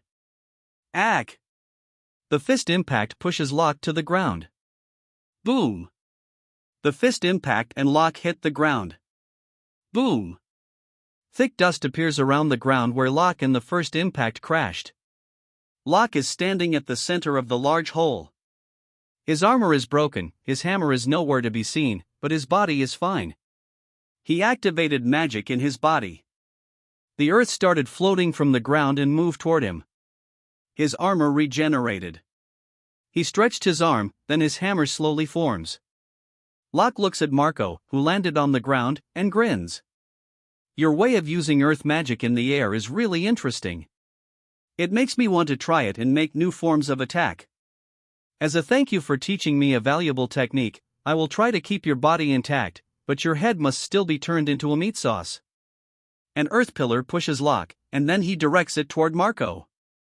Marco grins as he sees Locke, who wants to fight in the air. He will teach the guy a painful lesson. Aerial battles cannot be learned instantly. Edgar taught them how to use earth magic in the air, and they practiced a lot before they could flexibly use it. A fire pillar lifts Marco into the air. Marco and Locke stare at each other from a distance. Both of them put more strength into their feet. Boom! Both of them accelerate in the air. Marco strikes with his fist covered with fire, while Locke strikes with his hammer. Bang! Fire fist and hammer clashed. There is no winner in the clash. Both of them step on earth, then they jumped back. They step on earth, then charge again. Locke instantly arrived and swung his hammer, but Marco is above him. What? Locke is astonished that Marco did not charge toward him but jumped up instead. He is tricked. Marco's arms are above his head. Fire hammer bang. Two big fire arms hit Locke, pushing him down rapidly. Boom! Locke hit the ground. Threads of fire element are rotating on both fists of Marco, then he rapidly punches them where Locke crashed. Fire fist barrages of fire fists are quickly falling like meteors. Bang! Bang! Bang! An explosion appears every time a fire fist hits the ground where Locke fell. Marco stopped, then he used earth magic to swiftly land on the ground. He is panting. The dust is a little cleared by the phoneme alphabet equals IPAPH equals wind wine / phoneme. A half sphere of earth is above Locke. The sphere has many holes. Locke has burn marks on his body. Some parts of his clothes are burned. Blood leaks from his mouth, but he is not severely injured. Potions are no longer useful on peak 3rd level Aura Masters and above because their cells are already at a higher level. Potions cannot enter their cells, but healers can because they can forcefully enter their cells and heal their illnesses or injuries. Locke feels the burn in his body, but he feels that Marco slapped and burned his face. Locke grits his teeth. He fiercely stares at Marco and wants the guy to pay a painful price.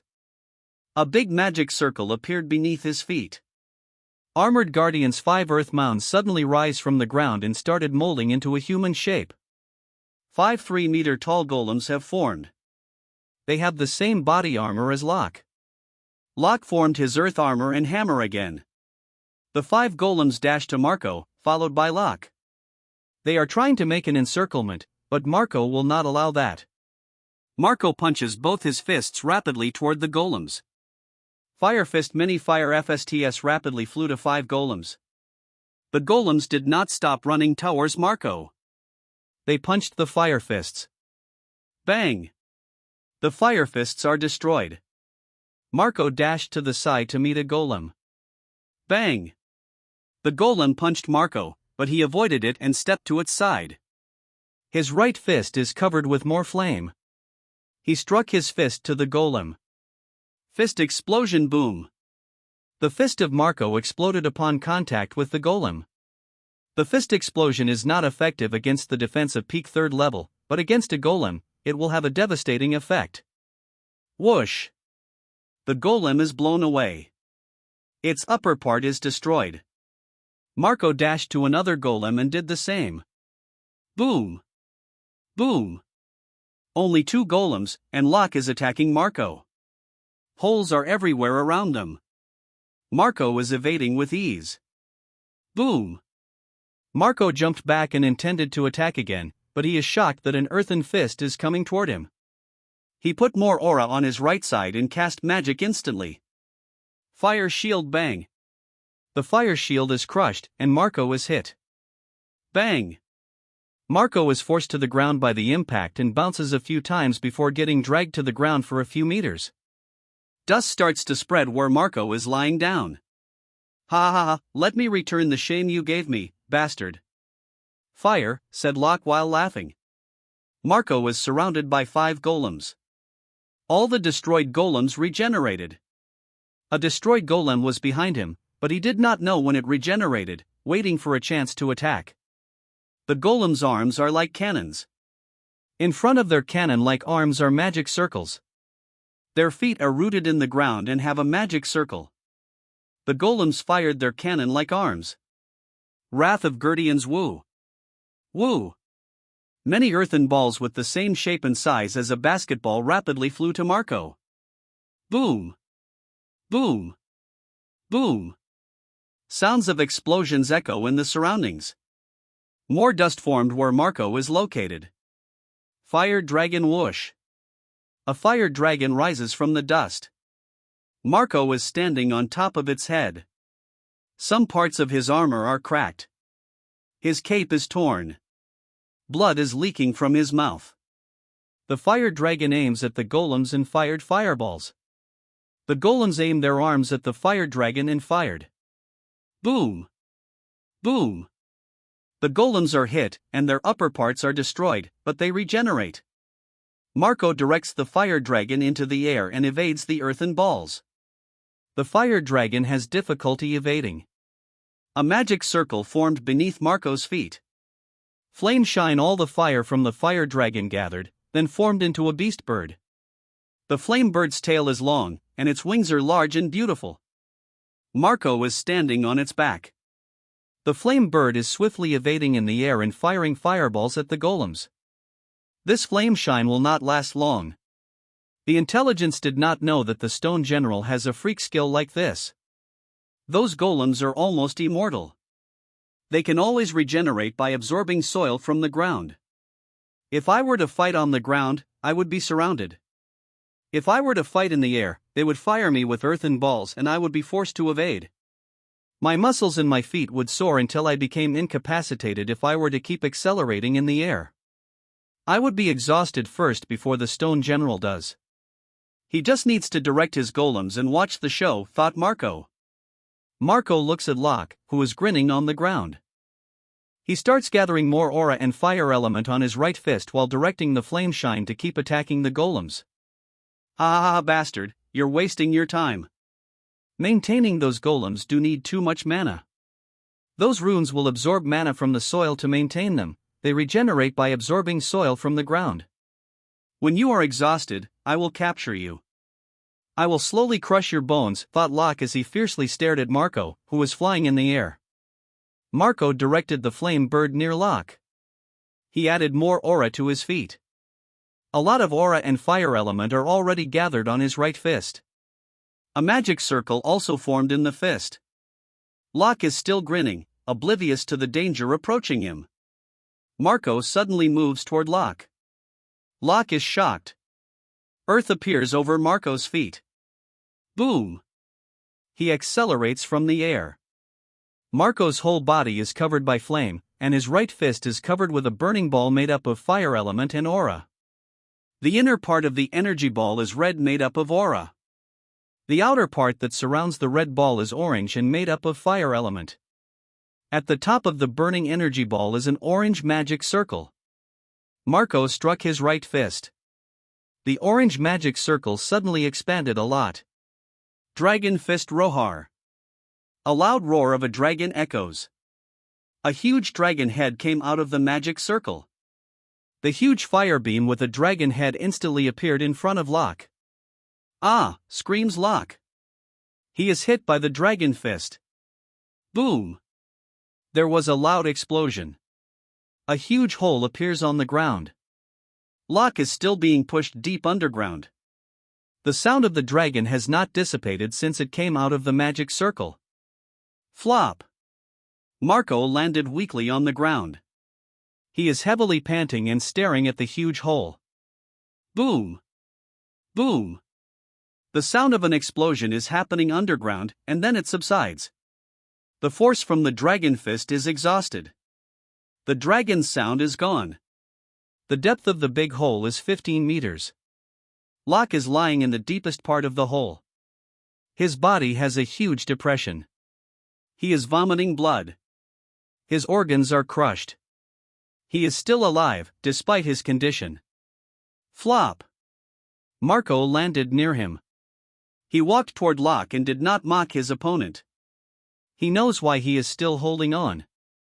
Don't worry, I will talk with your family to agree with the terms of Baynard. If they still decide to fight, I will make sure to protect the innocent and keep a seed for your family. Your family and your kingdom's people will be treated fairly. I swear it in my name. My name is Marco Flameworth, and I'm an uncle of the current king, Marco solemnly said. Locke smiled when he heard it. He intended to kill his enemy earlier, but now he is very thankful. It was just his wishful thinking that his enemy could somehow spare the innocents in his family. Although it's just a verbal agreement and cannot be completely trusted, a warrior's promise is still better than none. He hopes that Marco can hold on to his promise. The luster in his eyes faded, and he passed away. In an area not too far from Marco, the fight between Marshall Fry and 2/3 peak levels is also over. Marshall Fry is panting heavily. His short hair is a mess. Blood is leaking from his mouth. A blood clot formed on his goatee. His armor is cracked, and his cape is torn. He is supporting himself with his spear stabbed to the ground while lightning is still flashing in his spear and body. Not too far from him are his two dead opponents, who have holes in their bodies. Huff huff, 1/3 peak level can be crushed by the king's field. 2 can be defeated, but it is very difficult to kill. I have to slowly nibble their defense before making a finishing move. If Marco defeated his opponent, the royal court will not have a strong force against us in the capital. Murmured by Marshall Fry to himself, he looks in the direction of the Fran kingdom with worry. He is one of those who opposes the idea that Edgar will participate in the operation, but they are truly lacking force for a blitz operation. The 3rd peak level in Baynard capital must guard against malicious attacks on the capital. The other peak 3rd levels are being watched by enemies, and Edgar used them as bait to draw their attention. Marshall Fry is able to sneak out because of many arrangements to avoid enemies' suspicion. Your Majesty, I hope you succeed. Hopefully thought by Marshall Fry. Boom!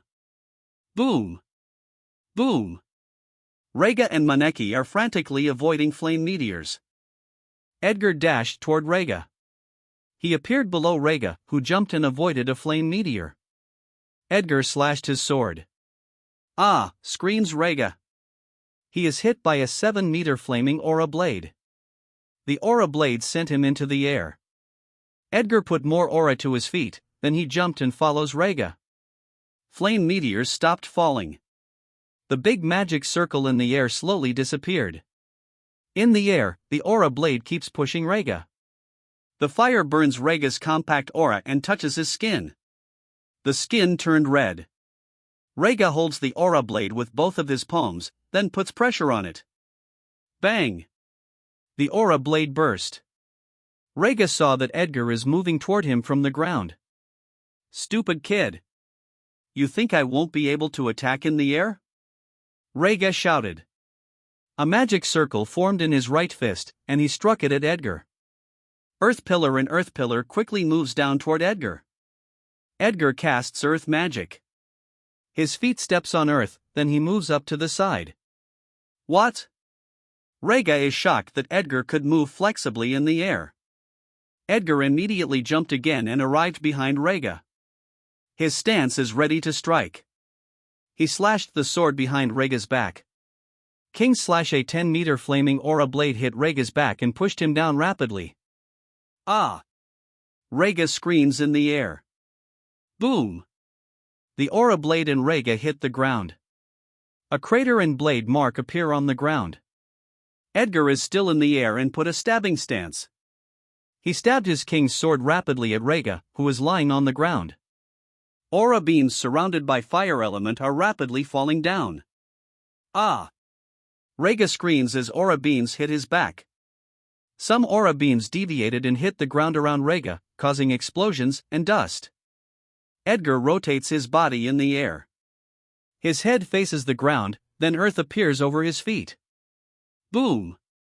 Edgar charges down. Threads of fire element are rotating on his sword.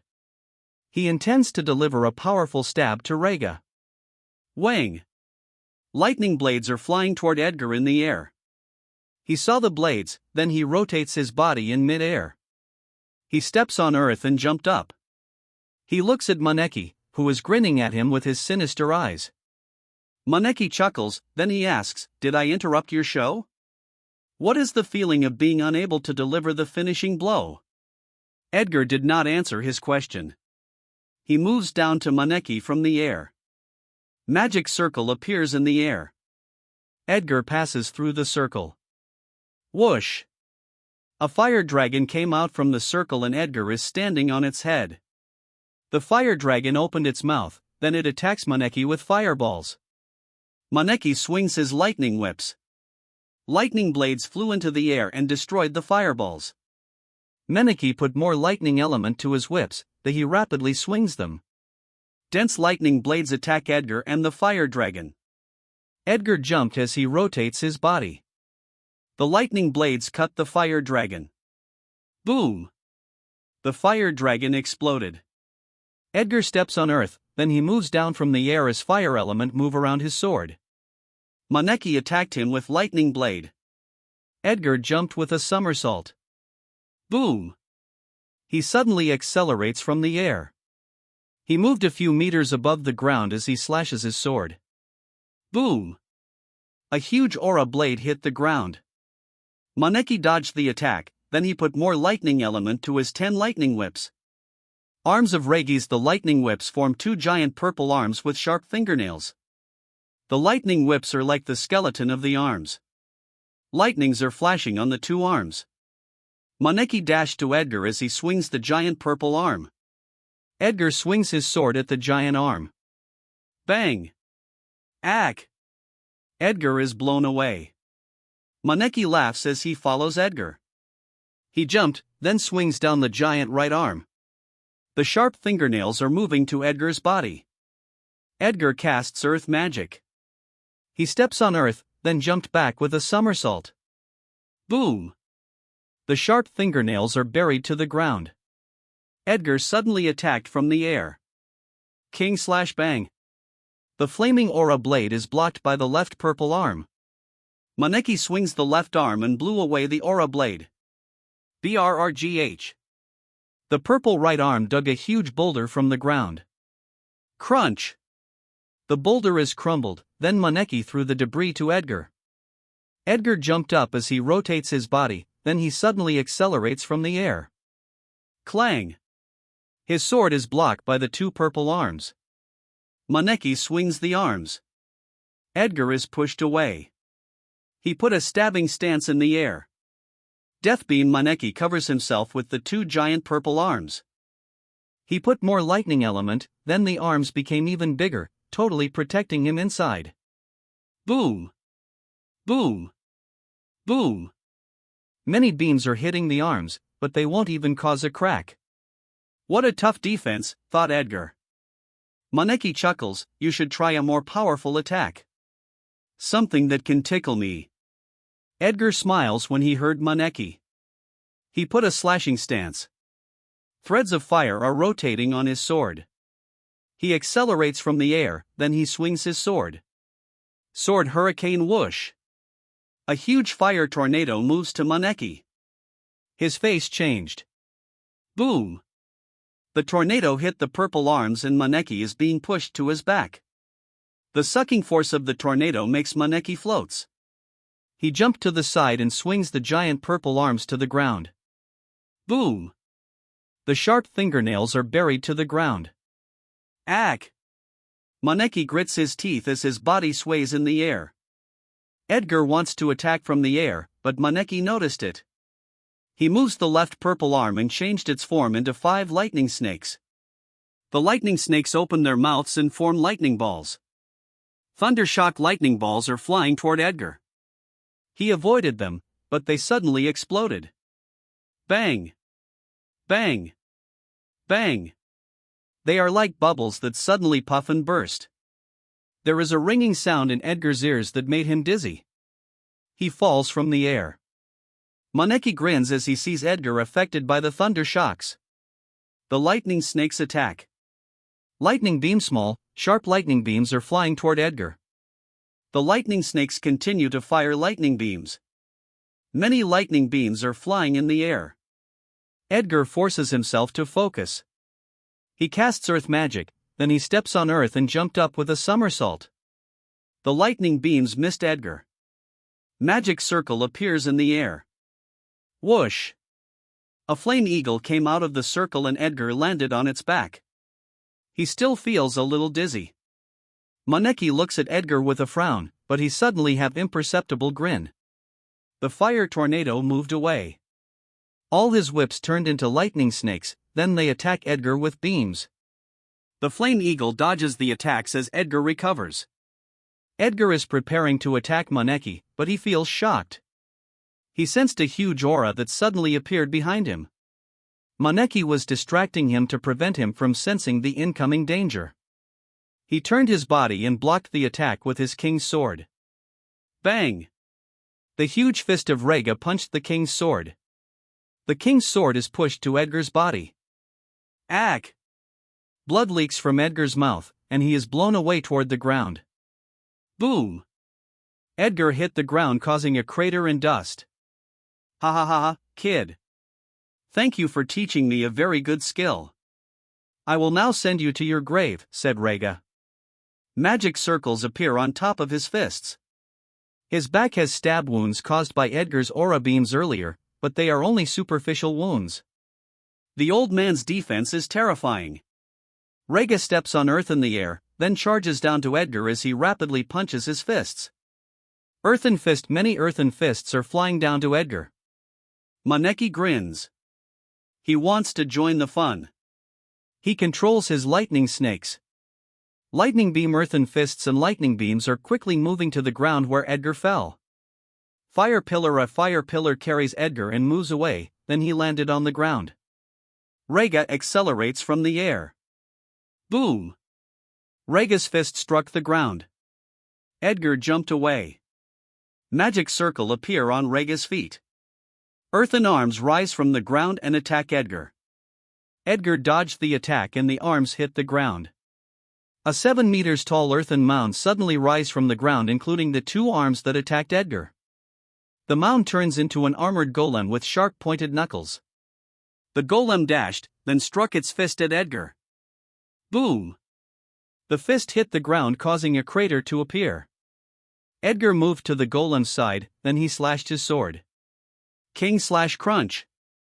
The upper part of the golem starts falling. It is cut from its waist by a 10 meters aura blade.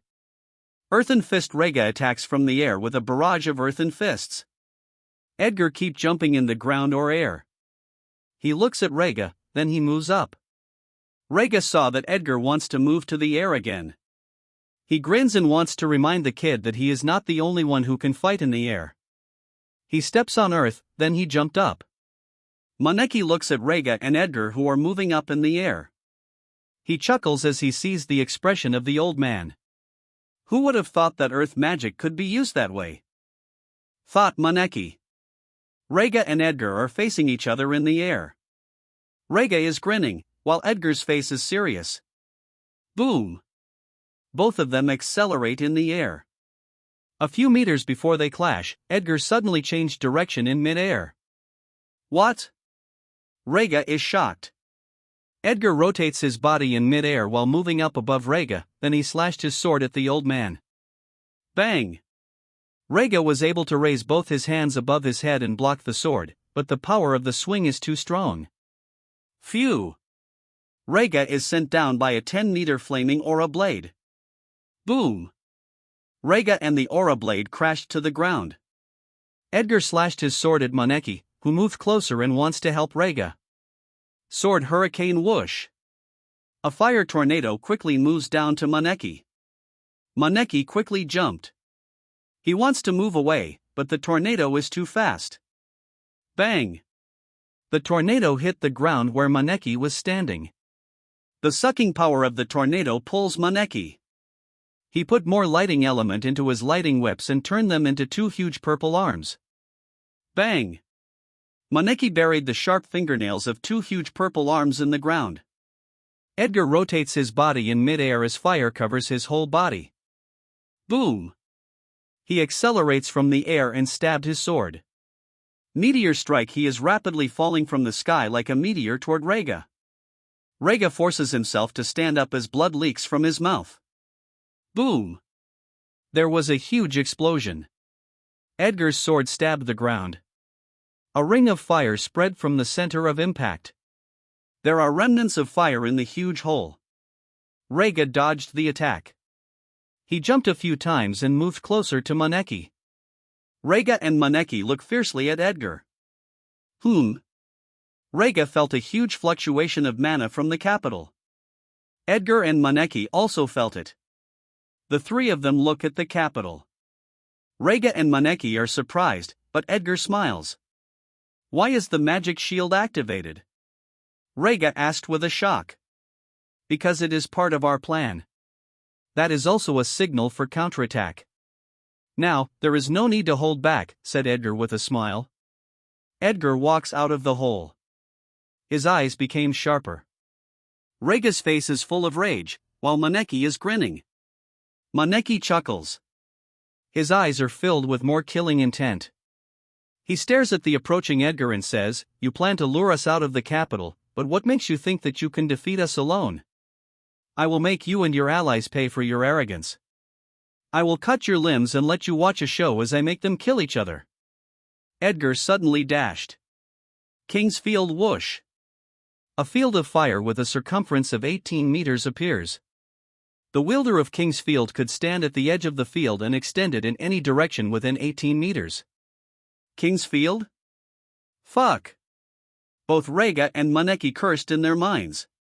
The boy really has the confidence to fight them alone. He really was holding back. Whoosh! Flame swords and fire dragons suddenly surrounded Rega and Maneki. The earth on Rega's fist crumbles. The lightning that clad Maneki's whip burst. Rega and Maneki want to jump out of the field, but fire whips suddenly tie their feet and keep moving up to their bodies. Shit! Cursed by the two of them. Shoo! Shoo! The flame swords rapidly attack. The fire dragons release fire breath. Rega rapidly punches. Maneki manipulated the threads clad with aura to cut the fire whips, then he rotates his body with the threads. Maneki is surrounded by a half-sphere of aura. Bang! Bang! Bang!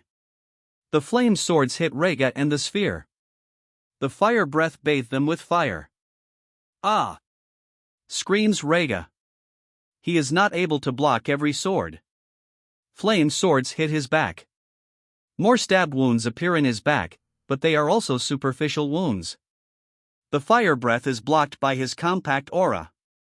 It cannot even reach his skin. Rega's back bleeds, but he contracts the muscles in his back, and the bleeding stopped. He looks at Edgar and grins as fire from the fire dragons bathes his body. Boy, thank you for the warm bath. The cold I was feeling disappeared, said Rega with a wide grin. Edgar answered his provocation. A tall fireman suddenly rises behind Rega and holds the old man's arms, then more flame swords rise. Rega's grin disappeared. Edgar smiles at the old man. Old man, bathe with my flame swords next. Shoo! Shoo! Flame swords and fire breath attack Rega again while his arms are being held. Ah! Screams Rega. Maneki keeps spinning with his threads, then the fire field below him is cleared. His control of lightning element has returned. Edgar's face changed when he felt that the fire field beneath Maneki is cleared. Old man! You can use magic as long as there is a gap in the field, shouted Maneki. Edgar's face turned serious. As he thought, Maneki noticed the weakness of the field. How lucky of them that Maneki's way of defending the attacks incidentally discovered the weakness. Maneki clad the lightning whips with lightning. The red sphere turned into a purple sphere. Wang! Lightning blades flew all around the sphere. They cut the fire dragons and exploded with the flame swords. Rega heard the shout of Maneki. His body has many stab wounds. His eyes are bloodshot. He was not able to use his hands to punch, but he was able to use them to block his face. He never felt so aggrieved. He wants to pummel the head of Edgar right now into a meat sauce to vent his anger. HHHHH, shouts Rega as he releases a lot of aura. The aura that covers Rega's body is no longer compact. The fire whips and the arms of the fireman that hold him burst. The fireman is blown away by the shockwave of the sudden release of aura.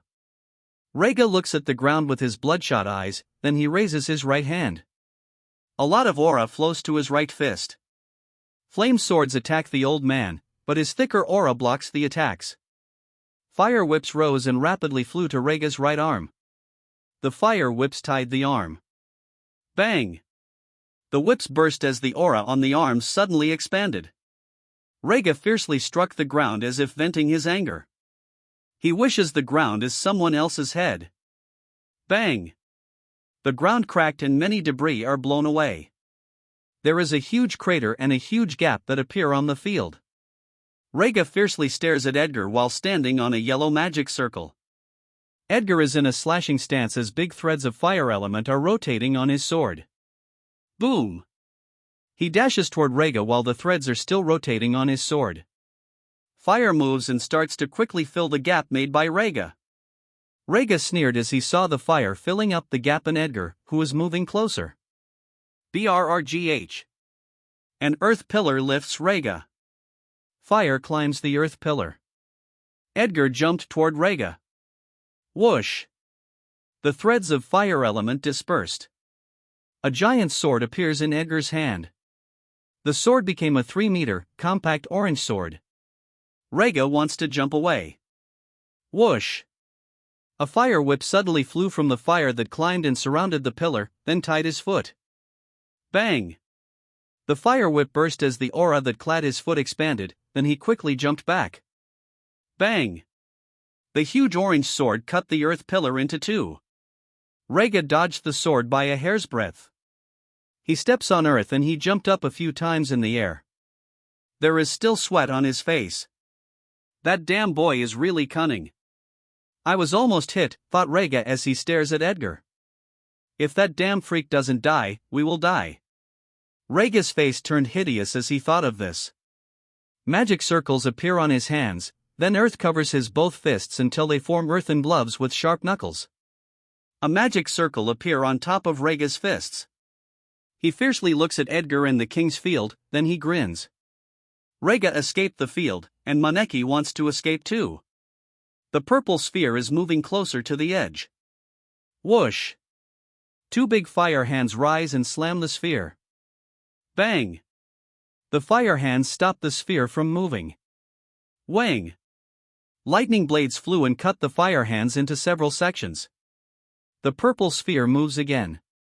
Fire hands keep rising but lightning blades cutting them. Flame swords attack, but the purple sphere is still moving. Flop! Edgar landed on the field and frowns as he stares at Rega. Rega attacks from the air with magic. Shoo! Shoo! Earthen fists are flying down to Edgar in the king's field. Flame swords and fire beams rise and attack the earthen fist. Bang! Bang! Bang! Flame swords, fire beams, and earthen fists are exploding in the air. Some partially destroyed earthen fists hit the field and created gaps, but they are quickly filled by fire. Rega moves in the air as he evades fire beams and flame swords. Threads of earth element rotate on both of his fists as he prepares for a big attack. Edgar moves and wants to stop Maneki. Shoo! Dense earthen fists suddenly flew down. Boom! Edgar jumped back and avoided an earthen. Boom! Boom! More earthen fists are hitting the field. He looks in the air and saw many earthen fists flying down. He took a slashing stance, then slashed his sword at the dense earthen fists. Fireblade, a huge 15-meter fireblade fly. Bang! There was a huge explosion in the air as the fireblade clashed with many earthen fists. Huge amounts of dust appear in the air. Many pieces of debris are falling to the ground. There are earthen fists that fell beside Maneki. Whoosh! The purple sphere suddenly dispersed, and Maneki used more lightning to turn the lightning whips into huge purple hands. The purple hands took two earthen fists and crumbled them. Crunch! The earthen fists are crushed into pieces, and Maneki threw them in the air. Maneki jumped on the debris of the earthen fists and flew together in the air, moving away from the field. Rega laughs as he sees Maneki flying out of the field. His comrade exceeded his expectations. He wanted to clear the field in front of Maneki, but his attacks were blocked by Edgar. Edgar adjusted his field, then fire beams rose and attacked Maneki in the air. Maneki put more aura on his feet, then he jumped to another debris. Bang! The debris is crushed as Maneki jumped away. Bang! The debris are also crushed when the fire beams hit them. Flop! Maneki landed on another piece of debris. He is already out of the field's circumference, but he did not relax, and he moves further because he knows that Edgar can adjust the field. Edgar saw that Maneki is already out of the circumference of the field. He sighs. They notice the weakness of the fire field too early. When a gap appears on the field, the enemies can use magic in that gap. Enemies can use magic as long as the fire field cannot reach them. The king's field can't also be used in the air, but it can still help to easily manipulate the element in the air and easily cast magic within a circumference of 18 meters. Edgar looks at Rega in the air. He dispersed the 3-meter sword and returned to the 1-meter size of the king's sword. He deactivated the fire field, then he jumped up. Rega saw that Edgar is moving up to him. He rapidly punches his fist and attacks with more earthen fists. Edgar saw the earthen fists. He changed direction in mid-air. He went up to the right side.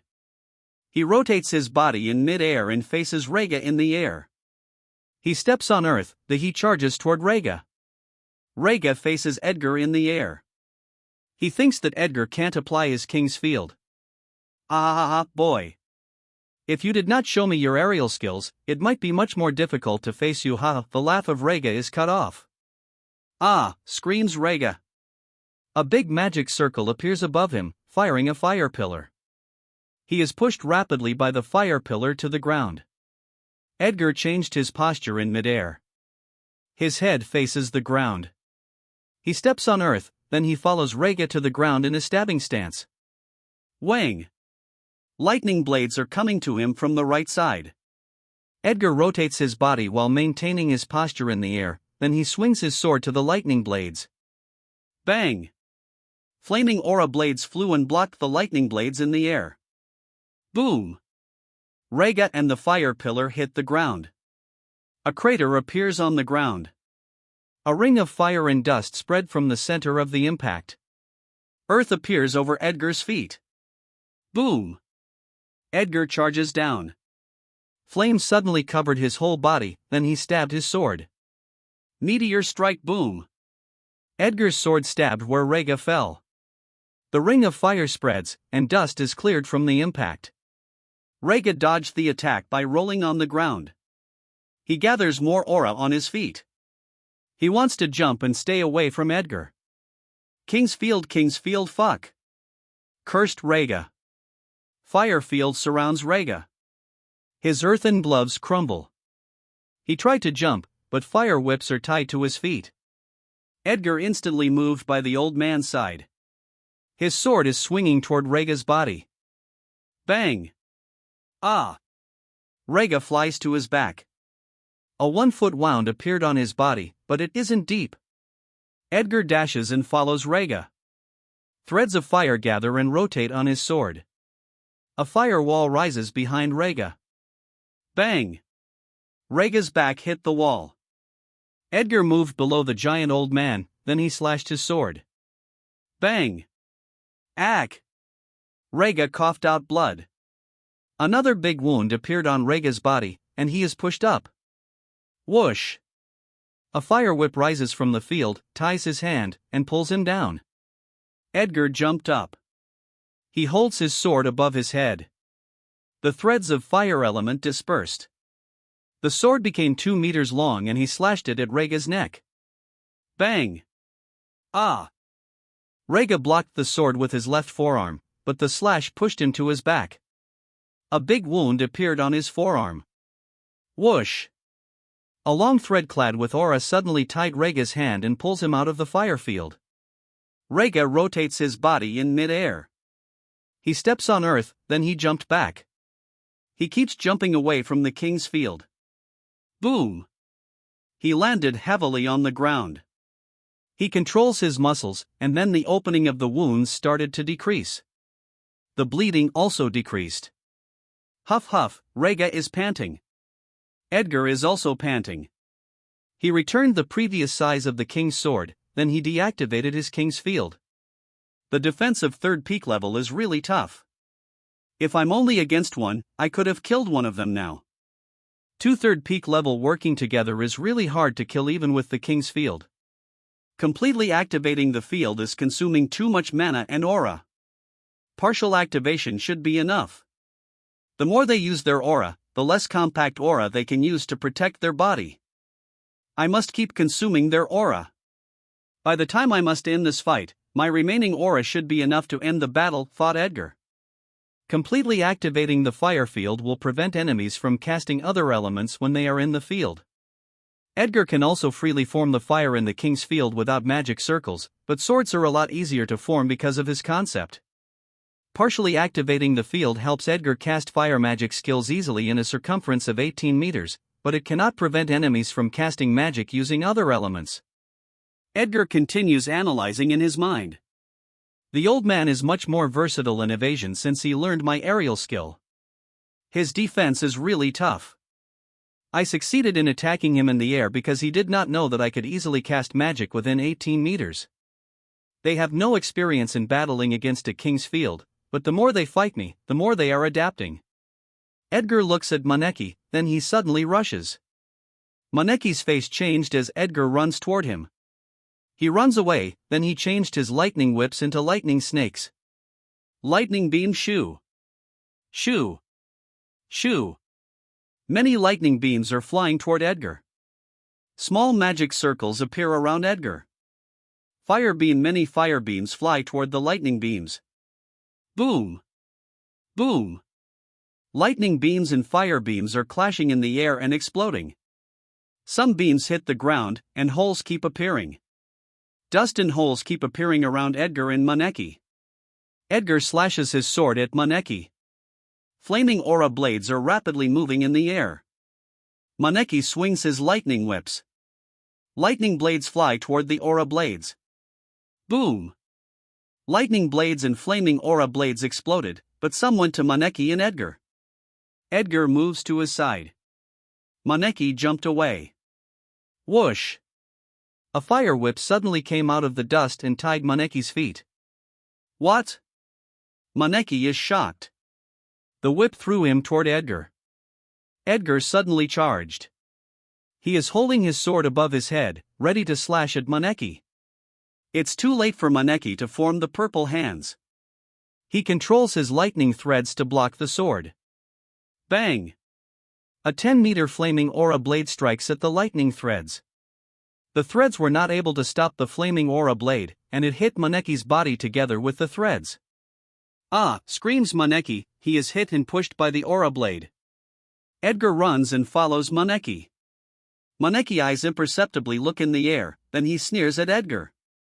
His index finger suddenly moves. I will surround him with flame swords.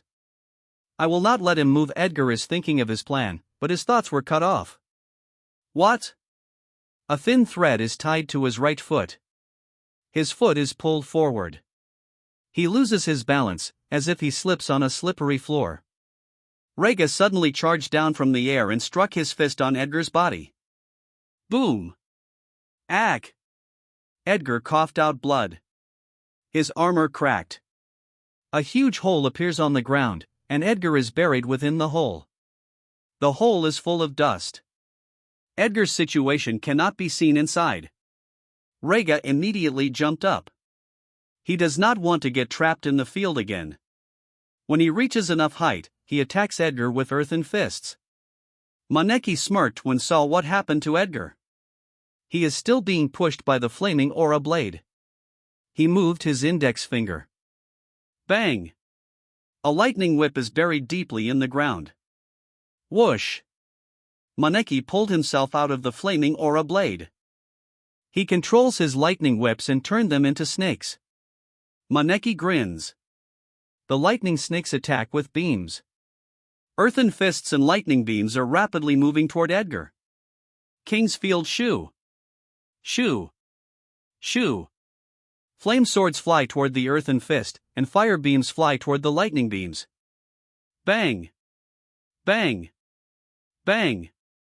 The magic skills are exploding in midair. Edgar lifted himself with a fire dragon, then he controls it to get out of the hole. He deactivated the fire field. He moves away from the hole, then he landed on the ground. The fire dragon dispersed. His appearance is a mess. He is panting heavily. His armor is cracked and his body hurts. He touched some parts of his armor. The armor became loose, then he removed it. He threw the armor and the cape to the ground. Edgar looks at Maneki, who has a wide grin on his face. Sneaky bastard, said Edgar as he breathes heavily. Maneki seems to know what Edgar said. He chuckles and says, Bastard, you sneak on us many times. I haven't paid you back yet for those attacks. Expect a higher return, bastard. Rega also grins when he heard Maneki. He felt so comfortable when he hit Edgar with a powerful blow. They were at disadvantage because they weren't familiar in fighting with King's Field, but they are starting to adapt to it. Rega looks at Edgar with a wide grin. Ha ha ha, kid, how does my fist feel? Too bad, that blow did not kill you. I was trying to hit your head, but I am not too familiar with moving in the air yet, so I was not able to adjust my direction and hit your body. Don't worry, I will try not to miss next time. I will crush your head on the ground. Edgar looks at his two complacent enemies. He covers his whole body with flame. The sneak attack of the thread is too dangerous. The thread is clad with a little aura. It was almost undetected. It is difficult to notice during battle. It will be difficult to focus on the fight if he is too cautious about the thread. His fire can burn the thread used by Maneki for sneak attacks. Edgar stares at Maneki. Bang! The ground cracked as he dashes to Maneki. Maneki grins, then he controls his lightning snakes to attack with lightning beams. Edgar casts fire beams and swings his sword to attack with flaming aura blades. Rega joins the fight and supports Maneki. Earthen fist flame swords lightning beams fire beams bang. Boom! Magic skills keep flying in the air and exploding as they clashed with each other. More holes appear on the ground. Soil keep exploding and flying in the air. More dust appear around their battlefield. They continued their intense battle for a period of time. Flop! The three of them landed on the ground. All of them are heavily panting. Edgar's clothes have torn. His red hair is a mess. Maneki and Reiga have more wounds and burns on their bodies. There are cuts on their faces. Maneki's clothes are like those of a beggar. The compact aura on their body is thin. All of them have a small amount of aura remaining. Edgar stares at the two, who are not far from each other. They are determined not to let each other get killed. The time to end this fight has come. My personal guards should have sent away the prying eyes near our battle, thought Edgar. Edgar took a deep breath and exhaled. He disperses his king's sword. Reiga and Maneki noticed Edgar's action. Ha ha ha, kid, are you giving up? Are you telling me that an old man like me has beaten you in endurance? Said Reiga with a grin. Edgar chuckled when he heard Reiga. Old man, you are too shameless. I'm alone while you two are working together. I disperse my secret skill because it isn't needed to end the fight. With your current state, my sword clad in aura is enough, said Edgar. Reiga and Maneki's faces changed when they heard what Edgar said, and then they laugh. Ha ha ha, kid, stop making me laugh. My wounds on my body hurt when I laugh. Ah. It hurts. Ha, I can't stop laughing, ha, damn kid. Reiga is holding his stomach while laughing. Maneki chuckles. His eyes become more murderous. He stares at Edgar and says, "It is good. Keep your arrogance. It will feel a lot better when I stomp on that arrogance. You no longer have enough aura and mana. You can never deef." Maneki stopped talking. His eyes turned wide, including Reiga. A while ago, in the tent of the army on the border of Ru Kingdom, a commotion was happening. A magic device is at the center of the tent. The runes are shining. Inside the tent is a white shield that reaches every corner of the tent. The device is for emitting sound blockade magic.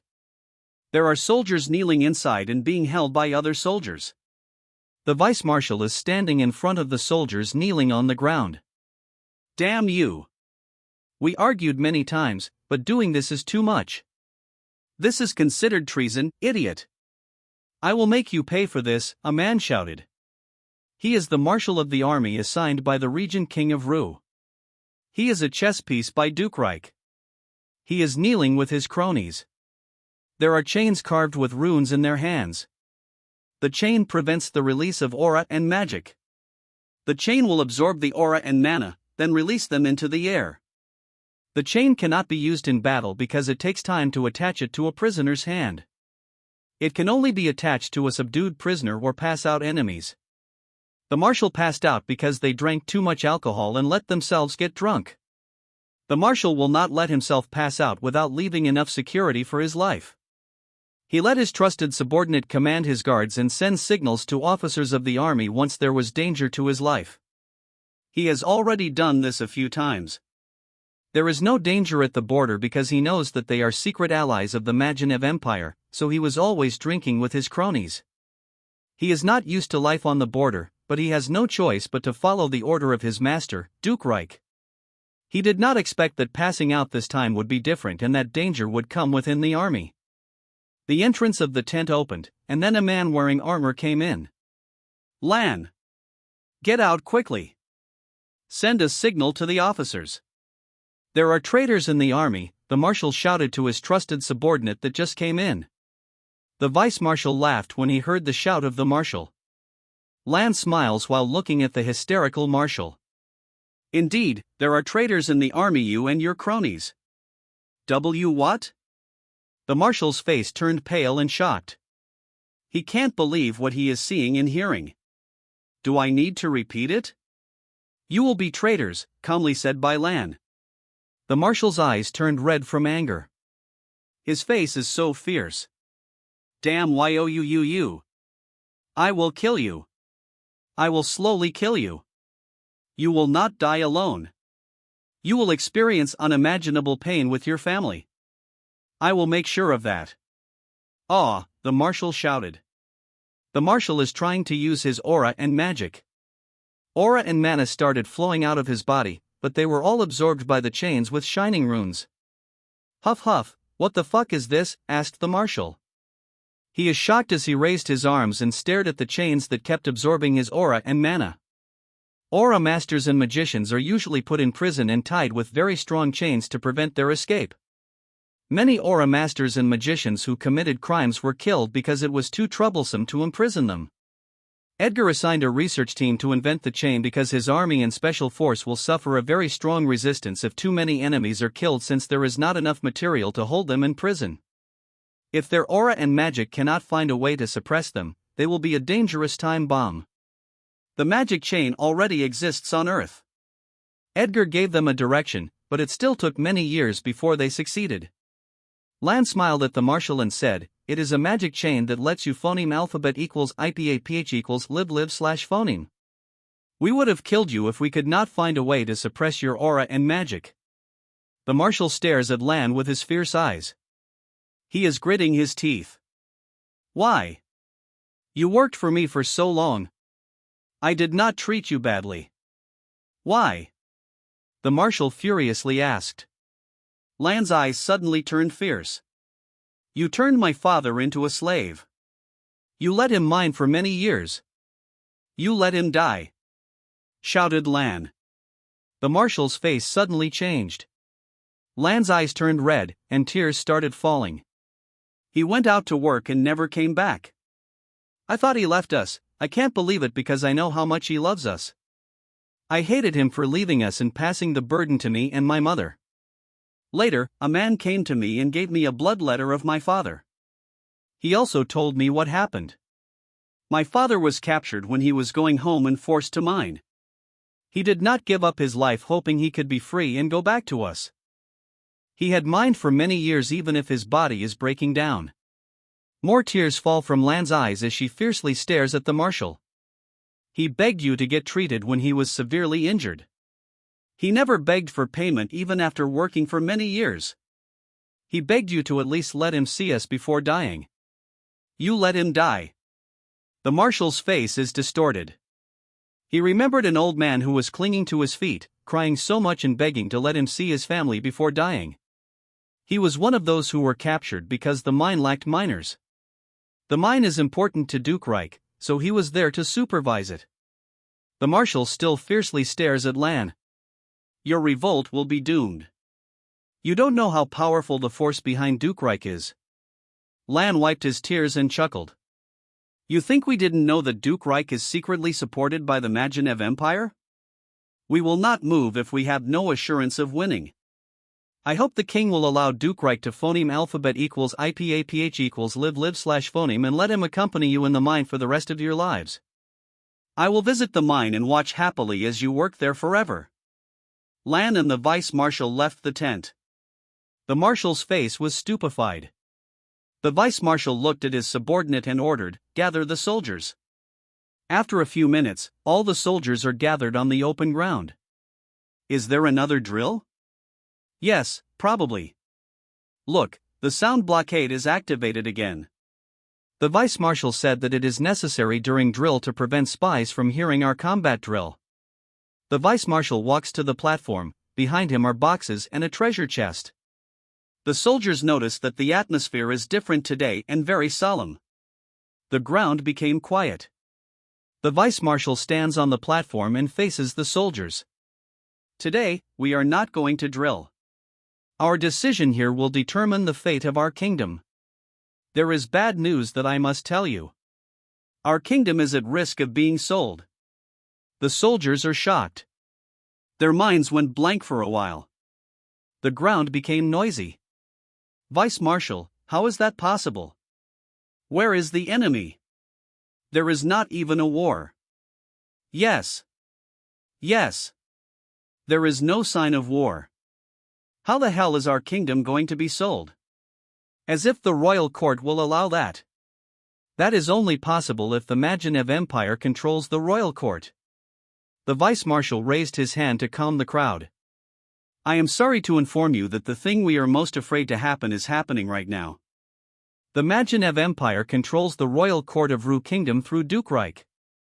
Here is the evidence we got from the marshal assigned by Duke Reich. Open the box. The soldiers' minds are struck by lightning. The impossible actually happened. They stare at the boxes, hoping that it isn't true. The boxes opened, and inside of them were the currency of the Magenev Empire in letters. The vice-marshal phoneme alphabet equals IPAPH equals red phoneme some exchanged letters between the marshal, Duke Reich, and Magenev Empire. The soldiers feel terrified. Some of the letters are actually not true, but Baynard mixed truth with falsehood to make them more convincing. The money was not taken from the marshal, it was prepared by Baynard to produce more planted evidence. Soldiers. Duke Reich is a secret ally of the Magenev Empire for a long time. Once the war in the west of the Magenev Empire stops, their focus will turn to us. Duke Reich, who controls the royal court, will open our border with open arms to the soldiers of the empire.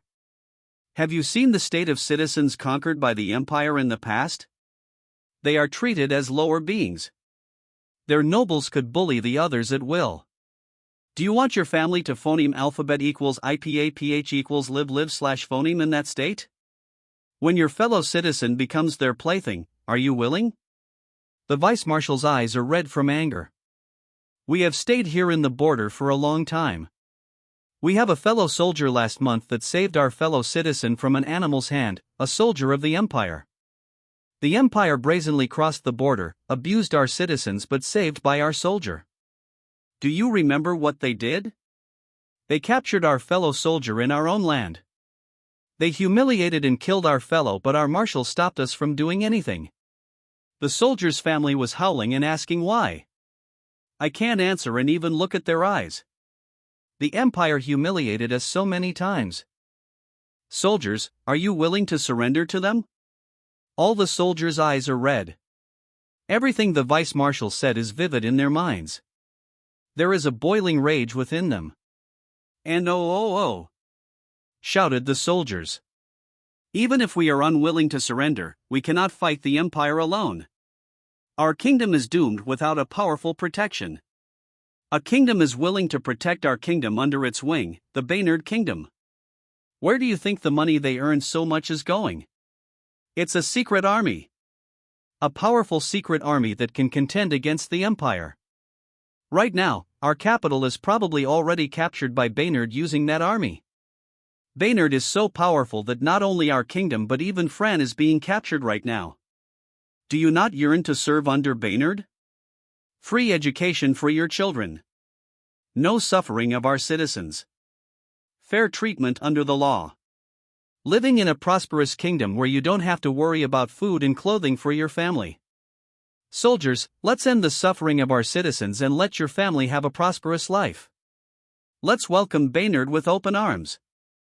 The vice-marshal vigorously raised his hand as he said his closing speech.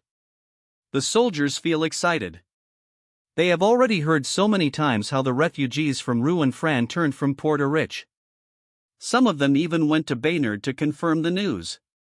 Many Rus and Franian also joined the army or the royal court of Baynard. The soldiers raised their hands. It isn't just happening on the border but all around the kingdom. The same thing is happening in Fran. Baynard had prepared for so long. Many of their secret allies in the army in two kingdoms are promoted in the army in various ways. They spread the news of the lives of refugees that came from their kingdom. They became the main source of propaganda in the army.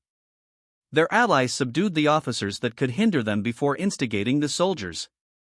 All their preparation is for this historical revolution. Let's welcome Baynard with open arms. When the two suns rise, people are surprised in the kingdoms of Ru and Fran. Within the villages, towns, and cities of two kingdoms, an earthen pillar is erected on the square, plaza, or open ground. On top of each pillar is a crystal ball. The runes on the crystal ball are shining. People are pointing at it. There are guards guarding each pillar. Eager, curious children want to approach it, but their parents are stopping them. What is that thing? Mama. That ball is beautiful. Father. Father. Look, there is a person inside the ball. How can a person hide inside the ball? The crystal ball is smaller than me. People are shocked that a person suddenly appeared in the crystal ball. Citizens of the kingdom, hello, I am Prince Pascal, the youngest son of the king. The same thing is happening in the Fran kingdom. Citizens of the kingdom, hello, I am Princess Layla, the youngest daughter of the king. Edgar spread magicians all over the two kingdoms to install televisions for phoneme alphabet equals IPA-PH equals live live/phoneme broadcasts. The magicians do not necessarily have a good aptitude for earth magic, but they train one single earth magic for a long time to prepare for this moment. The magicians are from the army, students, and magic production corps. There are tall earth pillars in secret locations all over the two kingdoms that transmit the phoneme alphabet equals IPA-PH equals live live/phoneme broadcast happening in the capital. I am here to inform you of the true situation of the kingdom. I am sad to tell you that our kingdom is going to be sold by the person that truly control the royal court. Aren't you confused why the royal court is neglecting your well-being? Why you can no longer afford food but only a symbolic help is done by the royal court? The reason is because they really don't care. Duke Reich is a secret ally of the Magenev Empire and he is the one that truly controls the royal court. He plans to open the border of our kingdom to the empire. He and his allies in the kingdom will still be nobles but you will keep suffering. What you are experiencing now will be worse as what the citizens of conquered nations by the empire had experienced. History already told what will happen to you once the empire conquers our kingdom. Citizens, in our border, the empire's soldiers are brazenly crossing the border. They pillage villages, kidnap our women, and humiliate and torture fathers who were just protecting their family. They repeatedly humiliated our kingdom's people, but the royal court did not do anything to stop it. What is happening in the border will happen all over the kingdom. Do you want to be humiliated by the empire and have no power to fight back? Do you want to watch as your family suffers from the mistreatment of the empire? The citizens' eyes turned red from anger. They are angry that the royal court does not really care about them. They are even more angry that they will let them suffer further under the empire. Citizens, we succeeded in taking control of the royal court, but we do not have enough power to defend against the empire. The citizens face change. Their expressions are full of anxiousness. Although we do not have that power, other kingdom does, it's Baynard Kingdom. The kingdom that has been giving donations when people have no food to eat, clothes to wear and blankets to protect our people from cold. The kingdom have enough power to protect us. Citizens, I have seen with my own eyes their secret power cultivated by their rich kingdom. My kingdom's people, are you willing to phoneme alphabet equals IPA-PH equals live live/phoneme under their wing? Within their kingdom, no one dies of cold and hunger. Children can go to school for free. Every family lives in a brick house. There is no bandit that will ravage your village. Everyone will be treated fairly under the law. Commoners have the right to participate in the affairs of the kingdom. People, are you willing to become citizens of the Baynard Kingdom? All you have to do is say yes. The citizens' eyes are full of excitement. The refugees that ran away from their kingdom came back with gifts during the holidays. They heard and saw the prosperity of the kingdom and its citizens. They also want a phoneme alphabet equals IPA-PH equals live live/phoneme there, but the border has become very strict. Even refugees are no longer allowed to go to Baynard, so they have no choice but to continue having a hard life in their kingdom. The citizens raised their hands. "Yeesss," the citizens loudly answered. Pascal and Layla smiled when they heard the loud answer of the citizens. I heard your answer, then let us welcome Baynard with open arms. A while ago, in the army camps of the two kingdoms, armies were preparing to march out of the camp. Let's move out, ordered the commanders. Twit! Twit! A very fast small bird came down from the air and landed on a piece of wood inside the yard of a castle. The bird is blue and white in color. Its feet have a small piece of paper attached to something else. The caretaker noticed the letter and opened it. His face turned pale, and his feet turned weak. He ran away, but stumbled. He does not care about the wound on his knee. He stands up and continues running to the castle. My lord! My lord! Urgent news! Urgent news! It's from the capital, the caretaker frantically shouted. The Duke frowns as the caretaker neglects the etiquette of nobles. He elegantly lifted his porcelain cup and sipped tea. What is it? Calmly asked the Duke while continuing to sip. My lord, the capital is captured. The Duke sprayed out the tea from his mouth. His favorite porcelain cup fell and broke, but he seemed to have not noticed it. He is petrified. His mind is blank. Many nobles in 2 kingdoms are in the same state. Quickly inform the army nearby. We must save the capital, the Duke immediately ordered to his subordinate. My lord! My lord! Another servant is frantically running toward the Duke. The army is marching, informed the servant. Ah, good, their reaction is fast. The capital should be able to save. The enemy is probably small in number. That is the only way they can sneak to the capital, said the Duke with joy. My lord, their flag is not Rue but Baynard Kingdom, said the servant with fear. The Duke's eyes and mouth turned wide. A servant approached the stupefied Duke. My lord, someone approached me earlier and gave me this letter. It is personally written by the King of Baynard. They said that Baynard has captured the capital and our army has also joined them, said the servant. Everyone is shocked that Baynard is actually hiding a powerful force that can even influence the army in the kingdom. The Duke absent-mindedly took the letter. If we mobilize the citizens, do we have a chance? Asked the Duke. My lord! Another servant is running towards him. The Duke's face is full of sweat. The scene is familiar to him. Another piece of bad news is coming. My lord, a crystal ball is showing the image of Prince Pascal. He is talking to the people from the capital. He wants to welcome Baynard to the kingdom instead of surrendering to the Magenev Empire. A loud shout is suddenly heard by everyone in the room. The loud shout crushes their last resistance. The citizens agreed to phoneme alphabet equals IPAPH equals live/phoneme under Baynard's rule. Finish, blurted the Duke. He loses strength in his body and crushes to his seat. They can't form an army to confront Baynard since even the citizens won't fight. He tremblingly opened the letter in phoneme alphabet equals IPAPH equals red/phoneme it. His face is surprised. His hands stop trembling. House of Lords? Flameworth Group shares? All the nobles who received Edgar's personal letter are surprised. They thought they would lose everything, but a pie is actually being offered to them. The nobles chosen by Edgar have not caused too much harm to people. Assimilating the 2 kingdoms will be much faster with their help. Another reason is to subdue the armies that were not penetrated by Baynard. The commanders of those armies are members of some noble households chosen by Edgar. The subordinates of those commanders are loyal. If the nobles are subdued, those commanders will also be subdued. If those commanders insist on fighting, they will be surrounded by allied armies. It is important to assimilate the 2 kingdoms before the empire can do anything that will cause chaos in the 2 kingdoms.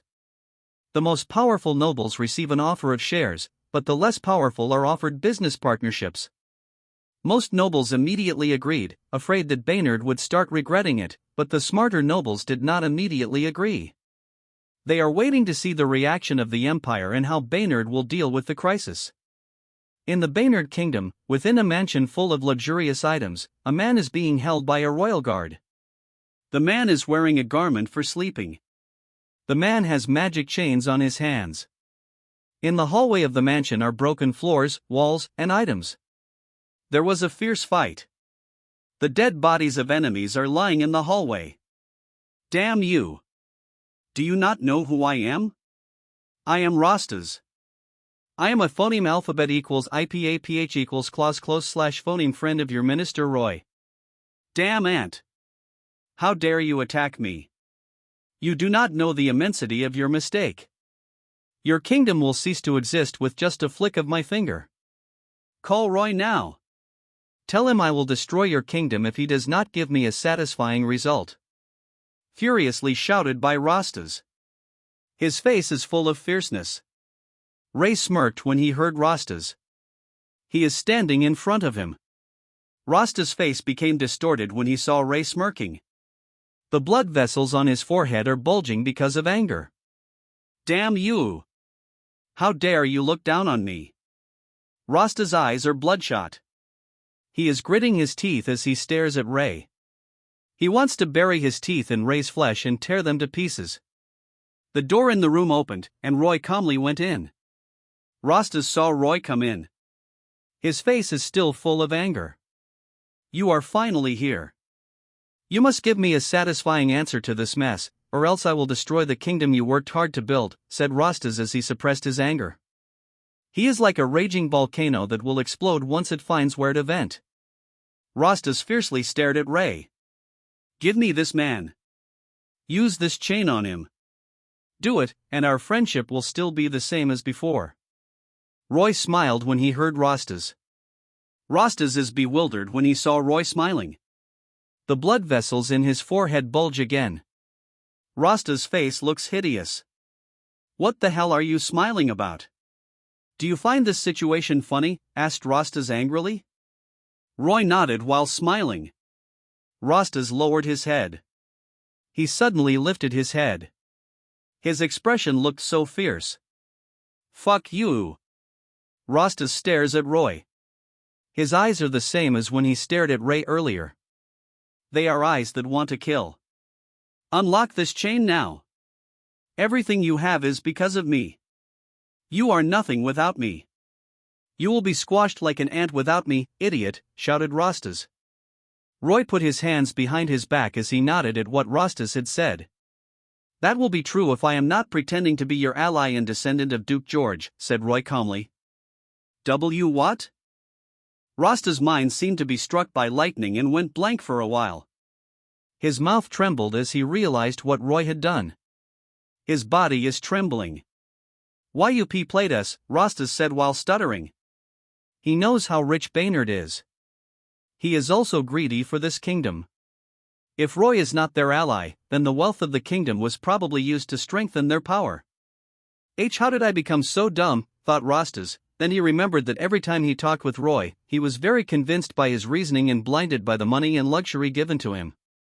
Roy said that the wealth accumulated by Baynard is used by the Mother Queen for large-scale infrastructure in the whole kingdom, which is not harmful as Magenev will own Baynard later. He also said that the incompetent king is too extravagant to spend so much money on buying exotic items and species. Roy was probably buying time until the kingdom was ready. He, Rastas, helped create a powerful enemy for the empire. As Rastas realized this, he lost strength and fainted. A few hours earlier, when the three moons are still visible in the sky, on the border of Baynard Kingdom, two neat armies line up. One is on the border with Rue, while the other is in Fran. Their equipment is new. There are chariots that carry magicians and advanced equipment. There are arrow machines that could rapidly fire magic arrows. There are also large crossbows on a flat carriage. All the horses used by the army are tundra. Baynard found a way to import them from the grassland. It is a powerful army mixed with the current and secret army. A large fireball suddenly went up and burst into the sky. The commanders smiled when they saw it. It is the signal of the success of the operation, and now they can safely cross the kingdom in front of them. Let's go. Let's defend our new territory. Yeah. All the army cheers. They feel very excited. Their kingdom conquered two kingdoms in less than one day. The two armies crossed the border. One went to Rue, and the other went to Fran. They are escorted by the army that surrendered to Baynard. The commander of the escort army is talking and laughing together with the commander of the army of Baynard. Twit! Twit! Messenger birds kept flying to the border of the Magenev Empire, but they were intercepted. When the message finally went through, the army of Baynard had already arrived at the strongholds on the border. They bring with them weapons and equipment that were already prepared by agents along the way. After spending time together, the strongholds are armed to the teeth. Twit! Twit! Messenger birds kept flying. All of them are carrying shocking news. They flew everywhere. The news of the ruined Fran kingdoms surrendering to Baynard found its way and reached the emperors, kings, and queens of many countries around the world. Fuck! What the hell happened? I just napped for a few hours. How can the reign of two big kingdoms in the east change in just a few hours, said a young king in the allied states of the Serenians. His eyes are sharp. He is wearing a sleeveless shirt. His skin is dark brown, his hair is long, and he is wearing golden earrings, rings, necklaces, and bracelets. A small black snake with a green fire on its head is playing on his right hand. I was worrying that we might lose an important business partner in the future, but it seems Baynard is ready to confront the Empire. It is still shocking that they are able to cultivate a powerful force in just a few years, said an elven king while smiling. Their kingdom became prosperous because they traded Lightstone with Baynard. Ha ha ha, the central continent is more interesting than I thought. A man with the face of a lion is standing on a huge beast while reading the information on a small piece of paper. A woman with fair skin, long blue hair, and a veil stood on top of a crystal castle. Around the crystal castle are beautiful palaces and houses where sirens and half-sirens phoneme alphabet equals IPAPH equals live/phoneme. The place is surrounded by a huge, beautiful blue lake. There is a long bridge that connects the land to the city. There is a long river that connects the lake to the sea. The woman smiles as she looks in the direction of Baynard. Saya, your daughters are in good hands. She is the queen of the Alya Empire, the most powerful magician in the world. Emperors, kings, and queens in many countries around the world are shocked. On the border of the Majinev Empire, a severely wounded man is panting heavily. He is noticed by a soldier, who approached him. Halt! Who the hell are you? We are not accepting beggars here. Get out, said the soldier with arrogance. The Majinev agent felt like his wound became more painful when he heard the dumb soldier. Huff huff, I'm a spy for the Empire. I have urgent information that must be given to the intelligence department, said the agent with a painful grimace on his face. The soldier's face changed when he heard the agent. He scrutinizes the agent in front of him. He hesitated but still went and reported to his superior. He can't afford to bear the responsibility if a mistake happens. The news from the border was sent to the capital. On a huge cliff overlooking the capital of the Majinev Empire, a 100-meter-tall sculpture stands. The spear of its halberd points to the south, which shows the ambition of the empire to conquer the south. The sculpture is of the founder of the empire, Gustav I. The capital of the Majinev Empire is huge. It has 4 huge silver gates. On both sides of each gate are 50-meter-tall sculptures wearing armor and holding a spear. Bang! Clang! Bang! Within the castle of the emperor, several broken porcelains, glasses, and chairs are scattered on the ground. Emperor Gustav VII is throwing his favorite wares on the ground out of huge anger. His eyes are red from anger. His face looks hideous. How did it happen? Why are our spies not noticing anything? That dumb Rastas, how can he be so dumb not to notice anything? How can he not find a powerful force hidden beneath his nose? Our years of planning and so much spending of resources are wasted. Gustav furiously shouted. His few ministers present in the room are sweating. They are afraid to say something wrong. Their emperor could kill someone right now. Assemble the army. We will march toward Baynard and squash their kingdom, said Gustav. The ministers look at each other, then stare at the old prime minister. The prime minister notices the gazes of other ministers toward him. He wiped his sweat on his forehead, then gritted his teeth and expressed his opinion. Your Majesty, it will take time to assemble the army, the prime minister cautiously said. The emperor became silent for a while. He caressed a piece of porcelain, then suddenly smashed it to the floor.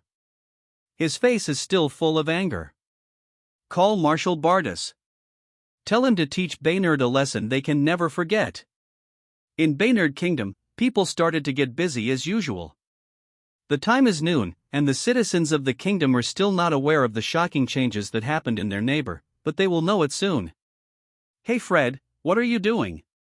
Stop. Stop. Why are you making earth pillars? You are destroying the cement road, an old man shouted as he saw a young magician apply earth magic. Uncle Policeman. Uncle Policeman. Catch Freddy. He is destroying the road. A child is pulling the pants of a policeman while pointing at the young magician. The policeman smiled when he heard the child. Don't worry, the royal court instructed them to do it. Your Majesty has important things to announce. What? The people in the surrounding area were shocked when they heard the policeman. They look at the earth pillar that has a crystal ball on top. The runes on the crystal ball started shining. It is happening all around the kingdom of Baynard. Hello citizens of Baynard, I am Queen Elena, and on behalf of King Van, I bring good news to you all.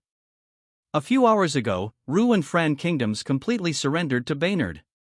Their citizens and leaders both agreed to phoneme alphabet equals IPA/PH equals live/phoneme under our kingdom's rule. King Van himself led the teams to make this miracle possible. Citizens, let us cheer for the grand victory of our kingdom, our king, and our soldiers that made this historical endeavor possible. Yeah, yeah. Loud cheers happened all around the kingdom. They were throwing what they were holding in the air.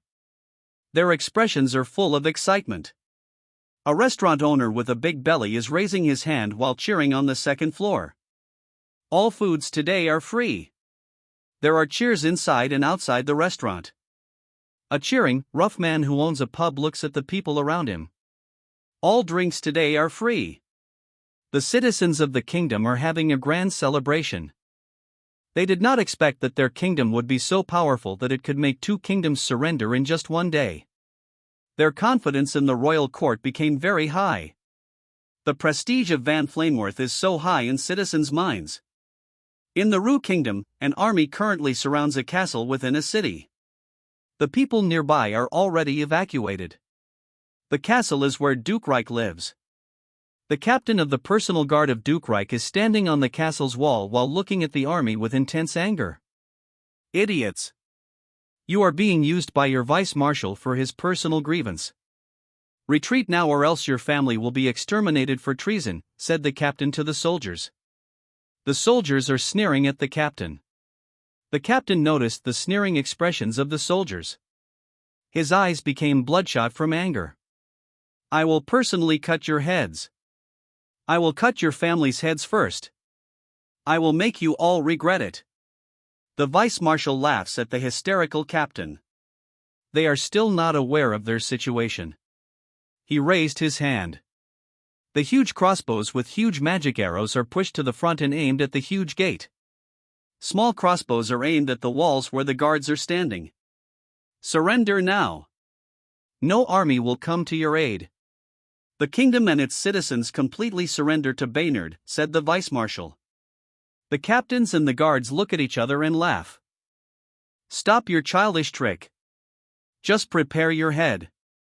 Once the reinforcement comes, I will personally take it, the captain guard shouted. The vice-marshal is puzzled. The guards seem to have no idea what happened in the capital or the army. Their army surrounded the castle at dawn, so they were not able to go out and hear what was broadcast by the crystal ball in the city.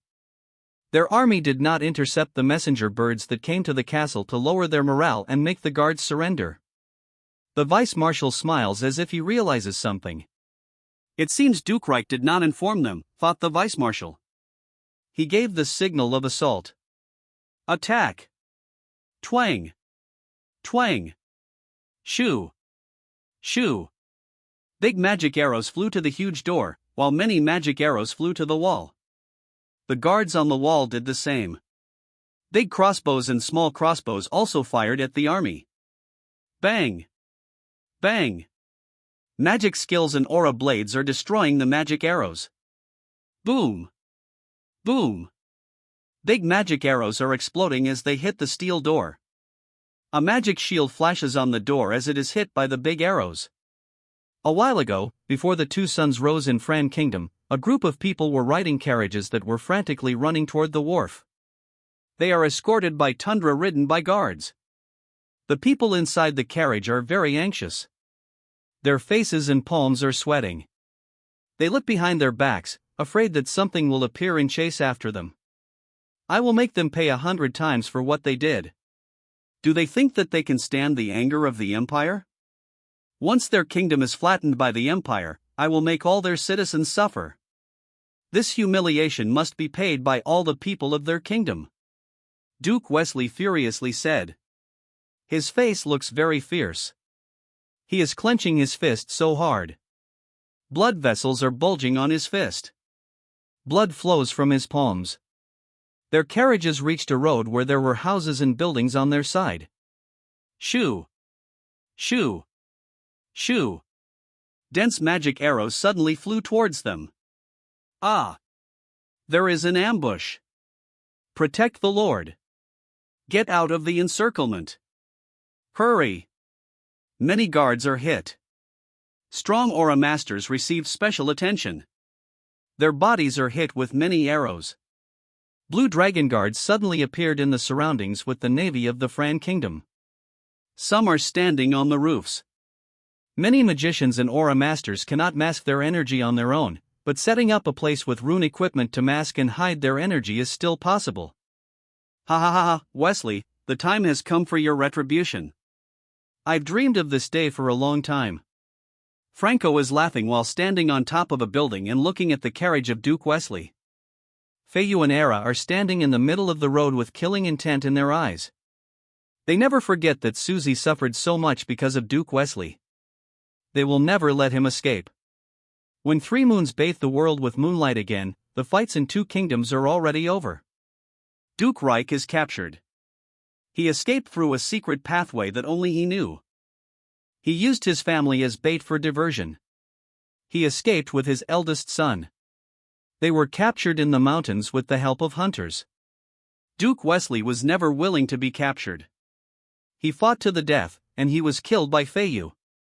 The royal family of Ru and Fran is captured. The innocents are spared, but the sinners are jailed. Those with unforgivable crimes were sentenced to death.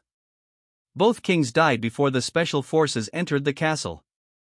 Both crown princes of the 2 kingdoms thought the kings were forcefully taking back their power. They did not know that it was Baynard attacking the capital. Layla cried when she heard the news. The magicians went to the battlefields and helped fix the destroyed places. The corpses of Rega and Maneki are also taken away. There is a stab wound on their left chest. Near the border of Ru Kingdom, a few hours of travel distance from the stronghold, a camp is set up with a Baynard flag. They are going to the stronghold and give necessary supplies. Leader, I still can't believe that Ru is already part of our kingdom. I still feel like I'm dreaming, said an adjutant. The commander smiled and said, it is natural. What our kingdom did has never happened in history. It will forever be remembered by the world. The 2 are laughing together, and unbeknownst to them, a crisis is approaching them. A huge shadow of a man appears outside the camp. He sneers at the happy and relaxed scene of soldiers. He put more strength and aura on his feet and jumped high. Marshal Bardus is in the sky. His body is clad in a golden aura. He is 2 meters tall. His upper body is naked, with a wound scar across his chest. His skin is dark brown, and he has thick, long orange hair that reaches his waist. He is wearing crocodile-colored gloves made of metal, red pants, and brown shoes. His eyes and expression are fierce as he stares at the camp. He raised his right hand. Threads of golden aura form in the air and start rotating on Bardus' right arm. More golden auras gather until the aura forms a huge golden arm, then he strikes it down on the camp. Fist of Destruction. A huge golden aura fist is rapidly moving down to the camp. The soldiers on the camp noticed Bardus when he released his aura. The soldiers feel the pressure from the huge aura created by Bardus. They feel like a powerful beast was staring at them. They are petrified when they saw the huge golden aura fist coming to them. A huge white aura blade flew and blocked the golden fist. Bang! The pressure of the clash of the white aura blade and golden fist crushed the ground a few meters beneath them. There was a strong shockwave from the clash that generated strong blows of phoneme alphabet equals IPAPH equals wind wine slash phoneme. Bang! A deeper hole in the ground appeared. The Tencent supplies are being blown away by huge winds. Move away quickly.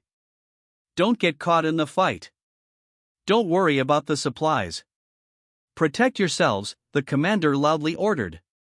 He stares at the back of their king with worry. Your Majesty, please be safe, the commander thought. Edgar is wearing white armor with a red cape. His whole body is clad in a white aura. The back of the cape has the crest of the king. He will no longer hide. The world will see the true face of the King of Baynard. Bang! The golden fist and white aura blade exploded. A huge hole appeared below their clash. Large amounts of soil are blown away. Boom! Boom! The debris fell on the camp and destroyed many tents. Flop! Bardus landed on the ground and stared fiercely at Edgar. I was wondering why Baynard suddenly has the guts to confront our empire. Is it because of you? Boy! Your kingdom is underestimating our empire too much. Once our hands are freed from the West, your kingdom will have no power to fight back. Bardus shouted. Edgar smiled after he heard the threat from Bardus. Then he said, Marshal Bardus, we know the plan of your empire. Once our kingdom does not agree to the annexation of your empire, Duke Reich and Duke Wesley will initiate a war on our kingdom. The war of our three kingdoms will exhaust our resources and army, which will make it easier for your empire to conquer our three kingdoms. Defeat is inevitable if we do not take the initiative to attack while your empire is engaged in war in the West. It is our only chance. Bardo's face changed when he heard Edgar, and then his face turned more fierce. Boy! Your kingdom will be remembered as sinners. Your decision will bring a lot of deaths to three kingdoms. Watch as I squash your armies just like now. A huge magic circle appeared beneath Bardus' feet. Boom! 3 huge arms with palms rise from the ground. The huge arms are nearly 20 meters tall and moving toward the camp. BRRGH. The loud sound of moving giant arms echoes. The soldiers' legs went limp when they saw the incoming huge arms. Edgar saw the incoming huge arms. He took a horizontal slash stance, and threads of white aura rotate on his sword. The sword has the size of a king's sword, but the blade, hilt, and handle are all white. The blow of the phoneme alphabet equals IPAPH equals win-win slash phoneme suddenly increases around him, making his cape and hair sway. Edgar swings the sword toward the huge arms. Splitting sky BRRGH. The huge 20 meters tall arms are rapidly moving forward. The Baynard soldiers are petrified. Edgar saw the incoming huge arms. He takes a horizontal slash stance, and threads of white aura rotate on his sword. The sword has the size of a king's sword, but the blade, hilt, and handle are all white. The blow of the phoneme alphabet equals IPAPH equals win-win slash phoneme suddenly increases around him, making his cape and hair sway. Edgar swings the sword toward the huge arms. Splitting sky nearly 25 meters of white aura blade flew and instantly appeared in front of the 3 giant earthen arms. Crunch! The 3 giant arms are cut in the middle. BRRGH. The upper part of the giant arms separated, then fell to the ground. Boom! Boom! Boom! The ground is crushed, and large dust forms where the giant arms fell. The lower part of the giant arms started to crumble. Bardus' face does not look good when he saw the giant arms were cut. A young 4th-level aura master, I thought he did not have much power since he is young, even if he reaches that stage, but my judgment is wrong. The boy must be killed. Bardus' eyes suddenly filled with huge killing intent as he releases more of his golden aura. Bardus dashes to Edgar. Kingsfield 18 meters in front of Bardus, the earth suddenly turns softer. Boom! Boom! Boom! Many arms suddenly rise from Bardus' field and move rapidly to Edgar. Kingsfield whoosh! A fire field appears around Edgar as the center. Many flame swords rise and attack the huge arms, Bang! Bang! Bang! The arms and flame swords keep exploding. The debris keep falling and crashing to the ground. Thick dust is forming that even reaches near Edgar. Whoosh! Bardas suddenly came out of the thick dust and appeared above Edgar. His right arm is clad in a huge golden aura arm. Fist of Destruction. Bang! A huge explosion appeared. There is a huge crater on the ground where Bardas hit his golden arm. The crater is as large as 30 meters. Large pieces of rock and soil flew into the air. Edgar escaped by pushing himself back with Fire Pillar. He is in a horizontal slash stance as he stands on top of G Fire Pillar. Threads of white aura are rotating around his sword, then he slashed it to Bardas. Splitting sky, the huge white aura blade rapidly moved to Bardas. Bang! Bardas blocked the attack with his huge golden arm. Boom! The pressure crushes the ground beneath Bardas. Boom! The ground keeps crushing under the pressure. Bardas put more aura on his left fist, then struck it at the aura blade. Flame Meteor. Woo! Woo! Flame meteors are falling down to Bardas. Bang! The white aura blade is crushed by Bartos' powerful punch. The flame meteors are already near the ground. Kingsfield earthen fists flew and blocked the flame meteors. Bang! Bang! They are exploding in the air, and more dust has formed around Bardas. Edgar is in a slashing stance outside the crater, closer to the enemy than when he was in the air. Splitting sky, the huge aura blade flew and hit where Bardas was standing. Whoosh! Edgar's face changed as Bardas appeared above him. The martial is really fast. Edgar's sense is slower than the marshal's speed. Bardas is raising both his hands over his head. Both his arms are clad with 5 meters of golden aura arms. He smashed the giant arms to Edgar. Giant smash. Bang! There was a very loud explosion, and a huge crater appeared on the ground. Larger pieces of debris are flying. PSSSH. Water suddenly rises from the crater as it reaches too deep. Bang! Edgar's back hit debris, and he is still being pushed back. He was able to move and avoid the direct hit, but he was pushed by the strong shock wave. He moves his knee and body closer and allows his body to rotate in the air. After rotating in the air a few times, he landed his feet on debris flying in the air, then he jumped to his back. Flop! Edgar landed on the ground, but a crisis is waiting for him there.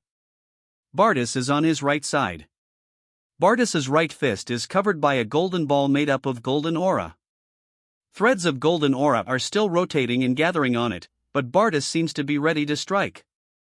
Edgar has no time to dodge and execute a powerful attack. Bardas punched his powerful fist. Fist of Annihilation. Clang! Edgar slashed his sword at the golden fist, which had not fully stretched forward and reached its full power. The sword stopped the movement of the golden fist, but the golden beam still continues to move forward. Boom! The golden beam is cut in the middle. The soil on both sides of Edgar is annihilated. Deep gullies appeared on both sides of Edgar. The soil where Edgar stands and behind him is spared. An army approaches the battleground of Edgar and Bardas. The army is led by Marshal Fry and the Vice Marshal. Bardas felt the approaching army of 3rd peak level Aura Masters. He is currently alone. Once more peak levels arrive, it will be just as disadvantageous to him. He fiercely stares at Edgar. There will still be a chance in the future, and it won't be long. Boy! Wash your neck. The next time I see you, I will rip your head off. Bang! Bardas jumped away after giving his warning to Edgar. The army arrived. Marshal Fry and the others are shocked by the aftermath caused by the fight between Edgar and Bardas. All the soldiers dismounted their steeds and paid respect to their king. The Marshal and Vice Marshal approached Edgar. Your Majesty! We were patrolling the area when we heard the battle. I didn't expect that the Marshal of the Empire would attack himself, said Marshal Fry. Edgar nodded and said, I was also not sure if he would attack, but if I am at their Emperor's feet, I will mobilize a 4th level Aura Master who has no equal in Baynard. It will take time to gather their army, but a single aura master could slip and cause devastation to our army. Our morale could have been dampened if they succeeded, but too bad, I am also a 4th level aura master. The surrounding army is shocked when they heard Edgar. Their king has reached the 4th level. Great! They felt very excited. Marshal Fry smiles as he looks at the excited faces of the army. He was also very shocked when he knew that their king had reached that stage quickly. It was just a few years ago when their king asked him how to reach the 4th stage. It did not even cross his mind that their king would actually reach that stage much faster than him. Marshal Fry had a sparring session with Edgar. Edgar completely suppressed him. The 4th level has much higher endurance because they can even mobilize the aura in the air to fill the aura with their attack. Their aura attacks no longer only come from their own bodies. The aura that clads their body will no longer be red. The color is affected by their concept. It is difficult to form a magic circle within the circumference of an opponent's king's field. Sneak attacks like what Edgar did on Rhaegar will not work against an opponent with king's field, but the closer the element, the stronger the control, so aura masters with king's field can still easily cast magic skills around them when king's field is partially activated. Edgar did not mobilize the aura in the air during his fight with Rhaegar and Maneki because there were prying eyes around them. Once the Empire knows that he has reached the 4th level, they will send not just Bardus but a few 3rd peak levels with an embryonic form of concept. By the time Bardus returns and informs the Empire that he has reached the 4th level, the defense set up by Baynard will be complete. It will be difficult for powerful aura masters to sneak into Baynard's territory. It was Edgar's plan, so he endured getting injured in his fight with 2 3rd peak levels to buy time for the kingdom. The Marshal and Vice Marshal have astonished faces as they look at the destruction caused by the previous fight. 4th level is really powerful, said the Vice Marshal. Edgar smiled when he heard it. He looked at the aftermath of his fight with Bardus and said something that blew the minds of the Marshal and Vice Marshal. It is not the true power of concept. The kings, queens, and beings around the world have not recovered from the shock of ruined France's surrender. Another shock blew their minds. Van Flameworth, the king of Baynard, is a 4th level aura master. The youngest to reach the 4th stage in history. Everyone thought that the shocking news was over, but another news reached their ears. Roy, a man with no aura or magic, toyed the Empire and 2 dukes of the 2 kingdoms. He brought the 2 kingdoms to their knees. Everyone can't believe what they are hearing. How can an ordinary man be so powerful? Fuck. Is Baynard a den of monsters? Is a thought that runs through many beings' minds? A few hours ago, before the news of Edgar and Roy spread to the world, the news about Edgar reached the Empire first. Inside the castle of the Emperor in the Magenev Empire, news about the King of Baynard reached the ears of the Emperor. The Emperor's eyes are wide open. He can't believe it. A 26-year-old 4th level aura master. He knows the power of 4th level. He is even afraid of Bardus. Gustav murmured, "How is that possible? How is that possible?" The Prime Minister sighs at the bewildered Emperor and can't help but say, "Your Majesty, the news came from Marshal Bardus himself." Gustav looks at the old minister, then suddenly stood up and grabbed the minister's arms. "What did Bardus say? Did he win?"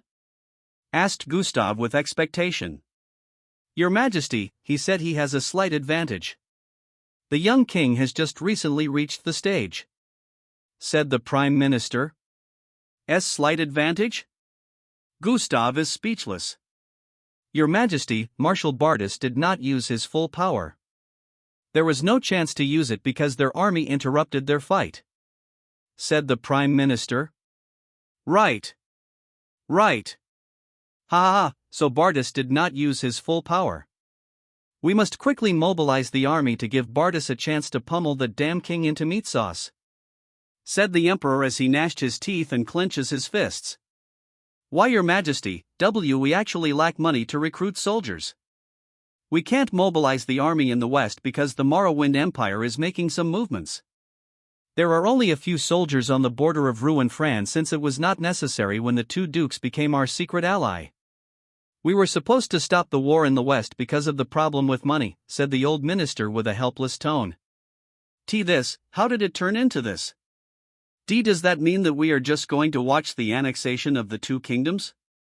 Gustav loudly asked with bloodshot eyes. Your Majesty, the timing of Baynard's attack is accurately right, said the old minister while firmly gripping his fists. His face looks very serious. Are you saying this is their strategy? Who the hell is the monster that can scheme like this? The astonished Gustav asked.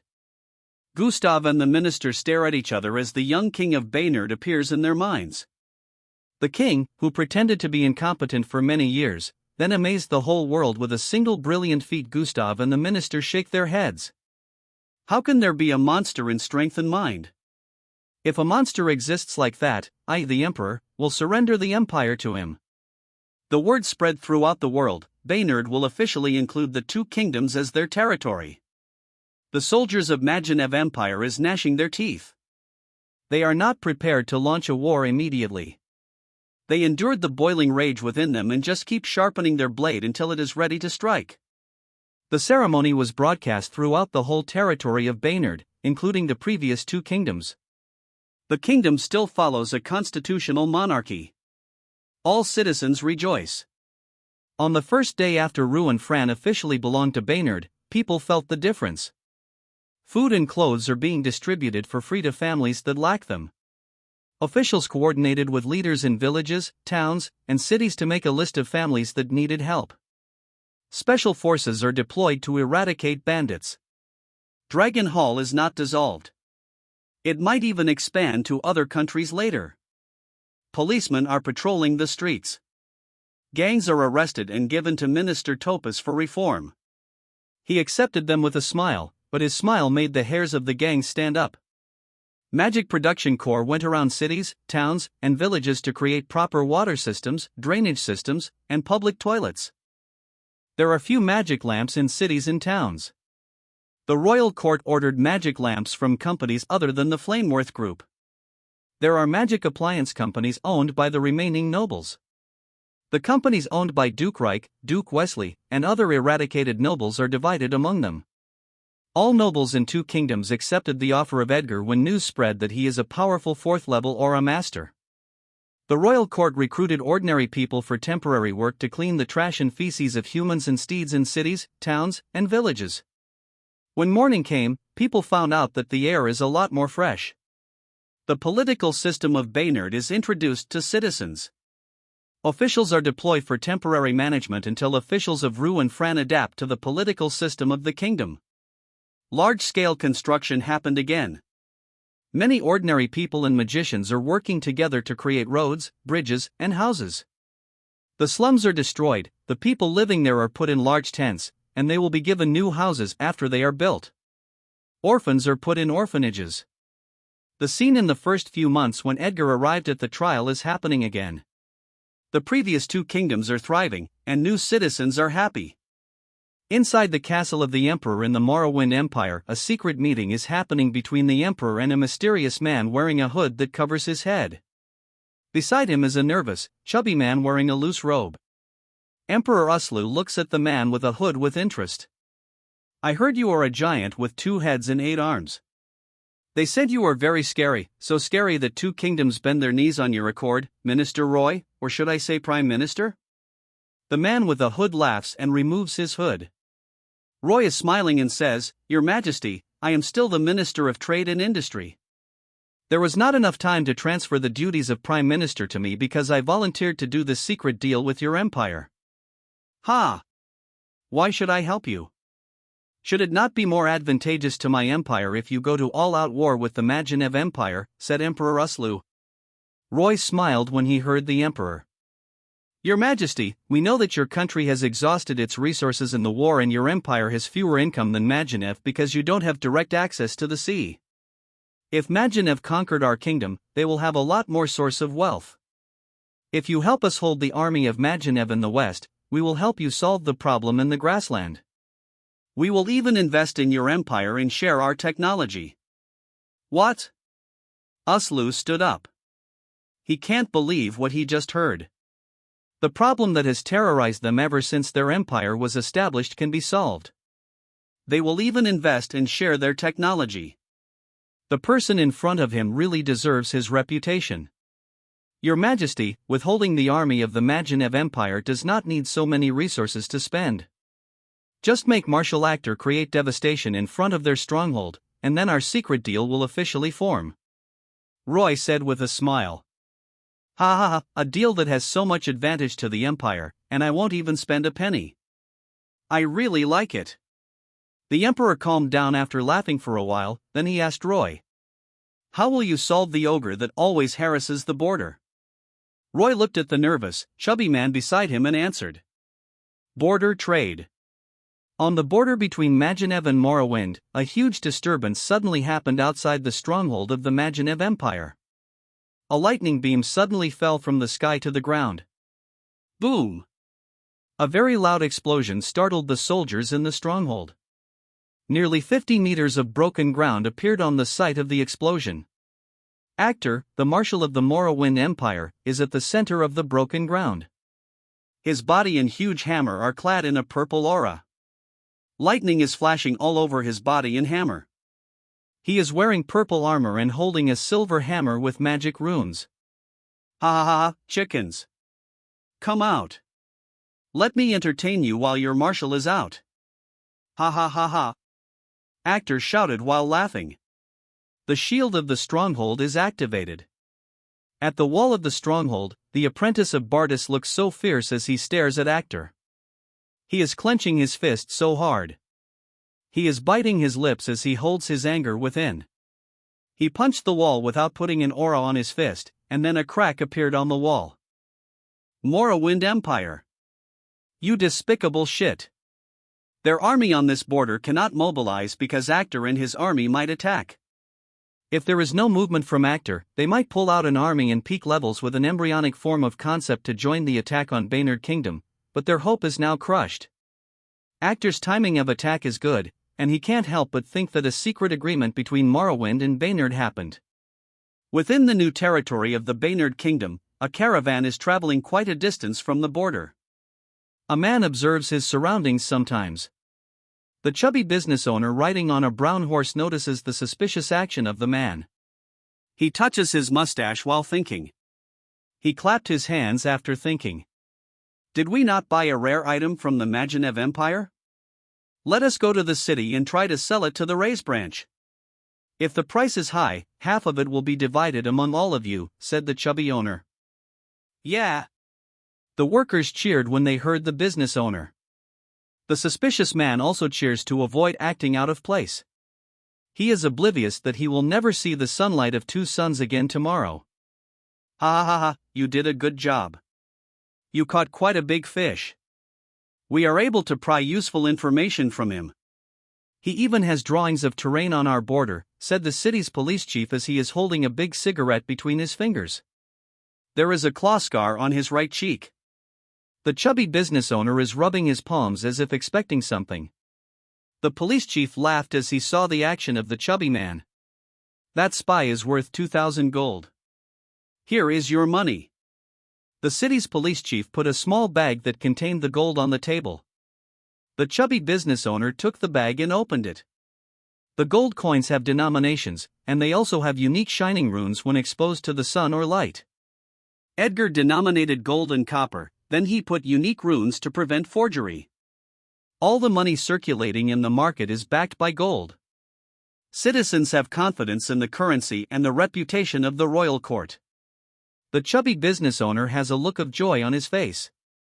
2,000 gold is worth 3 months of his profit. Spies of the Majinev Empire are being caught everywhere. The Baynard Kingdom has warned the citizens to report suspicious behavior. They will be rewarded a lot if the reported individual is proven to be a spy. It is reported in TV and newspapers how to spot a spy. A man is walking on a street. His face is sweating, and his back is drenched with sweat. What the hell is wrong with this kingdom? How can people be so alert? I only ask a few things, but many eyes suddenly stare at me, asked a man to himself in his mind. A little boy with a wooden sword suddenly blocked the road in front of him. Uncle, are you a spy? The boy innocently asked. Everyone stopped walking and what they were doing. Everyone's eyes are on the man. The man looks so nervous that more eyes are staring at him. And nonsense. B-boy, how did your parents teach you? Do you not know how dangerous wrong accusation is? Furiously shouted the man. His heart is beating fast. Flop. A huge hand patted the man's shoulder.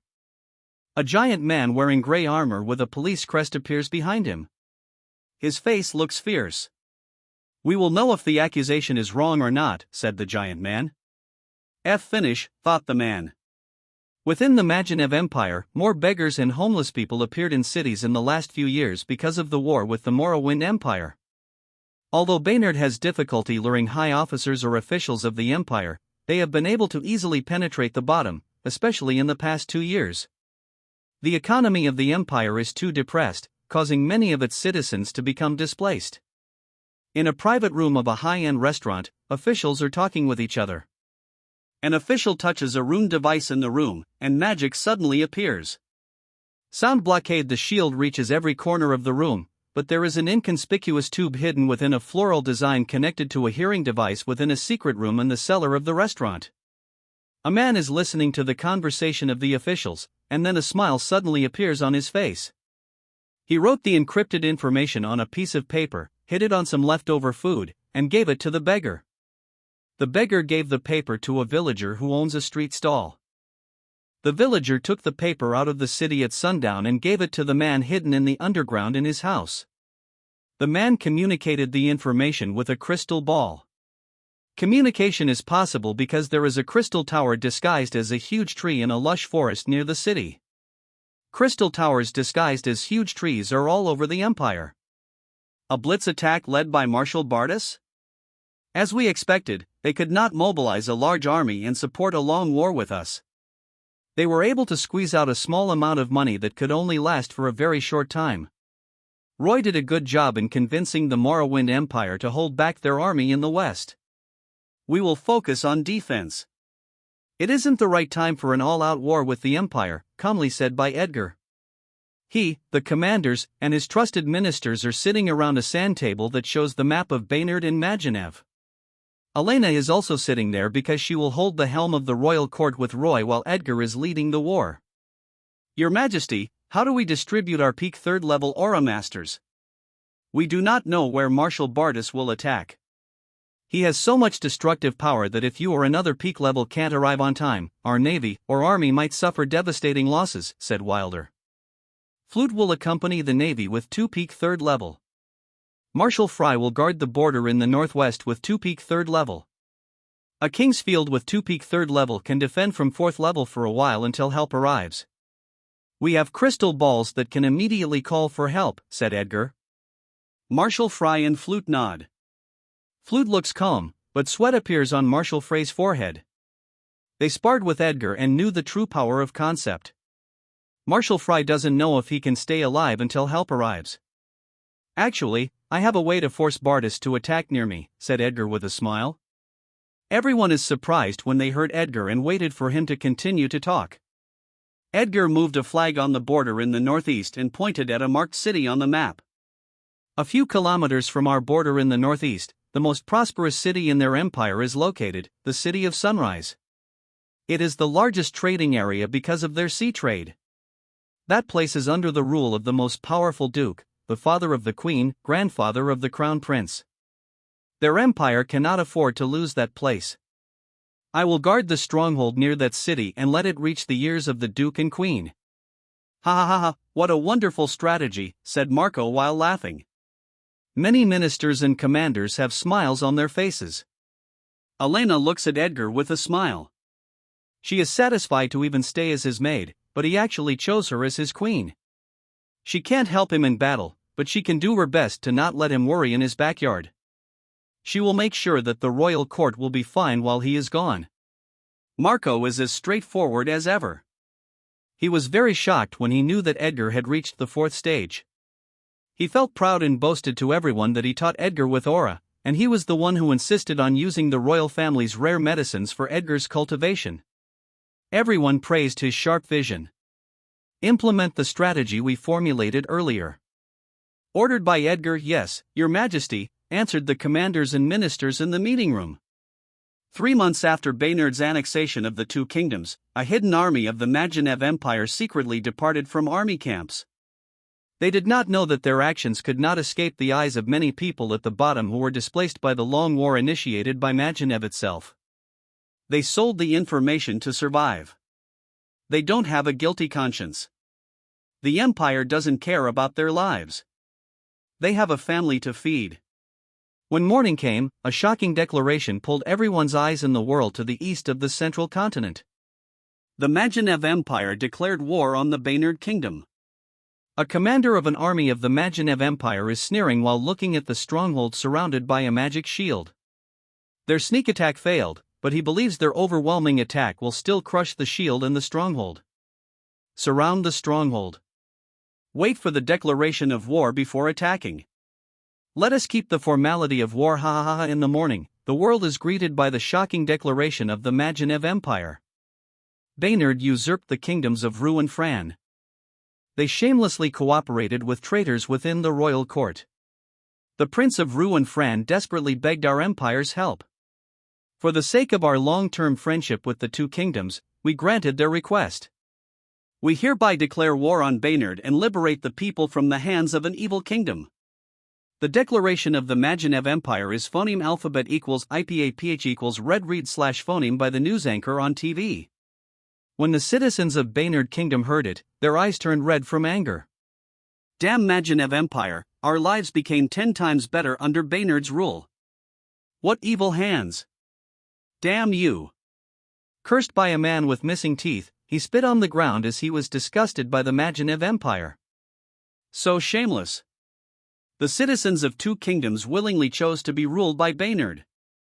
Magenev cannot even take care of its own citizens. There are many displaced people in their empire, said a chubby business owner. He always led a caravan to trade in Magenev. The trade between the two empires stopped 2 months ago. They were given notice by Baynard's court that the situation was tense. They will not gamble their lives, there are many channels of trade anyway, so they stop going to Magenev.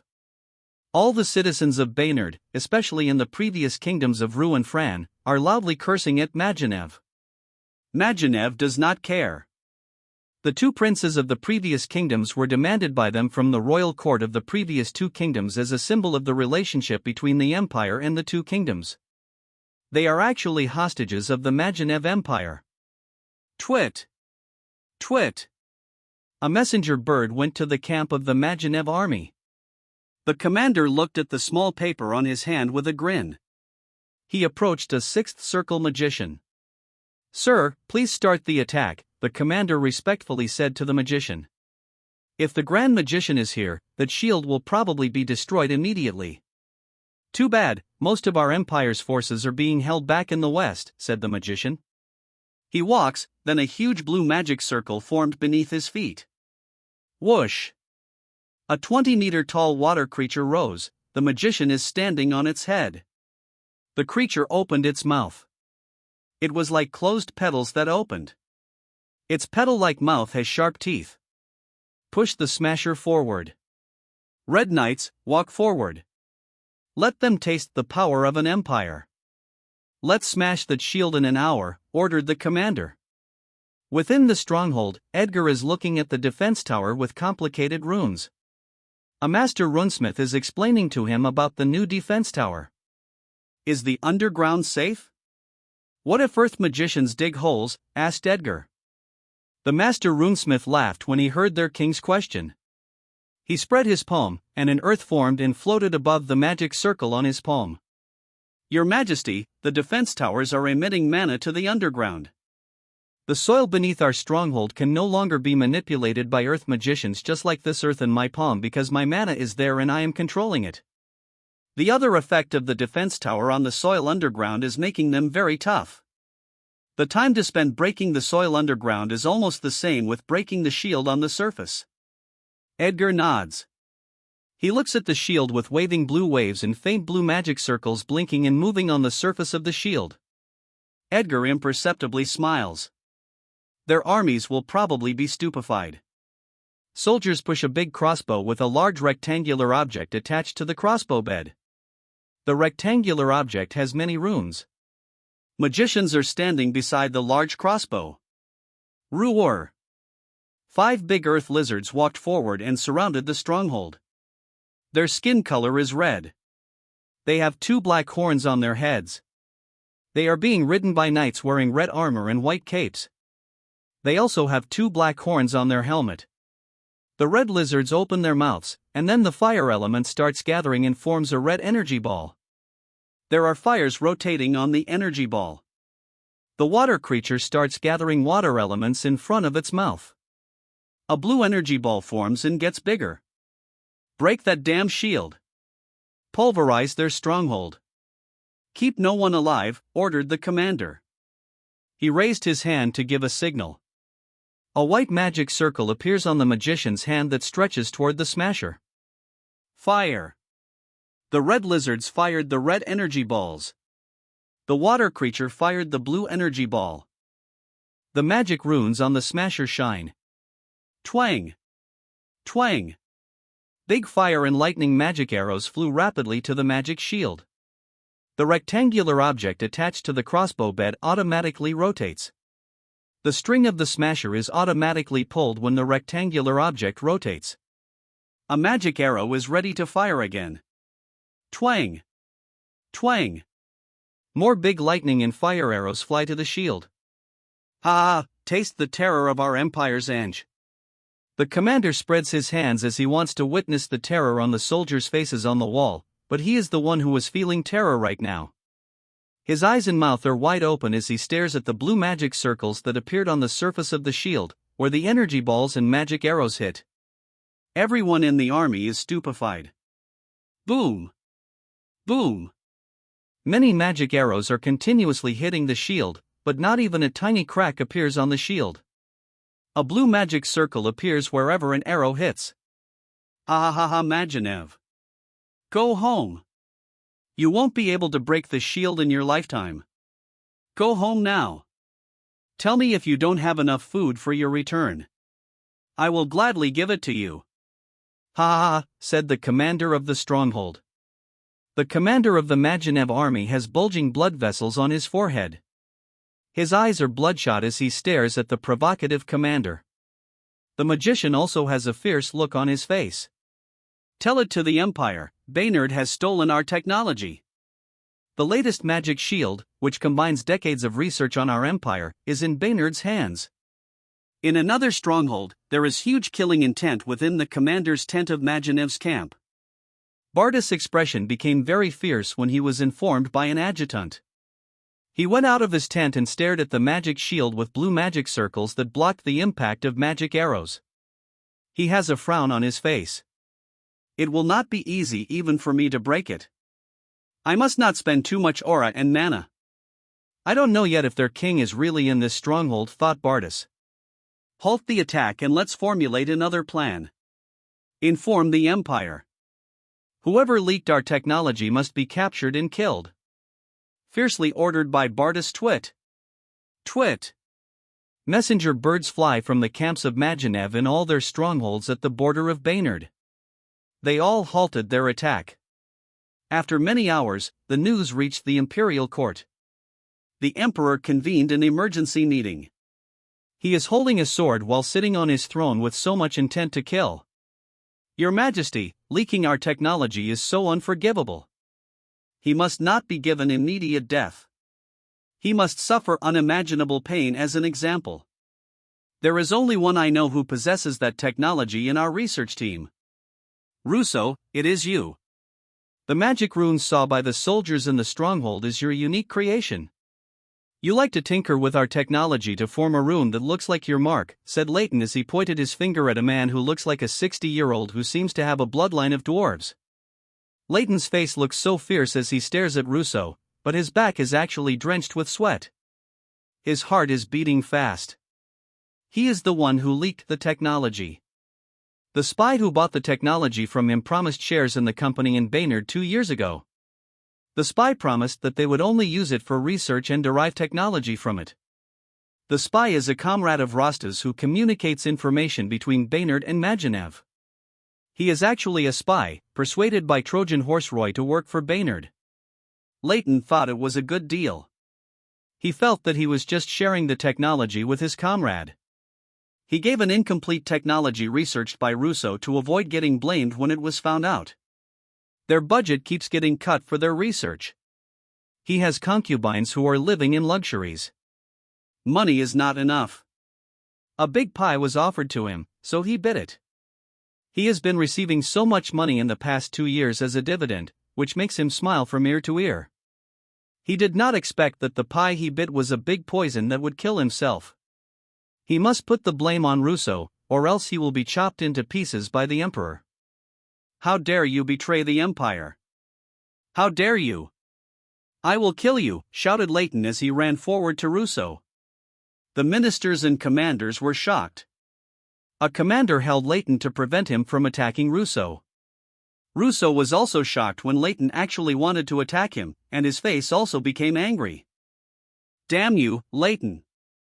I know that you are always jealous of me because I always have a lot more budget than your team and make more remarkable results. Don't try to put the dirt in my head. I am not as vile as you. Furiously said Russo. Fuck you, Russo. You must die for me, thought Leighton as he fiercely stared at Russo. The hall became a mess because of the exchange of insults by their top researchers. The blood vessels on the Emperor's forehead are bulging as he looks at the mess in front of him. Quiet! Gustav shouted. Put Russo under house arrest. Investigated very well. Gustav ordered. He can't kill his top researcher without solid evidence. He knows the character of the old man. He is not the only one who has access to his research. Your Majesty, it isn't me, said Russo with a pleading sound. Gustav ignored him and signaled the royal guards to escort Russo out of the hall. He is giving Russo a cold shoulder to lower the guards of traitors. He will find the traitors and console Russo later. Russo has despair in his eyes. He thought the Emperor had abandoned him. Leighton is laughing inside. When evening came, soldiers replaced the guards on the wall in the stronghold. Edgar stands in a shadow as he looks at the camp of the enemy with a smile. He is already informed of where Bardas is. Edgar stares at the 3 moons in the sky. Tonight will determine the outcome of war. At 2 a.m. in the morning, the surroundings are very quiet, but it suddenly gets disturbed by the running hooves of the tundra.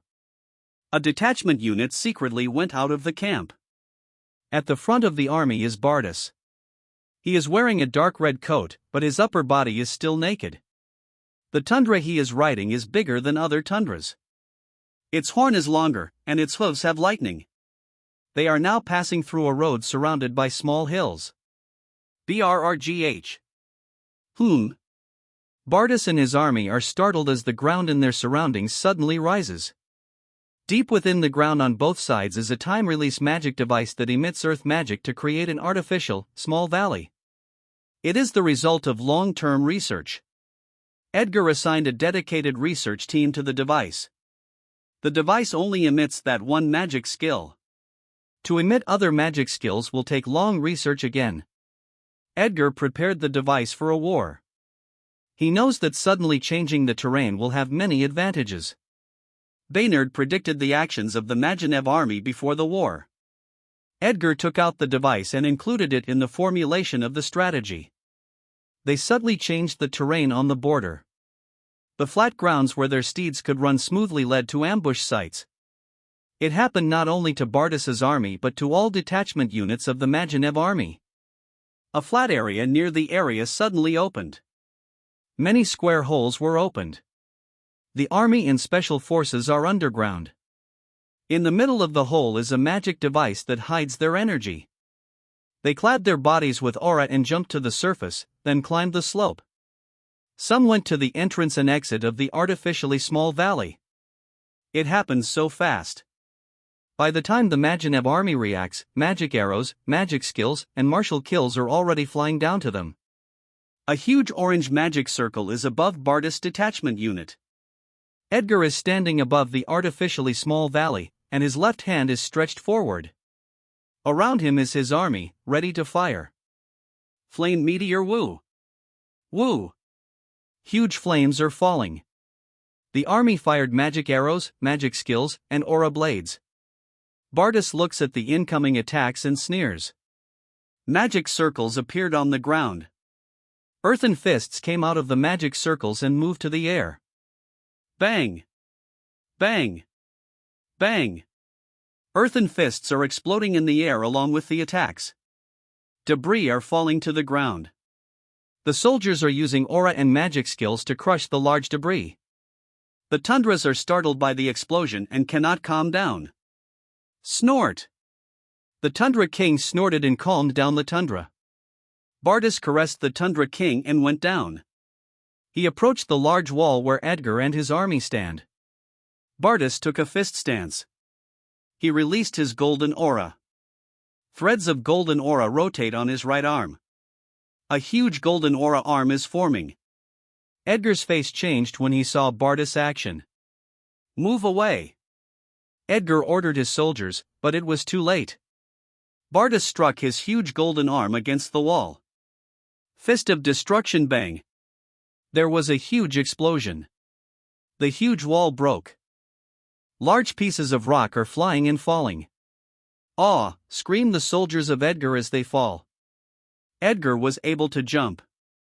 A magic circle appears in the air. Flame eagle whoosh!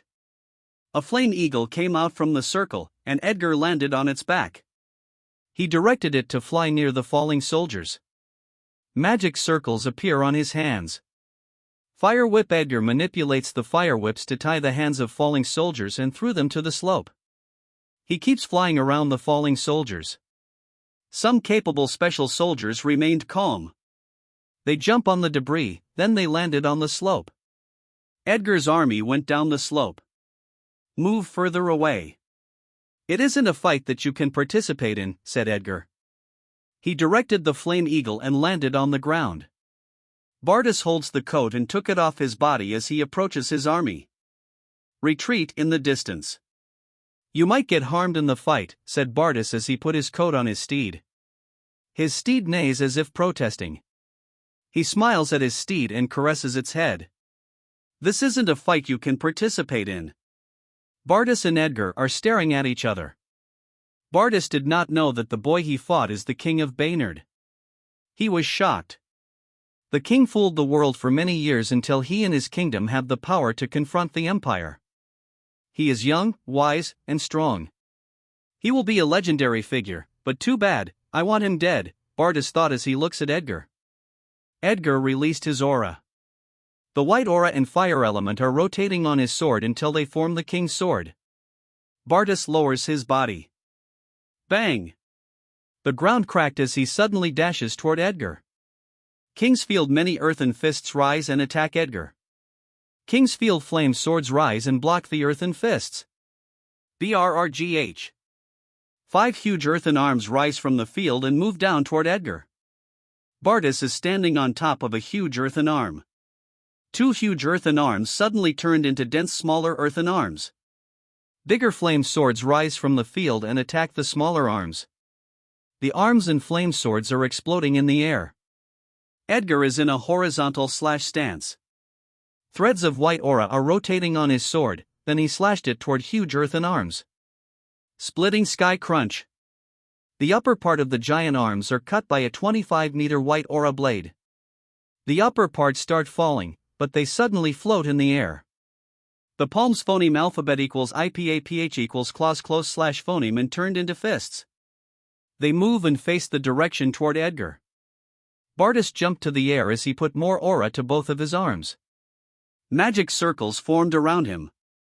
Fist storm many earthen fists and golden aura fists are flying down to Edgar, including the 3 giant earthen fists. Giant fireballs rise from the field and attack the giant fists. Flame swords attack the earthen fists. Edgar swings his sword and attacks the golden aura fists with white aura blades. Bang! Bang! Bang! Fireballs, earthen fists, flame swords, aura fists, and aura blades are exploding in the air. Many pieces of debris from destroyed earthen fists are falling. Some earthen and aura fists are hitting the ground. The explosion of earthen fists causes a huge dust to form in the air that spreads to the ground. Boom! Boom! Large craters and gaps formed around Edgar as the earthen fist and aura fist hit his field. A magic circle formed below Barda's feet. A huge earthen fist came out. Barda stands on top of the fist as it flies to Edgar. Edgar attacked the huge fist with white aura blade. Crunch! The huge fist is cut in the middle, but the two separated parts continue flying down rapidly. Boom! They hit the field, causing more crater around Edgar. Bardas disappears within the huge dust. Whoosh! Bardas suddenly appeared above Edgar. A golden ball with rotating threads of golden aura covers his right fist. Fist of Annihilation. Bardas struck his fist toward Edgar. Boom! A golden beam rapidly moves down. Edgar slashed his sword at the golden beam. Splitting Sky Wang. The huge white aura blade flew and cut the golden beam in the middle. Boom! The golden beam that is cut continues falling down and created two huge, deep holes on both sides of Edgar. Two huge gaps appear on his field. The beam dissipated, but earthen fists suddenly attack from the air. Edgar jumped to his back as he deactivates his field. Bardas is falling down. Edgar casts earth magic, then steps on earth in the air. Boom! The earth turned into powder as he accelerates toward Bardas. What? Bardas is very shocked. He quickly crosses his two arms. Edgar's sword is already slashing at his body. Splitting Sky Bang. The huge white aura blade hit Bardas and pushed him rapidly into the air. Bardas is gritting his teeth. Blood leaks from his mouth. His arms block the huge aura blade, but the impact hurts his organs. Ah! Bardas shouts as he releases more aura and gathers them on both of his arms. Ah! Shouted Bardas as he suddenly pushed up his arms. Boom! Bardas' back hit the wall and created a small crater. The white aura blade flew above Bardas. It came out from the other side of the wall and continued flying. There is a huge line gap on the earthen wall of the artificial small valley. Bardas stands up from the crater as he wipes the blood from his mouth. A wound appeared on his right arm that blocked the white aura blade. Your sneak attack is interesting, Bardas said while grinning. Although they are quite a distance away from each other, Edgar can still hear what he said. Bardas jumped down from the crater, then dashes toward Edgar. Edgar swings his sword and attacks Bardas with white aura blades. Bardas is swiftly avoiding them. A horizontal 15-meter aura blade rapidly flew to Bardas. He put more aura to his right arm and feet, then he jumped as he rotates his body in mid-air. He casts earth magic while in the air. Boom! The earth turned into powder as accelerates from the air. Fist of Destruction. He struck his huge golden aura arm. Bang! Bardas hit where Edgar was standing. The ground broke into large pieces of soil. The debris are blown away, then a huge crater appears. Edgar was able to jump to his back. Then he jumped up again with a backflip. Meteor Strike. Edgar attacked from the air while Bardas' arm is still on the ground. His whole body is covered with flames. Magic circles formed around Bardas. Earthen fists flew to Edgar. Flame swords came out of magic circles around Edgar, then attacked the earthen fists. Bang! Bang! The earthen fists are destroyed. Edgar's momentum was not stopped. Kingsfield BRRGH. A huge arm rose from the field of Bardas and blocked Edgar in the air. Bang! The huge palm of the arm exploded when it was hit by the sword of Edgar. Edgar's momentum is gone. Dust formed at the top of the arm. Two huge arms rise. Boom! The two huge arms clapped at the top of broken arm. Whoosh! Edgar came out of the dust. He was not hit by the huge arms. He jumped a few times to his back while stepping on earth casts by earth magic. Bardas moves up using an earth pillar. Edgar, stop moving back as he steps on an earth. Bardas is standing on an earthen pillar in the air. He and Edgar are staring at each other. Bardas is grinning, while Edgar's face is serious. Boom! They both rapidly moves in the air. As Edgar moves in air, threads of white aura rotate on his sword. Threads of golden aura rotate on Bardas' fist. Splitting sky fist of destruction bang. The huge white aura blade and golden fist clashed in the air. Bang! The two skills exploded, causing a strong shockwave. Bardas jumped to his back. Edgar jumped up with a somersault. He steps on an earth, then attack from the air. White aura move around his sword as he moves down. Bardas faces Edgar in the air. He stepped on earth and jumped with a grin. Edgar slashed his sword at Bardas. A white aura blade attacks. Bardas jumped with somersault toward Edgar, then he accelerates from the air and struck his fist. Edgar has already changed his posture in the air. He moves to his back and avoided Bardas' fist. Their distance in the air is not too far from each other.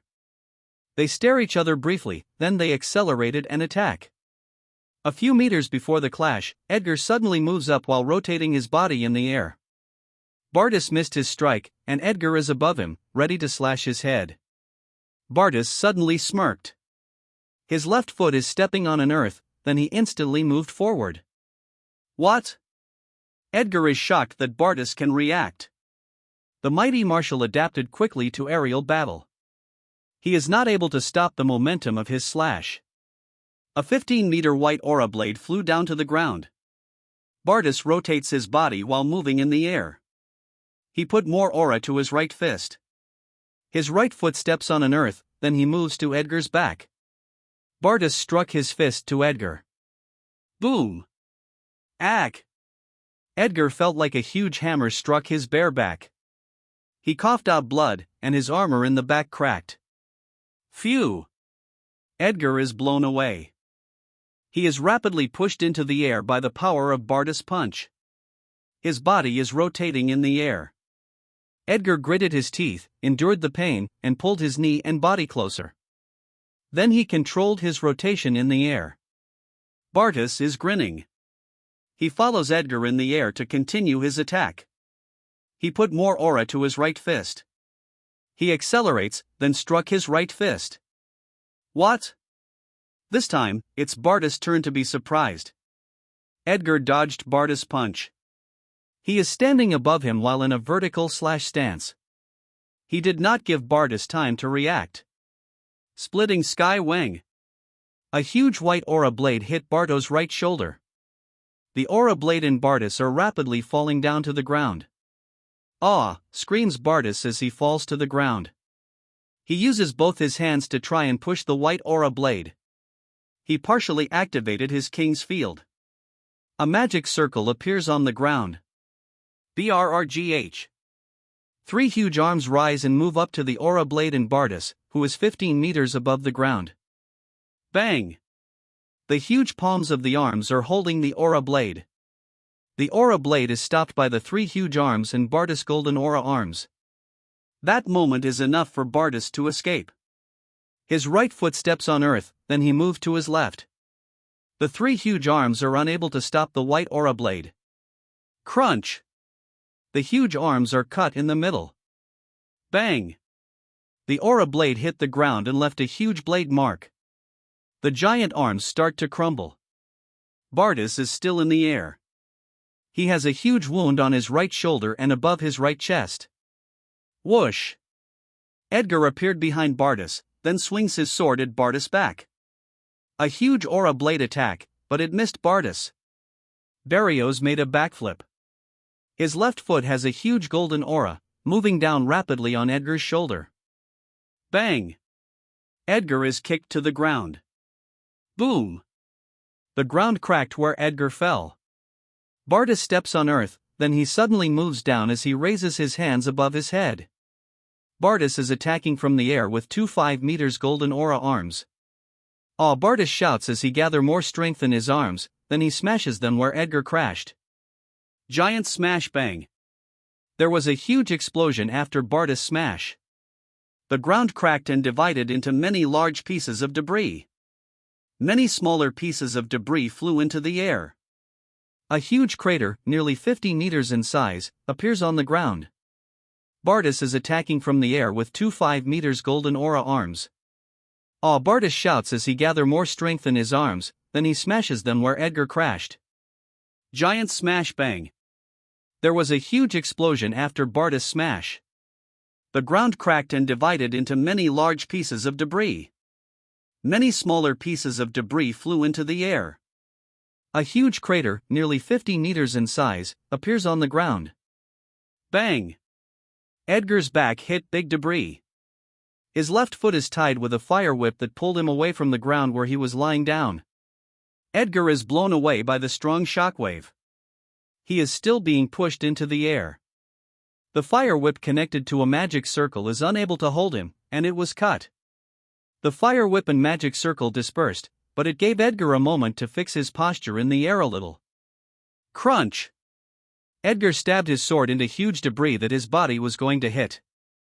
Both Edgar and the huge debris are rotating in the air. Whoosh! Bartis suddenly appeared in front of the huge debris in Edgar. He struck his huge golden arm at the debris in Edgar. Bang! The huge debris is turned into tiny pieces. The part that was directly hit by Bartis was turned into powder. Edgar dodged the attack, and he is even ready for a counterattack. He is in a slashing stance in the air above Bartis, and threads of white aura are rotating and gathering on his huge sword. He swings his sword at Bartis, who had just punched the huge debris. Splitting sky bang.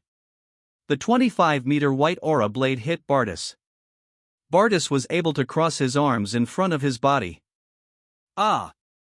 Bartis screams as he is being pushed by the huge aura blade to the ground.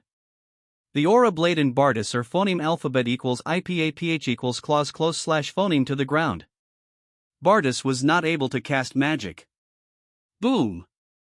The aura blade and Bartis hit the ground, causing a crater and a huge blade mark to appear.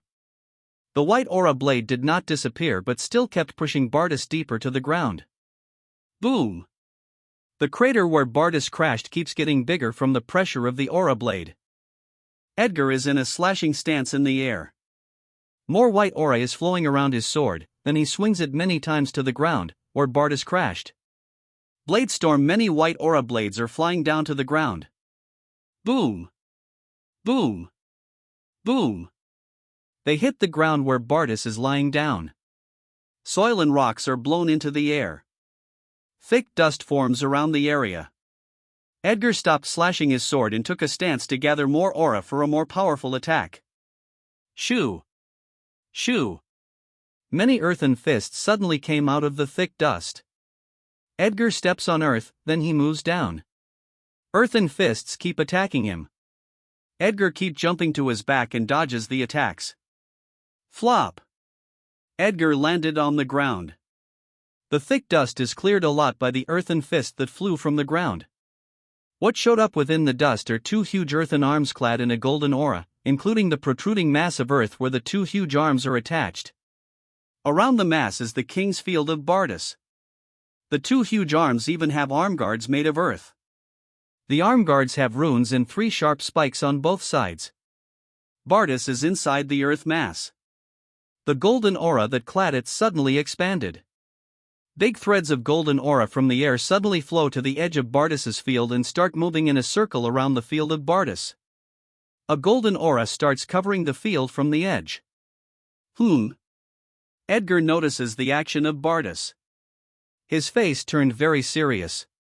King's Field A fire field appears around Edgar as the center. Bang! Edgar suddenly releases a lot of his white aura from his body. The white aura that surrounds his body is no longer compact, but it looks like it is burning. Suddenly, a big thread of white aura appeared on the edge of his field, and they also started moving in a circle around the fire field. White aura started to cover the field from the edge. The orange fire was replaced by white fire as white aura flowed over it.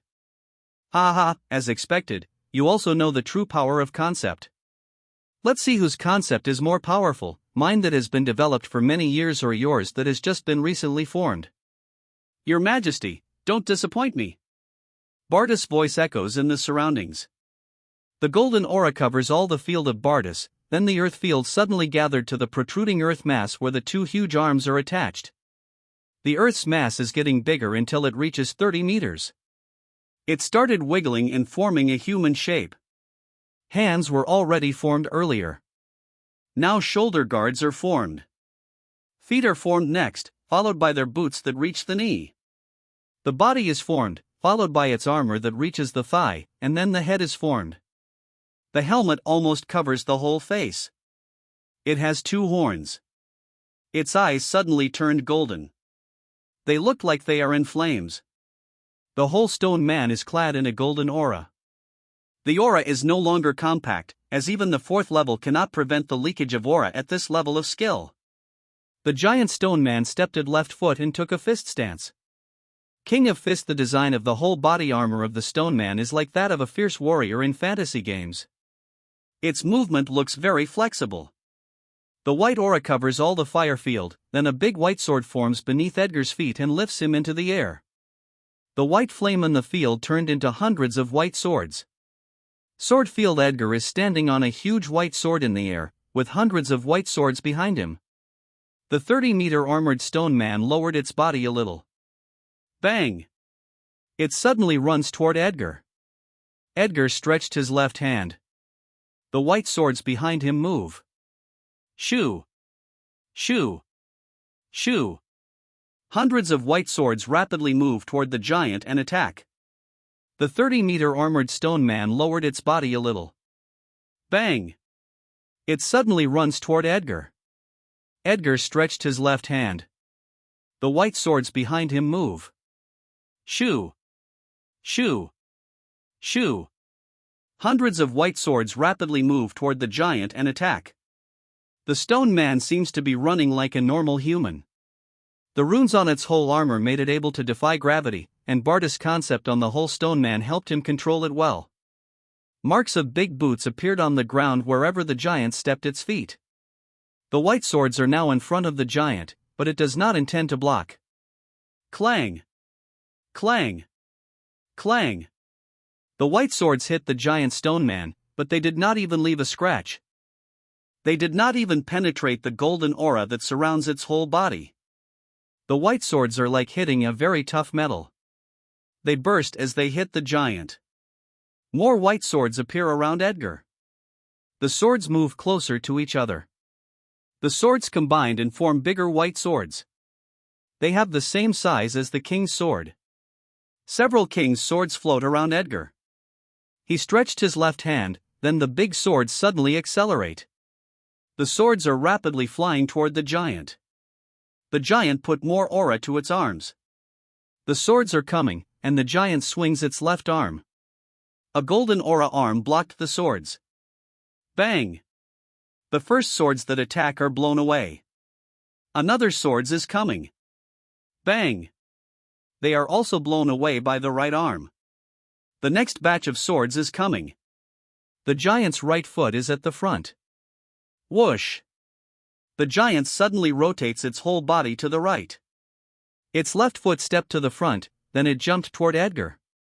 Bang! The ground is crushed, and a huge hole appeared because of the pressure from the giant's step and jump. The giant is in the air while raising its right arm. Threads of golden aura are rotating in the arm until they form a bigger golden aura arm. The giant struck its fist at Edgar. Fist of Destruction, King-style Few. The giant hit the floating sword where Edgar was standing, then it continues moving and hit the ground. Bang! The explosion was very loud. There is so much destruction. The ground cracked into big debris. There is thick dust. Big debris of stones and soil are blown away. The crater is almost 70 meters in size. Edgar was able to jump with a somersault. He kept jumping to his back to avoid the flying debris. He casts earth magic. He steps on earth, then he suddenly charges down toward the giant while in a slashing stance. His swords that were blown away by the giant flew back. The swords combined with Edgar's sword while in the air. The white sword became 5 meters. Threads of white aura rotate on the sword. Edgar is already near the giant. The giant's arm is still on the ground. Edgar shouts as he slashes the heavy sword. Sword field, Giant Slayer Wang. A huge white aura blade rapidly moves. Its size is bigger than the giant. Bang! The giant is able to prevent the huge white aura blade from hitting its body using its palm, but the force in the blade pushed the giant rapidly. Ah! Shouts Bartis as he tries to stop the aura blade. The giant's feet are on the ground, leaving a long gully as it is pushed by the aura blade. Dust follows the stone man. The swords that combined with Edgar's sword separated. They float around Edgar. A sword flew to his feet. Edgar stands on the big, floating sword. Whoosh! Edgar and his swords fly toward the giant. Bartis put more aura to the giant's arms. Threads of golden aura are flowing around the arms. The giant tries to push the aura blade. Its feet are able to move to the back. BRRGH. The giant's feet are still leaving gullies on the ground as the giant is still being pushed. The giant moves the aura blade to its left, away from its body, where Bartis is located, then suddenly lets go of the aura blade and rotates its body to the right. Wang! The aura blade is unimpeded and suddenly accelerates a lot. Crunch! The giant was able to evade, but its left arm was cut from the upper arm. The upper arm and below got separated as the giant rotates its body. The arm clad in a golden aura did not fall to the ground but mysteriously floated. The huge white aura blade moves, then flew to the sky. The arm that was cut moved closer to the giant, then reconnected itself. The giant put its left foot in front and took a fist stance. Threads of golden aura are flowing again to both its arms, then he punches them at Edgar, who is moving closer in the air. Fist storm. Many huge golden aura fists are flying toward Edgar. Edgar arranged the swords to form a drill formation. The swords rotate rapidly and form a huge tornado with a sharp tip. Bang! Bang! Bang! All the golden fists that hit the tornado were destroyed. Bartis put more aura to the giant's right arm. The golden arm that clad the hand became bigger, and he punched it at Edgar. The huge golden arm is flying toward the tornado. Bang! The tornado burst, and some swords also burst while the others are blown away. The golden arm missed Edgar. Edgar rotated the sword that he is using to stand. His head is now facing the ground. His feet are still attached to the sword. The white aura from the sword holds Edgar's feet. He is already near the giant. Edgar added more strength and aura to his feet. Boom! Edgar charges down in a diagonal line toward the giant's body. He rotates his body in midair. His posture is now in a slashing stance, and threads of white aura are flowing around to his sword. Edgar slashed his sword at the giant's body. Wang! A 25-meter white aura blade flew to the giant. The aura blade is huge but a lot thinner compared to Edgar's previous attacks. He did not have enough time to gather more aura, as the window for counterattacks is small. Clang! The huge left arm of the giant blocked the aura blade. Edgar imperceptibly smiled when he saw it. He steps on earth in the air. Boom! Edgar jumped toward the giant's head. Threads of white aura and fire element are rotating around his sword. His sword became 2 meters, then he slashed it to the giant's neck. Crunch! The giant head went up and got separated from the body. Boom! Edgar jumped up toward the giant's head. He is in a slashing stance in midair. Threads of white aura and fire element are rotating around his sword. His sword became 2 meters, then he slashed it to the giant's neck. Crunch! The giant head went up and got separated from the body. Edgar rotates his body to make a follow-up attack, but the giant is faster than him. The giant rotates its body to the right, and it swings its right arm toward Edgar. It also swings its left arm to blow away the white aura blade. Bang! Ack! Edgar is hit by the giant's arm. Bang! Edgar hit the ground, then he bounces. The giant's head reconnected to the body, and it immediately runs toward Edgar, who is bouncing on the ground. Bang! Edgar bounces again. He can hear the steps of the giant. He gritted his teeth, and he forced his body to rotate in midair. A white sword formed behind his feet. Boom! Edgar's feet stepped on the white sword, but he is still being pushed to his back. Bang! Bang! Bang! The steps of the giant stone man are very loud. Threads of golden aura are flowing on both of its arms. Boom! The giant jumped toward Edgar. It raises its arms with bigger golden aura arms, then smashes them to Edgar. King smash bang! The giant arms missed Edgar and hit the ground, causing a very loud explosion. It looks like an earthquake disaster. The ground cracked into very big debris. Many large pieces of debris are blown away, and the shockwave created a huge dust cloud. Barda's smash caused a more than 100 meters crater to appear. Edgar dodged the attack by moving away with his sword, but the strong shockwave blew him away with his sword. He and his sword are uncontrollably rotating in the air. He dispersed his sword below his feet, then put himself in the fetal position. He rotates his body in mid-air. Edgar forms a white sword in his back, then he stepped on the sword. He and the sword are pushed back. The force from the shockwave disappeared, then he directs his sword to fly toward the giant. Threads of white aura and fire element are rotating around Edgar as he flies toward the giant.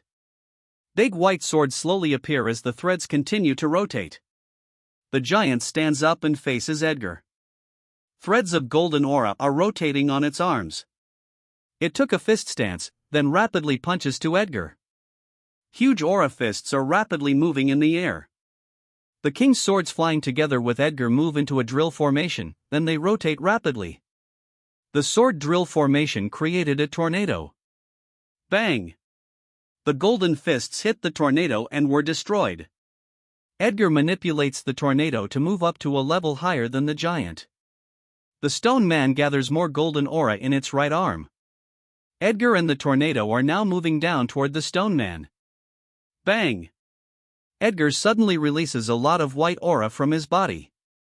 Big threads of white aura suddenly rotate around the tornado. Boom! The tornado suddenly accelerated and appeared near the head of the giant. What? Bardas is surprised. He quickly manipulates the giant stone man to strike the tornado. Bang! There was a loud sound of an explosion when the tornado and the golden arm of the stone man clashed. Boom! The clash created a shockwave and put pressure on the ground where the giant stands. A crater formed beneath the giant. Boom! Boom! Shockwaves keep appearing from the point of contact, and the crater beneath the giant keeps getting bigger. The left fist of the giant grips, and threads of golden aura flow to the fist, then it suddenly strikes Edgar, who is hiding behind the tornado. A golden fist is flying toward Edgar. He faced the golden fist and jumped with a somersault. Earth formed over his feet while his head is facing the ground. Boom! He charges down to the long arm that currently stretches in the air. Bang! The white sword where he was standing was blown away by the golden fist. Edgar rotates his body in midair. Flop! He landed on the left fist of the stone man, then he started running on the giant's arm.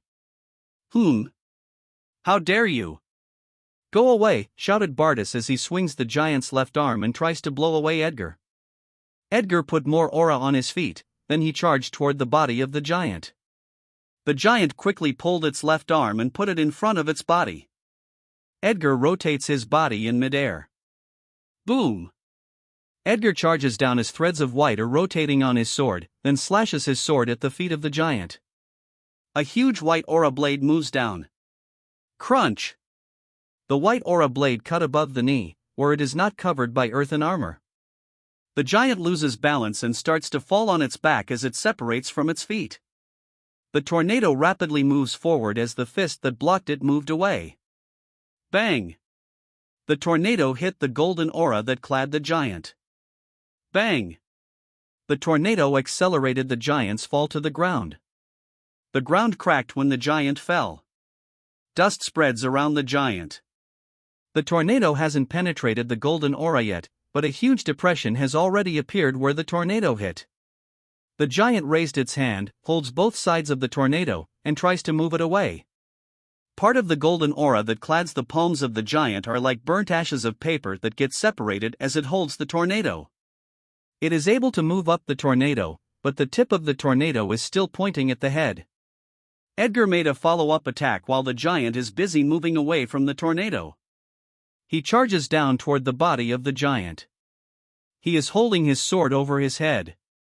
"Ah!" shouts Edgar as he gathers more strength, then slashes his sword. Wang! A 30-meter white aura blade attacks the body of the giant where Bartis is located. Clang! The giant's right hand moved in front of the body and blocked the aura blade. The left hand of the stone man is not enough to stop the tornado. Bang! The tornado destroyed the golden aura that protects the head. The earthen helmet stopped the tornado for a while. Cracks appeared on the head. Crunch! The head is totally crushed. Edgar jumped up in a diagonal line and rotates his body in mid-air. His head is facing the giant on the ground as he takes a stabbing stance. He releases more aura, then threads of white aura and fire element quickly rotate on his sword. His sword became 3 meters. Boom! Edgar moves down in a diagonal line, then stabbed his sword. The sword is pointing to the giant's body, where Bartis is located. The giant raised its left hand, and the huge palm is stabbed. It kicks its right foot that reconnected. Edgar moves back and avoided the kick.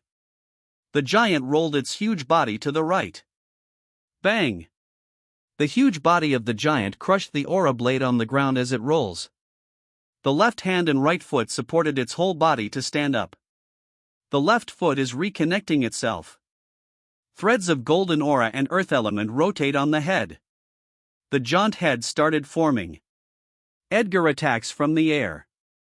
He slashed his 3-meter sword. Clang! The sword is blocked by the giant's left hand. The giant raised its right hand with rotating threads of golden aura. It did not lose its balance. The left foot is reconnected. The giant punched Edgar with its right fist. Bang! The fist missed Edgar and hit the ground, causing a 20-meter crater to appear. Edgar dodged the attack by jumping to his back, then took a slashing stance. He attacks the giant from the air. Clang! The left hand blocked the attack. Edgar is attacked with a hook. He jumped down in a diagonal line. Whoosh! The pressure from the right hook blows dust and debris into the air. Crunch! Edgar cut the right leg of the giant, but it did not cause the giant to lose balance. The giant let the left foot bear all the weight.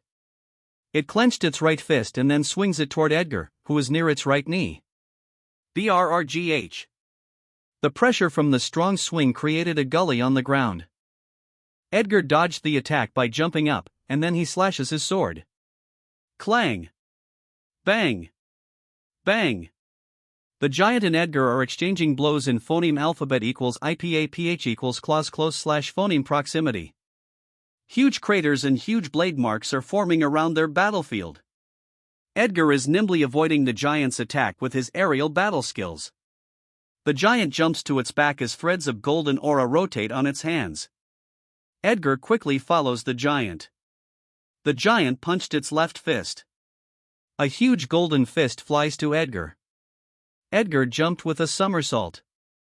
Another golden fist is flying. Whoosh! Edgar accelerated from the air and appears below the giant. Bang! The giant's right foot tried to kick Edgar. He dodged the kick by jumping up, then he slashes his sword. Clang! Bang! Clang! Their exchange of blows at phoneme alphabet equals IPA PH equals clause close slash phoneme proximity resume. Boom! A boulder smashed into the ground near the soldiers and special forces of Baynard.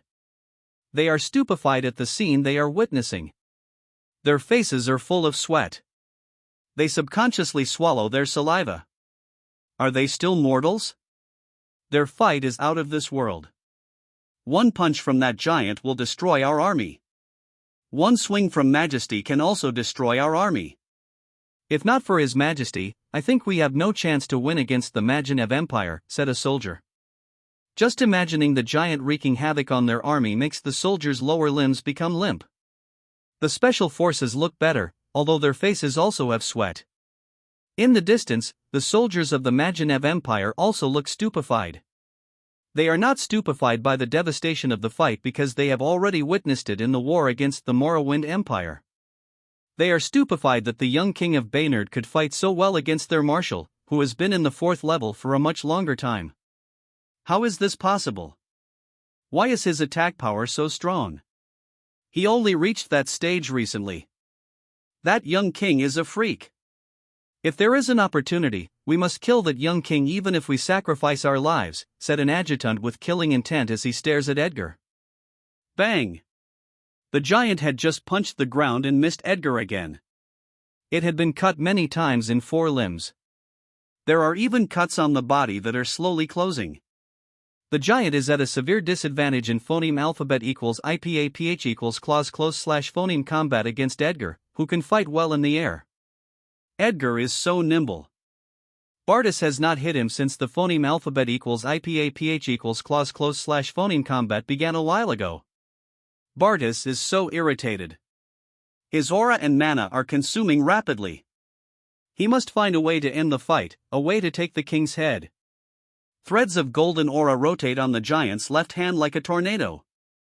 Edgar is in the air, ready to respond to the giant's attack as he sees it gathering aura on its hand. The giant punched its left hand at Edgar. Edgar jumped down. Bardas smirked. What attacked Edgar was not a golden fist but a tornado-like attack that suddenly expanded. BRRGH. The ground is like being bulldozed by the rotation of a golden aura. What? Edgar is shocked by the sudden change in Bardas' attack. Ah, screamed Edgar as he is blown away by the golden tornado. Soil and much debris are blown away together with Edgar. His body is rotating again in the air, out of his control. Boom! Boom! The giant runs and follows Edgar. Boom! It jumped high and raised its right hand. Golden aura flowed to its right arm. The golden arm became bigger, then it struck Edgar. The fire element and white aura rotate on Edgar's left hand, then they form a big white sword. He holds the handle and lets it fly away. The flight was so unsteady, but he has no time to fix his posture in the air because a huge attack is coming. Bang! Another earthquake-like disaster hit the ground. The ground cracked into many large pieces of debris. Large and tiny pieces of soil and rock flew. The shockwave further made Edgar's flight unsteady. Edgar stopped manipulating the sword in his left hand, then put his upper body and knee closer, then let his whole body rotate in the air as he holds the big swords in both of his hands. A white sword appears where Edgar is moving. Flop! His feet landed on the sword. Another white sword appears. Bang! The sword on Edgar's feet clashed with the sword, but it helped decrease the force from the shockwave. After the force disappeared, Edgar stands on the sword and let go of the sword in his left hand. His face suddenly changed. He felt a huge gathering of aura inside the thick dust. The dust where the giant hit the ground is quite big. It even covers the giant. A blow of phoneme alphabet equals IPA PH equals wind whine / phoneme cleared the dust a little. The shadow of the giant seems to be in a fist stance. He wants to direct his sword to fly away, but he suddenly hears Bardas' voice. Your Majesty, if you want to save your soldiers, you must face it head-on. You should be able to sense your soldiers behind you, said Bardas. Edgar spread his senses behind him, and the soldiers are really not far from them. As long as Bardas targets them, they will certainly be killed here. He thought Bardas would not use this method. Bardas has the air and looks of a warrior with pride. A marshal of an army is really different. When the giant is finally seen, a golden ball covers its right fist. Threads of golden aura are rotating on the golden ball. Your Majesty, I have to pull this trick because there must be a proper conclusion in this fight. We are running out of aura and mana. Let us end this fight with all we have. The soldiers of Baynard heard what Bardas said. Their faces changed, and then they became full of anger. Fuck you, Bardas. How can the rumored strongest in the east of the central continent stoop this low, said an angry soldier. Bardas. You will be forever remembered in history as a shameless shit. The soldiers kept making curses, but Bardas ignored them. They were afraid of the strength of Bardas earlier, but they are more afraid to harm their king. Their king is the hope of their kingdom. Everything they have is possible because of his leadership. They are willing to die for him. The soldiers became anxious as Bardas insisted on making them hostages and their king is not moving away. Your Majesty, move away. You don't have to protect us. The kingdom needs you. You can't play in Bardas' hands, a special force shouted. Your Majesty, many citizens of the kingdom can replace us, but no one can replace you. Please don't heed the words of Bardas. The soldiers and special forces are frantically shouting. Edgar smiled when he heard them. He directs his sword to the ground. His back faces the soldiers and special forces. His torn cape, with the crest of the king, is swaying. Tony, your daughter Anna is graduating soon. You are her only family. No one will accompany her if you don't attend. A special force soldier's eyes suddenly turned watery, his mouth trembled, he bit his teeth to prevent himself from howling, and tears fell from his eyes. Cal, your grandmother is still waiting for you to bring home a wife. Another special force soldier cries. All of you, there is someone waiting for you to come back. It's my responsibility to bring you home. All the soldiers and special forces cry. Edgar stares at the giant as if looking at the man inside of it. His eyes are burning with fighting spirit, and a thought is running through his mind. Bardas, you made the wrong choice. You shouldn't have used them as hostages. They know the danger of being a soldier. Some of them are the only remaining family of someone waiting for them at home, yet they are here. I seek strength to protect the people I want to protect. They are willing to sacrifice themselves to protect the kingdom, then I am willing to risk my life to protect them. Bardas, you have just strengthened my will. You have just strengthened my way of sword. Bang! Edgar releases a lot of aura. One big thread of white aura and one big thread of fire element start revolving around Edgar as the center. The phoneme alphabet equals IPAPH equals win wine / phoneme generated by their rotation is strong, making the hair and cape of Edgar sway. Even pebbles and small stones float in the air around him. The rotating threads look like the helix loop of DNA. A burning white aura forms beneath Edgar and spreads up to the circumference of King's Field. The huge white swords that Edgar had formed earlier moved. They stand on the air, then they move down. They slowly combine with the white aura field. The burning white aura forms hundreds of white swords. Edgar pointed his sword at his back. The hundreds of white swords move to the sword and form a 10-meter sword. He did not combine them but positioned the swords. He lowered his body. Boom! The ground cracked as he dashes to Bardas. Bardas smiled when he saw Edgar dashing forward. Your Majesty, you are one of the greatest kings ever to phoneme alphabet equals IPAPH equals live / phoneme. You brought prosperity to your declining kingdom.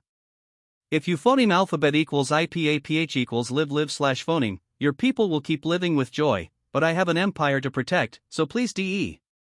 King of Fist, Annihilation. The giant stone man punched its right fist with a big golden ball. Boom! A huge golden beam rapidly flew forward. Edgar is already in the air. He is holding the sword over his head with both hands. The hundreds of white swords move. TNNG. The swords combined with the sword of Edgar. The sword became 10 meters in length and 2 meters wide. The handle became a lot longer. White aura flows to the sword. The golden beam is coming. Awe, shouts Edgar as he swings the sword.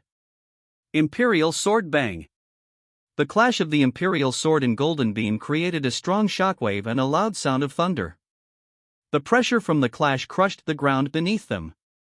Ah! Both Bardas and Edgar shout as they try to push each other's attack. Boom! Boom! The clash keeps making shockwaves, and the crater below their point of contact is getting bigger. Threads of white aura are still flowing to the sword.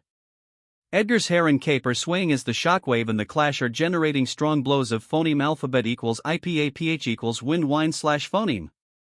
He is gritting his teeth, but his eyes are very determined. His strength is getting stronger, and the sword in his hand moves forward further.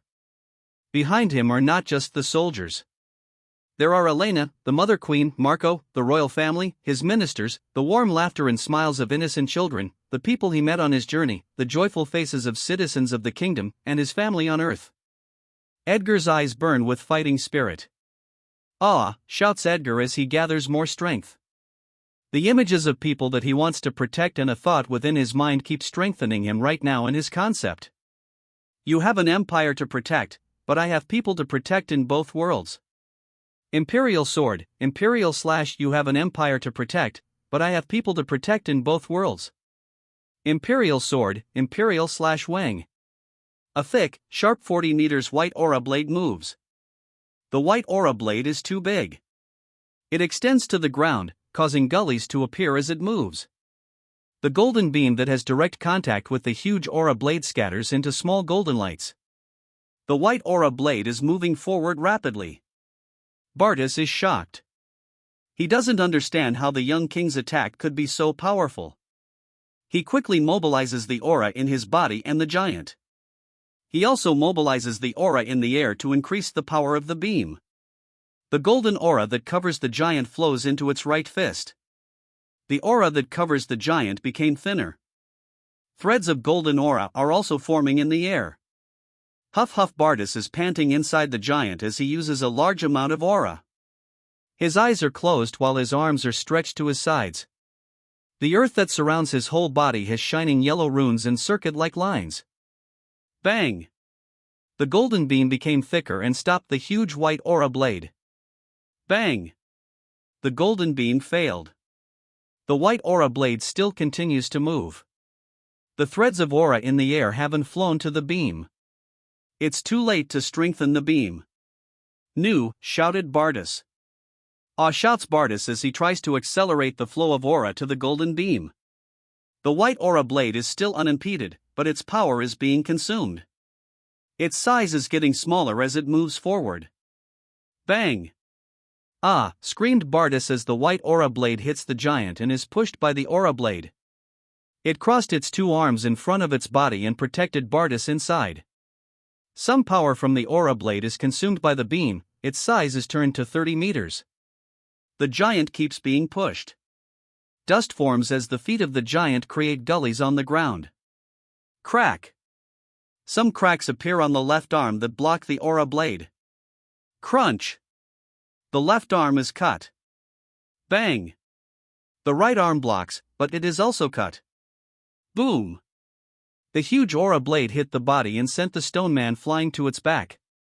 Threads of golden aura and earth element rotate on the arms of the giant. The arms are forming. Bang! The palms of the giant try to squeeze the huge aura blade as it puts pressure on its palms.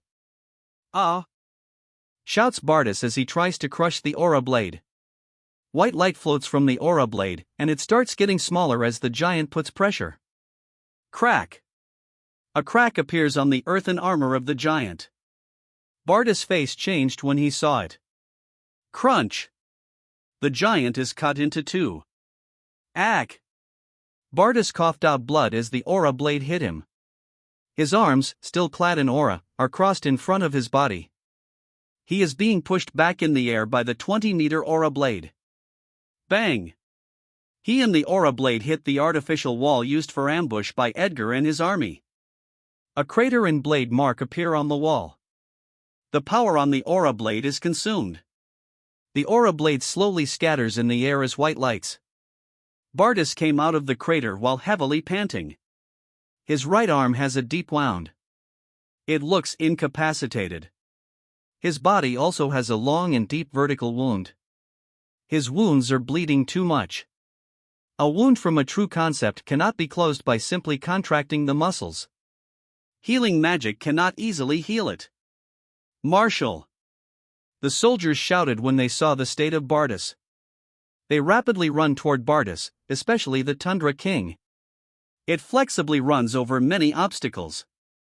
More lightning flashes on its hooves, then it runs on the slope of the wall below the crater. It ran toward the crater. It jumped over the crater and rotated its body in mid-air. Bardas reached out to the reins on the Tundra King and pulled himself up. Boom! The Tundra King's hooves landed on the wall, and Bardas sat. The Tundra King runs, then jumped and landed on top of the wall. It starts running away from the top of the wall. Bardas is breathing heavily. He grits his teeth as he feels the pain from the wound. He looks at the soldiers below the wall. "Retreat!" ordered Bardas. He looks at Edgar. He is severely injured, and it cannot be healed easily. No one can stop Edgar from wreaking havoc on the Magenev army. Bardas grips the reins tightly. He underestimated the young king. He brought shame to the empire. He doesn't know how to face the emperor. They lose the war. Huff huff, Edgar is panting heavily. He is kneeling on the ground, supported by his blood dragon sword. He cannot maintain the king's sword. "Your Majesty!" Baynard's soldiers shouted as they approach Edgar. "Your Majesty, Bardas is severely injured. We can communicate using the crystal, and we can set up encirclement to bury him here in our kingdom," said a soldier of a special force. All the soldiers feel excited. Edgar shakes his head when he hears the soldier. The soldiers are confused about why the king does not agree. If Bardas die here, Morrowind Empire will pick peaches. Once Bardas die, they will invade the east and swallow the territory of Magenev Empire. We are not ready to swallow the territory of Magenev. We had just included 2 big kingdoms in our territory. There will be many problems with governance if we swallow a territory of Magenev Empire. Our successful defense will give us time to develop until we are ready to swallow their territory. For now, let Magenev block the ambition of Morrowind to move to the east. They probably strongly wish that we both suffer a lot in this war. The soldiers are shocked. Their king's vision is far wider than theirs. They only see what is in front of them. At daylight, the news of Bardas' loss reached the emperor. The emperor's eyes are bloodshot. His ministers are sweating. They are in a meeting room. Only the emperor and trusted ministers are in the room. The teacup on the emperor's right hand crumbles and turns to powder as he grips it. How can Bardas lose? That damned king is just 26 years old. Bardas has been in that stage for a much longer time. Did he become senile? The majesty of the imperial court will be severely impacted. Gustav furiously shouted. "Your Majesty, all of us did not expect that Van Flameworth has so much strength. The urgent thing to do now is to order a retreat. We cannot allow Marshal Bardas and the soldiers to remain there. Even if moths muddy the water of the imperial court because of our loss in the war, as long as we tightly hold the military, they will still be squashed like an ant," the old prime minister reminded the emperor. The emperor is gritting his teeth, and he tightly grips his fists. A hurried footstep came to the meeting room. A soldier came in and passed a small paper to a minister. The minister opened the paper and looked shocked. He approached the emperor and passed the paper. The emperor crumpled the paper after he phoneme alphabet equals IPAPH equals red/phoneme it. His eyes became very fierce. Baynard gave us a signal of a temporary truce. Inside a stronghold in a meeting room, Edgar is sitting in a private room.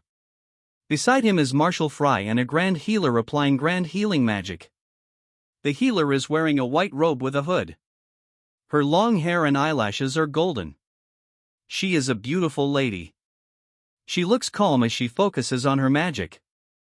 Edgar is surrounded by a golden sphere, and small lights are raining toward him, slowly healing his injuries. His injuries will also not heal easily as they are caused by Bardas' concept, but the Marshal's injury is a lot more severe than his. There is a large crystal ball in front of him, broadcasting him to several commanders and ministers. As we planned earlier, 2 strongholds at the border in the northeast, closest to Sunshine City, are abandoned. Citizens in that territory are evacuated. Magenev should be able to phoneme alphabet equals IPAPH equals red read/phoneme our signal. We will let them have a face for their imperial court in exchange for a temporary truce. Now, it will be much easier for them to decide to retreat, said Edgar to the people that are currently watching right now. All the people watching are happy, especially Elena. She has tears in her eyes. She feels very relieved that Edgar is fine. She always watches the moon in the evening, wishing for his safety. All commanders of the Magenev army received an order. Some retreated back to their border, but some are assigned to stations on 2 strongholds abandoned by Baynard. Commanders look at the territory of Baynard with fierce eyes as they retreat. They will be back with the full force of the Empire. In the morning, a pillar is surrounded by many citizens of Baynard. The pillar has carved runes. At the top of the pillar is a crystal ball. The runes of the crystal ball are shining. Every village, town, and city has a pillar with a crystal ball. The runes on the pillar protect the crystal ball from sunlight, rain, and theft. The pillar has no shed. It will produce a shield when it rains or when someone moves 2 phoneme alphabet equals IPAPH equals clause close / phoneme to the pillar. Mana will surround the crystal ball during intense sunlight. Some crystal balls were stolen by thieves. Kings, queens, and emperors probably have a sample of the crystal ball right now, but Edgar deliberately made the runes very complicated. There are many useless runes on the crystal ball to delay their imitation for as long as he can. The citizens were told that their king has something important to announce about the current situation of the war against the Magenev Empire. The image of Van Flameworth shows up in the crystal ball. Citizens, the Empire took 2 of our strongholds. The citizens look anxious when they heard Edgar's opening statement. But we stopped the further advancement of the Empire. Citizens, we successfully defended our kingdom against the Empire. The Empire that trampled many kingdoms in the past. Yeah. The citizens all over the kingdom raised their hands. They feel so excited. The war is over. Let us give honor to the soldiers that willingly risk their lives to protect our kingdom. They are at the front line protecting our kingdom's prosperity. They are the silent heroes that ensure the safety and current lives of our citizens. Citizens, let's give them honor and applause. The citizens clapped, and some whistled. Mom, I want to be a soldier when I grow up. Protecting the kingdom is the same as protecting you and your sister, said a boy holding a wooden sword. His mother smiles and pats the boy's head. Dad, I am at the age that I can join the army. I want to become a soldier, a young man said to his father. He is holding a bow and has arrows on his back. But you're my only son. What if something happened to you, said his father worriedly. Dad. Our current lives are only possible because we are under the rule of Baynard. Besides, we no longer lack food, so you can just make another son, said the young man. His father's and mother's faces turned red. Within the capital of the Magenev Empire, the emperor is currently walking toward a house that imprisoned Russo to personally release the old man and apologize for deliberately ignoring him. The real culprit has been captured. Leighton is imprisoned and will be tortured, as he said during the meeting. A servant is frantically running toward the emperor. The emperor frowns as he looks at the servant. The servant shivers. His face is full of sweat. What's wrong? Asked Gustav. Why, Your Majesty, our Russo is gone.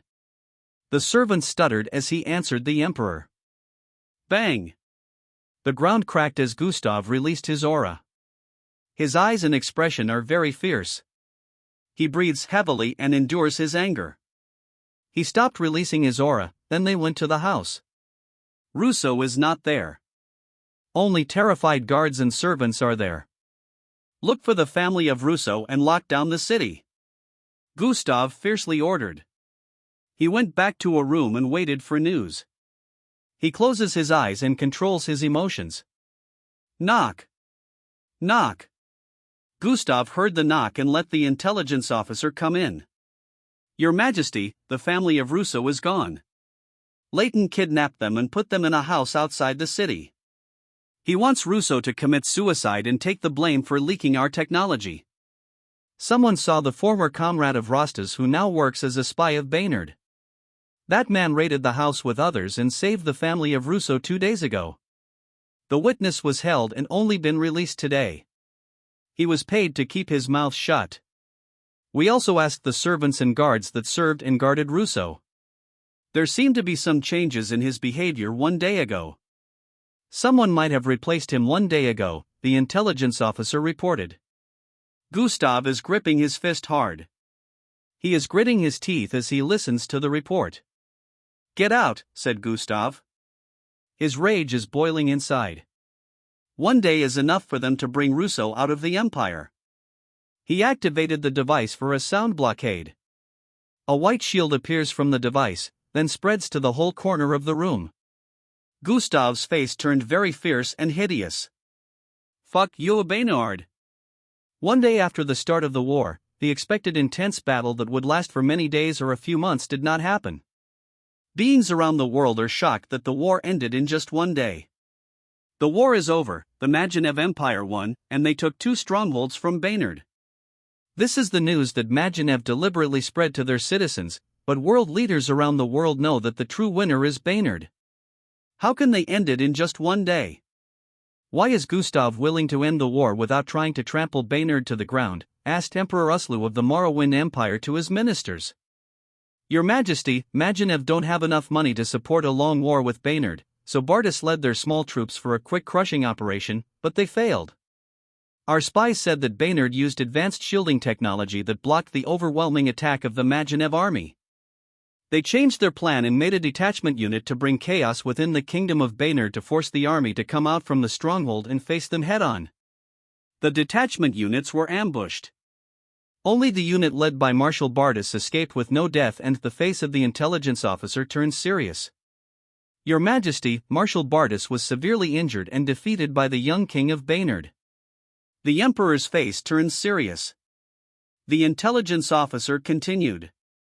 They have to retreat because Van Flameworth will wreck the army of Magenev. They cannot afford to lose the army and Bardas there. Baynard helped them save some face by abandoning 2 strongholds. Now, they have temporary peace. The Emperor is silent and thinking. His finger is tapping on the armchair, and then he smiles. Ha ha ha ha, Baynard is probably very jubilant now. They don't know the true power of an empire. Although that young king is a freak, he will certainly die once he is surrounded by Bardas and Aura masters with the king's field. The Emperor grins, and his face turns hideous. Let us give them time to develop. Let Magenev turn their focus on Baynard. When Baynard is a little closer to the strength of the empire, we will reach a deal with Magenev and let them use their full force. We will be the fishermen in the all-out war between Magenev and Baynard. All the ministers are happy when they heard the plan of the emperor. Your Majesty, we should ask them to share the technology of the crystal ball and the magic shield they stole from Magenev, said a minister. Ha ha ha ha, of course, I really like the position given to me by Baynard. I can become a fisherman simply by making actor cause commotion in the gap a few times, said Emperor Uslu. Your Majesty, if border trade is possible with ogres, then it is a lot more possible with Magenev. Our businessmen can monopolize the merchandise of the grassland and then sell it to the east through border trade in the gap, said the Prime Minister. Clap. The Emperor clapped his hands at the idea of the Prime Minister. That's an excellent idea. Send a diplomat to Magenev. Border trade can even ease our relations with that empire, making our future plans easier. Edgar did not return yet to the capital of Baynard. He won't change the capital yet since there is a crystal ball that makes communication easier. He can manage the whole territory, even if he is far away. Issues in the whole territory will be immediately known to the royal court. He won't return to the capital until the new strongholds in front of the abandoned territory are built. He talked with Elena first through the crystal ball, then with Roy. Roy became the Prime Minister after his return from the Morrowind Empire. Your Majesty, many countries want to learn the technology of crystal balls. Even Morrowind wants to learn the advanced magic shield. Their tone is even mixed with threats, said Roy with a smile. Edgar also smiled when he heard that Morrowind was threatening them. We already expected this situation, but it isn't the right time to share the technology of the crystal ball. Morrowind benefits a lot while our kingdom exists at the back door of the Magenev Empire. They won't allow our kingdom to be destroyed, at least not yet. Technology on the shield cannot be given. You must delay sharing the crystal ball until our culture invasion is ready. Edgar paused for a while and tapped his finger on the armchair. We might share the technology of crystal ball with Morrowind first, since our television could reach them. We can build crystal towers on the mountains to reach their empire. We must reach an agreement with them that will benefit the kingdom. Ensure that we must be allowed to build pillars of television and our TV shows must be aired. Talk with Christoph, make teams of actors and actresses. Include different races, especially elves, then send those teams to countries that accept our terms. We will spread the influence of our kingdom. Let the beings around the world yearn for our kingdom. We will make Baynard the cultural center of the world. After the war, there was a temporary peace with the help of the Morrowind Empire. Within that peaceful period, Edgar used his knowledge of the modern world to spread the influence of Baynard in the Aurora world. Video recording was invented.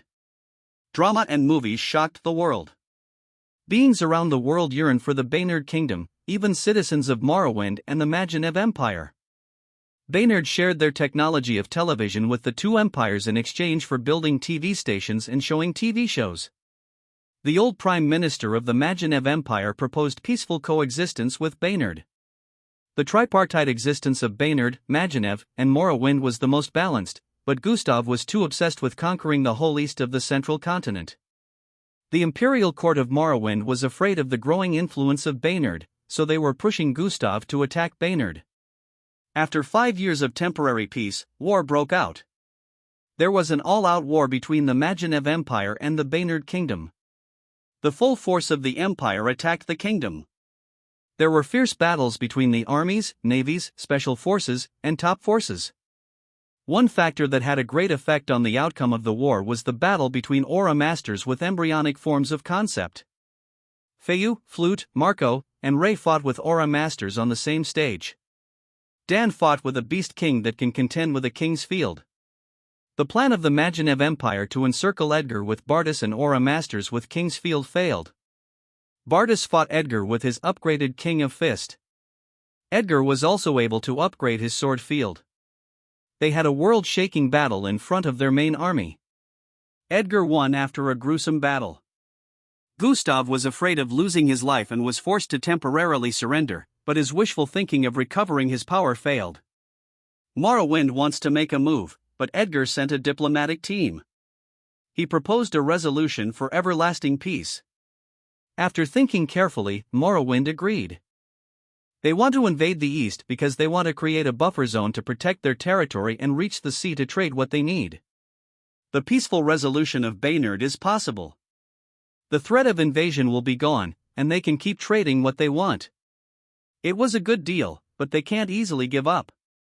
One condition of the agreement is a fight between Actor and Edgar in tall, stony mountain ranges where lightning is abundant. It is a place that is very advantageous for Actor. Actor and Edgar had a fierce battle. The mountain ranges were devastated. Big craters formed and became lakes later. Actor and Edgar came back to their own places. Morrowind and Baynard did not publicize the result. There was no witness to the fight. After the fight, Baynard officially became an empire. Baynard and Morrowind proposed the establishment of the United Nations, which shocked the world. The United Nations will keep peace in the world. They invited each country to come to Baynard and form laws that will truly maintain peace and won't be exploited or harmful to any kingdom or empire. After years of studying, the United Nations was established. It is truly an organization that has the power to destroy kingdoms or empires. It has its own army. Old monsters at the stage of 4th level aura and 8th circle magicians came out of their seclusion and volunteered themselves to enforce the laws of the United Nations. The world was shocked, but small and weak countries were overjoyed. Empires do not mind. They made sure that the laws were not harmful to them. The headquarters of the organization is in a permanent neutral country near the southern continent. It is a beautiful and peace-loving country. Peace was truly maintained. Trade between countries became a lot easier. The development of the world accelerated. With the help of Edgar, Baynard became the cultural center of the world. Many people yearned for it. The empire became very prosperous. It established research centers and then invited intellectuals from around the world. potion making, runesmiths, and magic development accelerated. Edgar and Elena had twins, a boy and a girl, after trying for many years. Citizens of the Empire rejoiced. Edgar kept absorbing knowledge. He thought that the trial would end soon, but after 15 years, the virtual world kept on going. The longest hyperbeing in a virtual world on Earth is Death God. He stayed for 15 years, then it was automatically ended. Edgar was confused, but he was overjoyed. He had more time to learn. Many years passed, and Edgar passed the throne to his son. Edgar focused on learning after passing the throne. He also formed a research team to simplify aura cultivation that can be used by most people, men or women, old or young. After many years of searching, Edgar was sure that the virtual world doesn't have gods, but he has no regrets, even if he does not inherit the power of God. After 100 years in the virtual world, he has already reached the apex of magic in the virtual world, the 8th circle. He felt that his concept of the sword could still advance. When Elena passed away, he talked with his family about his plan to tour the world. His great-grandson and great-granddaughters cried when they knew that he was going away for a long time, especially the 3-year-old Amelia and the 7-year-old Dorothy. He was able to coax them with great difficulty. With the speed of his flying sword, he was able to travel the world in a short period of time. After a few months, he went to the deserted land. It isn't actually a phoneme alphabet equals IPA/PH equals desert/phoneme. It is called deserted because no human being lived there. There are hundreds of meters of tall gorges and valleys. There are wide swamps and forests. There is a long river with deadly water creatures. Morrowind cannot attack the south because of tall red and yellow gorges along the way and powerful monsters on the deserted land. Edgar met a group of goblins fleeing from a monster. He saved them by killing the monster. They were living in a cave, but they were attacked by an underground creature. The goblins' lives are pitiful. They might become extinct after a few years. Their current generation was suffering the sin of their ancestors by launching a war against humans. Edgar taught them knowledge. He found out that they have a talent for potion making and plant aura. He wanted to bring them to Baynard. He carried them with his flying swords. There were only 100 of them. They rested on top of tall gorges at night or when eating. Edgar had many foods in his large storage space within himself. Storage space is a magic skill resulting from long research. He cannot teleport because he has poor aptitude for space, but making storage space is still possible. When he returned to Baynard, he communicated with his grandson, the current emperor, to establish a place for goblins. His great-grandson and Amelia are snatching the monitors of communication, eager to communicate with him. The other 2 little girls are much more behaved. He stayed in the place and helped the goblins establish their home. He used his powerful sword and magic to quickly build a town in less than 30 minutes. The goblins were overjoyed. They cried and thanked Edgar a lot. While watching the busy goblins, Edgar saw a young goblin practicing his swordsmanship with a wooden sword. The wooden sword snapped because he had already used it for some years. He shakes his head, then looks for a replacement. He looked around, and then he saw a twig. He picked it up, then he started practicing again. That scene struck like lightning in Edgar's mind. He closed his eyes and analyzed what he had realized. He opened his eyes, and he smiled. He flew with his sword on top of a mountain. He looked at the sky and clad his 2 fingers with a white aura. The white aura became longer and formed a short white sword, then he slashed his fingers to the sky. A 30-meter white aura blade quickly flew to the sky and cut the cloud. A few months later, the whole world mourned as the strongest and greatest legendary being in the world became part of history. Van Flameworth's ember of life ended. The 100 years of trial ended. Edgar opened his eyes. His body is floating in the air. Threads of golden light keep moving in and out of his body. He can feel his physique changing. His hair is also turning white, and his body is developing the best aptitude for magic and aura. The thoughts that run through Edgar's mind are not the power that he is getting right now but the figures of his family, especially his great-grandson and great-granddaughters in the virtual world. The 5-year-old Ian, wearing glassless eyeglasses and pretending to be smart. The 3-year-old Amelia, holding a doll of her favorite singer. The shy 7-year-old Dorothy and the genius 8-year-old girl Thea. His life's end in the trial means the end of the virtual world, the end of all life in the virtual world. Tears form in Edgar's eyes. Ian, Amelia, Dorothy, Thea, everyone, I'm so sorry. No one else will know of your existence. No one else will say that you all existed, but you will all phoneme alphabet equals IPAPH equals live phoneme within me. You will keep existing within me, said Edgar. He raised both his arms and looks at the threads of golden lights. A thought is brewing in his mind as he looks at the thread of golden lights. He grips his fists hard. I swear I will find the power to give you all life. If gods won't do it, I will become a god and do it myself, swore Edgar.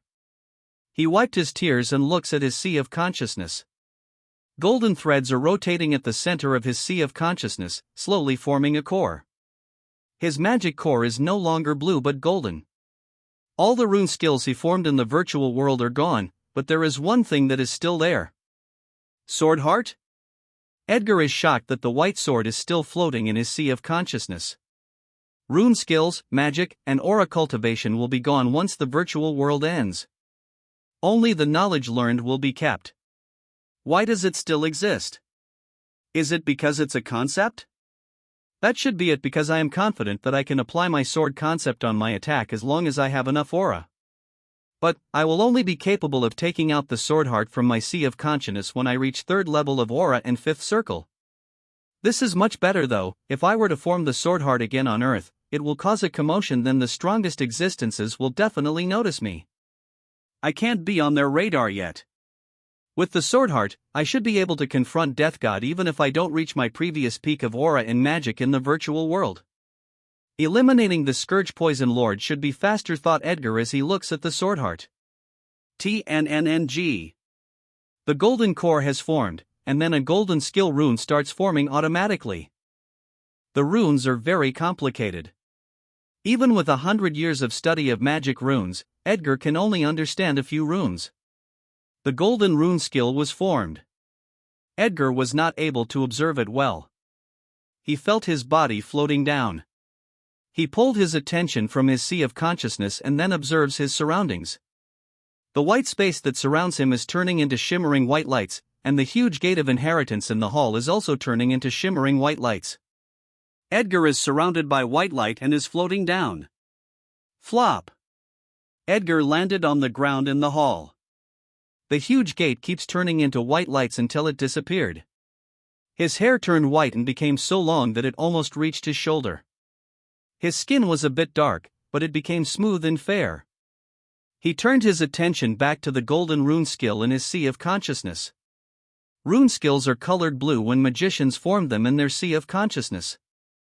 God rank skills inherited by hyperbeings are golden. Edgar put mana in the golden rune skill, and a message appeared in his mind. Duplicate skill? Can you duplicate any magic skill of any being? Does it mean it includes beings like other races, magic beasts, and even gods? That gate of inheritance is really unusual. I stayed in the virtual world for 100 years while the others only stayed for up to 15 years. I don't even know how I passed it. This skill is heaven-defying. Even the skills of gods can be duplicated. Edgar feels excited as he thinks of this. He continues analyzing the skill in his mind. The duration of duplicating skill depends on the gap of strength. The distance should also be phoneme alphabet equals IPAPH equals clause close slash phoneme. The stronger the being, the longer the time I need to duplicate the skill. To duplicate the skill, I need to phoneme alphabet equals IPAPH equals clause close slash phoneme the distance. With my current strength, duplicating the skill of strong beings in phoneme alphabet equals IPAPH equals clause close slash phoneme distance is sending myself to death. A heaven-defying skill really has a risk. But that won't be a problem once I reach my previous stage of aura and magic in the virtual world. Edgar smiles as he thinks this, then a frown appears on his face as he realizes a problem. Duplicating a skill is useless if I don't have the right aptitude. I have studied powerful magic skills in all elements to bring home to Earth, but I can't cast many of those powerful skills because my body does not have the aptitude for those elements, like water. The frown on Edgar's face became deeper. A SSS skill shouldn't be that useless, thought Edgar. SSS skill refers to a god rank skill. When Edgar and his magic researchers were researching magic, they found out that ranking magic skills based on the stage of magicians is not accurate. There are magic skills that can be cast at the 7th circle but have the power of the 8th circle or demigod.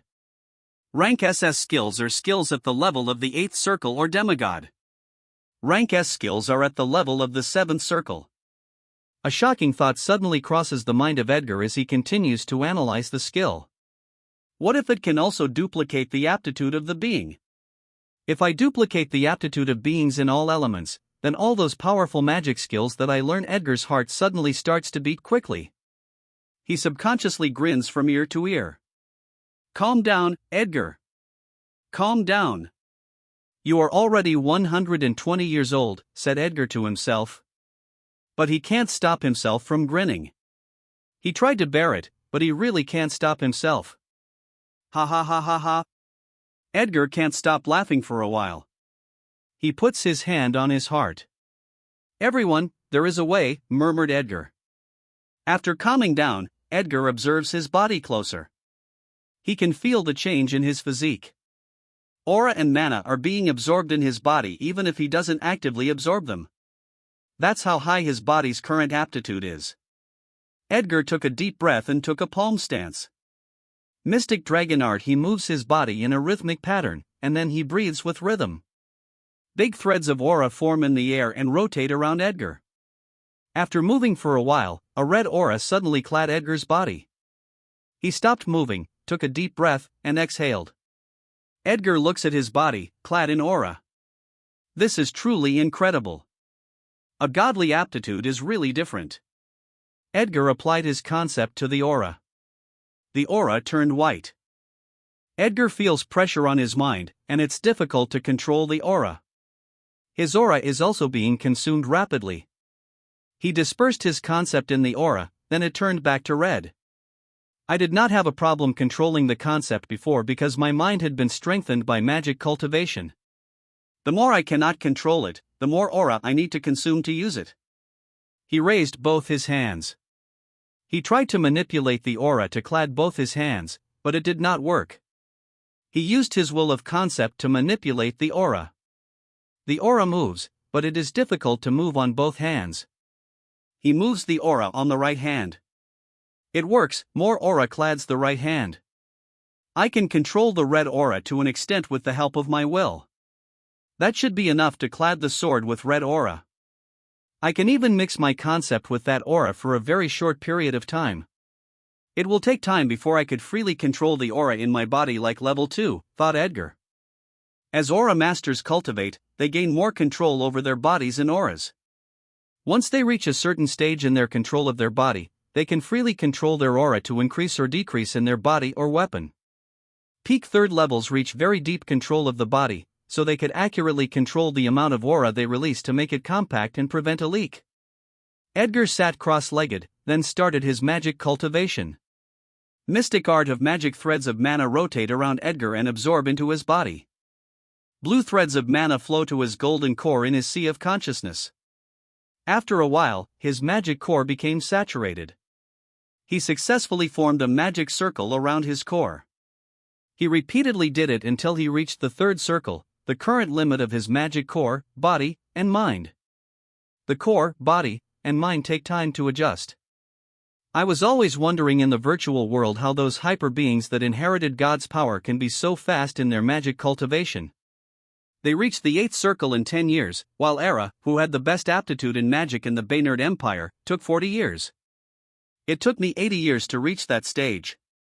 A change to godly aptitude for magic and aura makes cultivation a lot faster and easier. It's like heaven and earth compared to the speed of my cultivation in the virtual world, thought Edgar. When a hyper being successfully passes the trial, his or her current cultivation on earth will not disappear. The lower the stage in aura and magic, the more they can immediately reach after the divine core is formed. Edgar looks at his fair skin. He touches his face. He feels the smooth skin on his face. A magic circle formed in front of him. A water mirror came out of the magic circle, and Edgar looks at himself in the mirror. A handsome young man with white hair appears in the mirror. A golden core has this bonus effect? I can even become a model with this face, blurted Edgar with an astonished expression. He dispersed the water mirror, then closed his eyes. My body has the best aptitude for earth. Second is lightning, murmured Edgar as he tries to manipulate the elements in the air. He forms magic runes in his sea of consciousness, and then he is shocked.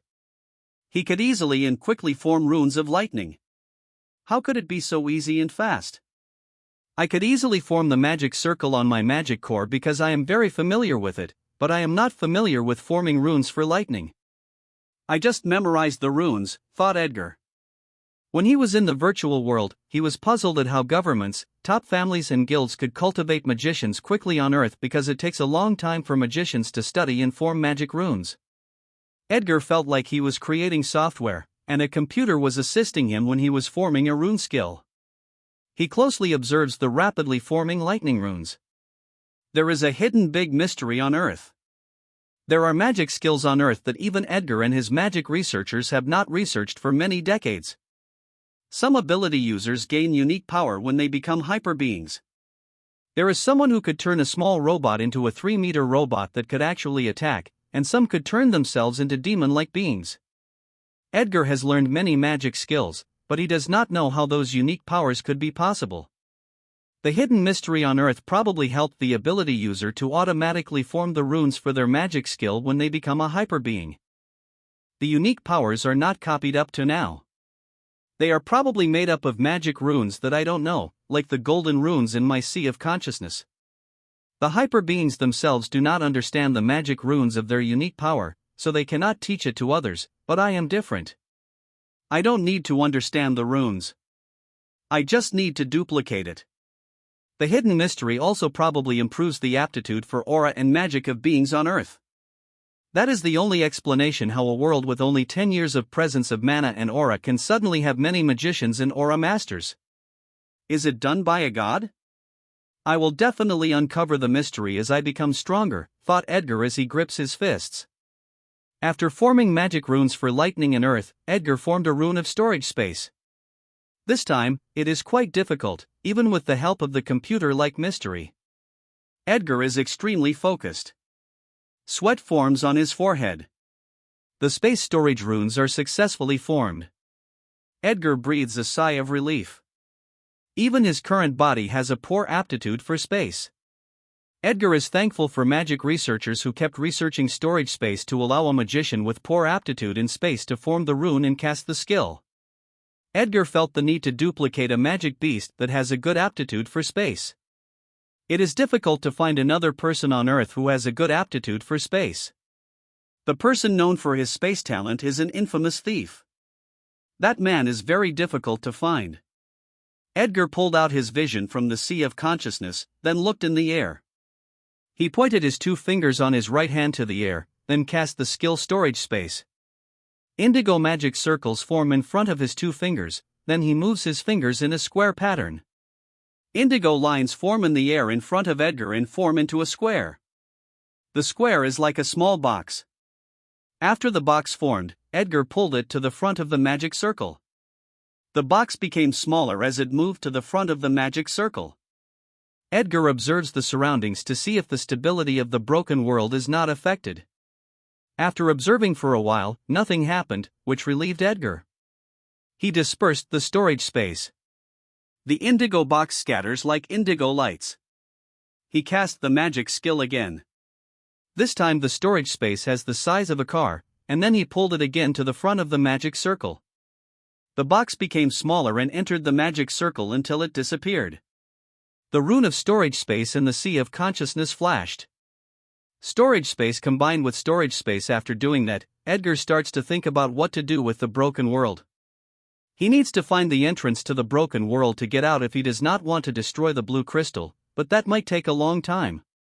He hasn't seen his family on Earth for 100 years, but the Tier 3 broken world is a big help for him and his family's cultivation. Edgar stares at the blue crystal and can't make up his mind.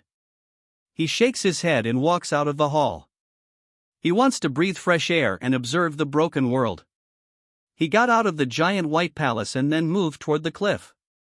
Edgar looks up at the towering cliff. It is a few kilometers tall. This broken world was probably a part of a world even bigger than the Aurora world, murmured Edgar. He closes his eyes, then spreads his will of concept to the aura in the air. Life detection and invisible shockwaves spread from Edgar as the center and spread up to 40 kilometers in circumference. It is a radar that he researched based on aura and concept. He can sense life and objects. The higher his aura level, the greater his detection. Once he reaches the third level of aura, he can easily search for the blue crystal, even if the broken world is the size of a country. There are two Tier 3 beasts 10 kilometers and 18 kilometers away. There are Tier 2 beasts near them. Those Tier 2 are probably of the same species as those Tier 3. There is no beast on the cliff. It should be safe to release my aura. Edgar released his aura, then jumped up. He used earth magic for footholds to keep jumping up. Flop! Edgar landed on the cliff. Edgar's hair and clothes are swaying as strong winds blow. He observes the broken world with fascination. Even if it's just a broken world, it still looks more beautiful than Earth. There is a beautiful blue lake, flying beasts around towering trees with long vines, mountains that reach the clouds, a blue river, and a beautiful blue sky. It is part of a world developed by aura and mana for a long time. Edgar sat with a cross leg as he observes the broken world. Earth might become like this if mana and aura stay for a long time, but do we have enough time? The world where this broken world belongs might have been destroyed. Edgar looks at the sky. The world is as clear as day, but there is no sun in the sky, only clouds and a blue sky. It's amazing. Phoneme alphabet equals IPAPH equals red read / phoneme in a forum that there is day and night in the broken world even without a sun. There are even seasons that happened in the span of a few months only. The flowing river probably comes from snow-capped mountains. One possible factor of the world's burst is if the ecology of the world cannot be maintained because the beasts here will not be able to survive. Phoneme alphabet equals IPAPH equals or either / phoneme god or something else is regulating the stability of the broken world. Magic vision. A blue magic circle formed in front of his face, and then something like a cone came out of the magic circle. The center of the cone looks like glass. The edge of the glass formed blue magic runes. Behind the first glass are two smaller glasses with blue runes as well. The three glasses are connected by blue runes. The three glasses form a cone. Edgar controls the magic vision to move in front of him and then direct the magic vision in a particular direction. The magic vision is like a telescope. It can see the beasts and their species 20 kilometers away. Edgar moves the magic vision in a different direction. The blue circle on the mirrors made up of magic runes rotates, and then the magic vision can see more distant places. Edgar moves the magic vision in another direction, and then something caught his attention. The blue runes rotated again to zoom in on the mirror. Edgar saw hyperbeings washing in a lake. They have joy on their faces. They have a guild crest on their chests. Edgar can phoneme alphabet equals IPAPH equals red read / phoneme their lips. He smiles as he observes them. It seems he is fated to become a hindrance to them, the Poison Guild. Ha ha ha ha, leader, what lucky charm did you use to find this broken world?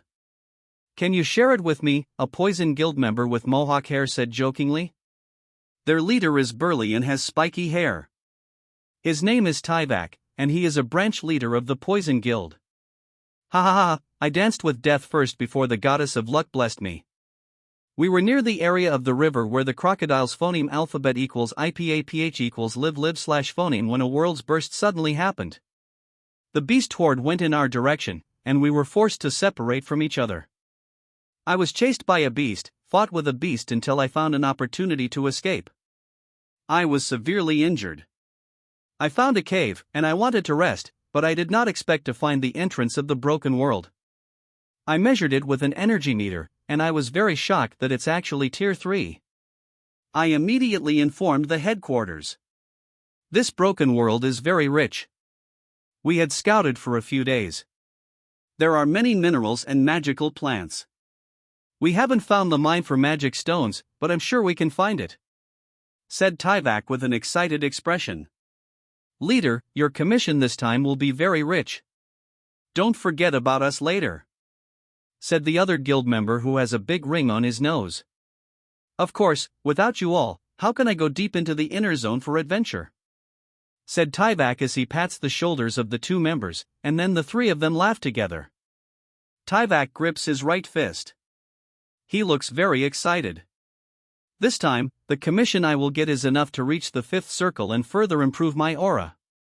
Edgar smiles as he looks at the excited expressions of Poison Guild members.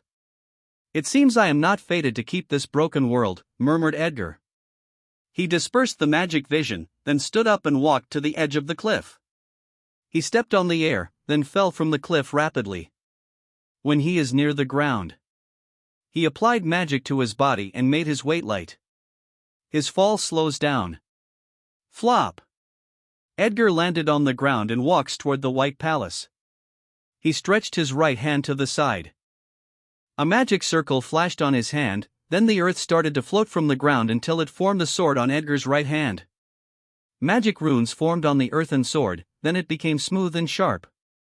Although he can use his fingers and other objects as a sword, a sharp sword is still the best weapon that could fully utilize his strength.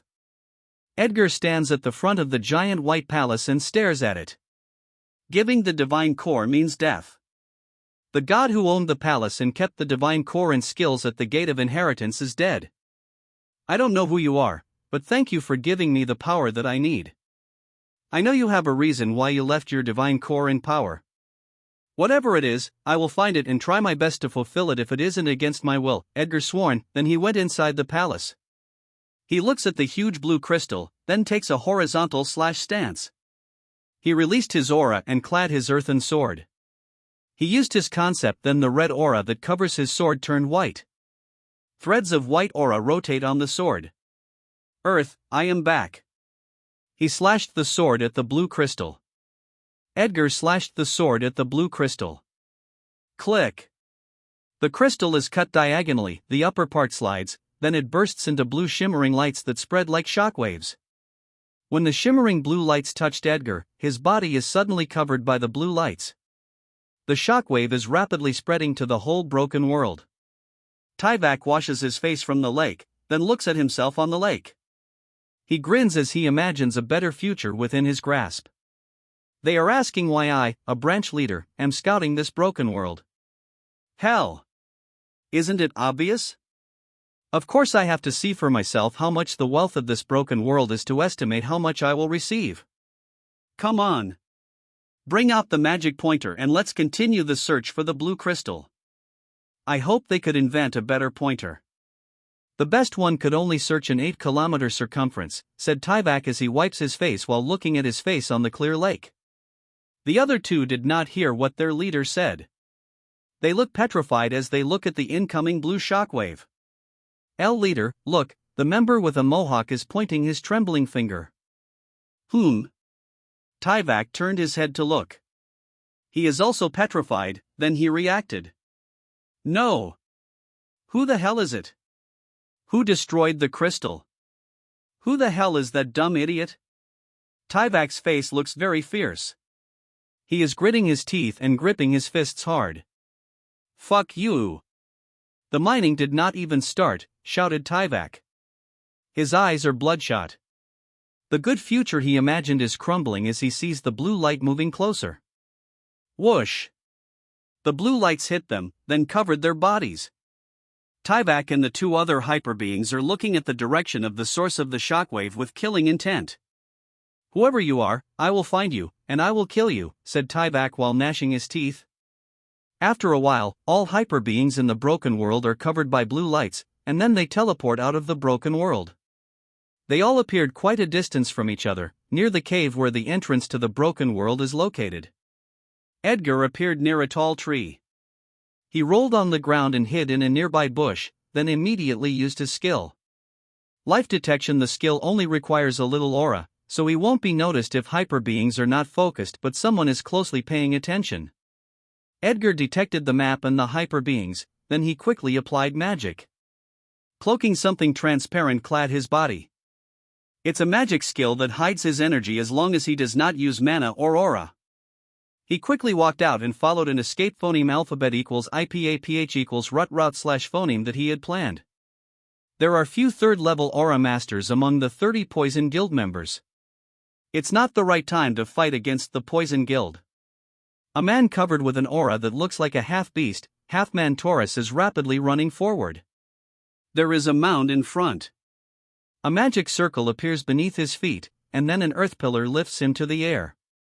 He put more aura on his feet, then he jumped forward. He stretched his right arm, and then an earthen hammer formed. He raised the earthen hammer over his head and clad it with an aura. He smashed it into his target. Taurus impact bang. The bush and the ground near it are destroyed. There is a crater on the ground. The man let go of his Taurus form. He is Tyvak, the unfortunate leader who discovered the broken world. He is looking at the crater. No one was hit by his hammer, and his target is gone. The other guild members quickly move toward Tyvak. The scouts, who are third-level aura masters, reach Tyvak first. Their expression is full of anger. What the hell happened? We were called from headquarters to help you scout the broken world, but what the fuck is this? Our days of hard work are wasted. Shit, I did not even pick one medicinal plant, a scout furiously shouted. Tyvak, you must give a proper explanation, shouted another scout. The guild members catch up and then frantically ask what is going on. Leader, why did you suddenly attack? Why is the broken world cleared? Leader, who destroyed the crystal? The guild members keep asking questions. They look angry and flustered. They don't know how to explain it to their headquarters. Tyvak raised his hand, and then the guild members turned silent. There is someone else in the broken world. He or she probably came in first. We have guards at the entrance of the cave. They are fine. There is no force entry, so I think someone came in first. That person is crazy. We killed anyone weak that discovered the broken world first, but that was in the past because we don't want to repeat what just happened. We made sure to spread the word and we abide by our promise, but that person still destroyed the crystal. If he or she wants resources, that person can negotiate with us, but that did not happen. That person definitely doesn't want us to take advantage of the broken world. That person treats us as an enemy. The scouts from headquarters look at each other. Are they really just unlucky, or is it because of Tyvak's negligence? The headquarters will decide on that. They just need to report what happened. The faces of branch members look fierce. How can a damn ant dare do this to our guild? Let's find the ant and find the ant's family as well. Turning them into slaves won't be enough to pay for our losses. The members keep cursing and clamoring for what to do when they capture Edgar. They thought he is an ant, but he is a grown-up dragon that will annihilate them later. Spread out. He or she shouldn't have moved far away. Communicate with other teams. We must at least capture that shit, said Tyvak. His eyes are bloodshot.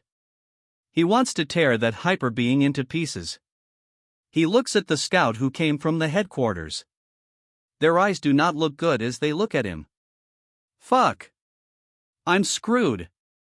Whoever is that hyperbeing, fuck you, cursed by Tyvak in his mind. Edgar is already quite a distance from the hyperbeings.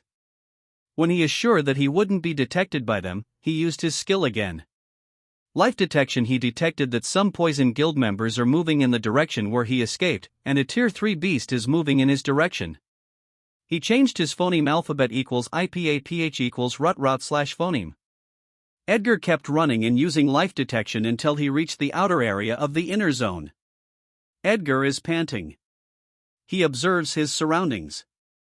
There are tall trees around him, big mushrooms, and medicinal plants. He detected it when he used life detection. The tall trees look like the top of broccoli.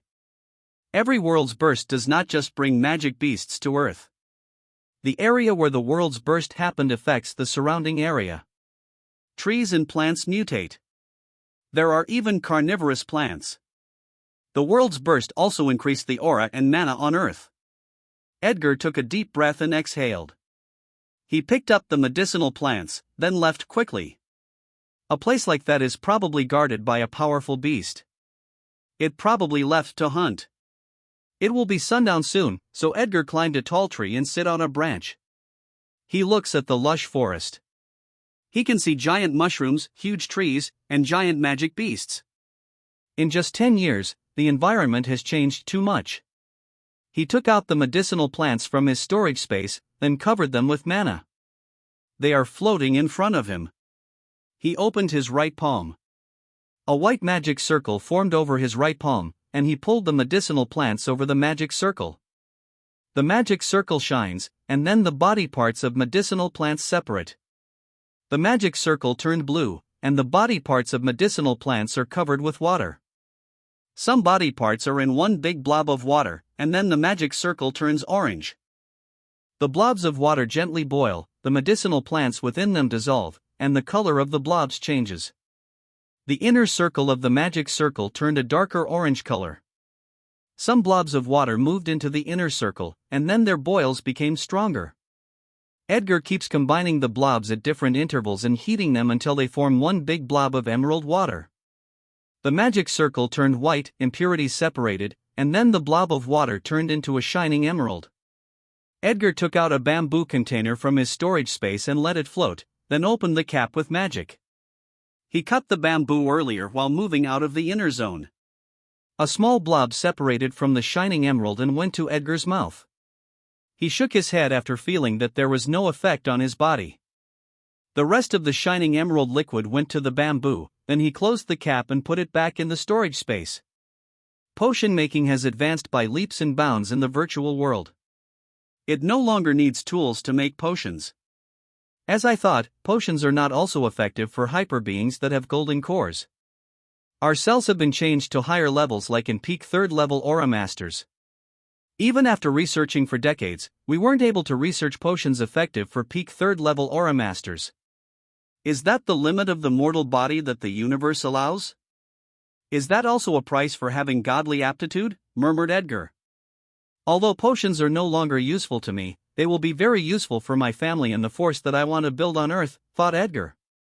Evening comes, and there is a beautiful full moon in the sky. Edgar is resting, but he is still alert. He already used life detection earlier. There is no strong beast within 20 kilometers. He cannot sustain cloaking magic for a long time. It will be more dangerous if he runs out of mana when danger arrives. The phoneme alphabet equals IPAPH equals clause close slash phoneme eyes of Edgar suddenly opened. He sensed danger and a strong beast. He released his aura, then immediately jumped away. Crunch! The branch where he is sitting is cut. Growling. A big panther is in a nearby tree. It quickly runs and jumps on branches. Edgar took out his earthen sword from the storage space. Mana flows to the golden rune in his sea of consciousness, then the rune shines. Duplicate activate. The panther kicked a tree and jumped to Edgar in the air. It slashed its claws, which are clad with phoneme alphabet equals IPAPH equals win-win slash phoneme element. Phoneme alphabet equals IPAPH equals win-win slash phoneme slash Edgar jumped up with a somersault. He charges down from the air and slashes his sword at the panther, but the beast reacted quickly. Phoneme alphabet equals IPAPH equals win-win slash phoneme surrounded the body of the beast, then it rotates its body in mid-air while swinging its claw at Edgar. Edgar noticed the action of the beast. He moves his knee closer to his body, then he steps on earth in the air.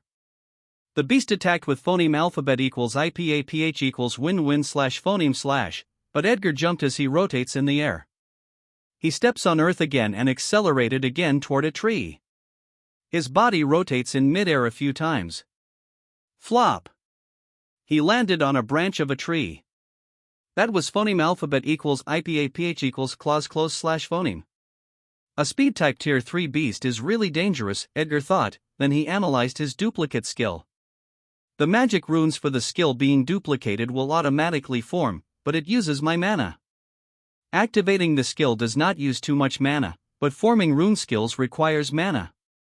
It won't continuously form. After forming some parts of the rune skill, it stops, but it won't burst. My mana maintains the incomplete rune. It is going to burst if I don't supply it with mana. It will form the runes that the duplicate skill was able to analyze when the magic skill was used by the being.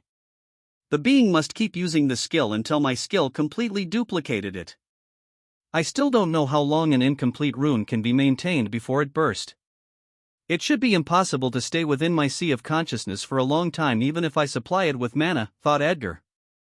The panther landed on a branch when it rotated its body in mid-air. It opened its mouth, then threads of phoneme alphabet equals IPAPH equals win-win/phoneme elements gathered in its mouth and formed an energy ball. The panther attacked with the energy ball. Bang! The top of the tree exploded. Branches, wood chips, and leaves are blown away. Flop! Edgar landed on another branch. The panther follows Edgar, then attacks again with a phoneme alphabet equals IPAPH equals win-wine/phoneme/. Edgar keeps avoiding, and the panther keeps attacking. The panther is flexibly jumping between trees. It is getting more cunning in its attacks. According to the speed of runes being formed, it will still take 5 minutes to complete the rune. The speed of the panther is a big problem. It is getting more difficult to dodge. I might get severely injured before completing the runes. It's not worth it, Edgar thought, then he keeps jumping down on branches. Flop! Edgar landed on the ground. Bang! The ground cracked as he dashes. The panther is jumping on trees and keeps attacking. Edgar swiftly dodges the attacks. Bang! Bang! The phoneme alphabet equals IPAPH equals win-wine/phoneme/ missed Edgar, and they keep hitting the ground, leaving blade marks. The panther still wants to follow Edgar, but it suddenly stops on its tracks. Meow, the sound of a cub, is heard by it. It hesitated a bit, then went back to its anxious cub. I did not pay attention to the details when I used life detection. I only paid attention to the level of energy of beasts. There is actually a panther cub, Edgar thought while sighing. After running for a while, he chose a safe place to rest. He climbed a tall tree and sat on a branch. He looks in a particular direction and smiles. Tomorrow, I will be home. Huff huff, I'm finally out, murmured Edgar. He just got out of the outer zone. He rushed out so he could go home before evening. Along the way, he tried his duplicate skill a few times. He must be within 23 meters of the being to duplicate the skill. His eyes must look at the skill. His duplicate skill is analyzed through his eyes. The incomplete rune could only last 35 minutes before it burst if the analysis of the skill is not continued, even if mana continues to supply it. A godly skill like duplication is really accompanied by a great risk. There is no free lunch in the world. If I want to duplicate magic skills of powerful beings, I must risk my life first. The risk will decrease a lot if I were to duplicate beings that my current strength can handle. I should be patient. With my current aptitude and knowledge, I will become stronger a lot faster than in the virtual world. Although I can't duplicate the other powerful hyperbeings yet, there is an opportunity soon to duplicate one of the 8th circle magicians in the world, Saint Annalyn of Italy. I can duplicate her skill safely. I should arrive in Italy before the annual event happens, Edgar murmured as he walks to something covered by dried leaves and branches. He removed the branches and leaves, then looks at the thing covered by a brown cover. Edgar smiles as he looks at it. It accompanied him for a long time in his work and adventures. He removed the cover, and then a small white truck appeared in front of him. "You are still here," said Edgar as he touches the truck. A white magic circle formed beneath his feet and moved up to his whole body. The dirt on his body and clothes is removed. His sweaty smell disappeared. Edgar opened the door and sat in the driver's seat. He took his pouch from his storage space and took the key. He changed his clothes, which have holes. He took out a necklace from his storage space and wore it. He smithied it earlier with the materials that he gathered while moving from the inner zone to the outer zone. A piece of magic equipment is attached to the necklace. The magic equipment is a diamond silver with magic runes and a red beast core at the center. Beast cores are like the mana cores of magic beasts. It was just used for the magic staffs of magicians, but master runesmiths and magic researchers found a way to use it on other devices and equipment as an alternative energy source for mana stones. Edgar inserted the key. The engine turned on. He touched the dashboard and applied magic. Magic flashed on the truck. Edgar helped the engine warm up, then he holds the steering wheel and smiled. Let's go home.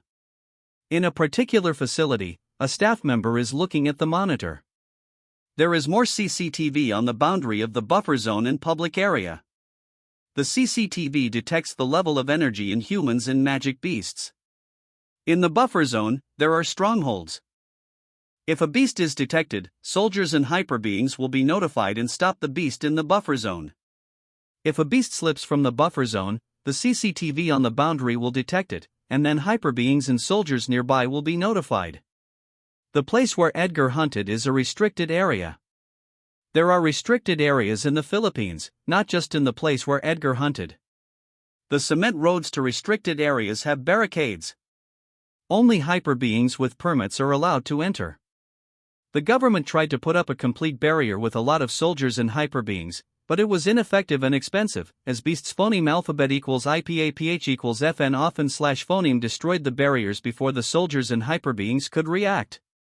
They decided to put barriers and strongholds on some areas, then they created a buffer zone. The decision was effective and economical, but that resulted in non-ability users who have enough courage to enter the restricted area. Most of those people were not able to come back. The authorities showed the danger of restricted areas on TV, and soldiers posted many warning signs on the boundary and buffer zone of the danger in the restricted areas, but some people were unfazed. When soldiers leave the stronghold, the defense of the buffer zone is affected, so they eventually stopped blocking those people. They already gave enough warning. If those people still seek death, it will be their own fault. Edgar is driving his truck. He almost forgot how to drive while in the virtual world, but he is able to remember it quickly as he drives. He slipped from the buffer zone. He is now near the boundary, but there are CCTVs everywhere. He cannot escape the monitor. He activated the magic equipment on his necklace. His hair turned black, and his true energy is hidden. His body is only emitting the energy of an ordinary human being. Poison Guild will definitely scrutinize every hyperbeing that comes to a restricted area. They lost a lot when Edgar destroyed the crystal of the Tier 3 world. They will not give up. They must find the hyperbeing to set as an example. The staff saw a white truck driving on a dirt road, then he looked at the energy level, which is labeled as that of an ordinary human. The staff shakes his head. Another one that seeks death. After driving from the boundary for a while, Edgar saw the public highway. The truck got on the cement road, then went to the north. Edgar looks at the road sign, Manila, 52 kilometers. He smiled, then accelerated toward his home. In a particular area of Manila, there are tall buildings with apartments. Around the apartments are rows of houses. Most of those houses are rented. The house where Edgar lives with his family is also rented. He, his uncle, and his cousin share the rent, utility bills, and food. His uncle Tony is a chef of a restaurant, while his cousin Faye is a receptionist of a hotel. Inside the house, Faye and Tony are whispering together as they prepare the ingredients for dinner. Faye is 27 years old and has long black hair. She is a pretty woman. Tony is quite chubby. He is nearly 50 years old.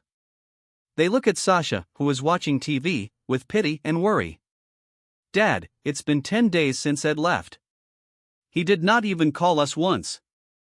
I'm afraid something bad happened, said Faye with full of worry on her face. Tony also looks worried. The authorities had already informed the public of the dangers of restricted areas, but Edgar still insisted on going, said Tony with melancholy on his face. That kid understands the danger of the current world. Our lives are not only threatened by magic beasts but also by lawless hyperbeings. He witnessed the death of his parents and the crimes committed by hyperbeings. Tony paused for a while, then gripped his fist. He said that if he waits to become hyperbeing, Something might happen to us first before he could get the power to protect us. He is risking his life to get the power that could protect us. Faye, if something happens to Ed, we must do our best to take care of Sasha. Faye nods, and her eyes turn watery. A sound of a truck engine they are familiar with is suddenly heard by them, including Sasha, who is watching TV. She has an excited look on her face. She jumped down from the sofa and ran toward the front of the house. Edgar jumped down and closed the door of the truck. "Brother!" He heard the shout of his sister. The 8-year-old girl with pigtails runs toward Edgar. "Ha ha ha ha." Edgar laughs as he hugs his sister with his left hand and lifts her up.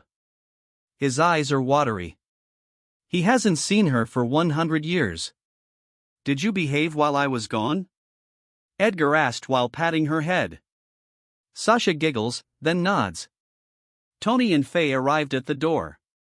They look surprised and happy. Tony and Faye noticed the difference in Edgar. His look is much better, and his eyes seem filled with maturity from many years of experience. What did he experience in 10 days for him to change like this? Thought Tony and Faye in their minds. They will not ask what he experienced. They know Edgar. He will tell them when he is ready. He is a rational man. Edgar sees Tony and Faye, and then he smiles at them. "Uncle, cousin, I'm sorry for making you all worry." Faye wants to reprimand Edgar, but she sighs. She knows that he is risking his life for them. "You should call next time." "We were very worried about you," said Faye with a soft tone. Tony approaches Edgar while laughing. He pats Edgar's shoulder. "Ha ha, Ed, after 10 days you look more handsome. You should stop risking your life and find a powerful hyperbeing as a wife." "Ah, uncle, once I became disfigured, that hyperbeing might kill me herself," Edgar replied with a smile. "Ha ha, you make sense, but you should take a longer rest. A man I know who is an infamous bully became a hyperbeing recently and can cast fire magic. If a man like that could gain magical ability, the goddess of luck might also take pity on a good young man like you," said Tony. Edgar further smiled when he heard his uncle. Edgar thought to himself, that man has magic because someone taught him, not because of luck. As for me, the universe itself might have blessed me with tremendous luck.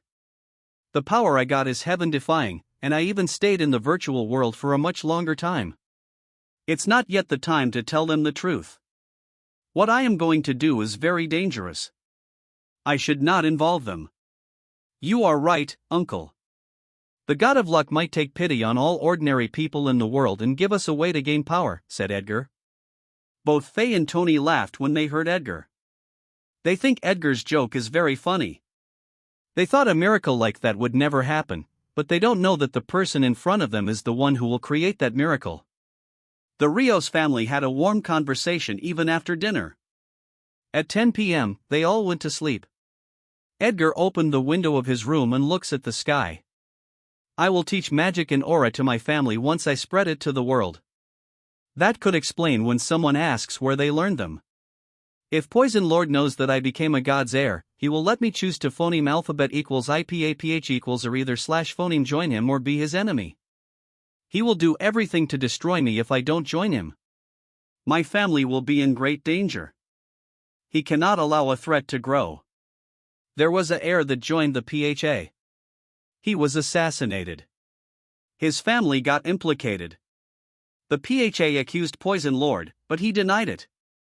There was a big battle between the leader of the PHA and the top forces of the Poison Guild. Poison Lord almost got killed, but a representative of Death Guild mediated. "I cannot publicize that I am an heir, at least not yet." Edgar then closed the window and curtain. He stands at the center of the room. A magic circle forms beneath his feet, then a sound blockade spreads to the whole room. He cast another magic, and then a blue shield spread throughout the whole room. He raised his hand and opened his palm. A magic circle forms. The inner circle is orange, while the outer circle is white.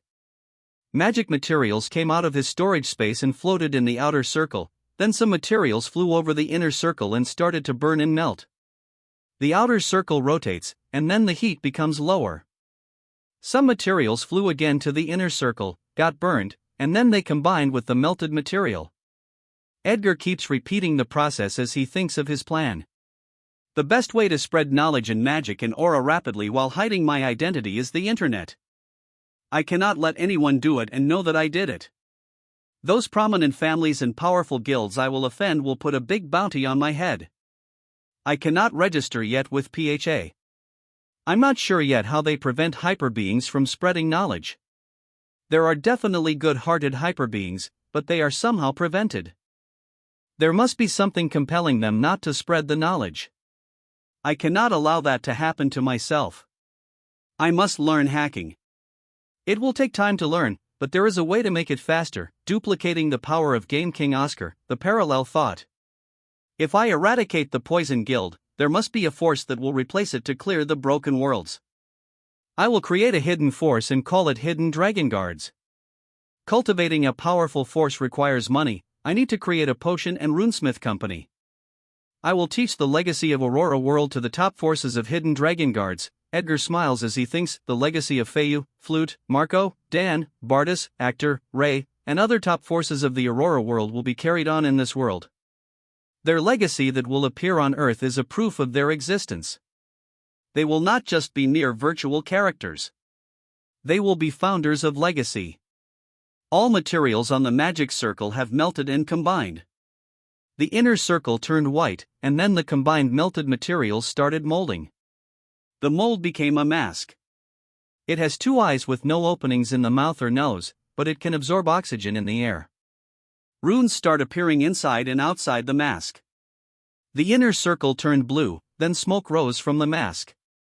The mask is white. It has red runes on the right side of the right eye. It is a mask for disguise.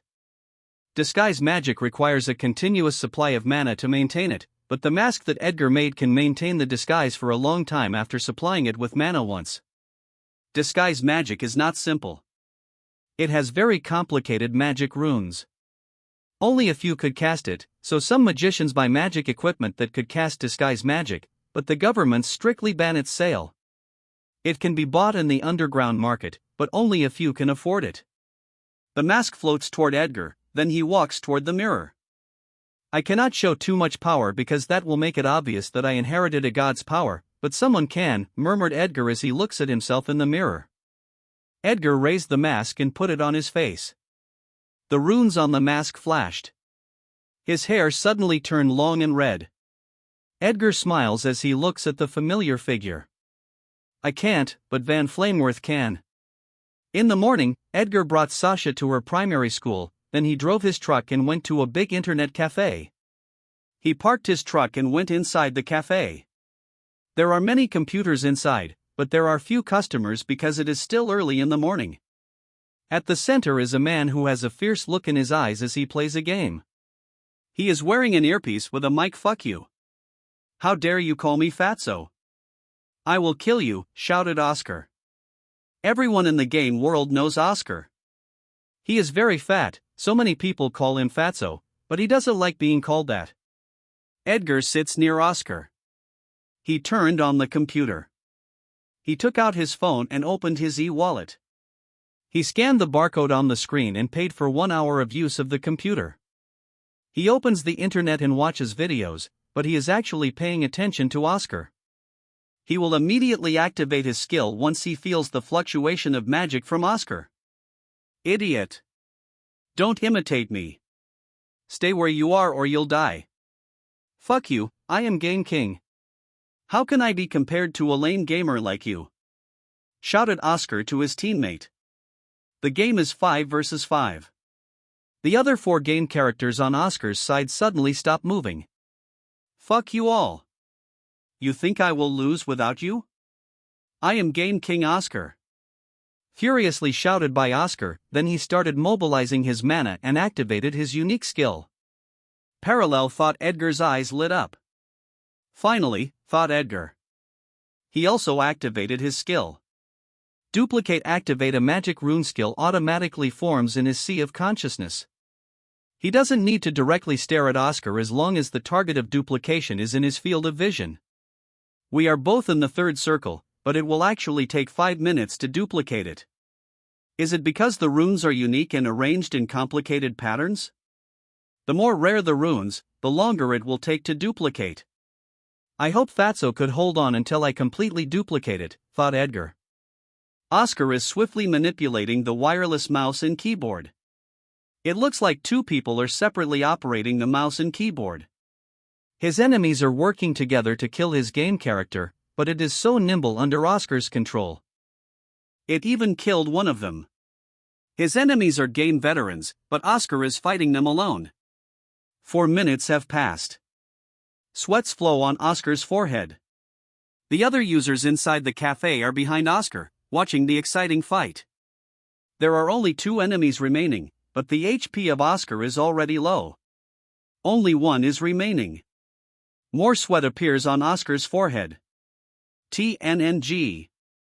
The parallel thought is successfully duplicated. The magic rune is completely formed.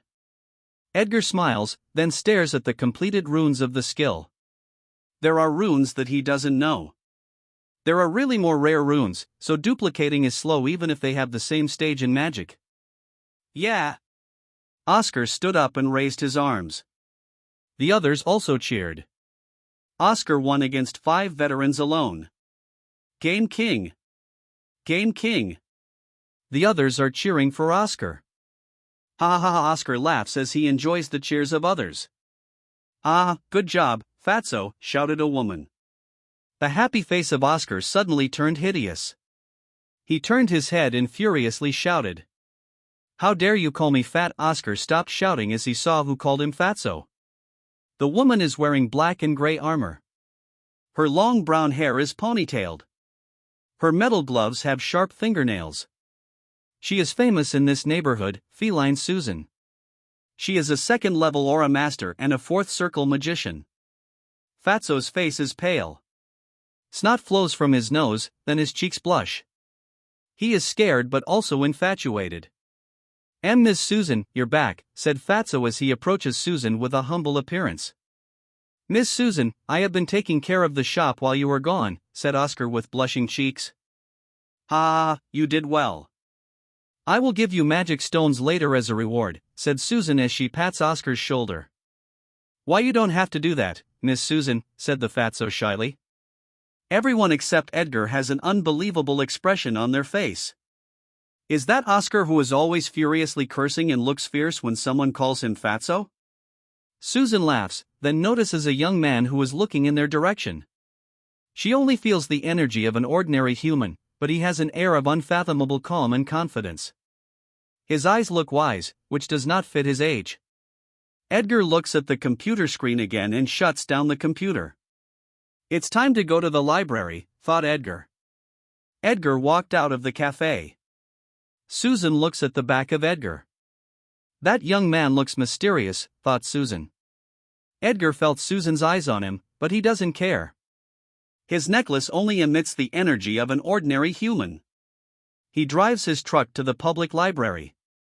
Along the way, he saw big buildings with different crests.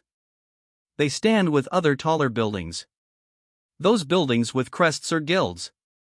The other buildings with the company's name are companies that process the magic plants, magic minerals, magic stones, and magic materials from magic beasts. They are pharmaceutical companies, potion companies, runesmith companies, and other industries. The wealth taken from the broken world created many industries. Those industries gave a huge amount of revenue to the government, which helped them develop the country and buy more advanced weapons. There are more skyways and taller buildings. In the directions of north, east, west, and south, there are 4 huge white towers with magic runes.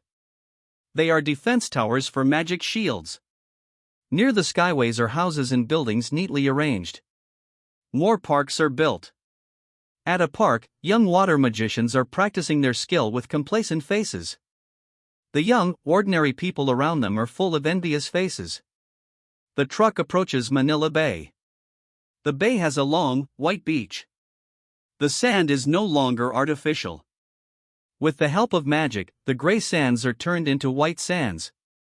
There are artificial lands around the white beach. They are made with the help of earth magicians. There are high-end hotels and resorts on the artificial lands. On the white beach, many people are sunbathing, and some people are watching a show happening on the sea. A foreigner with long, blonde hair and sunglasses is riding on a surfboard. The actual wave on the sea is not strong, but he uses water magic and creates a water wave. The foreigner directed his surfer board to ride the wave. The foreigner suddenly directed the water wave to move in a different direction. Bang! A small water pillar suddenly rose. A mischievous foreign lady laughed at the foreign man. The foreign man reprimanded the lady. Some hyperbeings, including Filipinos, move to the sea and show off their skills with complacent faces as they look at the people on the beach. Many people on the beach look at them with envy. Edgar smiles as he sees what is happening on the beach. It will change soon, thought Edgar. He reached the library after driving for a few more minutes. When he enters the library, he is surprised at its size. He is only a little surprised. The library he made in Aurora World is a lot bigger than this. It does not look this big on the outside, says Edgar, then he starts looking for books about computers. He took the books and went to a table. He sits down and opens a book on the basics first. He used life detection to determine if there are aura masters or magicians in the library. There is none, so it is safe to use magic in the library. It's time to test how effective parallel thought is. Edgar activated the skill. Parallel thought. It feels like I have two separate brains. I can phoneme alphabet equals IPAPH equals read read slash phoneme 2 pages at the same time. My 100 years of learning in the virtual world strengthened my analytical and memory skills. As my stage in magic increases, my memory further improves, and there is actually a hidden skill in parallel thought that Fatso did not tell anyone. Edgar thought as he analyzes the skill. Thought acceleration. The speed of analysis in Edgar's mind accelerated a lot, but it consumed a lot of mana. This skill is very useful in battle. Why did Fatso waste a very powerful skill? Is he just lazy, or are there hidden side effects of the skill in battle? I should test it at home later. Using parallel thought consumes an acceptable amount of mana, but it puts more stress on my mind the longer it is used. Edgar thought, then he put his attention back on the book. I should deactivate the parallel thought when I feel more stress on my mind, and I should only use thought acceleration when I don't understand what I phoneme alphabet equals IPAPH equals read read slash phoneme. Edgar started his reading. He deactivates parallel thoughts when the stress on his mind gets bigger. He activates it when his mind recovers. He activates thought acceleration sometimes. He phoneme alphabet equals IPAPH equals read read slash phoneme 2 books in a few hours. He is a little dizzy because of too much mana consumption. It is better to phoneme alphabet equals IPAPH equals read read slash phoneme them at home. I can't replenish my mana here, thought Edgar. He lifted the remaining books and brought them to the librarian. The librarian told him that he could only borrow a limited number of books. Edgar sighs. Reading all the books might take longer than he expected. Should I buy them online? I might not be able to buy them online. They are the best books and always out of stock. By the time they are available online, I could have finished reading them all, thought Edgar. He went home, then replenished his mana in his room when he arrived. He went to the living room, closed the door and windows, and then moved the seats and table with magic. He created a huge space at the center. He cast a sound blockade and a magic shield, then he tried using parallel thought while using 2 earthen swords. The parallel thought quickly put pressure on his mind. He also tried using the skill while casting magic. It only took a little longer before his mind was affected by parallel thought. So there is a reason why Oscar did not use it for battle. The more the skill is used to control action or magic, the more severe the pressure in the mind. I was wondering why Oscar was struggling while using his skill earlier. I thought he was using thought acceleration until the end, but it seemed that wasn't the case. He was just using his fingers to manipulate the mouse and keyboard, but it was already difficult for him. Using a sword is not just a simple swing of an arm. It requires coordination of different parts of the body to reach the maximum speed, so parallel skill immediately puts pressure on my mind. Using the skill on magic has the same effect on my mind. If I use parallel skill to control a sword or magic, it will affect my thinking and responses, so I cannot use it to control magic or a sword, but I can use it to analyze information. Edgar looks at the two earthen swords in his hands. I should go to the underground market tonight and smith what I need, like a sword, before going to the restricted area tomorrow. He dispersed the earthen swords. The earthen swords crumble. After that, he dispersed the magic shield and sound blockade. He lifts the tables and seats with magic to put them back in their original positions. I forgot to give them potions yesterday. I was too engrossed in talking with them yesterday. It will help them remove the impurities in their body. It is very important for Uncle Tony, he might be at risk of heart disease. Edgar thought as he placed the tables and seats. After placing the tables and seats, he feels the need to buy a bigger and more quiet house where he can create an underground training hall. He went to Sasha's school and took her home in the afternoon. At dinner, Edgar mentions the potions to his family. After dinner, he took out small glasses filled with shining emerald liquid. The three stare at the shining emerald with fascinated eyes. A magician that I saved during my last hunt gave me potions as a reward. I already took one. It will remove the impurities in the body. Black liquid will ooze out from the skin a few minutes after drinking, so it should be taken before taking a bath. Uncle, you take it first, said Edgar. Haha, I always worried about my health as I cannot take time to exercise. Magic is really magical, said Tony, then he drank the potion. After a few minutes, impurities oozed out of his body, which astonished them. Although Edgar already said it, they still feel amazing as they witness it. Tony went to the bathroom and took a bath. Ha ha, it's been a long time since I felt this better, said Tony. The fat in his stomach became smaller. This potion must remain a secret. It is still not available to the public. Someone greedy might target us if they knew. This should only be taken every 5 days to give time for the body to adjust. Stop taking the potions once no more impurities come out. Uncle, you must exercise and pretend to be in a diet to not cause too much commotion, said Edgar as a warning. The three nod their heads. Edgar made sure that Sasha understood. The potion that she will take is smaller, and the interval is longer. The little girl swore that she would not tell anyone as she crossed her heart, which made Edgar laugh. At 11 p.m., Edgar quietly went out of their house.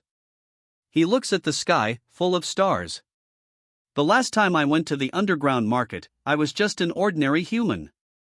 This time, I will enter as a hyperbeing. Let me see what the underground market is hiding. In an inconspicuous alley in a particular place in Manila, there is a rusty brown gate. The rusty gate is just a disguise. On the other side of the gate, it is colored silver with many runes. Even bazooka cannot immediately destroy the gate. There are 2 guards guarding the gate. They are wearing suits and are currently smoking. There is a stair that leads to the underground. The stairs aren't straight but curved. In the underground space, there are stores and stalls. Most sellers and buyers are wearing masks. There are stores with piles of magic stones, beast cores, magic materials, and magic weapons. Others are selling magical plants. Small stalls laid a cloth on the ground and presented their merchandise. A buyer picked up a magic staff. The buyer formed a magic circle, and then fireballs appeared. The buyer is satisfied. He disperses the fireballs and pays with the currency of the underground market. It is a gold coin with runes. It could be exchanged for money or magic stones in the exchange outlet of the underground market. Above the underground space is a club. There are young guys and girls dancing on the floor. At the center of the floor, there is an elevated platform. A seductive foreign lady is dancing on a pole. It is a hologram. A fire lady is flying in the air, moving in a circle above the dance floor. Her whole body is made up of flame. A fireball formed on her left hand, and she threw it at dancing guys and girls. The fireball turned into shimmering orange lights. The fire lady disappears. It is a 3D character. There is a 3D screen and disco lights on the ceiling. In a private room of the club, Koraz, the Death Guild member who supervises the underground market of the guild in the Philippines, is talking to his subordinate while sitting on a black couch. His age seems to be in the 30s. He has a black tattoo on half of his face and neck. His gray hair that reaches his shoulders is neatly combed back. He is wearing a black jacket, pants, and pointed shoes. He has a necklace with the capital letters DG and a scythe, the crest of the Death Guild. His subordinate is also sitting on a couch with a glass of brandy in his hand. Carlos raised his right finger, then cast magic. Sound blockade, a white ball of shield formed on his finger, then expanded to the whole room. Boss, I already talked with other guilds that control the underground markets in Metro Manila. The women and magic materials will be delivered according to schedule. They will be shipped on time. They don't directly say it, but they want their guild to serve under our protection, said the subordinate of Carlos. Carlos chuckled when he heard it. The Philippine government is wary of us. They can't stop us from controlling the underground market of Palawan Island, but they are trying hard to prevent us from expanding in their country. They won't even allow the branches of the Poison Guild to establish an underground market, so the guild is forced to act behind the scenes. A guild is controlling the market on their behalf, but they will be punished together according to law if they find evidence that they are colluding together. As Carlos is speaking, a black magic circle appears beneath his feet. A rotating black cloud appears on the ground not far from him, and then a white skeleton rises.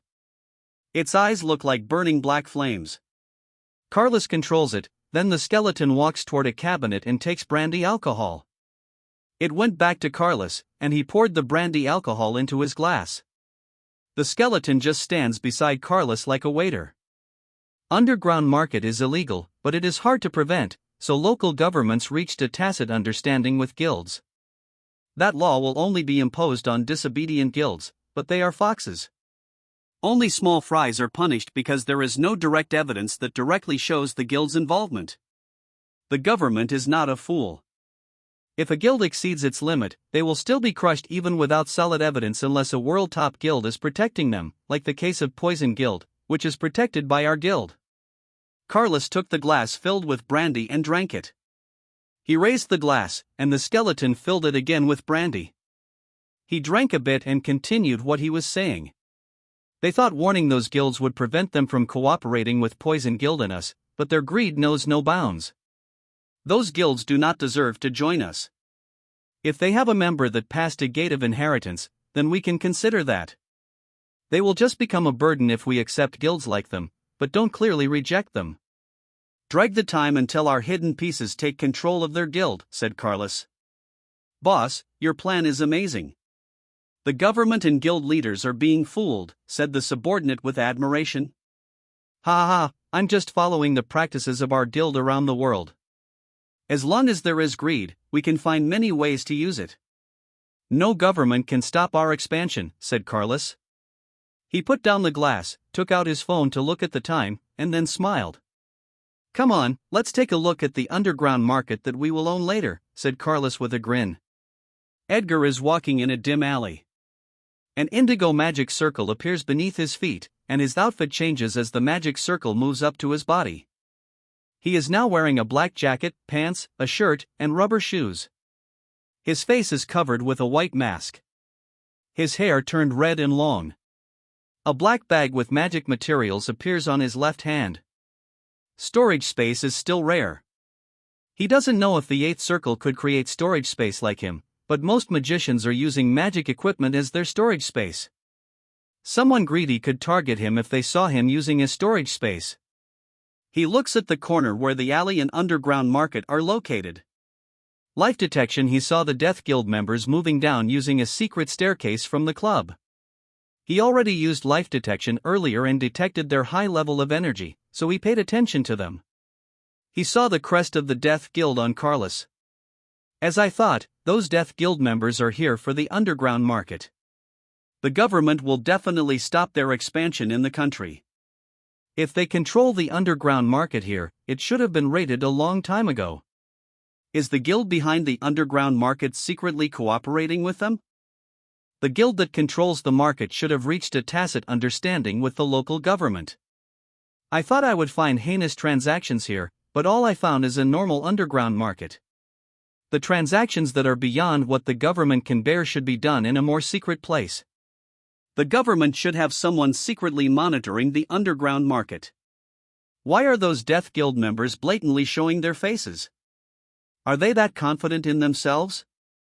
Edgar thought as he walks to the alley. He put his right hand in his pocket and took out a black card with magic runes from his storage space. He reached the rusty door of the underground market and knocked on it with a pattern. A small window appears on the door, and the guard fiercely looks at Edgar. Edgar gave the card to the guard. The card is a recommendation card. Edgar and other ordinary people paid a hyperbeing for the recommendation card before entering the underground market. They cannot enter the market without it. The card has an expiration date. The card cannot be easily given. If someone makes trouble, the person who made the recommendation will also be in trouble. The guard behind the gate cast magic on the card.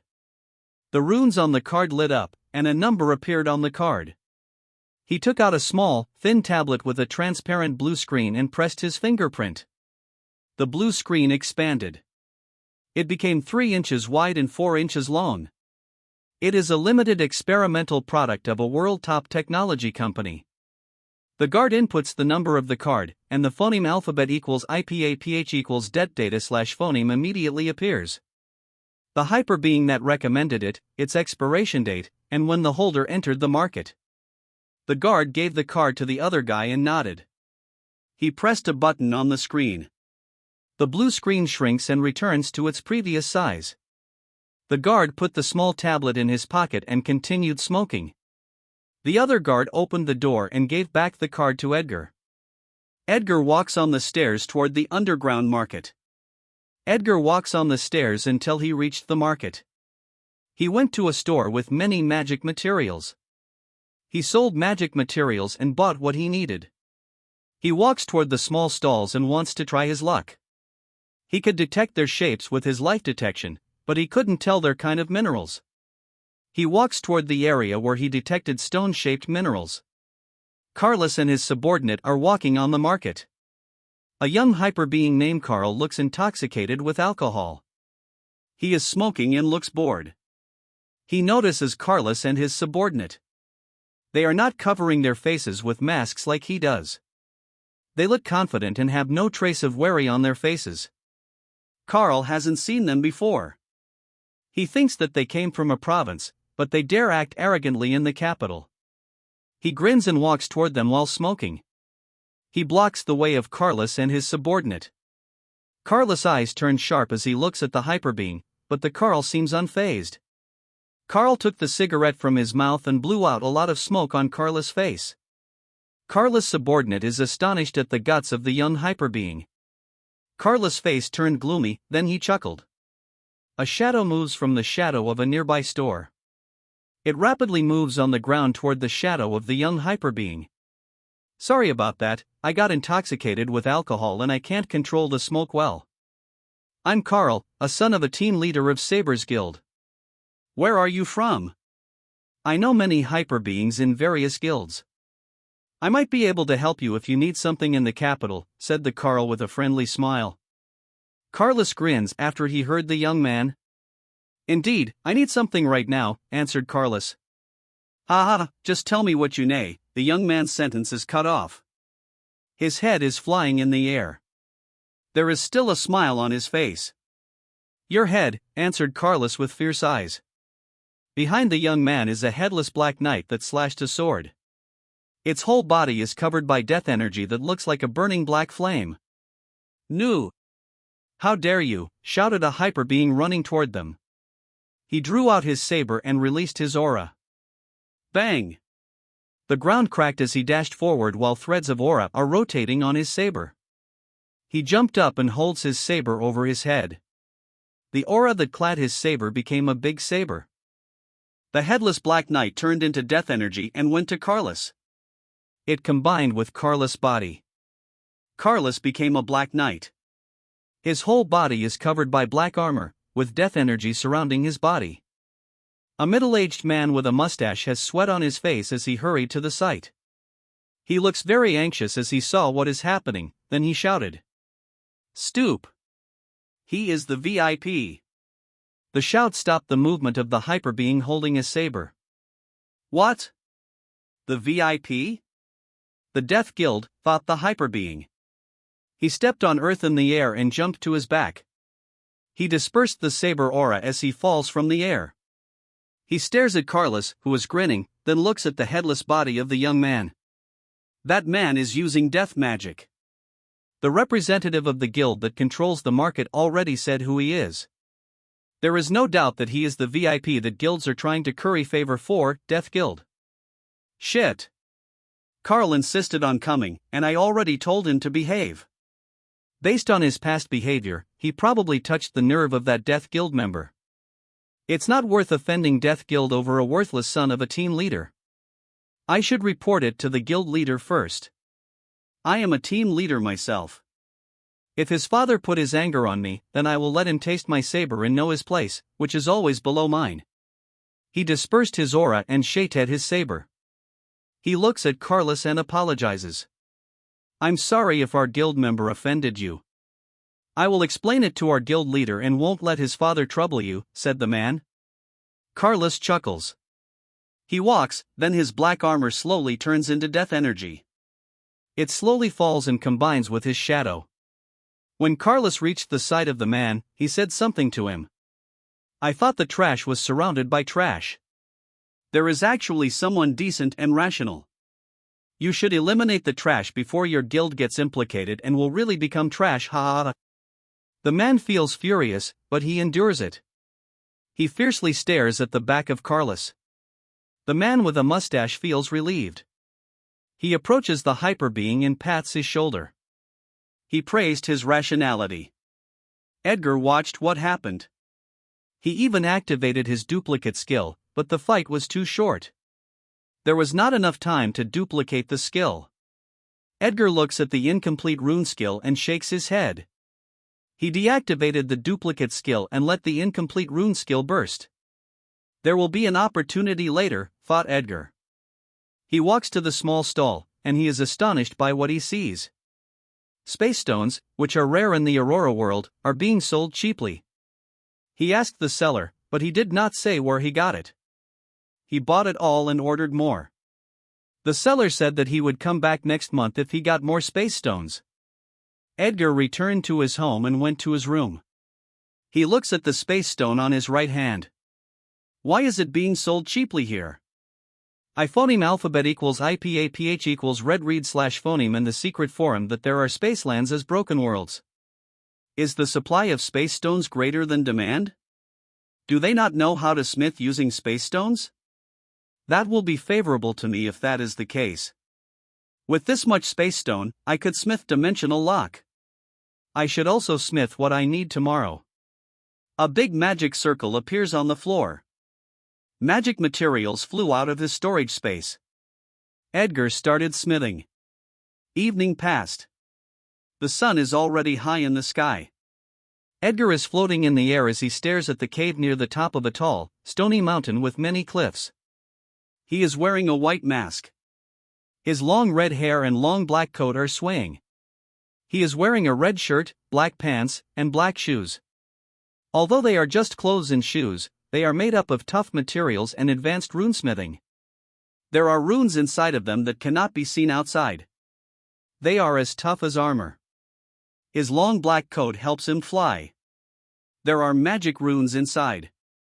Even with long years of research, flight magic is only possible using magic machines or magic equipment like magic capes or the black coat of Edgar. Magicians or aura masters can also fly using their skills, like Edgar, who used his flying sword. He is not capable of controlling his sword concept for a long time, so he has to make a magic black coat to fly. Wake-ack! An angry sound from a bird came from the cave. Shoo! Shoo! Fireballs came out of the cave rapidly. Edgar smiles as he sees the fireballs quickly moving toward him. Duplicate activate fireballs are flying toward Edgar. A magic circle forms on the hilt of his sword, then Edgar swings it to the fireballs. Lightning blades flew toward the fireball. Bang! Bang! Bang! The fireballs are destroyed. Way cack! The angry Tier 3 flame bird came out of the cave, then flew toward Edgar. The flame bird opened its mouth. Threads of fire gather, then it releases a fire breath toward Edgar. Edgar jumped up with a somersault. He charges down as threads of lighting element rotate on his sword, then he slashed at the back of the flame bird. Bang! A fire tornado protected the back of the flame bird. The fire tornado burst and blew away Edgar. 4 minutes left before the fireball skill is duplicated.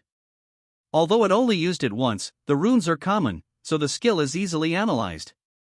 Fire is the element that I am most familiar with, and this flame bird has the best fire aptitude near me. I will find beings with better aptitude later, thought Edgar. The flame bird flaps its wings in the air and stares fiercely at Edgar. It flew toward Edgar as it attacks with fireballs. Edgar destroyed the fireballs with lightning blades. The flame bird rotates its body in mid-air, then a fire tornado with a sharp tip covered its whole body. The tornado attacks with big speed. Edgar jumped up and avoided the tornado, but the bird suddenly rotates its body. The feathers on the flame bird's wings are clad with a fire element. It suddenly attacked Edgar with a fire blade. Edgar activated his thought acceleration. Lightning flashes on his body. He stepped on the earth he casts, then moves to the side. The fire blades moves up where he was floating in the air. Edgar could fly in the air with the help of his coat, but relying on flight is too slow to avoid a quick attack. What a cunning bird, thought Edgar. He and the flame bird stare at each other in the air. The flame bird keeps attacking Edgar. Its attack are getting more fierce. Various fire skills are flying in the air. Edgar is swiftly avoiding them. He cannot even touch the feather of the flame bird. He did not use his concept. He has no intention of killing the magic beast that he duplicated. Although the flame bird has a fierce temper, it will only initiate an attack on humans if they invade its territory, and it has chicks, they will die without its care. TNNNG. The skill runes are completed. Edgar raised his left hand, then casts fire magic. His left hand is covered with flame. Ha ha ha ha. The familiar feeling of easily controlling fire element is back. Its phoneme alphabet equals IPAPH equals clause close / phoneme to my aptitude in the virtual world, said Edgar. He looks at the flame bird. The bird looks very angry. Edgar's smile becomes wider. He is thankful to the flame bird. He waves his left arm. Thanks for your help. Goodbye and take care of yourself, said Edgar, then he flew away. The eyes of the flame bird turned red. It feels like Edgar is mocking it. Its majesty is being trampled. Way cack! Fire covers its whole body. The fire has same shape as the bird, then it chases Edgar. Edgar feels the flame bird rapidly approaching. Bigger fireballs attacks him from behind. Shit! Edgar cursed as he dodges the attack. The speed of the bird is much faster than his own. He flew down while dodging the attacks. Flop! He landed on a stony mountain. A big fireball is moving down. Edgar rushes down the mountain. Boom!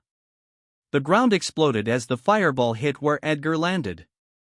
The flame bird rotates its body as it swings its wings. Fire blades rapidly move to Edgar.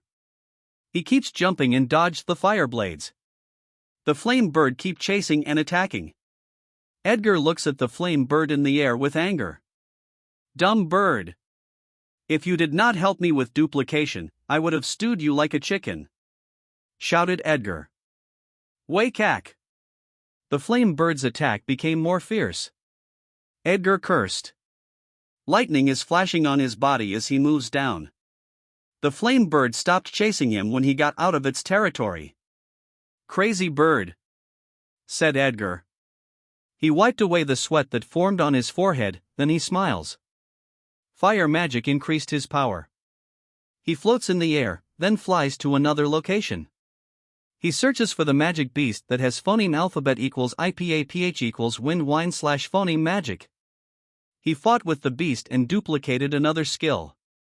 The time is already late afternoon. He flew out of the forest to go back to his home. He flies in the blind spot of the CCTV and sensors.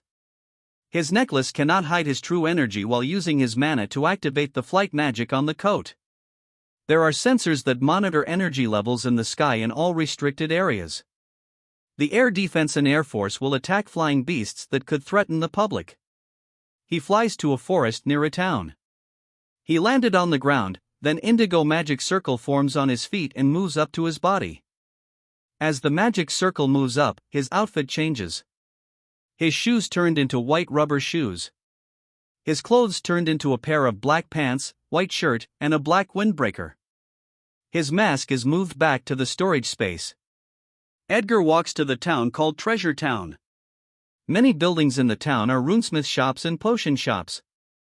There are hotels and restaurants where hyperbeings could sleep and eat. There are also bars and casinos. Most customers in the town are hyperbeings. They are high spenders, so businesses will earn a profit, but because it is near a restricted area, the danger in the town discourages many business owners. Edgar walks to the parking area. He sits on a big black motorbike that he bought earlier, then he drives it home. He did not fly to his house because he would be tracked. I should duplicate a skill that could camouflage myself in the sky to avoid getting tracked while I fly even in the city, Edgar thought as he drives his motorbike on the road. Edgar got home.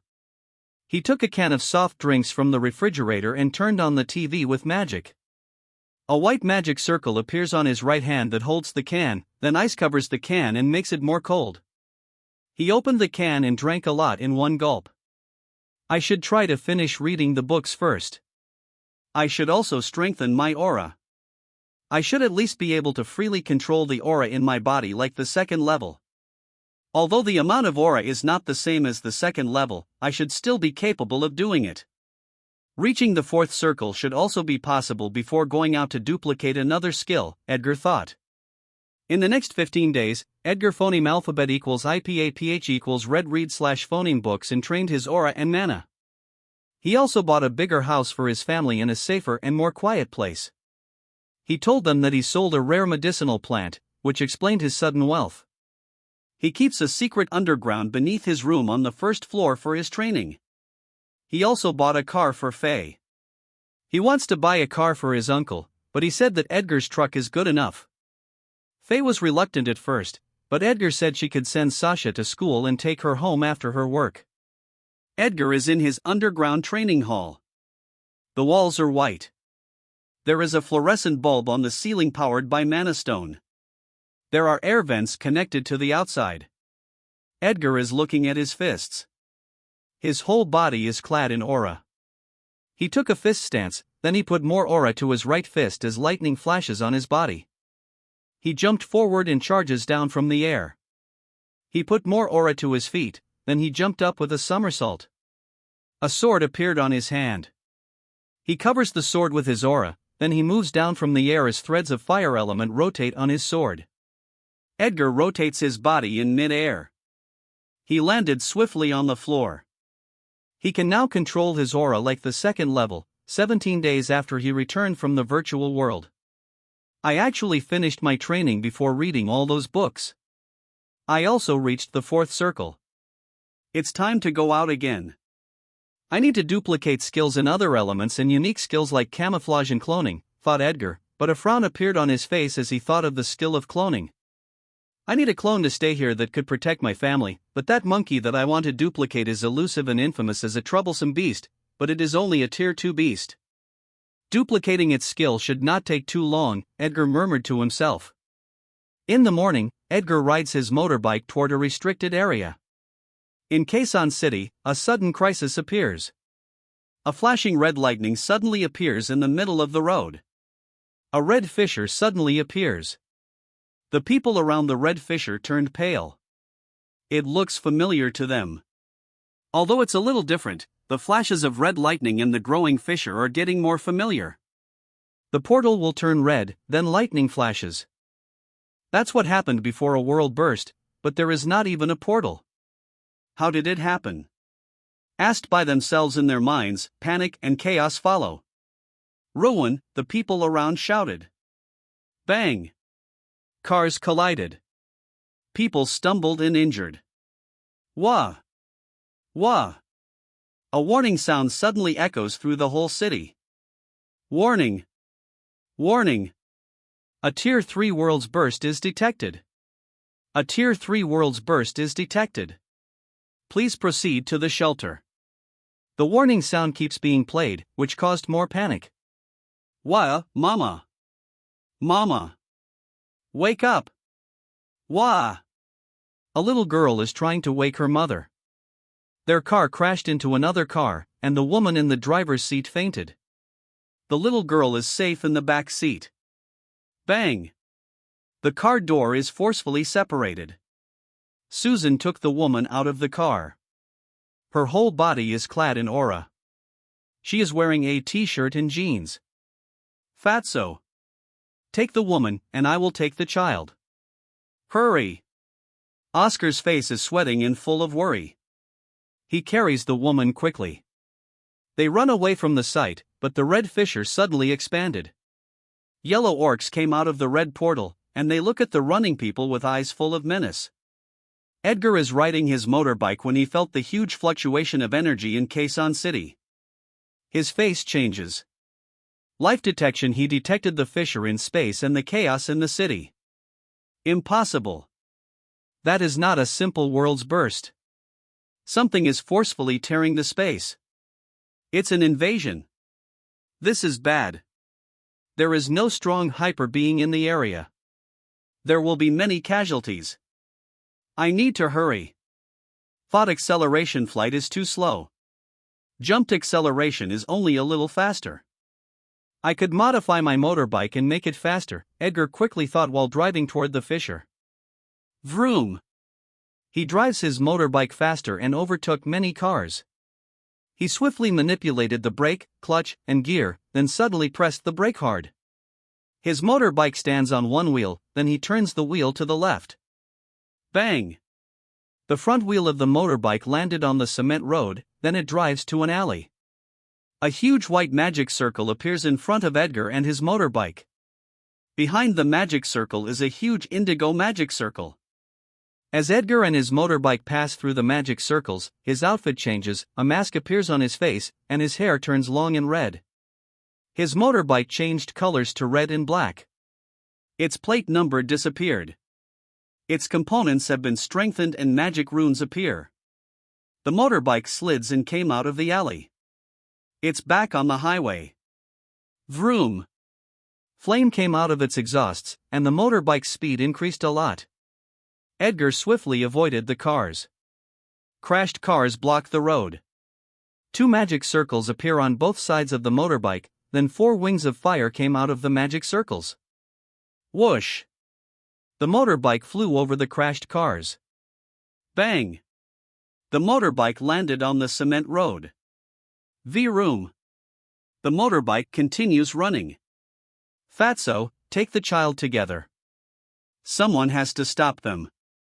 If not, many people will die, including you. It seems we have to part ways here, said Susan with a melancholic smile as she gives the child to Oscar. Ms. Susan. Oscar's face has tears and snots. Go! Hurry! I don't know how long I can hold them back, said Susan as she turns and prepares herself for battle. Oscar bit his lips. He hates himself for being weak. He should have worked harder to not become a burden. He put the child on his shoulder and quickly run away. More tears are flowing from his eyes. Someone! Please, someone! Please save Miss Susan. I am willing to give you my life. Just please save her. Oscar earnestly prayed. Only Susan, aside from his mother, did not look at him with disgust. Although she calls him Fatso, he did not see disgust in her eyes. She even saved him from bullies and gave him magic stones, even if he did not do anything for her. Susan released her aura, and magic circles flashed on her hands. Threads of phoneme alphabet equals IPAPH equals win-win slash phoneme element gather on her hands, and then her fingers start getting clad with phoneme alphabet equals IPAPH equals win-win slash phoneme element. Her fingers became very sharp. Ha ha ha, what a courageous human. What a way to welcome us in this world. Give her death as a thank you, said the Tier 2 orc. They are wearing shorts made of animal skin. Tier 2 is nearly 2 meters tall. Tier 1 is smaller. They are holding clubs as their weapons. Tier 1 followed the order of their leader and run towards Susan. Their cheeks bulged, and a magic circle appeared in front of their mouths. Acidic liquids flew towards Susan. Susan put more aura to her feet. Bang! The cement cracked as she dashes, then she swings her arms to the orcs. Phoneme alphabet equals IPAPH equals wind wine slash phoneme slash many white slashes of claw rapidly flew to the orcs. They cut some of the acidic liquids and continue to fly. Ah! Some orcs are wounded and the others' heads flew to the air. Some acidic liquids aren't cut and continue to fly to where Susan was standing. They hit the cement road and other metals on the road. They are all dissolving. The Tier 2 orc is surprised that his minions got defeated so quickly. He stretched his arms. Transparent liquid came out of his arms. They became longer and form into a worm-like creature with many sharp teeth. The Tier 2 orc runs towards Susan and manipulates the creature in his arms. Get dissolved, woman. The creatures opened their mouths and tried to bite Susan. Bang! Bang! The creatures hit the cement road. The cement got destroyed. Acid is left, which further destroys the road. Susan is swiftly avoiding the attacks. More orcs came out of the portal, and they chased the people running in different directions. Susan saw it and grits her teeth. I need to stop them until help arrives, thought Susan. She dashes to the attacking Tier 2 orc. The creatures move and attack Susan. Bang! The creatures hit the cement road, but they missed Susan. She jumped toward the orc with a backflip. She attacked the orc from the air with a phoneme alphabet equals IPAPH equals wind wine slash phoneme slash. The orc is shocked. He dispersed the creatures and raises his arms. He covered his whole body with transparent liquid and he made it tough. Ah! Screamed the orc. His arms are wounded. Green blood flows from his arms. Susan rotates her body in mid-air. She casts earth magic. She steps on earth in mid-air. Bang! The earth is crushed as she suddenly accelerates in the air. Aerial battle skills are basic for hyperbeings. Phoneme alphabet equals IPAPH equals wind wine slash phoneme element gathers on Susan's hands, then she swings her arms toward the orcs. Phoneme alphabet equals IPAPH equals wind wine slash phoneme slash ah. The orcs are hit, then they temporarily stop chasing. Flop! Susan landed on the cement road, then she rushes to the orcs. How dare you, woman, said Tier 2 orc that leads the other team of orcs. He swings his arms, and then many acidic liquids flew toward Susan. Susan jumped with a somersault. She steps on earth in the air, then she jumped and rotates her body. Flop! She landed in front of the orcs and blocks them. All the orcs, Tier 1 or Tier 2, injured or not, walked towards Susan with fierce eyes. More orcs went out of the portal. Sweat appeared on Susan's forehead. Susan! A woman's shout brings relief to Susan. A woman wearing short jeans, white rubber shoes, and a shirt is running. She has long white hair and headband. Beside her is a tall, muscular middle-aged man with a beard wearing a fitted mint shirt, camouflage pants, and brown shoes. Meryl! Uncle Robert! Please stop the orcs that just came out of the portal, shouted Susan. Uncle Robert!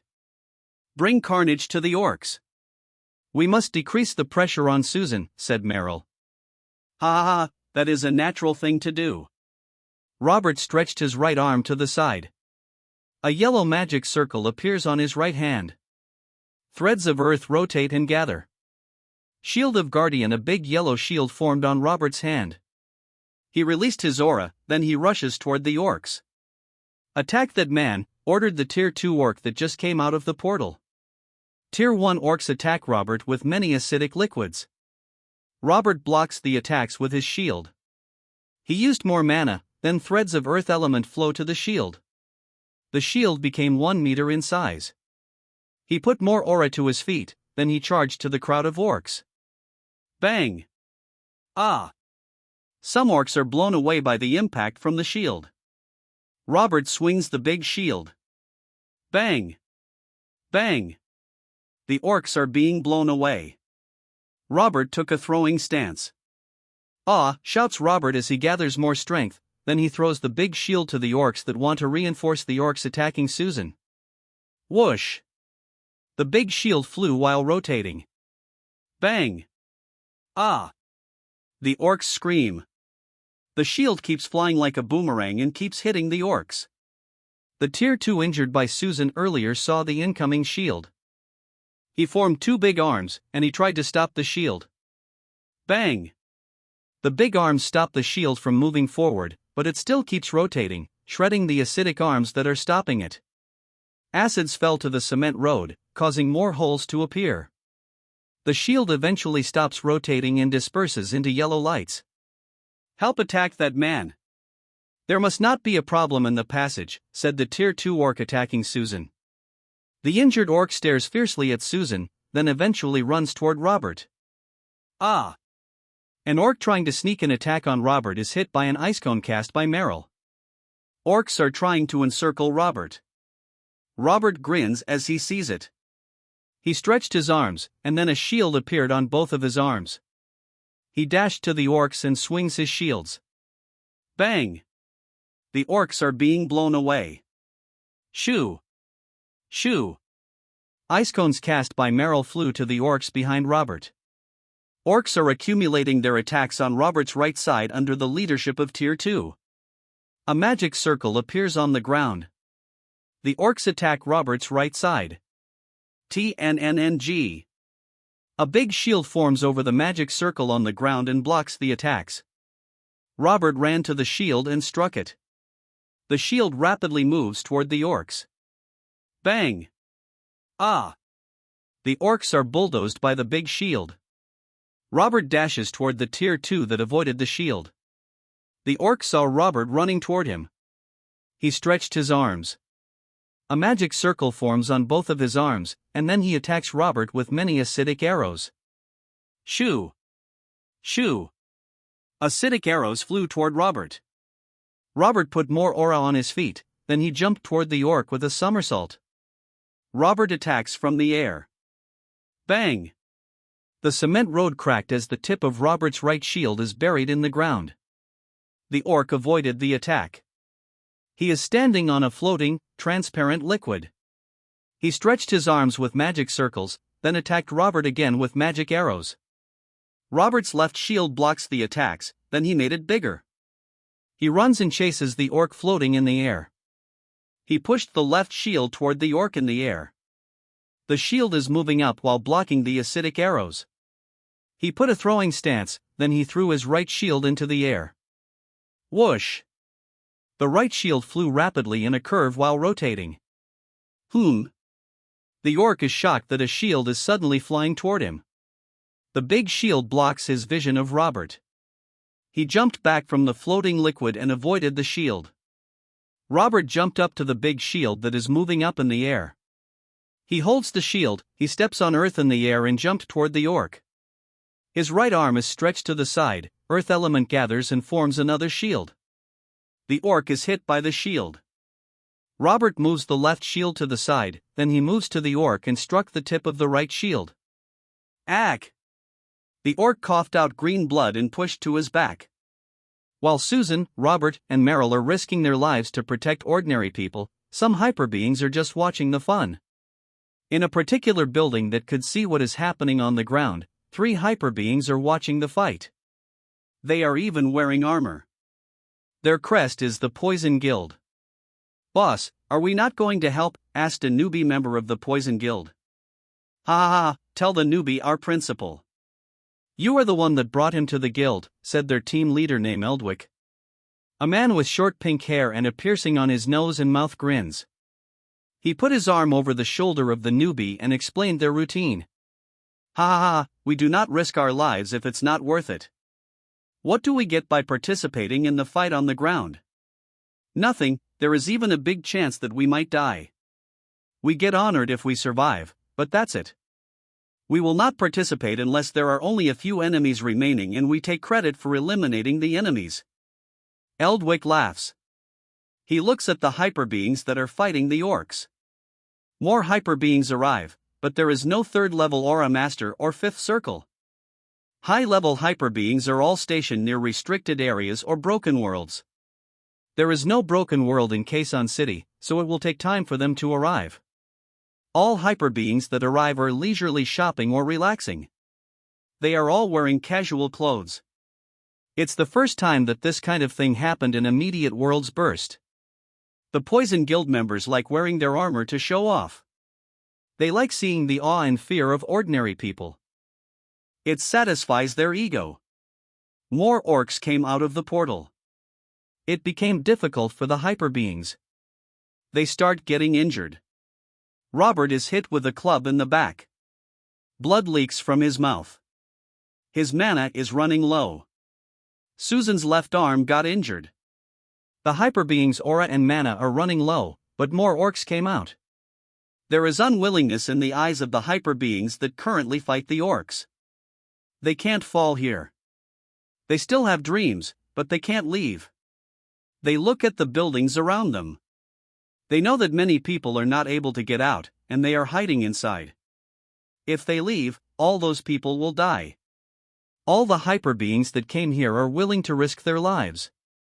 They seem to feel the approach of death, but their eyes are determined, and they hope their sacrifice could pass their will, just like others did in the past. Oscar is still running by the roadside.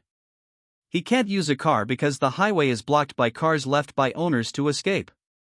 There are cars that crashed in front, blocking the cars behind them. More tears are flowing from his face.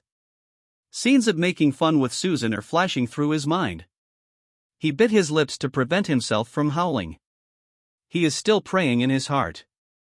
Vroom! Oscar suddenly heard the loud sound of a motorbike. He saw a big red and black motorbike rapidly running forward. The rider's long red hair and black coat are swaying so much because of the speed. Gee God, is he the one? Oscar has a feeling that hope has arrived.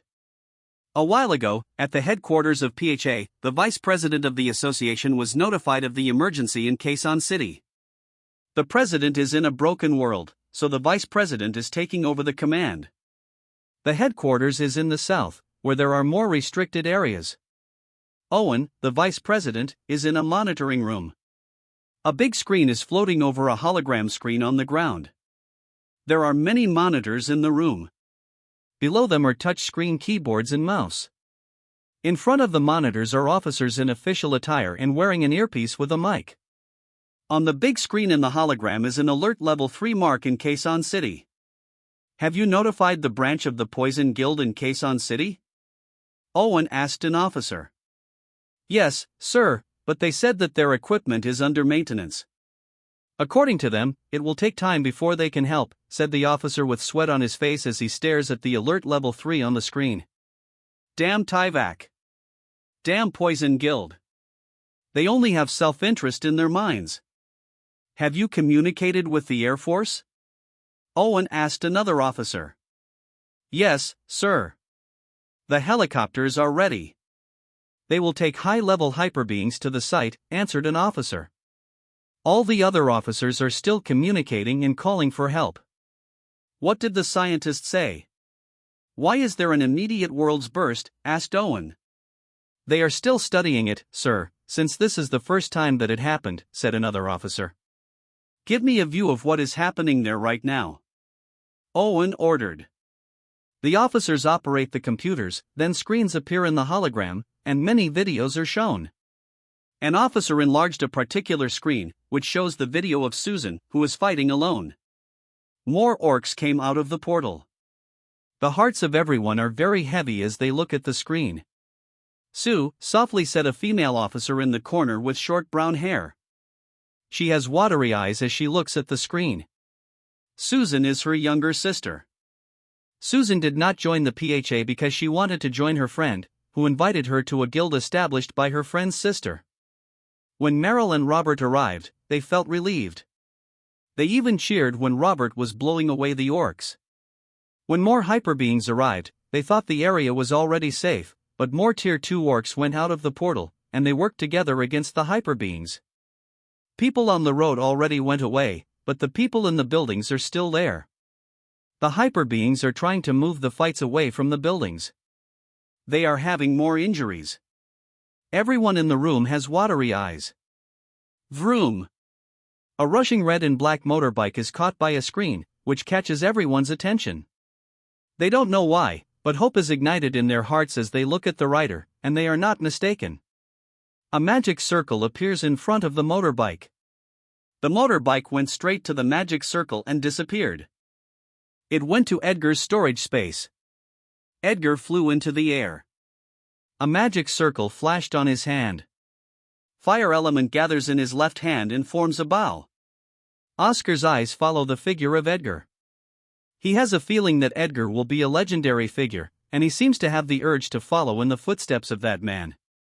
Life detection. The positions of orcs and hyperbeings appear in Edgar's mind.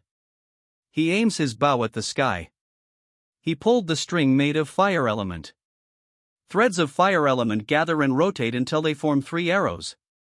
Threads of white aura rotate at the tip of 3 arrows.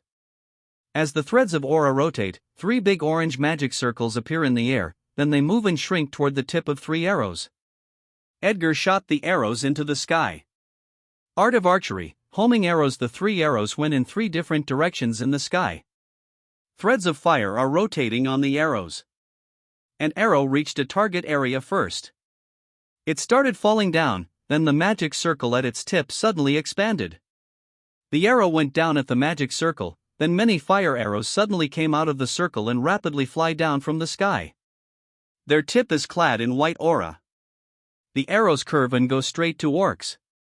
Ah! The orcs scream. Many orcs are killed. The other 2 arrows in the sky also reached their target and attacked the orcs, causing more screams to appear. Edgar keeps flying.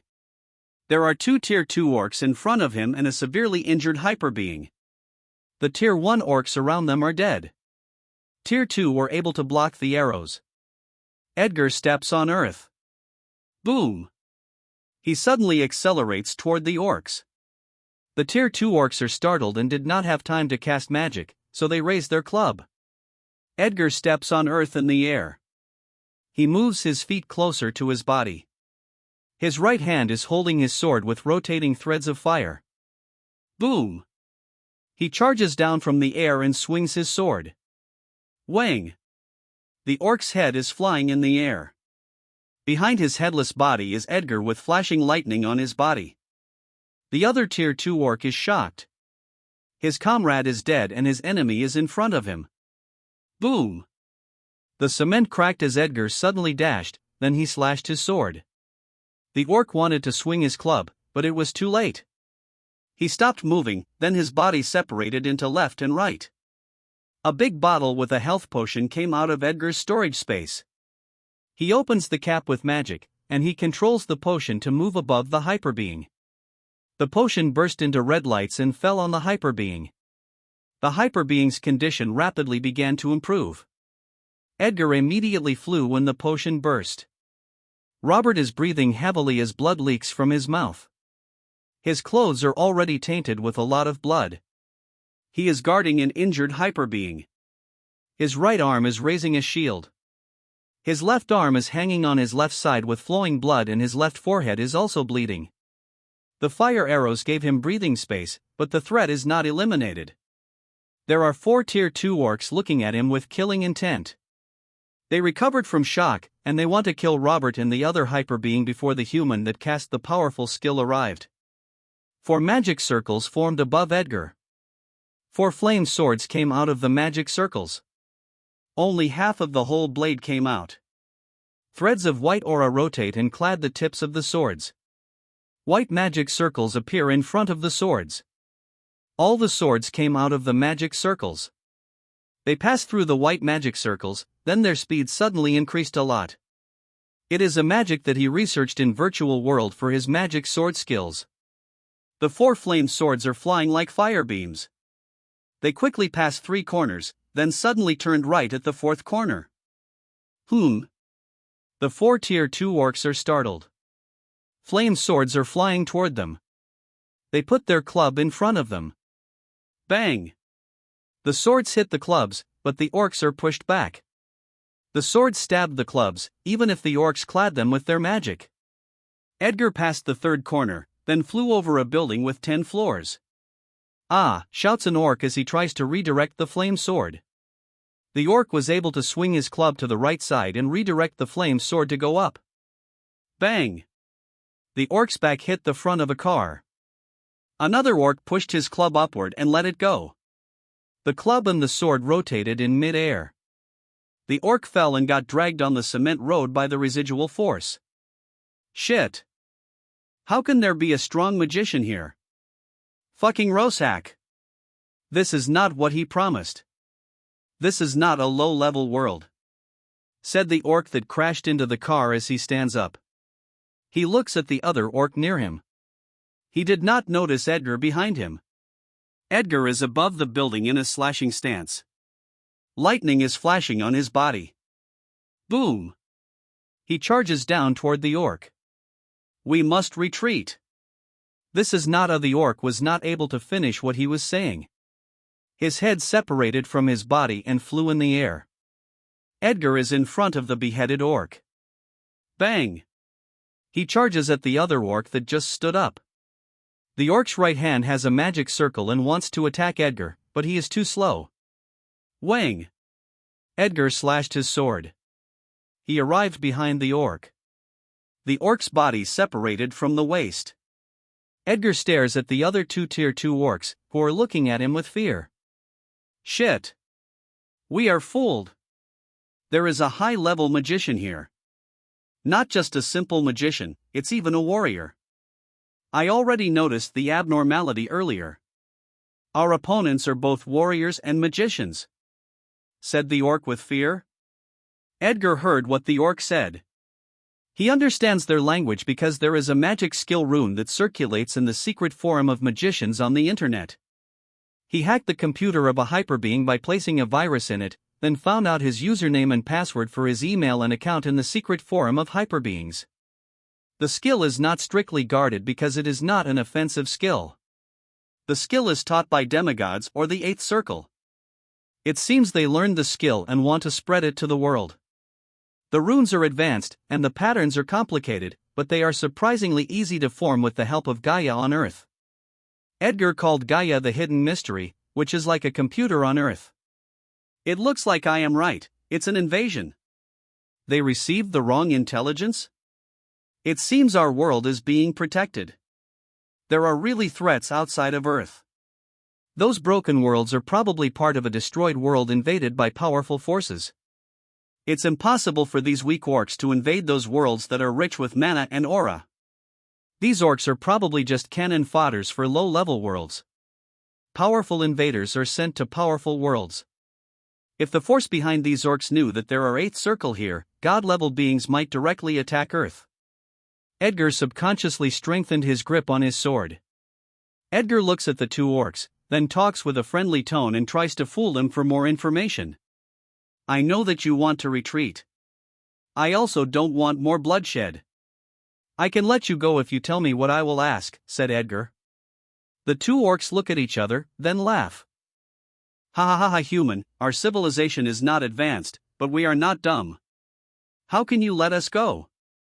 Once we come back, the information on your world will reach the hands of Alkers, said the orc with a complacent face as he exposed the despicable trick of the human. The other orc slapped the head of the orc. Fuck you. How can you mention the Alkers? Isn't that the same as giving information?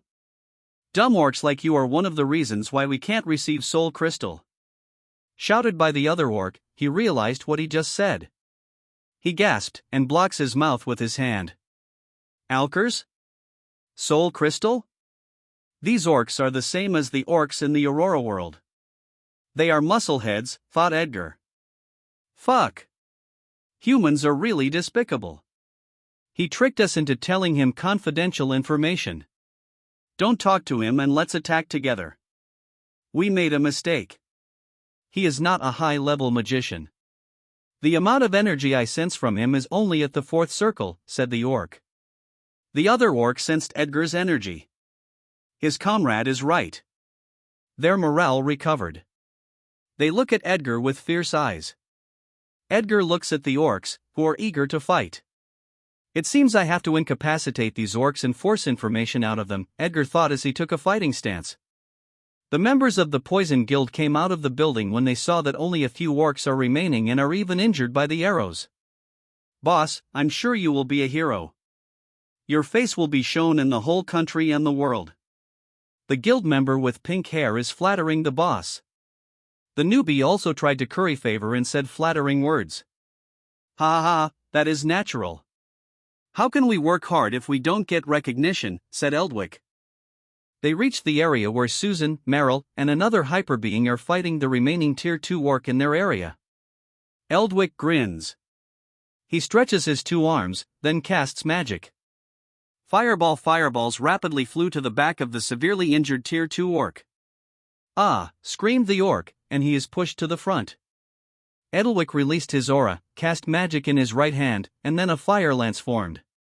He ran quickly to the orc lying on the ground. Ha ha ha ha. Eldwick is laughing while running forward. His tongue is sticking out of his mouth. He jumped forward, then stabbed his fire lance at the back of the orc. Ah, screamed the orc. Its body is twitching, and then it stops moving. Eldwick stands at the back of the orc, then shouted at the newbie. Ha ha ha ha, hey newbie, quickly take a picture. Make the picture good. It will be given to the media later. Ha ha ha ha. Coming, boss. The newbie rushes forward. Susan and the others are looking at the Poison Guild members with anger. Without the help of Tier 1 orcs, the Tier 2 orcs are defeated by hyperbeings working together. Susan, Meryl, and one other hyperbeing are injured to various degrees. They did not waste time arguing with the Poison Guild and helped the other hyperbeings. The Poison Guild members attack the other injured Tier 2 orcs and take credit. The hyperbeings look at them with anger, but they don't care. Ah! The 2 Tier 2 orcs are lying on the ground. Their feet are cut. Ah! Shit! This human is abnormal, said the orc with a painful expression. Tell me what I want, or else you will suffer unimaginable pain, said Edgar. The orcs laughed when they heard Edgar. Fuck you, human. Do you think we did not prepare for this kind of situation? I didn't expect that the curse Roshak put on us would really be used. Human, we will be waiting for you in the underworld. Magic fluctuated within the bodies of the orcs, then amethyst runes and patterns appeared at the center of their chests. The orcs coughed out a lot of green blood and died. Curse? It looks like their hearts are crushed. I am not familiar with the runes on their chest, thought Edgar as he stares at the runes on the chest of the orcs. The amethyst runes turned black like tattoos. Edgar shakes his head and uses life detection to know the situation of other hyperbeings. The Tier 2 orcs are defeated, but the hyperbeings have many injuries and are very exhausted. Only the Poison Guild is fine. They are all moving to the portal. Edgar also moves and wants to give potions to those hyperbeings. That curse skill cannot be stopped. It looks like it can be activated with a thought. Those forces are really prepared to prevent leakage of information. I need to duplicate a skill-like illusion that could cut off their thought of suicide, Edgar thought as he walks. They thought the crisis was over. A big gray hand suddenly came out and held the edge of the portal, then a gray ogre with an amethyst horn and more than 2 meters tall came out of the portal. In the monitoring room of PHA, everyone's hope was ignited when they saw Edgar rushing to the scene. Their eyes and mouths turned wide when the arrows shot by Edgar turned into a rain of arrows that killed every Tier 1 orc. The eyes of everyone in the room are glued to Edgar on the screen. Who is that man? Asked Owen. Casting the rain of arrows can also be done by high-level magicians, but not everyone can copy what Edgar did. They cannot make every arrow hit every target. An officer operated a computer. The figure of Edgar is captured, then the officer searches for a match in a database, and the result is 0 matches. The officer was shocked when he saw the result. "Sir, he is not a registered hyperbeing. I also tried to search our database. It's the first time he appeared in our country or in the world," said the officer. "What? You mean he is just a new hyperbeing? Measure his energy right now." Owen is shocked. How can a new hyperbeing be so skilled and powerful? A screen floats on the hologram. "First level of aura and fourth circle of magic labeled Edgar. How is this possible?" blurted Owen. The same question is running through others' minds. They continue watching Edgar with astonished faces. Edgar quickly killed Tier 2 orcs and saved a hyperbeing, sending flame swords that saved Robert and the hyperbeing, then killing 2 more Tier 2 orcs. Everyone forgot to cheer that the situation is already under control. His fighting skills do not look like a newbie. That should not be possible unless Owen thought of a possibility why a newbie hyperbeing could be so powerful. Gate of inheritance. There is a big chance that he is a citizen of our country and he is willingly helping. If he joins PHA, other than the president, we will have another hyperbeing that passed the gate of inheritance. This time, we must protect him no matter what the cost, thought Owen. His eyes look very determined as he stares at Edgar on the screen. The 2 orcs fought Edgar, but they were immediately incapacitated and committed suicide. The other orcs are also defeated. "It seems that they have won," said an officer, and then they woke up. Their focus was on Edgar, and they did not notice that other hyperbeings had also defeated the other orcs. "Yeah!" Everyone stood up and cheered. "Ha ha ha, that red-haired man single-handedly saved everyone there. The people in the hyperbeings might have been killed if he did not arrive. Make sure to keep the videos and information about him. It must not reach the hands of Poison Lord," said Owen. Everyone in the room had been rigorously screened. They can all be trusted by PHA. "Yes, sir," answered the officers. "Sir, there are 3 Poison Guild members at the scene," said an officer. A screen shows a video of the Poison Guild members moving together with other hyperbeings. A frown appears on Owen's face. Killing intent is brewing in his eyes as he looks at the Poison Guild members. Should I send someone to kill them before they can inform Poison Lord? If I can realize why a newbie is very powerful, so does Poison Lord. I can talk to the other hyperbeings at the scene. They should agree to keep the information of the red-haired man as he saved their lives. Hyperbeings like them have social responsibility. They should realize the importance of red-haired, thought Owen. An officer's face suddenly turns shocked. That, the officer stutters as he points his finger at the screen. The screen shows the video of the red portal. A huge gray ogre came out. The other hyperbeings can no longer fight. They spent most of their aura and mana on their last counterattack. Everyone's eyes move toward Edgar. Why is this happening? Why in our country of all places? The ocean is very wide. Why in our country? Screamed Owen. He is gripping his fists hard. Edgar's face changed. He felt Tier 3 energy that came out of the portal. He flew quickly toward the portal. 5 cylindrical objects came out of his storage space. Their colors are silver. There are indigo runes on their surface. They flew in 4 different directions. They are like rockets. A blue flame is coming out of their tails. The remaining one flew up to the sky. The red portal closed when the gray ogre came out of the portal. He is more than 2 meters tall. He is wearing black pants, but his feet are bare. He has an amethyst horn on his forehead. His hair is amethyst. He has a necklace with sharp teeth. His whole body has black tattoos. The tattoos are magic runes. They help turn his mana into curse energy. The energy has an amethyst color. Their magic can turn mana into amethyst energy that they can use to attack or defend. Roshack observes the surroundings. Dead orcs are all over the place. He spread his senses. He could not sense any alive orcs, but he sensed the hyperbeings. He cannot sense the further place, but he cannot hear any noise, which means the fight is over. There is something wrong in this world. The amount of mana and life energy in the air should not be possible in a low-level world. I was puzzled why no orc is reporting the progress of invasion. It seems they are annihilated by the magicians that I sensed. Are they the top forces of this world? They are easy to handle, but it shouldn't be possible for them to annihilate the orcs. Did they use forbidden skills? The passage is destroyed because I was forced to come. The resources given to me can only make one passage. I must try to get the resources here to make another passage, thought Rosak. He walks toward the group of magicians that he had sensed earlier. The Hyperbeings are shocked that there is a new enemy. They can no longer fight. They even have to support each other to walk. The team leader of the Poison Guild laughs. He pushes the Hyperbeings away and walks to the center. Ha ha ha, it's just a mere ogre. Hey, newbie. Make sure to take a video.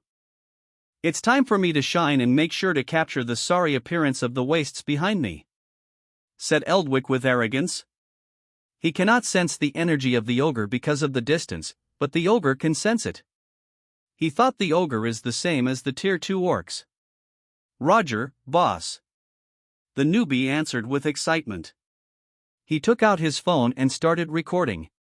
He moved the phone behind him and captured the Hyperbeings who have angry expressions. Hey ogre. Let me take your head. Don't worry, it will not be useless. It will be forever remembered as a stepping stone for my greatness, said Eldwick to the ogre. The ogre's face turned fierce. The runes on his body flashed. An amethyst color clad his whole body. Boom! He quickly moves, and he instantly arrived in front of Eldwick. His right hand is holding the neck of Eldwick.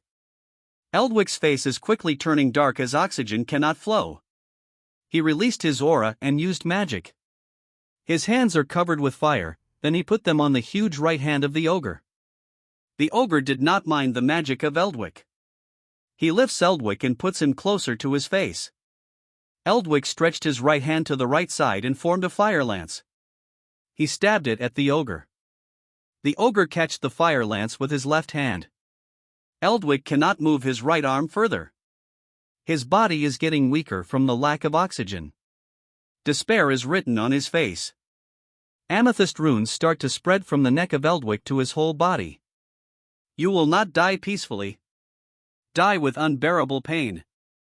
Rosak shouted fiercely, and then he let go of Eldwick. Eldwick fell to the ground, followed by a loud scream. Aha! Eldwick screams. The other 2 guild members are petrified and trembling. Kill me, pleads Eldwick as his eyes look at his teammates. His body is trembling on the ground because of severe pain. He cannot move. The ogre looks at the 2 members, who look terrified. An amethyst magic circle appeared on his right hand, and then an amethyst sword appeared. I need materials. If you do not give me useful information, you all will. The ogre did not continue speaking as he felt a huge fluctuation of space. He has already felt it a few times, so he is familiar with it. The 4 cylindrical objects that Edgar sent are floating near the ground in the north, west, east, and south. Their lower parts are divided into 4. They look like the motor blades of a helicopter. Under the motor-like blades are blue lights that help the objects float. 4 indigo beams are flowing up from them. The beams flow to the last cylindrical object in the sky. The object in the sky is like a 4 motor blades of helicopter. Each blade is connected to an indigo beam. Whoosh! Edgar flew out behind a building. He avoided the vision of the ogre, so he had to fly longer. Boom! He charges down and rotates his body in mid-air. Flop! He landed in front of the Hyperbeings. The Hyperbeings seem to have found someone they can rely on. Edgar's back seems very big to the eyes of Hyperbeings. Edgar stares at the ogre. He felt a bigger fluctuation in space. It should be time. Dimensional lock. A huge, half-indigo sphere suddenly covers the buildings around the area where Edgar and the others stand. The half-sphere is 100 meters high and 150 meters wide. Inside the sphere, the buildings turn light green. The windows became transparent. Concrete became solid and light green. Whatever damage is done to the buildings will not affect the buildings outside of the dimension. The ordinary humans inside the buildings are teleported outside of the sphere. Beings that have higher energy than ordinary humans are locked inside. Bottles of potions came out of Edgar's storage space, then they floated toward the group of hyperbeings behind him. I'm sorry, I have to lock this space to teleport the ordinary humans out of the buildings and to avoid causing too much destruction. Take the potions now and stay away. Leave the enemy to me, said Edgar. Susan grips her fist and wants to say something. Meryl patted her shoulder. Meryl shakes her head when Susan looks at her. Susan bit her lips, then let go of her fist. They quickly took the potions and walked away. The ogre did not stop them. His arms are crossed as he looks at Edgar with a grin. Ah! Eldwick is still screaming. His eyes turn red as the pain is very severe. The ogre clicks his fingers. The amethyst runes start burning from Eldwick's feet. The fire slowly went up. Eldwick's scream became louder. He is slowly burned to death. Flop! The armor is left on the ground. The clothes in Eldwick are turned into ash. Edgar noticed the amethyst runes on the Eldwick's body, which were the same as with the orcs. Is that curse magic? Thought Edgar. The two Poison Guild members are more afraid and anxious. The other hyperbeings have already walked away. They are too afraid to move because they are too phoneme alphabet equals IPAPH equals clause close slash phoneme to the ogre. They looked each other in the eyes, as if they had reached a tacit understanding. Both of them stepped back. Roshack noticed the small movement of the Poison Guild members, but he did not even look at them. A black crystal with golden runes shines in his sea of consciousness. A black hole is forming in his hands. His vision still stays with Edgar. Ha ha ha, I was having a problem where I could get the needed materials, but you actually possess them. Human, if you can help me, I will spare your life. You also need to answer my questions. This dimensional lock should not be present in this low-level world, and Roshack looks at the two Poison Guild members who are moving backward slowly. He stretched his two arms forward toward the two hyperbeings. You two are useless. Become a nutrient for my body. Two rotating black holes have already formed on the two palms of Roshack, and the two hyperbeings are being pulled toward the black hole. No. Fuck you, ogre. Our guild leader will squash you like an ant, shouted the pink-haired man. The newbie is pleading. Threats and pleading did not stop the ogre. Duplicate activate. Edgar activated his skill. He also activated parallel thinking. One of his attentions is on his sea of consciousness, while the other is on the ogre. He has a feeling that the skill used by the ogre is very unusual. When his other thought looks at the golden runes being formed in his sea of consciousness, he is very shocked. SSS skill? And the magic runes are different. All the magic runes, including the golden runes of my skills, have quite a resemblance, even the magic runes used by the ogre on his curse magic. This might be related to the powerful force behind the invasion. Edgar's intuition is stimulated. His intuition is telling him that the skill is important, so important that he will regret it so much if he lets go of it. His intuition has been honed in the virtual world, and he knows the accuracy of his intuition. He estimated the time to duplicate it, and sweat appeared on his forehead. 20 minutes? I don't have much mana and aura left, thought Edgar, but his eyes turn more determined as he looks at the ogre. Fight. Death is just a matter of time. Phoneme alphabet equals IPAPH equals or either slash phoneme I die now or later at the hands of more powerful invaders. I will not let go of the chance that could potentially increase my strength a lot, thought Edgar. The pink-haired man is full of despair, then he remembers that there is another hyperbeing behind them. Red-haired. What the fuck are you doing? Attack the ogre now, screamed the pink-haired man. The face of the newbie also lit up when he heard his comrade. Edgar did not move. The two hyperbeings are more useful in buying time, even if it's just a few more seconds. The faces of the pink-haired man and the newbie turned hideous. Fucking retard. Did you not hear me? Do you not know who we are? We are the Poison Guild. Furiously shouted the pink-haired man. They become more anxious when Edgar is not moving. We are the #1 guild in the country. As long as you help us, we can give you wealth that you can never imagine, said the newbie. Right. Right. The pink-haired man immediately followed up, but other thoughts are running through his mind. Fuck you, red-haired. How dare you to just watch us get killed? Once we escape safely, I will also watch as you slowly die. The inducements and threats of the guild members are ignored by Edgar. Fuck you. Red-haired. Shouted the two hyperbeings. Fight it. Shouted the pink-haired. The eyes of the two hyperbeings turned fierce. Their backs are put on a corner. They can only fight to the death. They release their aura, then cast magic. The pink-haired casted fireballs and the newbie casted earth spikes. The ogre enjoys the struggle of the humans who are comrades of the human who insulted him. He used more mana, and then the black holes became bigger. The fireballs and earth spikes are pulled into the black hole. They hit the black holes, and they dispersed. The pulling force became a lot stronger. The two hyperbeings are now in front of the black holes. "Nu!" shouted the two hyperbeings. They are swallowed by the black hole. After a few seconds, the black holes spit out the armor, clothes, and some dust. The hyperbeings never came out again. The ogre stopped activating the skill, then looks at Edgar with a smile. Now, humans, let us go back to business. Edgar's face looks very serious. The lives of those two hyperbeings gave me precious 2 minutes. Poison Guild finally made a very valuable contribution. I have to sparingly use my aura and mana to last for 18 minutes. One hit from the ogre could seriously injure me, but that is a risk I have to take. There is a martial art that could be used in this crucial period, thought Edgar, then he put back his sword to his storage space after weighing the risk in his mind. If the ogre can't hit me, he will probably force me to surrender using another way. The ogre does not look dumb. He saw me save the hyperbeings. I have to warn them, thought Edgar.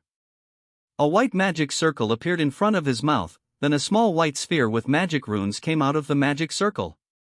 He casts sound blockade, then he starts talking. He dispersed the shield and made a small flame bird. The flame bird covers the small white sphere and flew toward the hyperbeings. Edgar stopped releasing his aura. He moved his body, and took a palm stance. His eyes turned very focused and emotionless. Hidden art, minute subtlety, ha ha ha, human, I admire your courage. It seems I have to pummel you to the ground to make you surrender, but I have to remind you, my patience is limited, said Roshak. He does not mind what Edgar did within the sound blockade. He is confident in his strength. Roshak walks toward Edgar with a grin. Bang!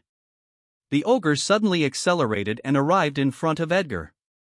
His huge right hand is aiming at Edgar's neck. Edgar moved slightly to the right. Only his feet are clad with aura. He holds the right arm of the ogre, rotates his body, and then threw the ogre into the air. What? The ogre is surprised that the human could react and even counterattack. He is flying in the air toward a light green building. Bang! The transparent wall of the light building is crushed. The ogre is thrown inside. Will he really be fine fighting that ogre alone? A hyperbeing asked the others as they move further away. With our current state, we will only become a burden even after taking the potions that he gave us, said Meryl. But he is only a fourth circle. Although he can clad his sword with aura, I felt that his aura is at the first level only. I can't feel the density of aura that I feel from the second level. It's unbelievable that he could manipulate aura to that extent even though he is just at the first level, said a woman. I was also shocked when I felt his energy, but we all witnessed his power. He single-handedly killed the Tier 1 orcs. All the arrows have a target. I don't know if 7th or 8th circle could do that, but a 6th circle could not do that, said Meryl. Meryl is right. We will be more helpful if we stay away from their fight, said Susan. A hyperbeing notices a flame bird flying toward them. Look, the hyperbeing pointed his finger to the flame bird. The hyperbeings stop moving as they stare at the flame bird. The flame bird reached their area. It stays in the air as it flaps its wings. The voice of Edgar appears. Everyone, be careful of the attacks of the ogre. He might use you as his hostages to force me to surrender. Hold on for 18 minutes. The flame bird dispersed. The faces of everyone turned very serious. They look at each other. We must separate and hide in the light green buildings. Let us divide into teams. We must not be captured no matter what, said Meryl. The strongest hyperbeings among them phoneme alphabet equals IPAPH equals lead slash phoneme each team. They will play hide and seek with the ogre, and they will do their best to last for 18 minutes. They put their trust in Edgar's hands. Ha ha ha, human, you surprised me, said Rosak as he comes out of the hole. You are only at the 4th circle, and that energy on your feet used by warriors is only at the 1st level, but you look very skilled. You seem young, but you are skilled in magic and martial art. You have great potential as a human. Join us and your family will be spared, said Rosak. Edgar's eyes are emotionless, but he is happy inside. The more the ogre talks, the more he can save his aura and mana. He might even get confidential information from him. What will I get if I join you? Asked Edgar. Rosak smiled when he heard Edgar. Wealth and power. You can even rule a world. I thought power gained on my own was the best way, but an ant quickly surpassed me in strength because of that power, Rosak answered. Are you referring to the skill you used on the 2 humans? Edgar asked. The ogre laughed, then he says, you are smart human. You are right. Now, tell me your decision. Edgar nods at the ogre. Can you tell me first about the force behind the invasion? Asked Edgar. Ha ha ha, I will tell you that later. Now, turn off the dimensional lock and give me the resources that I need to create another passage, Rosak said with enthusiasm. You should tell me first about the force behind you. It's part of mutual trust, said Edgar. Roshak's face changed when he heard Edgar. His face turned fierce. Human! Turn off the dimensional lock and give me the resources. I will tell you what you want to know when the passage is made. Roshak shouted. Edgar smiled when he heard the shout of the ogre. It seems the play is over, Edgar thought, then he took a palm stance. He is ready to continue the fight. Roshak's face turned more fierce. Fuck you, human! How dare you play me? Roshak furiously shouted. He formed an amethyst sword in his right hand, then he moves toward Edgar with huge killing intent. Human! Pay with your limbs for your insolence. Roshak arrived in front of Edgar and slashed his amethyst blade. The blade is aimed at the left shoulder of Edgar. Edgar moved to the right and avoided the blade. Bang! The blade hit the ground, leaving a blade mark and a crack. Roshak turned his body to his left side to follow Edgar. Edgar suddenly moves. He instantly arrived in front of Roshak. Edgar is very phoneme alphabet equals IPAPH equals clause close slash phoneme to the body of the ogre. His left foot is behind the right foot of the ogre. His right palm, clad with an aura, struck the body of the ogre. When the palm touched the body, he tripped the right foot. The ogre lost balance, then Edgar applied more force to his palm. Bang! Roshak is pushed to his back rapidly. Boom! The back of the ogre hit a hard wall. The wall cracked. The crack spread, then parts of the wall gave in and divided into rubble. The ogre is buried within the rubble. Bang! The rubble is blown away.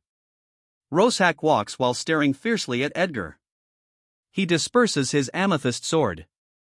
The amethyst that clads his fingers is suddenly changing. It is turning Harper. Boom! Roshak suddenly accelerates. His right palm is forming a black hole. Lightning flashes on Edgar's body. He quickly moves to his back. Bang! Roshack hit where Edgar was standing.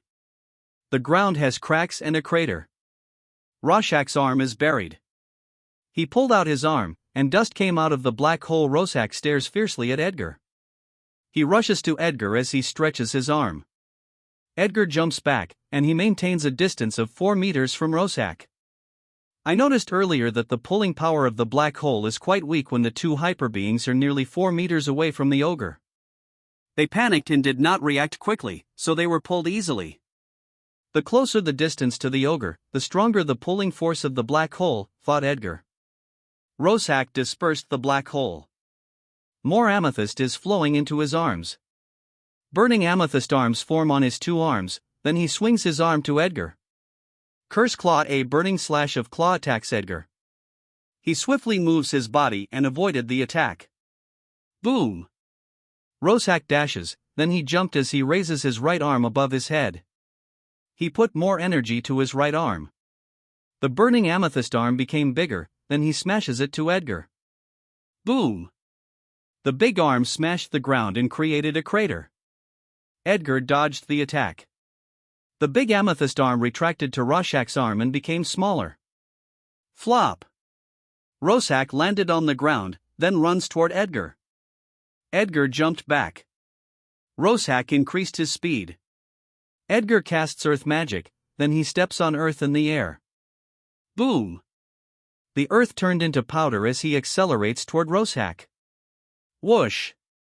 Edgar is below the ogre. Lightning is flashing on his body while in a sideward position. Edgar's left foot hit the right foot of the ogre, who was rushing forward, and made him lose balance. His right hand is holding the necklace of the ogre, who is floating in the air with an astonished face. Edgar swings his right arm to the ground. Bang! The ogre's back hit the ground. Edgar rotates his body.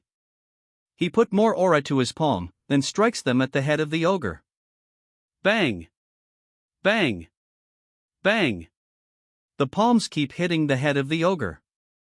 The head is getting buried in the ground. Boom! Edgar is blown away by the sudden release of big amount of amethyst energy. Rorschach stands up. A lot of amethyst energy covers his whole body. Amethyst blood is flowing from his nose and mouth. His face looks hideous as he stares at Edgar. He wants to tear him to pieces. He felt humiliated. Edgar also stares at Rorschach. Passive defense will only make me weaker while the enemy will not be much affected. I should attack when there is a chance, but I should be careful as one wound from his attack might bring danger because of his curse magic. I will use myself as bait to make him keep using that SSS skill. If I were to incapacitate him like what I did to the orcs, he might also take suicide. I cannot mess up. The next invaders might no longer be tier 3, but at the level of demigods. I can no longer have this kind of chance later. This is a great risk that I have to take, thought Edgar. Human! You will have a painful death. Not just you. Even the magicians that you saved. I will look for your family and let you watch them die painfully, said Rorschach. Edgar fiercely stares at the ogre and wants him to know later what is on his mind. Ogre, you are alive because I allowed it. The amethyst energy flows into Rorschach's body, then he starts transforming. His body gets bigger. 2 more amethyst horns appear on his forehead. His eyes turned amethyst, and his hair turned white and longer. His fingernails on his hands and feet became longer and sharper. His height became 2.5 meters. Edgar saw the action of the ogre. As I thought, the ogre is not using his whole power. It's time to also increase my power and speed. He takes a palm stance, then covers his whole body with an aura. More lightning is flashing on his whole body. He activated parallel thought. His other thought looks at the golden runes being formed and estimates the remaining time. He deactivated the parallel thought after estimating the time. 12 minutes left. Rorschach walked out of the crater. Boom! He suddenly moves to Edgar and slashed his sharp fingers. A huge, burning claw hit where Edgar was standing. It leaves a huge, burning claw mark on the ground as it keeps moving. Edgar avoided the attack by moving to the side, then he keeps moving away. Roshack followed Edgar, then slashed his fingers. A huge horizontal curse claw rapidly moves. Edgar lowered his body to his back and smoothly moves his body, which is parallel to the ground, then he jumped away. The huge horizontal burning slash of claw keeps moving when it missed Edgar. Bang! It hit the pillars and foundation of a building. Crack! Cracks appear on other pillars and the foundation of the light green building. The building starts tilting to the left until it completely falls. Bang! Bang! Bang! The buildings on its left side are devastated. Some rubble is burning with amethyst fire. If Edgar had not used the dimensional lock, many people would have died. A while ago, outside of the dimensional lock, the ordinary humans teleported outside were very shocked. "We are out. How is this possible?" asked a middle-aged man wearing a suit. "It's probably because of this," said a young man as he points his finger at the huge half-sphere of indigo. Kaya. Many women scream. The women screamed when they saw the dead bodies of orcs lying on the ground. Everyone reacted and recovered from the shock of getting teleported. They remembered the warning of the world's burst. Run away. They are crowded. If they were to rush, it would become a stampede. They escaped from the clutch of orcs, but some of them might die at the feet of their fellow humans. Stoop. I am a hyper being. All orcs are dead. You don't need to rush. Robert's shout came on time. Edgar gave them potions and told them to come here. He predicted that chaos would appear. Robert quickly rushed here after taking the potions. The other hyper being did not follow because it's still difficult for him to move even after taking potions. Everyone, including those on the other side of the sphere, stopped. They observe and found out that the hyper being is right. There are no more orcs. They quickly feel relieved. Robert increased his speed as he runs. He stretched his right arm to the side. The earth element is gathering and forming the shield. The people feel more relieved when they saw the power of the hyper being. Robert quickly organized the people to move away. More hyper beings with armor arrived and helped organize the people. They are members of a guild in Quezon City. It took them time to arrive because the road is blocked by crashed cars, so they had to run. Poison Guild members have not arrived, although they are the nearest guild in the scene. Robert and the others went into other buildings and helped evacuate the people. Inside the monitoring room of PHA, Owen is asking the officers, "How much time before the high-level hyper beings arrive?" "Sir, it still needs 15 minutes, an officer answered. Owen grips his fists as he stares at the huge indigo sphere on the screen. Dimensional lock is only possessed by top guilds and not all countries in the world have it. He can even fly. His black coat should be the same as the magic cape. He also has storage space. Those magic equipment and devices are rare. They came from 8th Circle magicians or demigods. They only bought them outside of Earth. No one can make it in this world. How can Red-Haired possess them? Is he related to an 8th Circle or demigod? The Grey Ogre is measured as Tier 3. The power shown by Red-Haired should be enough to make him last until help arrives. Hold on, Red-Haired, help is coming, thought Owen. He only hopes for Edgar to survive until help arrives, but he did not expect that his expectations would be exceeded a lot. Inside the dimensional lock. The buildings around Edgar and Roshack have been turned into rubble. There are burning, huge claw marks on the ground. Sweat appears on Edgar's forehead. He is a little panting while in a palm stance. 5 minutes left, thought Edgar. Roshack looks very angry. He was not able to hit Edgar even once. He raised his right hand. A magic circle appears. Threads of amethyst energy are gathering over the magic circle. A burning spear is forming. Roshack holds the burning spear in his right hand. He stares fiercely at Edgar as he raises the spear and makes a throwing stance. Try to avoid this human. Roshack threw the spear to Edgar. Spear of Suffering. The burning spear turned into a flaming, fierce beast. Roar. The flaming beast roars. The head looks like a meow beast with a single horn, and its body is like a long dragon. Edgar's face is serious. Threads of phoneme alphabet equals IPAPH equals win-win slash phoneme are flowing around his body. The flaming, fierce beast is already near him. Minute subtlety, flowing leaf Edgar slightly bent toward his back.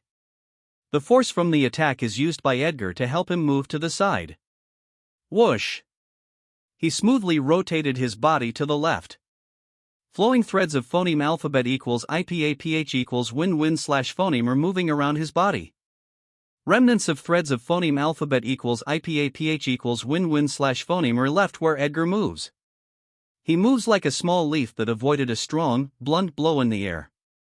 The attack missed Edgar, but it keeps moving forward. Bang! There was a loud explosion.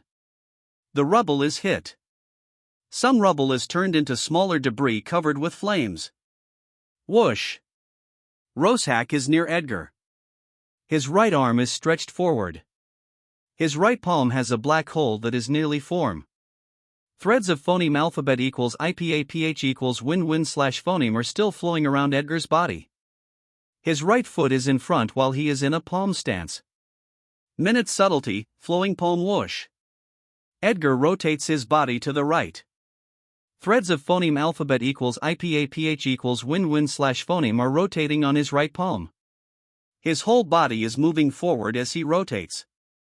A rotating sphere made up of phoneme alphabet equals IPAPH equals win-win slash phoneme element has formed on his right palm. When Edgar stepped his right foot forward again, he is already facing the open side of the ogre. He struck his palm with a rotating sphere on the ogre's abdomen. Bang! The rotating sphere exploded, and the impact made the ogre push to his back. Boom! The ogre hit the rubles of destroyed buildings. Edgar rushes to the ogre. Threads of lighting element gather in both of his hands. Boom! Edgar accelerated, then stabs his right hand, clad in sharp lightning. Bang! Ah! The ogre screamed as Edgar's right hand stabbed his abdomen. It only caused a superficial wound, but the impact hurt the ogre a lot. Edgar stabbed the area where his palm hit the ogre earlier. He raised his left hand and stabbed the ogre's abdomen again. Lightning thrust both of his arms are quickly stabbing the ogre. There are shadows of hands with sharp lightning because of the quick movements of Edgar's arms. He gathers more strength in his right arm, then attacks with a more powerful stab. Boom! The ogre coughed out blood, and he is pushed further to the rubble. Edgar runs and wanted to follow the ogre. A burning slash of claws suddenly flew to Edgar. He swiftly avoided it with footwork.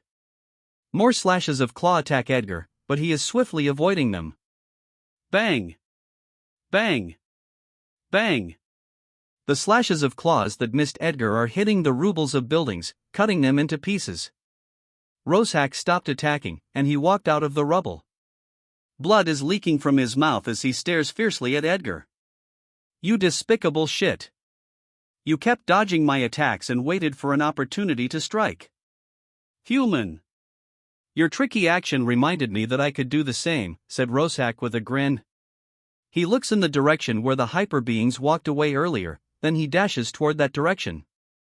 Edgar's face changed when he saw the actions of the ogre. He runs and chases the ogre. Should I use my sword now? No, my sword attacks use more aura. Using concept on my attack to injure him will also consume a lot of my aura. I must ensure to have enough aura and mana for my final attack later. I must ensure that my final attack has enough power to kill him, thought Edgar. Roshack grins as he senses Edgar chasing after him. He gathered more energy for his right arm, then he suddenly rotated his body to his back. He dashes toward Edgar as he swings down his right arm. The burning amethyst arm suddenly became a lot bigger and is smashing down on Edgar. Edgar moved to the side, then jumped back. Boom! The giant amethyst arm smashed the ground and created a crater. The giant arm holds debris from the ground and crumbled it, then Roshack threw the debris toward Edgar. The burning debris are flying rapidly toward Edgar. Lightning thrust Edgar stabs his hands as he swiftly avoided the other debris. Bang! Bang! The debris is being broken by lightning thrust, and the others that missed Edgar hit the rubles. Roshack swung his left arm toward Edgar. A huge curse claw rapidly flew to Edgar, who was busy dodging and attacking the debris. Fire pillar whoosh. A fire pillar lifts Edgar to the right side. The curse claw cut the fire pillar. Edgar jumped to a broken pillar of a destroyed building. Flop. Edgar landed on top of the broken pillar, then stares at the ogre. The ogre also stares at him with strong bloodlust. Edgar stares at the ogre while standing on top of the broken pillar. Human, I don't like you staring at me while in a higher position. Go down. Roshack shouts as he swings his arm to the pillar. A cursed claw is flying. Edgar jumped forward. He casts earth magic. He steps on earth in the air, then he jumped toward the street. He landed on the street, blocking the road toward the direction where the hyperbeings walked away. Ha ha ha, human. I am right that those magicians matter to you, but Roshack turned hideous as he grins and put more energy to his arms. Dodging will not stop me from going after them, human. Boom. Roshack accelerated as he raises his arm. He arrived in front of Edgar, then slashed his arm. A vertical slash of claw moves forward, but the target is not there. Edgar rotated his body while moving forward. He arrived behind Roshack and jumped high. The timing is just right. More lightning is flashing on his right hand. You are right, I should attack.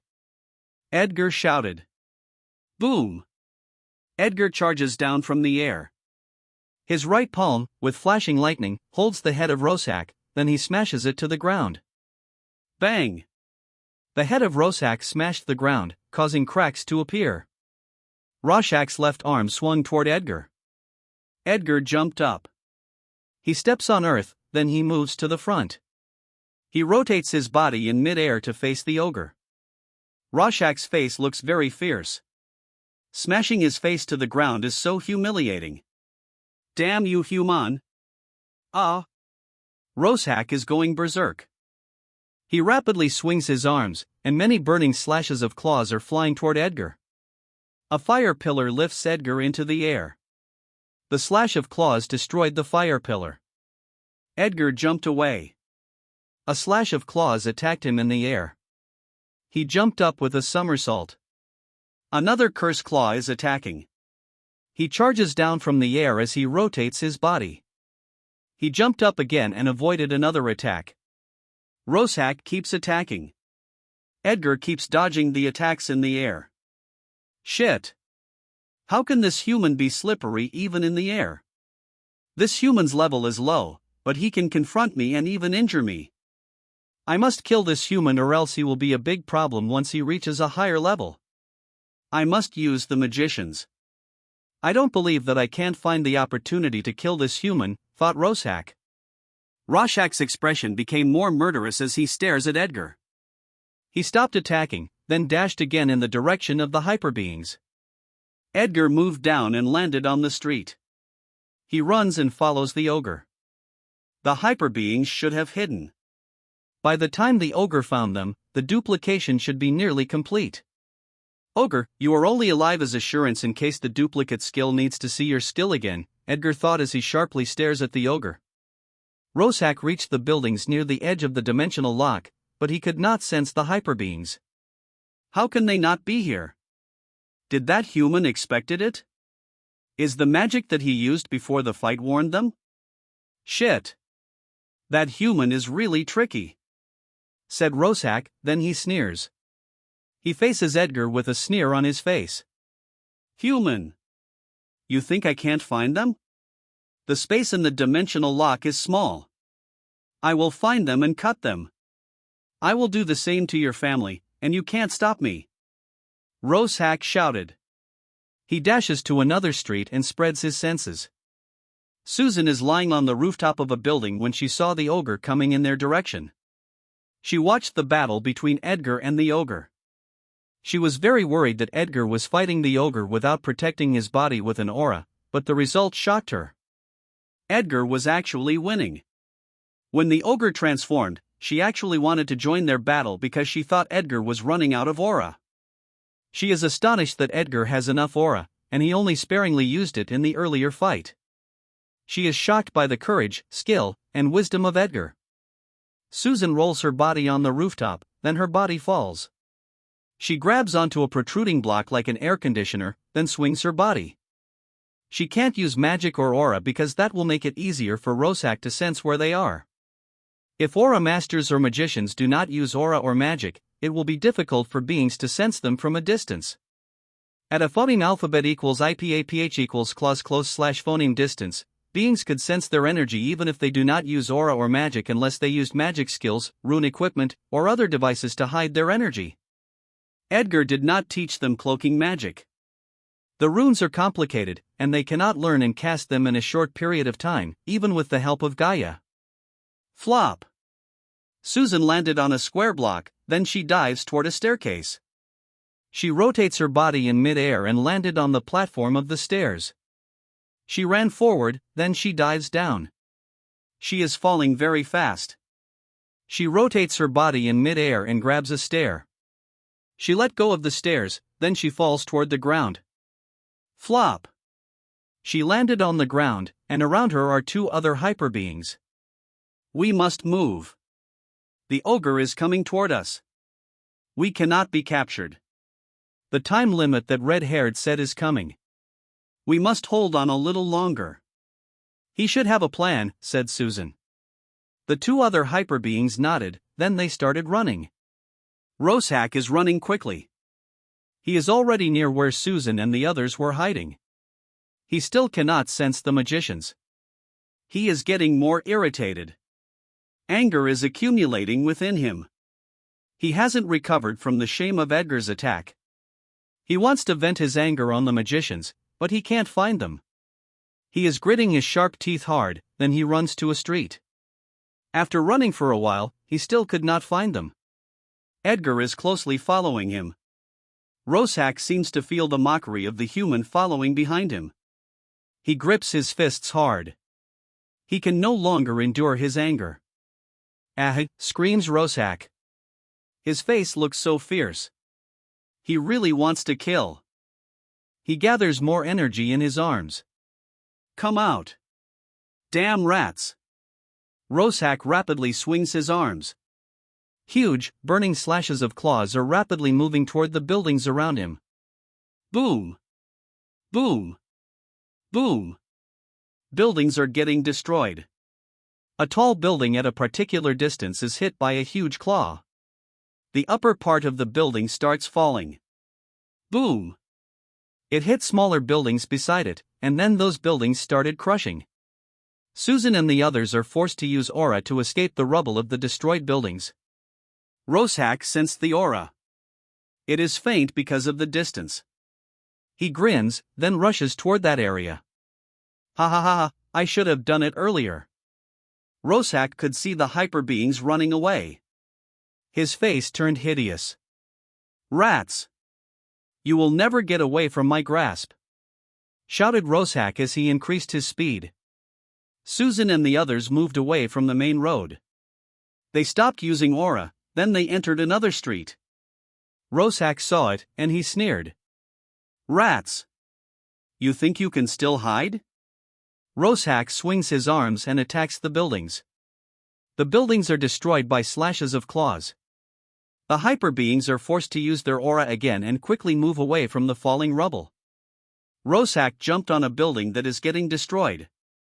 He jumped again on a falling upper part of a building. He is running on the falling building. He grins as he sees the hyperbeings not far below him. He activated his skill. A black hole is forming on his right hand. He put more strength to his feet, then he charges down to the hyperbeings. His face looks hideous while grinning. Serve your purpose as my nutrient R8. The joy of Rosak is cut short by Edgar. Edgar attacks the left side of the ogre. His body is flashing with lightning as he swings his sword to the body of the ogre. Bang! Ack! The ogre flew down rapidly. Boom! The ogre hit the ground and created a crater. Edgar charges down toward the ogre. Threads of fire rotate on Edgar's sword as he moves down, then he stabs it at the ogre. Bang! The sword stabbed the ground. A ring of fire spread from the impact. Roshack jumped away and dodged the attack. He has a 6-inch wound where Edgar hit his sword, but it stopped bleeding as he contracted the muscles around the wound. Edgar pulled out his sword from the ground. Roshack and Edgar stare at each other. You are actually a swordsman, yet you fought me unarmed? Fuck you, human! How dare you belittle me? Roshack shouted with full of anger on his face. Edgar stares sharply at Roshack. Ogre, you forced me to bring out my sword. You have to suffer the consequences. Edgar dashes toward the ogre. Roshack attacked with a curse claw. Edgar moved to the side and dodged the attack. He accelerated toward Roshack and slashed his sword. Bang! The flame sword is blocked by Roshack's left arm. A black hole is forming on his right palm. Edgar immediately jumped to his back. Roshack stares fiercely at Edgar. TSK. I only got this power recently. I cannot instantly cast it. By the time it completely formed, that human had already moved away. I tried it a few times earlier, but that human has a quick reaction. The skill consumes too much mana. I already forced the human to fight me head-on. I can kill him even without that skill. It will just be a matter of time, thought Roshack. You should have done this earlier. Why do you have to force me to involve the other magicians, said Roshack with a hideous face. Edgar ignored the ogre's sarcasm. He moves again toward the ogre. Roshack swung his left arm. Edgar jumped forward to the left as he rotates his body in mid-air. He charges down, then slashed his sword. Fire blade ah! Roshack screams. The fire blade hit his body and pushed him to his back. Edgar steps on earth in the air, then he moves and follows the ogre.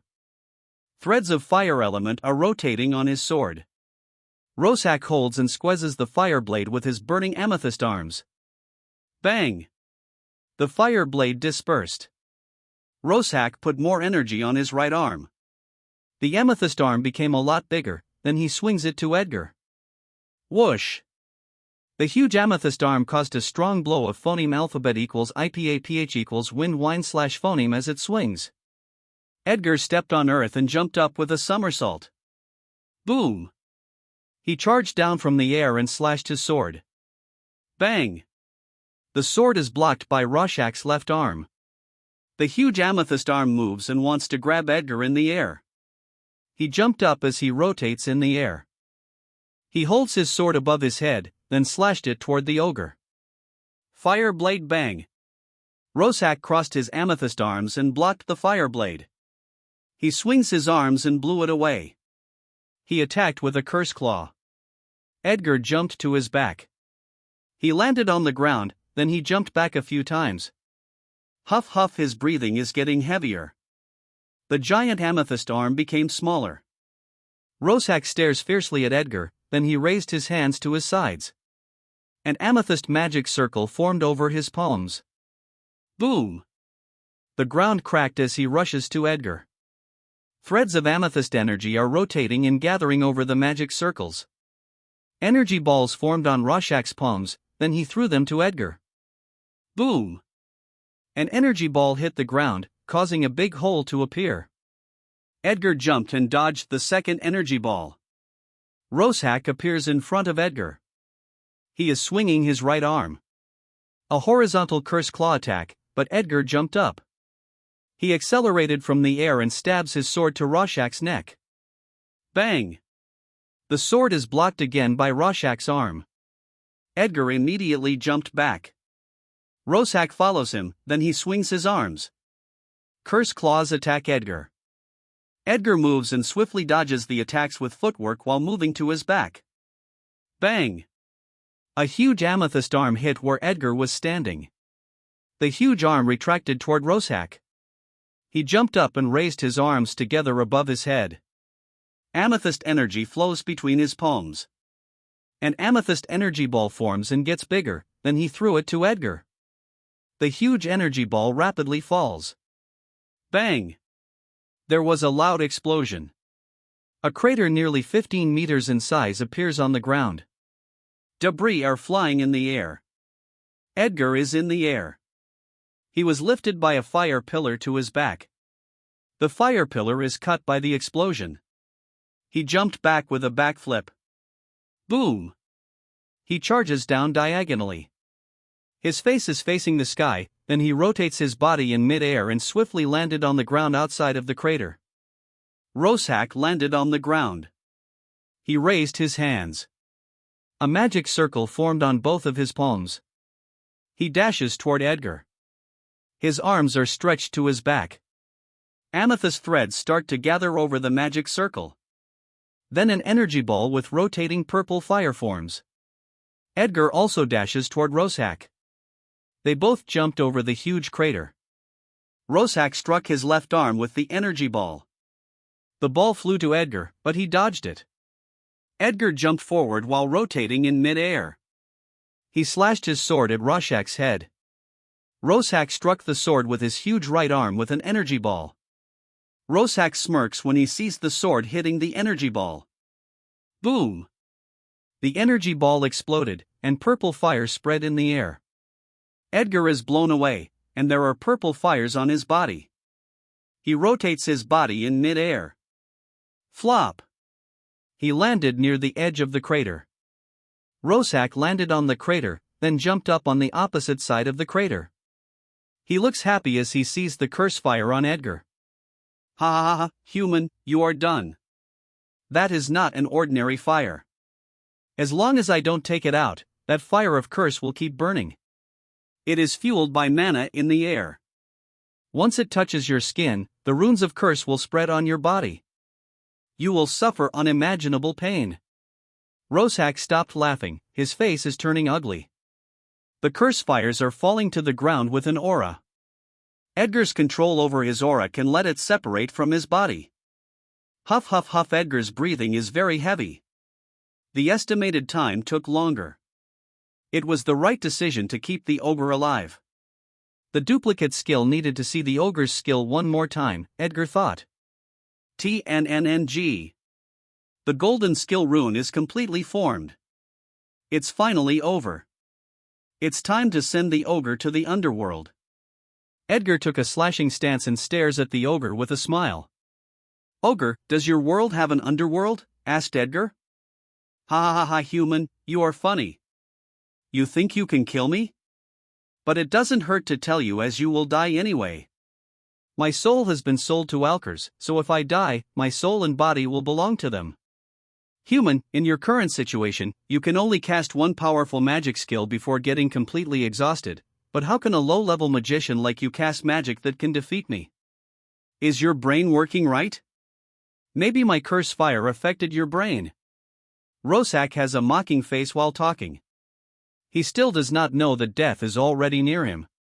Edgar still smiles at the ogre. He is not affected by his mockery.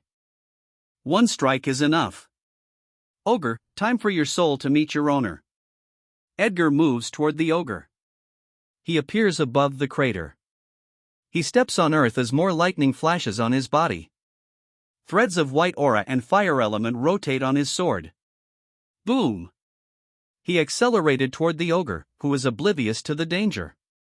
A huge white sword is forming on Edgar's hand as threads of white aura and fire element keep rotating on his sword. Edgar appears in front of the ogre. His sword became a 1-meter white sword, its king's sword. Threads of white aura are moving around the sword as he swings it to the ogre's neck. Roshack raised his arms to block the sword. King/Wang. A 10-meter long white aura blade flew and cut everything on its way. The amethyst arms, the actual arms, and the head of Roshack are cut. Roshack's head is flying in the air.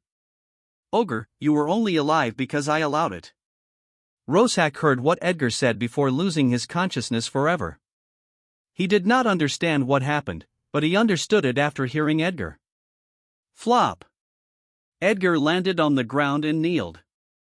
The king's sword dispersed. His sword stabbed the ground and supported himself. His breathing is ragged. The body of the ogre starts falling. It hits the ground before the head falls from the air. Huff huff huff. At my current level of aura and magic, I can only maintain the king's sword with my concept for less than 30 seconds if I am in my best state. I can only attack with a 3-king slash before my aura is exhausted, thought Edgar. Edgar looks at the body of the ogre behind him. He is astonished as the body of the ogre turns into dust. He looks at the head. The same thing is happening. TNNG. A black crystal ball fell to the ground when the head completely turned into dust. It has golden runes. It has similarities to the runes of the skill that he duplicated from the ogre. Is that the soul crystal?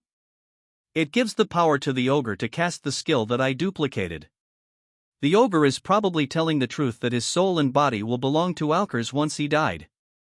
The soul crystal is like a contract, Edgar murmured to himself. Crack. A crack appears on the crystal. It spreads all over the crystal, then bursts into shimmering black lights. Edgar stood up and took a deep breath a few times. It isn't the right time to look at the skill he duplicated. The authorities will arrive soon, and it will be difficult to slip once it is completely barricaded around the dimensional lock. It isn't the right time to meet the authorities. He will tell them the intelligence that he got later online. He walks in a particular direction. An indigo magic circle appears at the tip of his sword. The magic circle moves up until the sword disappears. A while ago, the Hyperbeings were actually anxious that the 18 minutes that Edgar said had already arrived, but they could still hear the loud sound of fighting between Edgar and the ogre. In an alley near the street, between smaller, light green buildings, the group of Susan is whispering to each other. Did something wrong happen to Red Hair's plan? The fight is still going on. Should we help him? A woman asked. Susan frowns and thinks, then she says, he looks like the type of person that plans. If plan A does not work, he should have a plan B. You saw the attack of the ogre earlier. How can we help him with our current condition? If we cannot avoid the attack of the ogre, he might be forced to block it for us. I saw his fight with the ogre. He is very skilled. He swiftly avoided the ogre's attack. I will observe their fight again. If he really needs our help, then we will do our best to help and not become a burden. The other two nodded, then they heard the sudden, very loud explosion. The three of them look at each other. Susan quickly climbed a building. She jumped on the rooftops of smaller buildings, then climbed behind a taller building. By the time she sees the battlefield, the fight is already over, the ogre is turned to dust, and Edgar has already moved away from the battlefield. What happened? Where are they? Asked Susan to herself. If the ogre is alive, he should be moving to them right now, so that means red-haired one. Susan moves to the battlefield as she thinks Edgar might be severely injured. Edgar walked for a while, then reached the edge of the dimensional lock. He remembers where the devices float. He raised his right hand, then an indigo magic circle formed. The magic circle helps detect the devices and control them. He deactivated the dimensional lock, used the device to communicate with other devices, and let them toward his place. The dimensional lock is turned off, the indigo sphere starts disappearing, and buildings in the real world start appearing. The rubble of destroyed buildings is disappearing. The devices stopped emitting beams. All the devices closed their motors like blades at their bottom and became cylindrical objects again, then flew toward Edgar. The devices reached Edgar, and he sent them to his storage space. Life detection. He can see the locations of CCTV. The hyperbeings that he saved are running toward his location. They are probably grateful and want to thank him. Edgar smiles. We will meet again later. As he walks away, a magic circle moves up from his feet. His outfit is changing, his hair is turning black, and the mask has disappeared. He is back to his role as an average man. The hyperbeings that Edgar saved reached the place where he was standing. Where is he? Asked the woman in Susan's group. Susan. Meryl and the others are also approaching. I was very worried when I saw the ogre attacking in your direction. I'm so glad that you are okay. Where is the red-haired man? Meryl keeps moving her head and looks for Edgar. He might be gone, said Susan with a helpless expression.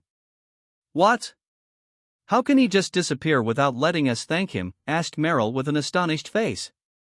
I don't know, but I know that he is not a selfish bastard like a poison guild, said Susan. Well said. A man's voice suddenly startled everyone. He is a man in his 30s. He has neatly combed hair. He is wearing a black jacket, blue jeans, and black shoes. He took out his wallet and showed his ID. I'm Rico. I am a secret member of PHA.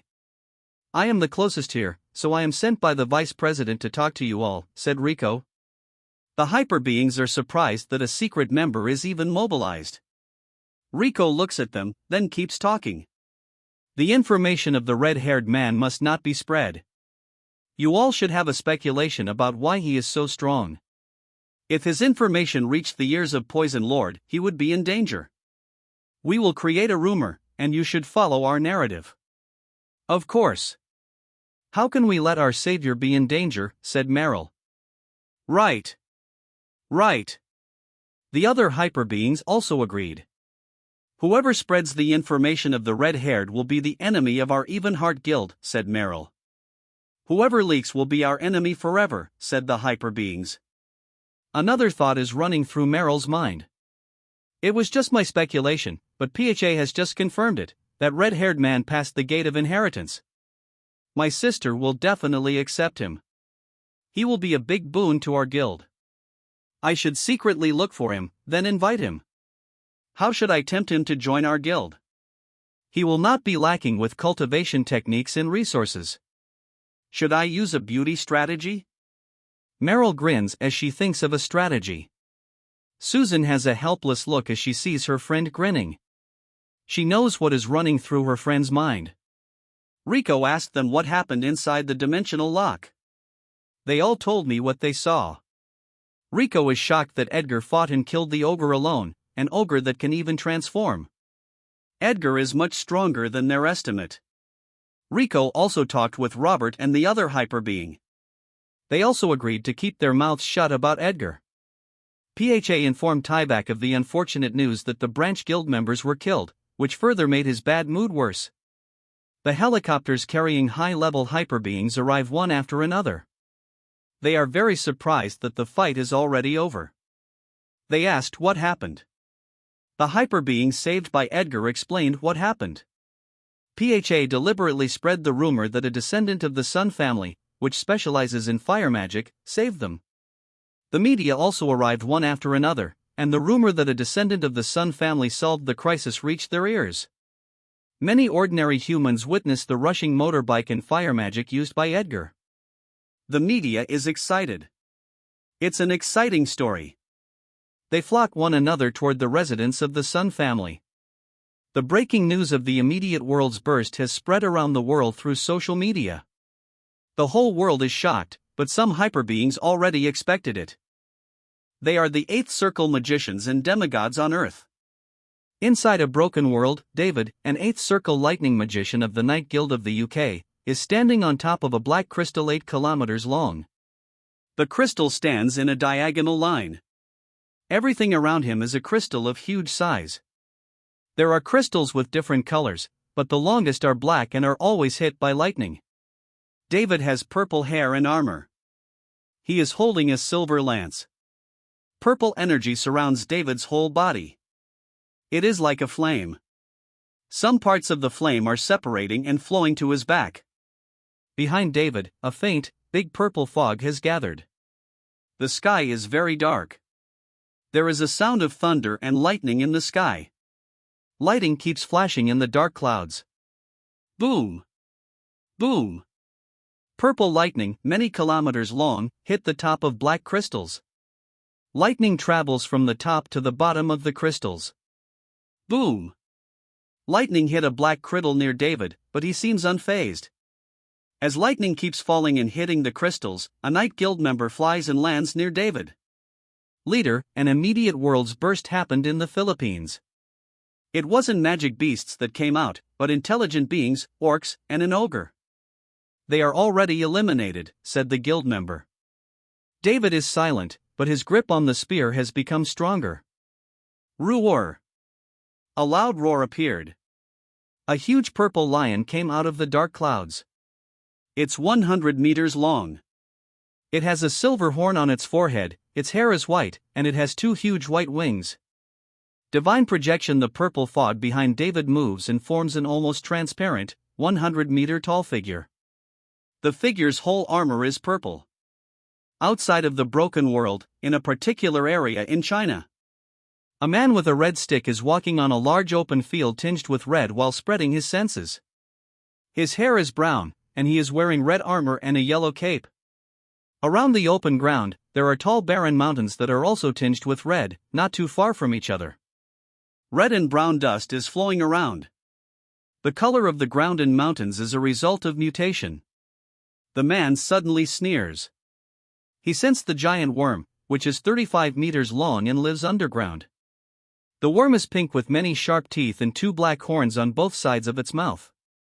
He is hunting it because it wreaked havoc on a human settlement. He is turning into a giant as he walks. His red stick is also getting bigger. He stopped getting taller when he became 50 meters tall. Everything he wears grows at the same time that his height is getting bigger. The giant being is Yusin, a demigod that specializes in body cultivation with aura. His power to turn into a giant is a power he inherited from a god. He is the guild leader of the Rui Guild. He noticed a guild member flying toward him. Leader, there is urgent news from the Philippines. In Italy, inside a guild headquarters that looks like a cathedral, a beautiful lady with golden hair is sitting cross-legged while meditating in a hall. The hall is white with silver patterns. The lady is wearing a white robe with a hood. Threads of golden light are rotating and gathering toward her. She is Saint Annalyn of the Light Guild, an 8th circle light magician. She opened her blue eyes as she hears footsteps. No one would disturb her unless something urgent happened. A girl who was also wearing a white robe with a hood entered the hall and reported what happened in the Philippines. Saint Annalyn grips her fists. She, Yusin, and David have the same thought. The other demigods and 8th circle magicians are not on Earth, but they will probably have the same thought. Invasion has already begun. More will come. In the Philippines, the authorities sigh as they look at the damage caused by the battle. There is so much damage on the roads. Many buildings are also damaged to various degrees. They are very grateful to the red-haired man. They heard the devastating attacks of the ogre, and the consequences are severe if the buildings around them are hit by the ogre's attacks. No one died from the orcs, but some unfortunately died due to accidents caused by panic. In a private residence, within a courtyard, the head of the Sun family is moving his whole body in a rhythmic pattern. His body is clad with a compact aura, and a fire dragon is moving along with his movements. He is wearing an orange robe with fire patterns, black pants, and black shoes. His hair is red and quite long. He heard frantic steps. A woman is running toward the courtyard. He dispersed the fire dragon, took a deep breath, and stopped releasing his aura. The woman stopped at quite a distance from the man. "What is it?" calmly asked Seo, the head of the Sun family. "Father, many media are here. They are asking who was the descendant that helped solve the crisis in Quezon City before the high-level hyperbeings arrived," answered the woman. "How can they say that it was our descendant?" Seo's face looks confused. No one informed him that another family member was going to Quezon City. He only knew that a PHA member of their family was going there. They said he is red-haired, and he specializes in fire magic. "Do we have family members near that place?" asked Seo with a frown. "We don't know, but some of them are currently outside. There is a chance that it really is a member of our family." "Father, what should I tell the media?" asked the woman. Seo thinks for a while, then he smiles. "We won't directly acknowledge it. Someone might want to use us as a shield, but it doesn't matter as long as it doesn't damage our reputation," said Seo. "I understand, father," said the woman. Seo looks in the direction of Quezon City. "I hope it really is our descendant. If it isn't, only one organization could work this hard to cover that hyperbeing. There is only one reason for them to go that far, and I am looking forward to seeing how strong he becomes when he is ready to surface and be seen by the world. Seo has bigger smiles as he thinks of this. There was breaking news on TV, which shocked many people in the country and around the world. An immediate world's burst. It's the first time that it happened. The government sealed the information that intelligent beings came out of the world's burst. It will cause worldwide panic if the citizens know. The citizens of Quezon City start returning to their homes when the news says that the crisis is solved. Some businesses start opening. Edgar disguised himself with magic and went to an internet cafe. He made sure to prevent getting tracked through the internet, then sent an encrypted email to PHA. The email contains the information that he got from the orcs and the ogre. He took a taxi to his home. He is too tired to drive his motorbike. He called everyone in his family and asked about their situation. The businesses where Tony and Faye work did not continue closing their businesses since it's already safe, so they cannot go home. Sasha's classes are cancelled, so Edgar told the taxi driver to go to Sasha's school, and they went home together. The roads are cleared by Hyperbeings. They help move the cars stuck on the road to allow vehicles to pass through. The barricades made by the police were removed. They arrived home, and he cooked food for Sasha for lunch, then went to sleep for a few hours. When he woke up, it was already afternoon. Tony and Faye are already home. He can hear their voices. Edgar sat cross-legged on his bed. A magic stone appeared on his palm, then he meditated and started absorbing the magic stone. He bought it in the underground market before. Mana is absorbed into his palm and then flows to his magic core. He repeated it a few times. The blue magic stones turned into white crystals. Edgar looks at the additional golden runes in his sea of consciousness. He activated the skill, and then a black hole formed in his right palm. His mana is rapidly declining. It consumes too much mana, and it takes time to completely form it. Is that the reason why the ogre stopped using it when he was fighting me? When it swallowed the two hyperbeings, only the clothes and armor were spit out. This skill probably absorbs the flesh of beings. Magic beasts have so much flesh, I don't have to resort to absorbing human flesh, which might even affect my mind, Edgar thought. Edgar looks at the black hole in his palm. Since it swallows the flesh of beings, I will call it SSS skill, swallowing. He took out a potion from his storage space. He took out the shining emerald from the bottle, raised his right palm with the black hole, and absorbed the potion. There is a dimension of space in his stomach. It is where everything that the black hole absorbs will go. The space is full of white fog. When the potion appeared in the space, white fog surrounded it and quickly turned into dust. Edgar did not feel anything. He took out the dust from the space through the black hole and burned it into nothingness. Is it only applicable to the flesh of beings? I should buy the flesh of magic beasts tomorrow, murmured Edgar. In the evening, all the contents of the news are about the incident in Quezon City. The Rios family watches the news together. Edgar smiles as he watches the news that a descendant of the Sun family solved the crisis. PHA and the hyperbeings that I saved probably made an agreement to keep my information confidential, thought Edgar. In the morning, he bought the flesh of a magic beast and experimented with his swallowing skills.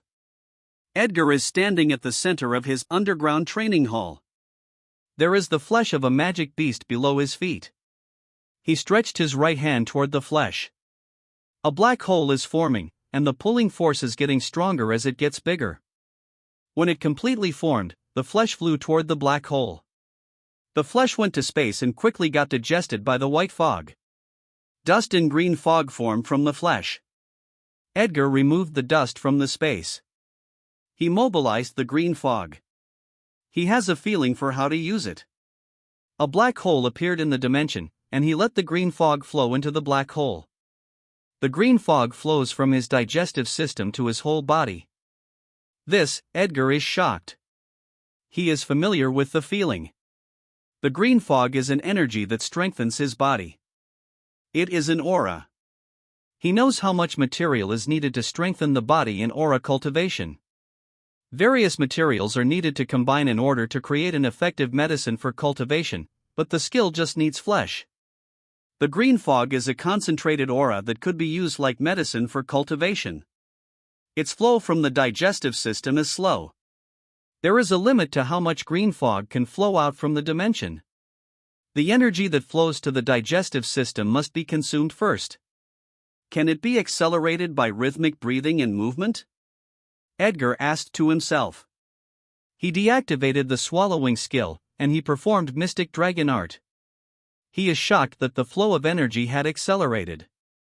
If the enemy really can do this, we have no hope of defeating them, but if their cultivation is really this fast, all worlds should have been invaded, including Earth. A heaven-defying skill like this should have a price to pay. My duplication skill requires me to risk my life to duplicate the powerful skills of powerful beings, said Edgar. His face looks serious. The magic runes of the swallowing skill are different. What if the skill is against the will of the universe and they can't mobilize life energy in the air? They cannot accelerate the flow of energy from the dimension. What about me? Why can I still use life energy in the air? Is it because I don't have black crystal or because I inherited the power of God? Is it because the magic runes are different? Edgar thinks of many possibilities. Edgar raised his right palm and activated the swallowing skill. A black hole formed on his right palm. He stares at the black hole. Whatever the reason, this is a huge advantage to me. With this skill, there is hope of surpassing my peak in the virtual world in a short time. In the morning, Edgar is walking on the ground within a pit while light brown dust is flowing. He is wearing his black coat and holding his sword. The ground is light brown. The huge pit was an open pit for mining. Not too far from the huge pit are lush forests and mountains. There is a big cave in the pit. A slithering sound appears. A huge snake came out of the cave. Its scale is brown, and its bottom is white. It stares at the creature that dares to enter its territory. Edgar took a sword stance. He is not here to duplicate a skill. He will slay the beast and try the swallowing skill. The huge snake is destroying the ecology of the surrounding forest and mountains. Beasts are running out of food in the inner zone, so they are forced to move to the outer zone, causing many beasts to move out of the restricted zone. The pressure on defense is too much. PHA tried to find the snake, but they failed. Edgar easily found it with his detection skill. Roar! The whole body of the huge snake came out. It is 15 meters long. Whoosh! It opened its big mouth and attacked Edgar. It is so fast. Bang! BRRGH. The huge snake bit where Edgar was standing. It missed and continues to move forward, causing a gully on the ground. Edgar jumped up with a somersault, then he charges down to the head of the snake. He covers his sword with his concept, then slashes it. The snake sensed the danger. It turned its brown scale into gold. Clang! The sword seemed to have hit a very hard metal. Edgar landed near the head of the snake. The snake shakes its head and body. Edgar jumped up, then the snake opened its mouth and bit him in mid-air. Edgar stepped on earth, then he moves forward. He rotates his body in mid-air and landed on the wall of the huge pit. He took a slashing stance. Threads of white aura and fire element gather on his sword. The huge snake faces Edgar, then earth element cover its body. Boulders and stones float from the ground. They stay in the air around the snake, then fly toward Edgar. Shoo! Shoo! Shoo! Many stones and boulders are quickly flying. Magic circles appear around Edgar, then earthen spears come out and fly toward the stones and boulders. Boom! Boom! Stones, boulders, and earthen spears keep clashing. Destroyed boulders and stones are crashing to the ground. Large particles of dust form in the air. The snake keeps attacking with stones and boulders. Bang! The wall cracked as Edgar suddenly moves. He swiftly dodges the stones and boulders while flying toward the snake. The king's sword is forming. Bang! Bang! The stones and boulders that missed Edgar hit the wall of the pit, causing huge amounts of dust and soil to erode from the wall. The snake combines the stones and boulders together. A huge boulder appears, then it flies to Edgar. Threads of white aura are rotating on the king's sword. Edgar holds it with his hands, then he slashed it to the huge boulder. Bang! A white aura blade cut the boulder. The boulder is separated into top and bottom. The aura blade continues to fly. The snake sensed the danger earlier. It was able to move its upper body to the side, but it was still hit and got a big wound below its head. The snake screams. Edgar stepped on earth and jumped up. He accelerated from the air as threads of white aura rotate on his sword, then he landed on top of the huge boulder. Boom! He charges toward the wailing snake. The snake saw Edgar moving toward it. Many stones and boulders from the ground rapidly flew into the air. Whang! The snake's head separated from its body. Edgar is behind the snake with flashing lightning on his body. A white aura blade is flying down to the ground. Boom! Boom! Boom!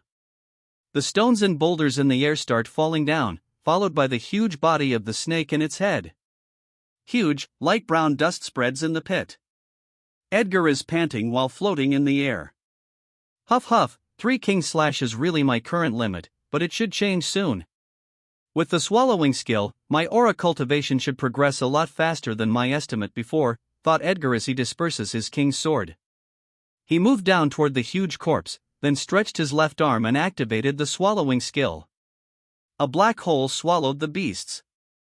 The huge corpse appears in the dimension, then the white fog surrounds it and quickly gets digested. The huge corpse turned into a lot of green fog and dust. Edgar removes the dust from the dimension, then manipulates the green fog to form a green sphere in the dimension. It should be enough for my aura cultivation for quite some time, murmured Edgar. Edgar went home. He entered his underground training hall. He walks to the center and takes a stance for Mystic Dragon Art. Green fog separates from the green sphere in the dimension and then flows to his body. Mystic Dragon Art. Edgar moves and breathes with rhythm. He keeps moving until his body is saturated with aura. He raised his hands and grips his fists. If I were to rely on Mystic Dragon Art alone, it would take a lot longer to strengthen my body. I can't forcefully add more aura to my body or else I will be destroyed. It takes time for my body to adjust, become stronger, and increase in capacity to keep more aura. The stronger my body, the stronger my mind, and then I can form more magic circles on my core. I should be able to gain power that can fight back even if more powerful invaders appear, thought Edgar. He took a deep breath and took a fist stance. He jumped up and put more aura to his right foot, then he made a side kick. More aura flows to his right fist. Boom! He accelerated from the air and punched the ground. He moves and keeps performing martial arts while using his aura. Consuming aura quite helps in accelerating the body to become stronger and increase the capacity to keep aura. Inside the headquarters of PHA, within the room of the president's office, Owen is talking to the president, Veal Laska, a peak 3rd level aura master in 7th circle phoneme alphabet equals IPA PH equals wind wine / phoneme magician. Veal has short mint hair, and he is wearing a black coat, white sleeves, and black pants. We haven't found him yet. It seems he does not want to meet us yet, but he is someone who is willing to help once a crisis occurs. The intelligence that we got probably came from him. We know that there is a threat outside of Earth, but the 8th circle did not specifically say what it is. Now we know that they are called Alkers, the force behind the invasions of various worlds. The intelligence even said that there is a soul crystal that gives their minions a power that can swallow beings. According to Red Haired, the ogre said that the power could increase their strength faster than a normal cultivation. Owen reported. Veal's face turns serious. He grips his fists hard. Not all hyperbeings that passed the trial could get a meditation technique that has complete details until the 8th circle. All hyperbeings that entered the gate of inheritance, including those that failed, got a meditation and aura technique. Veal only has a meditation technique that has complete details until the 7th circle. Before he could make a move to learn a meditation technique with the 8th circle, the trial automatically ended. 3 years ago, the first 8th circle appeared in the world in the USA, Michael of Sun Guild. He mentioned that there is a threat outside of Earth, and he suddenly has advanced knowledge and technology. As more 8th Circle or demigods appear, we got more information. The 8th Circle or demigod got the ability to go out of Earth. They got advanced knowledge and technology outside of Earth. The dimensional lock, space storage, universal language, contract of promise, powerful magic skills, and more all came outside of Earth. They could even get another 8th Circle meditation technique if they wanted to, but they said it cannot be bought with money and they don't need it. Our government is negotiating with another country to get an 8th Circle meditation technique, but the negotiation is still ongoing. No country will easily give up its advantage. Reaching the 8th Circle brings so much advantage. Veal sighs for his and the country's current predicament. Sir, red-haired people might have an 8th Circle meditation technique, said Owen. Veal shook his head.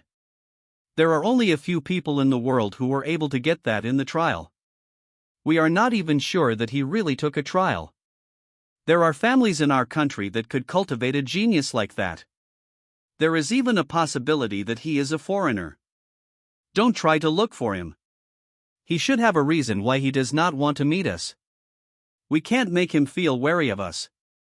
It is enough that he is willing to help, said Veal. Owen nodded when he heard the order from Veal. Palawan Island, an island that became an autonomous region because of Poison Lord and the support of Death Guild. On the island, there is a famous city worldwide, Puerto Princesa City. There are tall buildings and a huge coliseum. The tall buildings are high-end hotels. Not far from the hotels are bars and casinos. The hotels could see the beautiful beaches and blue sea. There is an iconic tall building near the beach. It has the crest of a green viper and the capital letters PG. It's the headquarters of the Poison Guild. The city became famous because of the Colosseum, beautiful beaches, and hidden sins behind the prosperous scene of the city. The Colosseum is an arena where hyperbeings are currently fighting. The arena is surrounded by a magic shield. There are many foreigners in the audience. The audience screams and cheers. Their cheers are heard even at a distance from the Colosseum. The Colosseum is called Monarch Colosseum. In the city, there is a huge mansion with a big yard. Hyperbeings with armor are patrolling everywhere. There are big red dogs with 2 heads being ridden by hyperbeings. The gate of the mansion is black with a crest of green viper. It is the mansion of Poison Lord. Within a room in the mansion, a man is lying on the ground with injuries. His hands are chained with a magic chain behind his back. A fierce-looking man is stepping his boot on the head of the man lying on the ground. Not far from them is a burly, bald man comfortably sitting on a chair. He has a green goatee. He is wearing an orange Hawaiian shirt, white shorts, and a slipper. Vistal, the fierce man, kicked the body of the man. Ack! The man coughed out blood. Ha ha, you secret agents of the PHA are really stupid. Why would you sacrifice yourself for ordinary humans? Asked the bald man. The severely injured man chuckles. Poison Lord, we both know that ordinary humans could become powerful. They just need an opportunity to learn. The injured man smiles after saying this. He has a reminiscent look on his face. He remembers the face of a young man who was unwilling to give up. The young man has great potential. The young man bears a resemblance to his younger brother, who passed away. He is worth saving in exchange for his life. Ha ha ha ha, you think they will have an opportunity? All those that you saved will not get out of this island. The sea has ferocious magic beasts. They will die before reaching another island. My guild will hunt for them, and they will play in the underground arena. The beasts will chase them, and you will watch as they slowly die. Poison Lord shouted with a playful look on his face. Vistal also laughs. The injured man smiles. That young lad is quite cunning. Poison Lord, as long as he escapes, he'll be your nightmare later, thought the injured man. Poison Lord, or should I call you Toto? Asked the injured man. The face of Poison Lord changed, even Vistal. Sweat appears on the forehead of Vistal. Toto, you were just a lowly street gangster that needed to please your boss every day. I heard that you pissed your pants and even needed to slap yourself when you angered your boss, said the injured man. More sweat appears on the forehead of Vistal. He cannot see the expression of Poison Lord, who lowered his head, but he can feel the huge killing intent brewing from his boss. He stares at the man, full of anger. They might get implicated because of the anger of their boss. Poison Lord does not like being called by his former name, as it reminds him of his lowly and shameful past. Green fog starts to spread from Poison Lord. How dare you, shouted Vistal. He covers his right foot with aura, intending to kick the head of the man. Stop, Vistal, calmly ordered by Poison Lord. He stood up from his seat and walks calmly. Boom! Ack! Poison Lord's right hand slammed the head of the man on the floor. His body is clad with aura. A crack appeared on the floor where the head hit. The face of Poison Lord looks so hideous. His eyes are full of killing intent. Poison Lord grabbed the hair of the man and raised him up. The head of the man is bleeding very much. His left eye is phoneme alphabet equals IPAPH equals clause close slash phoneme, as blood is flowing over it. Poison Lord brings the face of the man phoneme alphabet equals IPAPH equals clause close slash phoneme to him. His eyes are very fierce.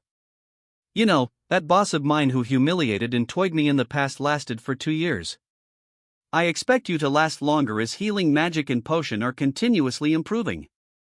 I will let you experience hell every day. Poison Lord fiercely said. Green vipers rise around Poison Lord. 2 green vipers surrounded the injured man's body. They open their mouths with sharp fangs. The injured man smiles as he looks at Poison Lord, whose face looks very fierce. The poison that he took started working on his heart. Poison Lord becomes more angry as he sees the injured man smiling. The vipers squeeze the body of the man. A sound of breaking bones appears. Oswald, take care, last thought of the man. His heart stopped beating. The luster in his eyes disappeared. In a restricted area on Palawan Island, a young man is hiding himself under the dried leaves. He suddenly felt something, and he couldn't help but look in the direction of Puerto Princesa City with worry. Mr. Simon, please hold on. I will look for help to save you. I will keep my promise. I will gain enough strength to smash that Poison Lord into pieces, thought Oswald. Poison Lord stares blankly at the body of Simon. He's dead? Poison Lord asked blankly. His face suddenly filled with so much anger. Bang! He releases a lot of aura. Green vipers, demons, and ferocious creatures are flying everywhere. Green fog increases in the room.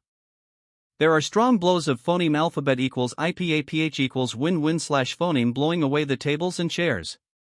Vistal immediately took an antidote. His face is full of sweat. Why the fuck is he dead? Why? Poison Lord smashed the head to the floor, then he repeatedly kicked it. His anger did not subside. He looked at Vistal and gave an order. Look for the people that escaped.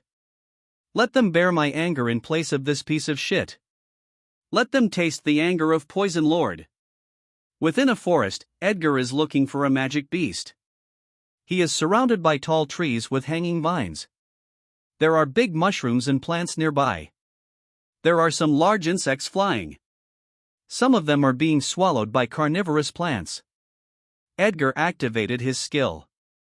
Life detection. The beasts, objects, and plants are seen by Edgar. He put special attention on a small monkey that is currently eating. Edgar smiled when he saw it. I finally found you, monkey. He quickly moves toward the monkey. He is nimbly avoiding the obstacles as he runs toward the area. After running for a while, he reached the area. He cloaked himself with magic and only released a weak aura. He jumped up a few times until he landed on a branch of a tall tree. He can clearly see the monkey. It is a 2-foot golden monkey. It is eating a rare golden fruit. How can Tier 2 eat a rare fruit? That kind of fruit is definitely guarded by Tier 3, murmured Edgar to himself. He took out his sword from the storage space. He put more aura on his feet, then he jumped toward the monkey. The monkey is startled that a weak creature is jumping toward it. It felt irritated as it did not finish the fruit. It stretched its right arm above it.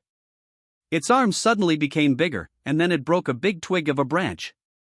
It stood up while still eating the fruit, then threw the sharp twig to Edgar. Whoosh! The big twig is flying to Edgar. Edgar jumped and rotated in mid-air.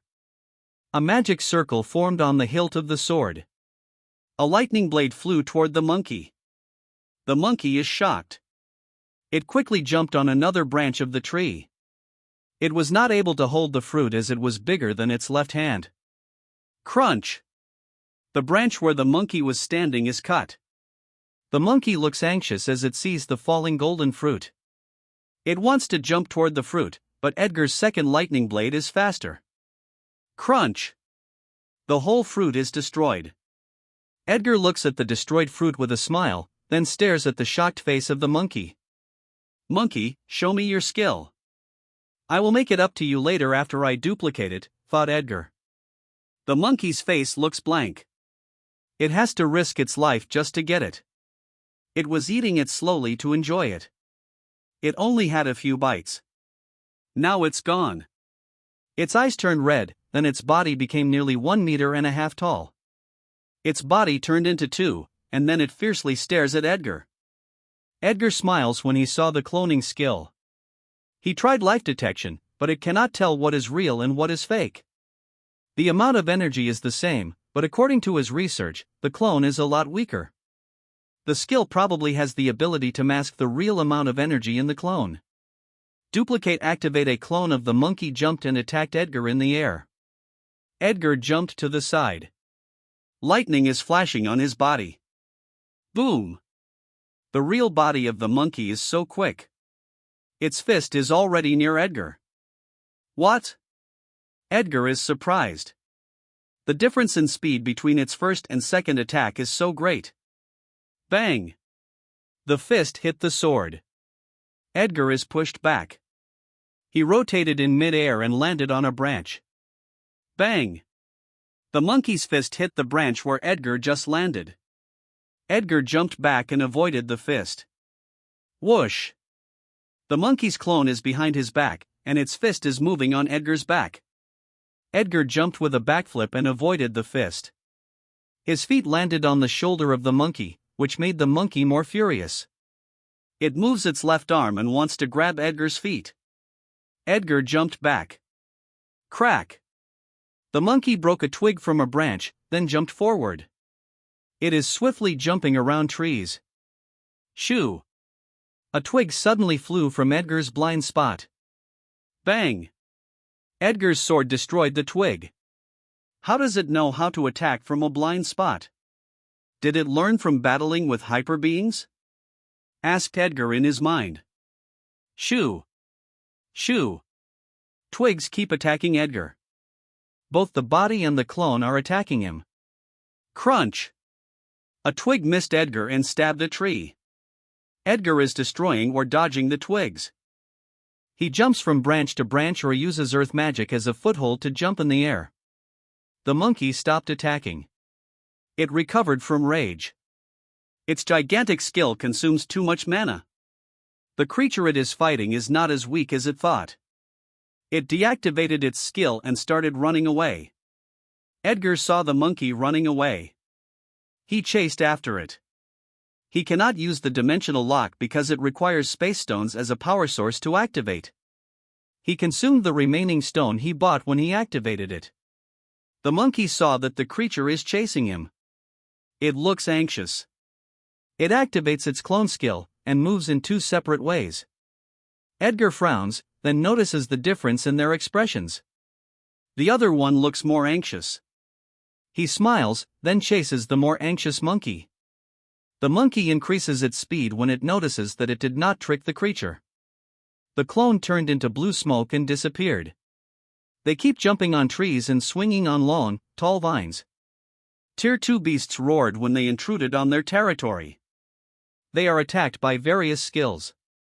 The monkey created a clone and tried to trick Edgar again. It tried to hide its expression, but Edgar still noticed it. Edgar followed the monkey, which he thinks is the real body. There is a huge lake not far in front of them.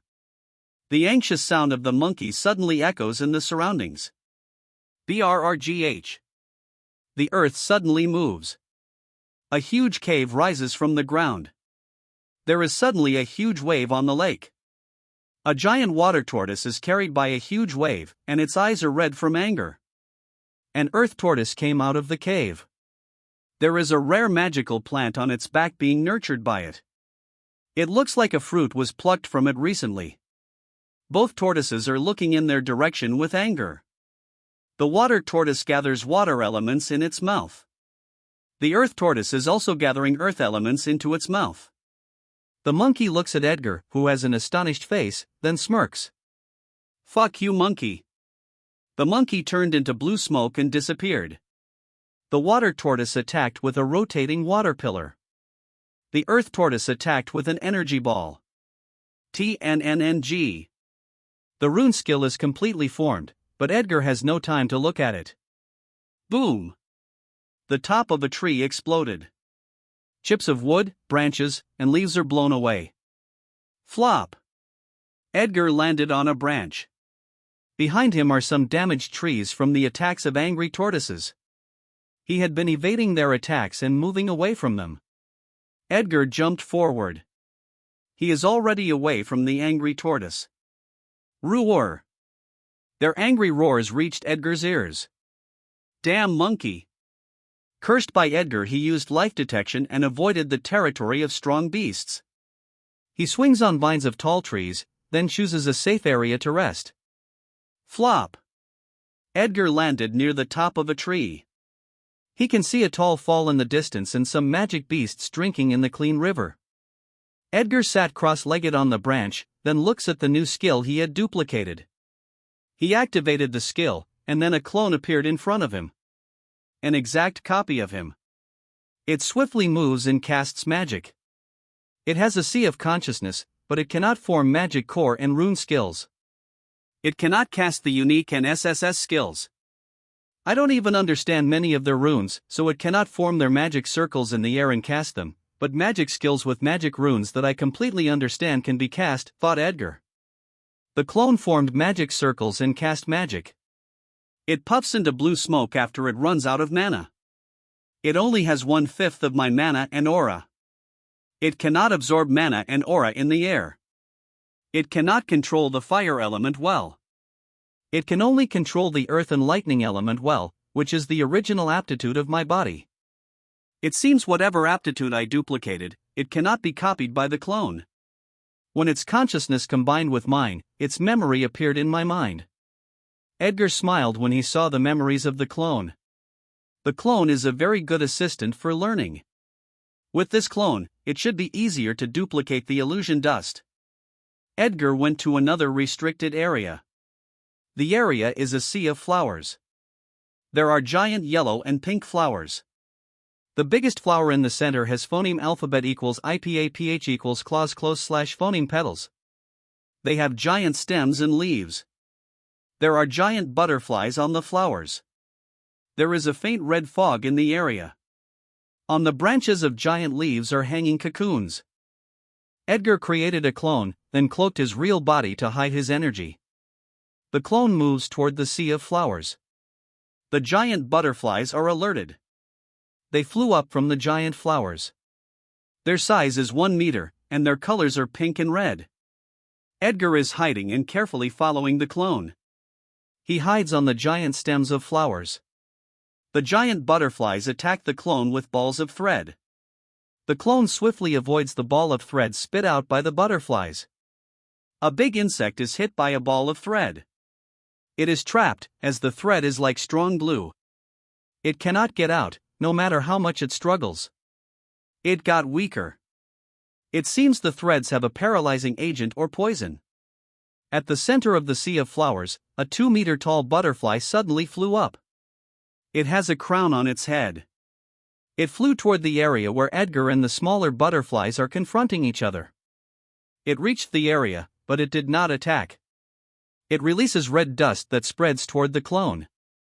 Duplicate activate. The clone keeps fighting the butterflies, but it seems to be struggling as the fight goes on.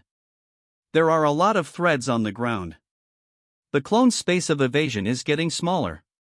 It stepped a thread on the ground. It was not able to evade an attack, and then more balls of thread hit him.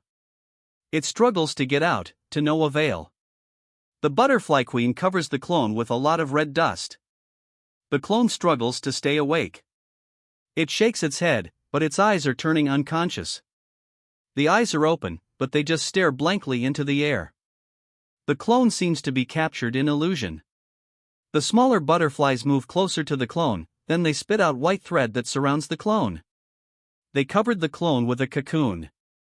The butterflies lift the cocoon and hang it near the center, where the red fog is thick. Their queen is releasing red dust regularly to keep the captured beings in illusion. The queen flew to a cocoon, then stabbed its sharp arm.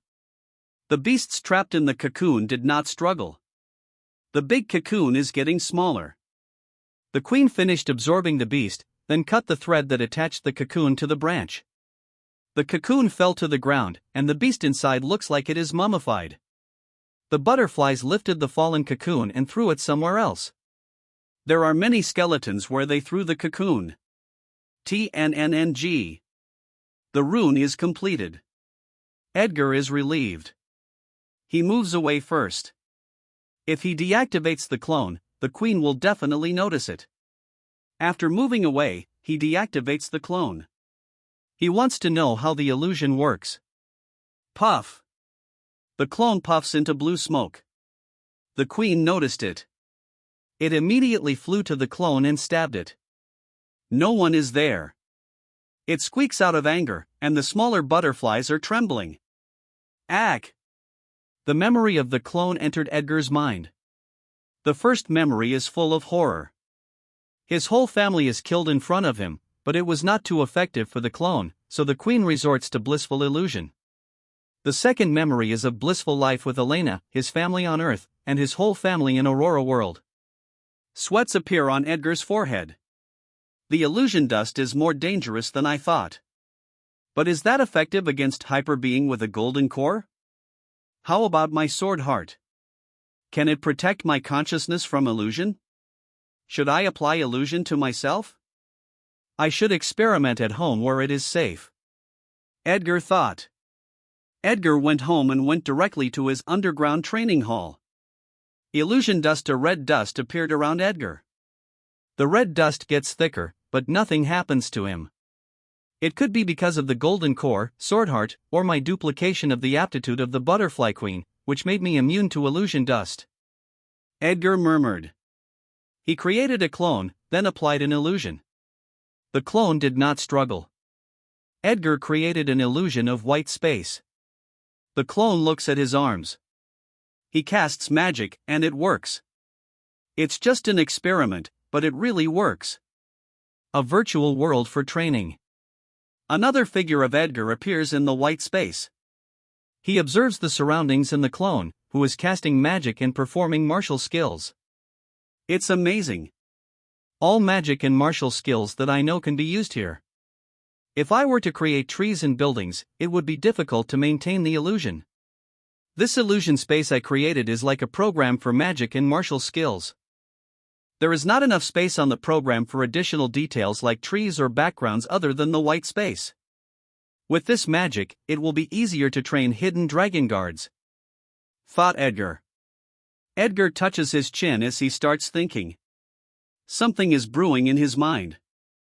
I cannot touch the poison guild yet, but there are pests that I can start eradicating now with this skill. Edgar crossed his hands as he thought of his plan. The original skill could only stimulate the horror or bliss of the target, which might sometimes not contain significant intelligence. I should create an illusion space of fire as I am very familiar with it to force intelligence out of enemies. I was planning to clean the pests when I established the hidden dragon guard as I lack intelligence and also as a form of their training, but I could start it now with this skill. It will also help me test the illusion dust and develop the illusion space. He went out of the illusion space and looked at the time. According to his estimate, 1 day in the illusion space is 1 hour in the real world. Amazing, this skill will really be of great help to my plans. The only problem is my mana. I cannot even continuously cast it for 1 hour. I should find a way to store the illusion dust. I will think of that later. I still have something to do tonight. He took out the materials, then smithied armor, a cape, and a mask.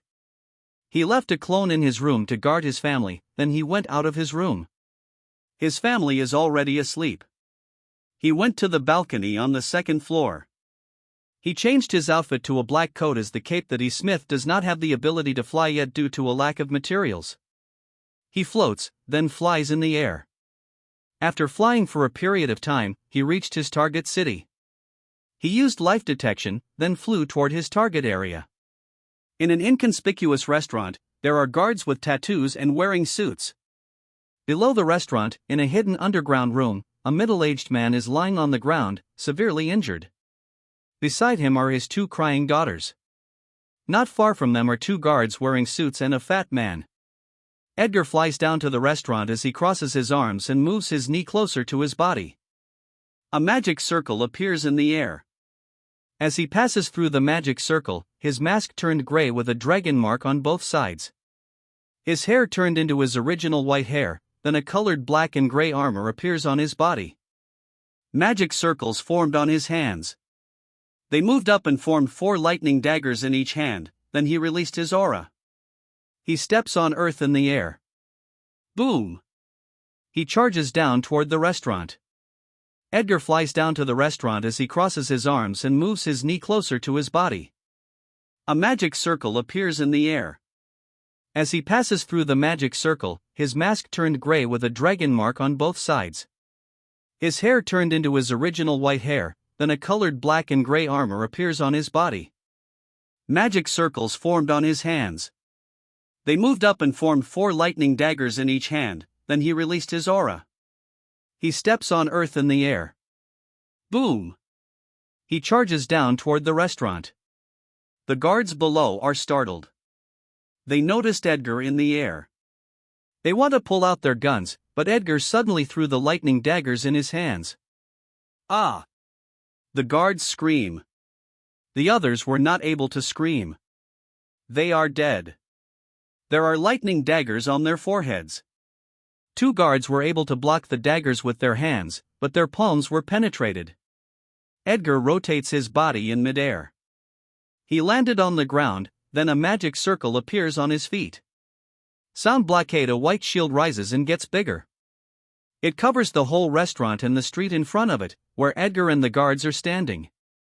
The guards pulled out their guns with their left hand. Their right hands are bleeding.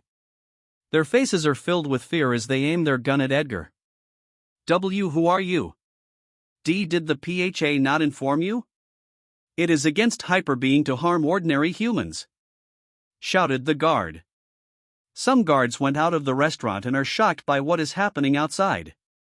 They drew their guns, and they all aimed at Edgar. What is happening here? Asked a guard. That man suddenly flew down from the air and attacked us with magic, explained a guard. The leader of the guard became angry when he heard it. He thought his subordinates angered the Hyperbeing, but they were actually attacked without reason. He walks toward Edgar with a fierce expression. Damn you! If you attack us without valid reason, you will be hunted by many guilds behind the underground forces. You should not meddle with our business, the leader furiously said. Edgar smiled when he heard the leader. His eyes turn sharp as he looks at the leader, then he says, Pests like you are unscrupulous because your back is covered by hyperbeings. You treat other ordinary humans as ants. Now it's time for you all to feel like an ant. The leader stepped back when Edgar's eyes turned sharp. Sweat appears on his face. Fire! Shouted the leader as he runs to the back. He also pulled out his gun and frantically fired. Bang! Bang! Bang! Many handguns are firing toward Edgar. The bullets are bouncing as they hit his aura. The fear on the faces of guards is getting higher. The leader stopped firing and took out his phone. Edgar caught a bullet and flicked his finger. The bullet flew toward the phone. Bang! The phone is destroyed. Lightning flashes on Edgar's body. Let me give you the experience of terror that your victims have experienced. Whoosh! Edgar quickly moves around the guards and hits them with punches and kicks. Ah! Screamed the guards. Their bones are broken. Their bodies are being electrocuted. Boom! The leader was kicked. He flew to the door of the restaurant and destroyed the wooden door. His body is convulsing. A while ago, in the underground room, the fat man was laughing. I told you I would take care of your daughters. How dare you try to move them away? Where will I, Pancho, put my face if they escape from my palms? Pancho spits after shouting at the injured man, then looks at the two girls with lecherous eyes. Please, have mercy. You can take all I have. Just don't touch my daughters, begged the middle-aged man while crying. Ha ha ha, old man. Your wealth is nothing to me, but I will accept it together with your daughter. Pancho's laugh is interrupted by a frantic shout. Boss! Boss! A hyperbeing is attacking us. The leader had already warned him, but he still attacked, a guard quickly said. Pancho is shocked, then sneers. Another one trying to be a hero. He looks at the middle-aged man and the two girls, then grins. It looks like you are lucky. I didn't know that a hyperbeing is your acquaintance, said Pancho. Pancho mistaken Edgar for their acquaintance. He turned to his back and moved to the stairs. The hyperbeing is probably here to save them. I will let them go and report that hyperbeing to the guilds. The guilds behind the underground forces will hunt that hyperbeing. Once that hyperbeing is gone, I will meet that family again. Pancho grins as he thinks of this. His face looks hideous, then he laughs, but he does not know that it will be his last laugh. Inside the restaurant, the guard leader is coughing out blood. Illusion dust, red dust covers the guard leader and puts him into an illusion of horror and bliss. He also let him experience hell in the illusion space of fire. Edgar touches his chin as he sees the illusion. He does not know the identity of the hyperbeing behind them. Guilds won't be openly involved with gray areas. They will send a hyperbeing to manage them, but even that person's identity will not be easily known. I should learn how to control the characters in the bliss and horror illusion, as it is too passive to get information, but it might not be easy. The bliss and horror illusions are created from the target's own imagination, the bliss and horror hidden deep in their minds. If I were to interfere, that illusion would be destroyed. I should be able to do it someday. There are many pests that can be put into illusion, Edgar thought. Pancho and his guards went out of the kitchen and saw the guard leader lying on the floor with a blank look on his face, surrounded by red dust. Pancho has a calm look on his face. He already has experience dealing with this kind of situation. Sir, I know you are here to save the family that I mistakenly took. I am sorry, I didn't know that you are their acquaintance. My subordinate has lusted on the two girls, but he lied to me that their father offended our group, said Pancho with a serious face. He looks at his tall, burly guard. The tall guard understood the thoughts of his boss.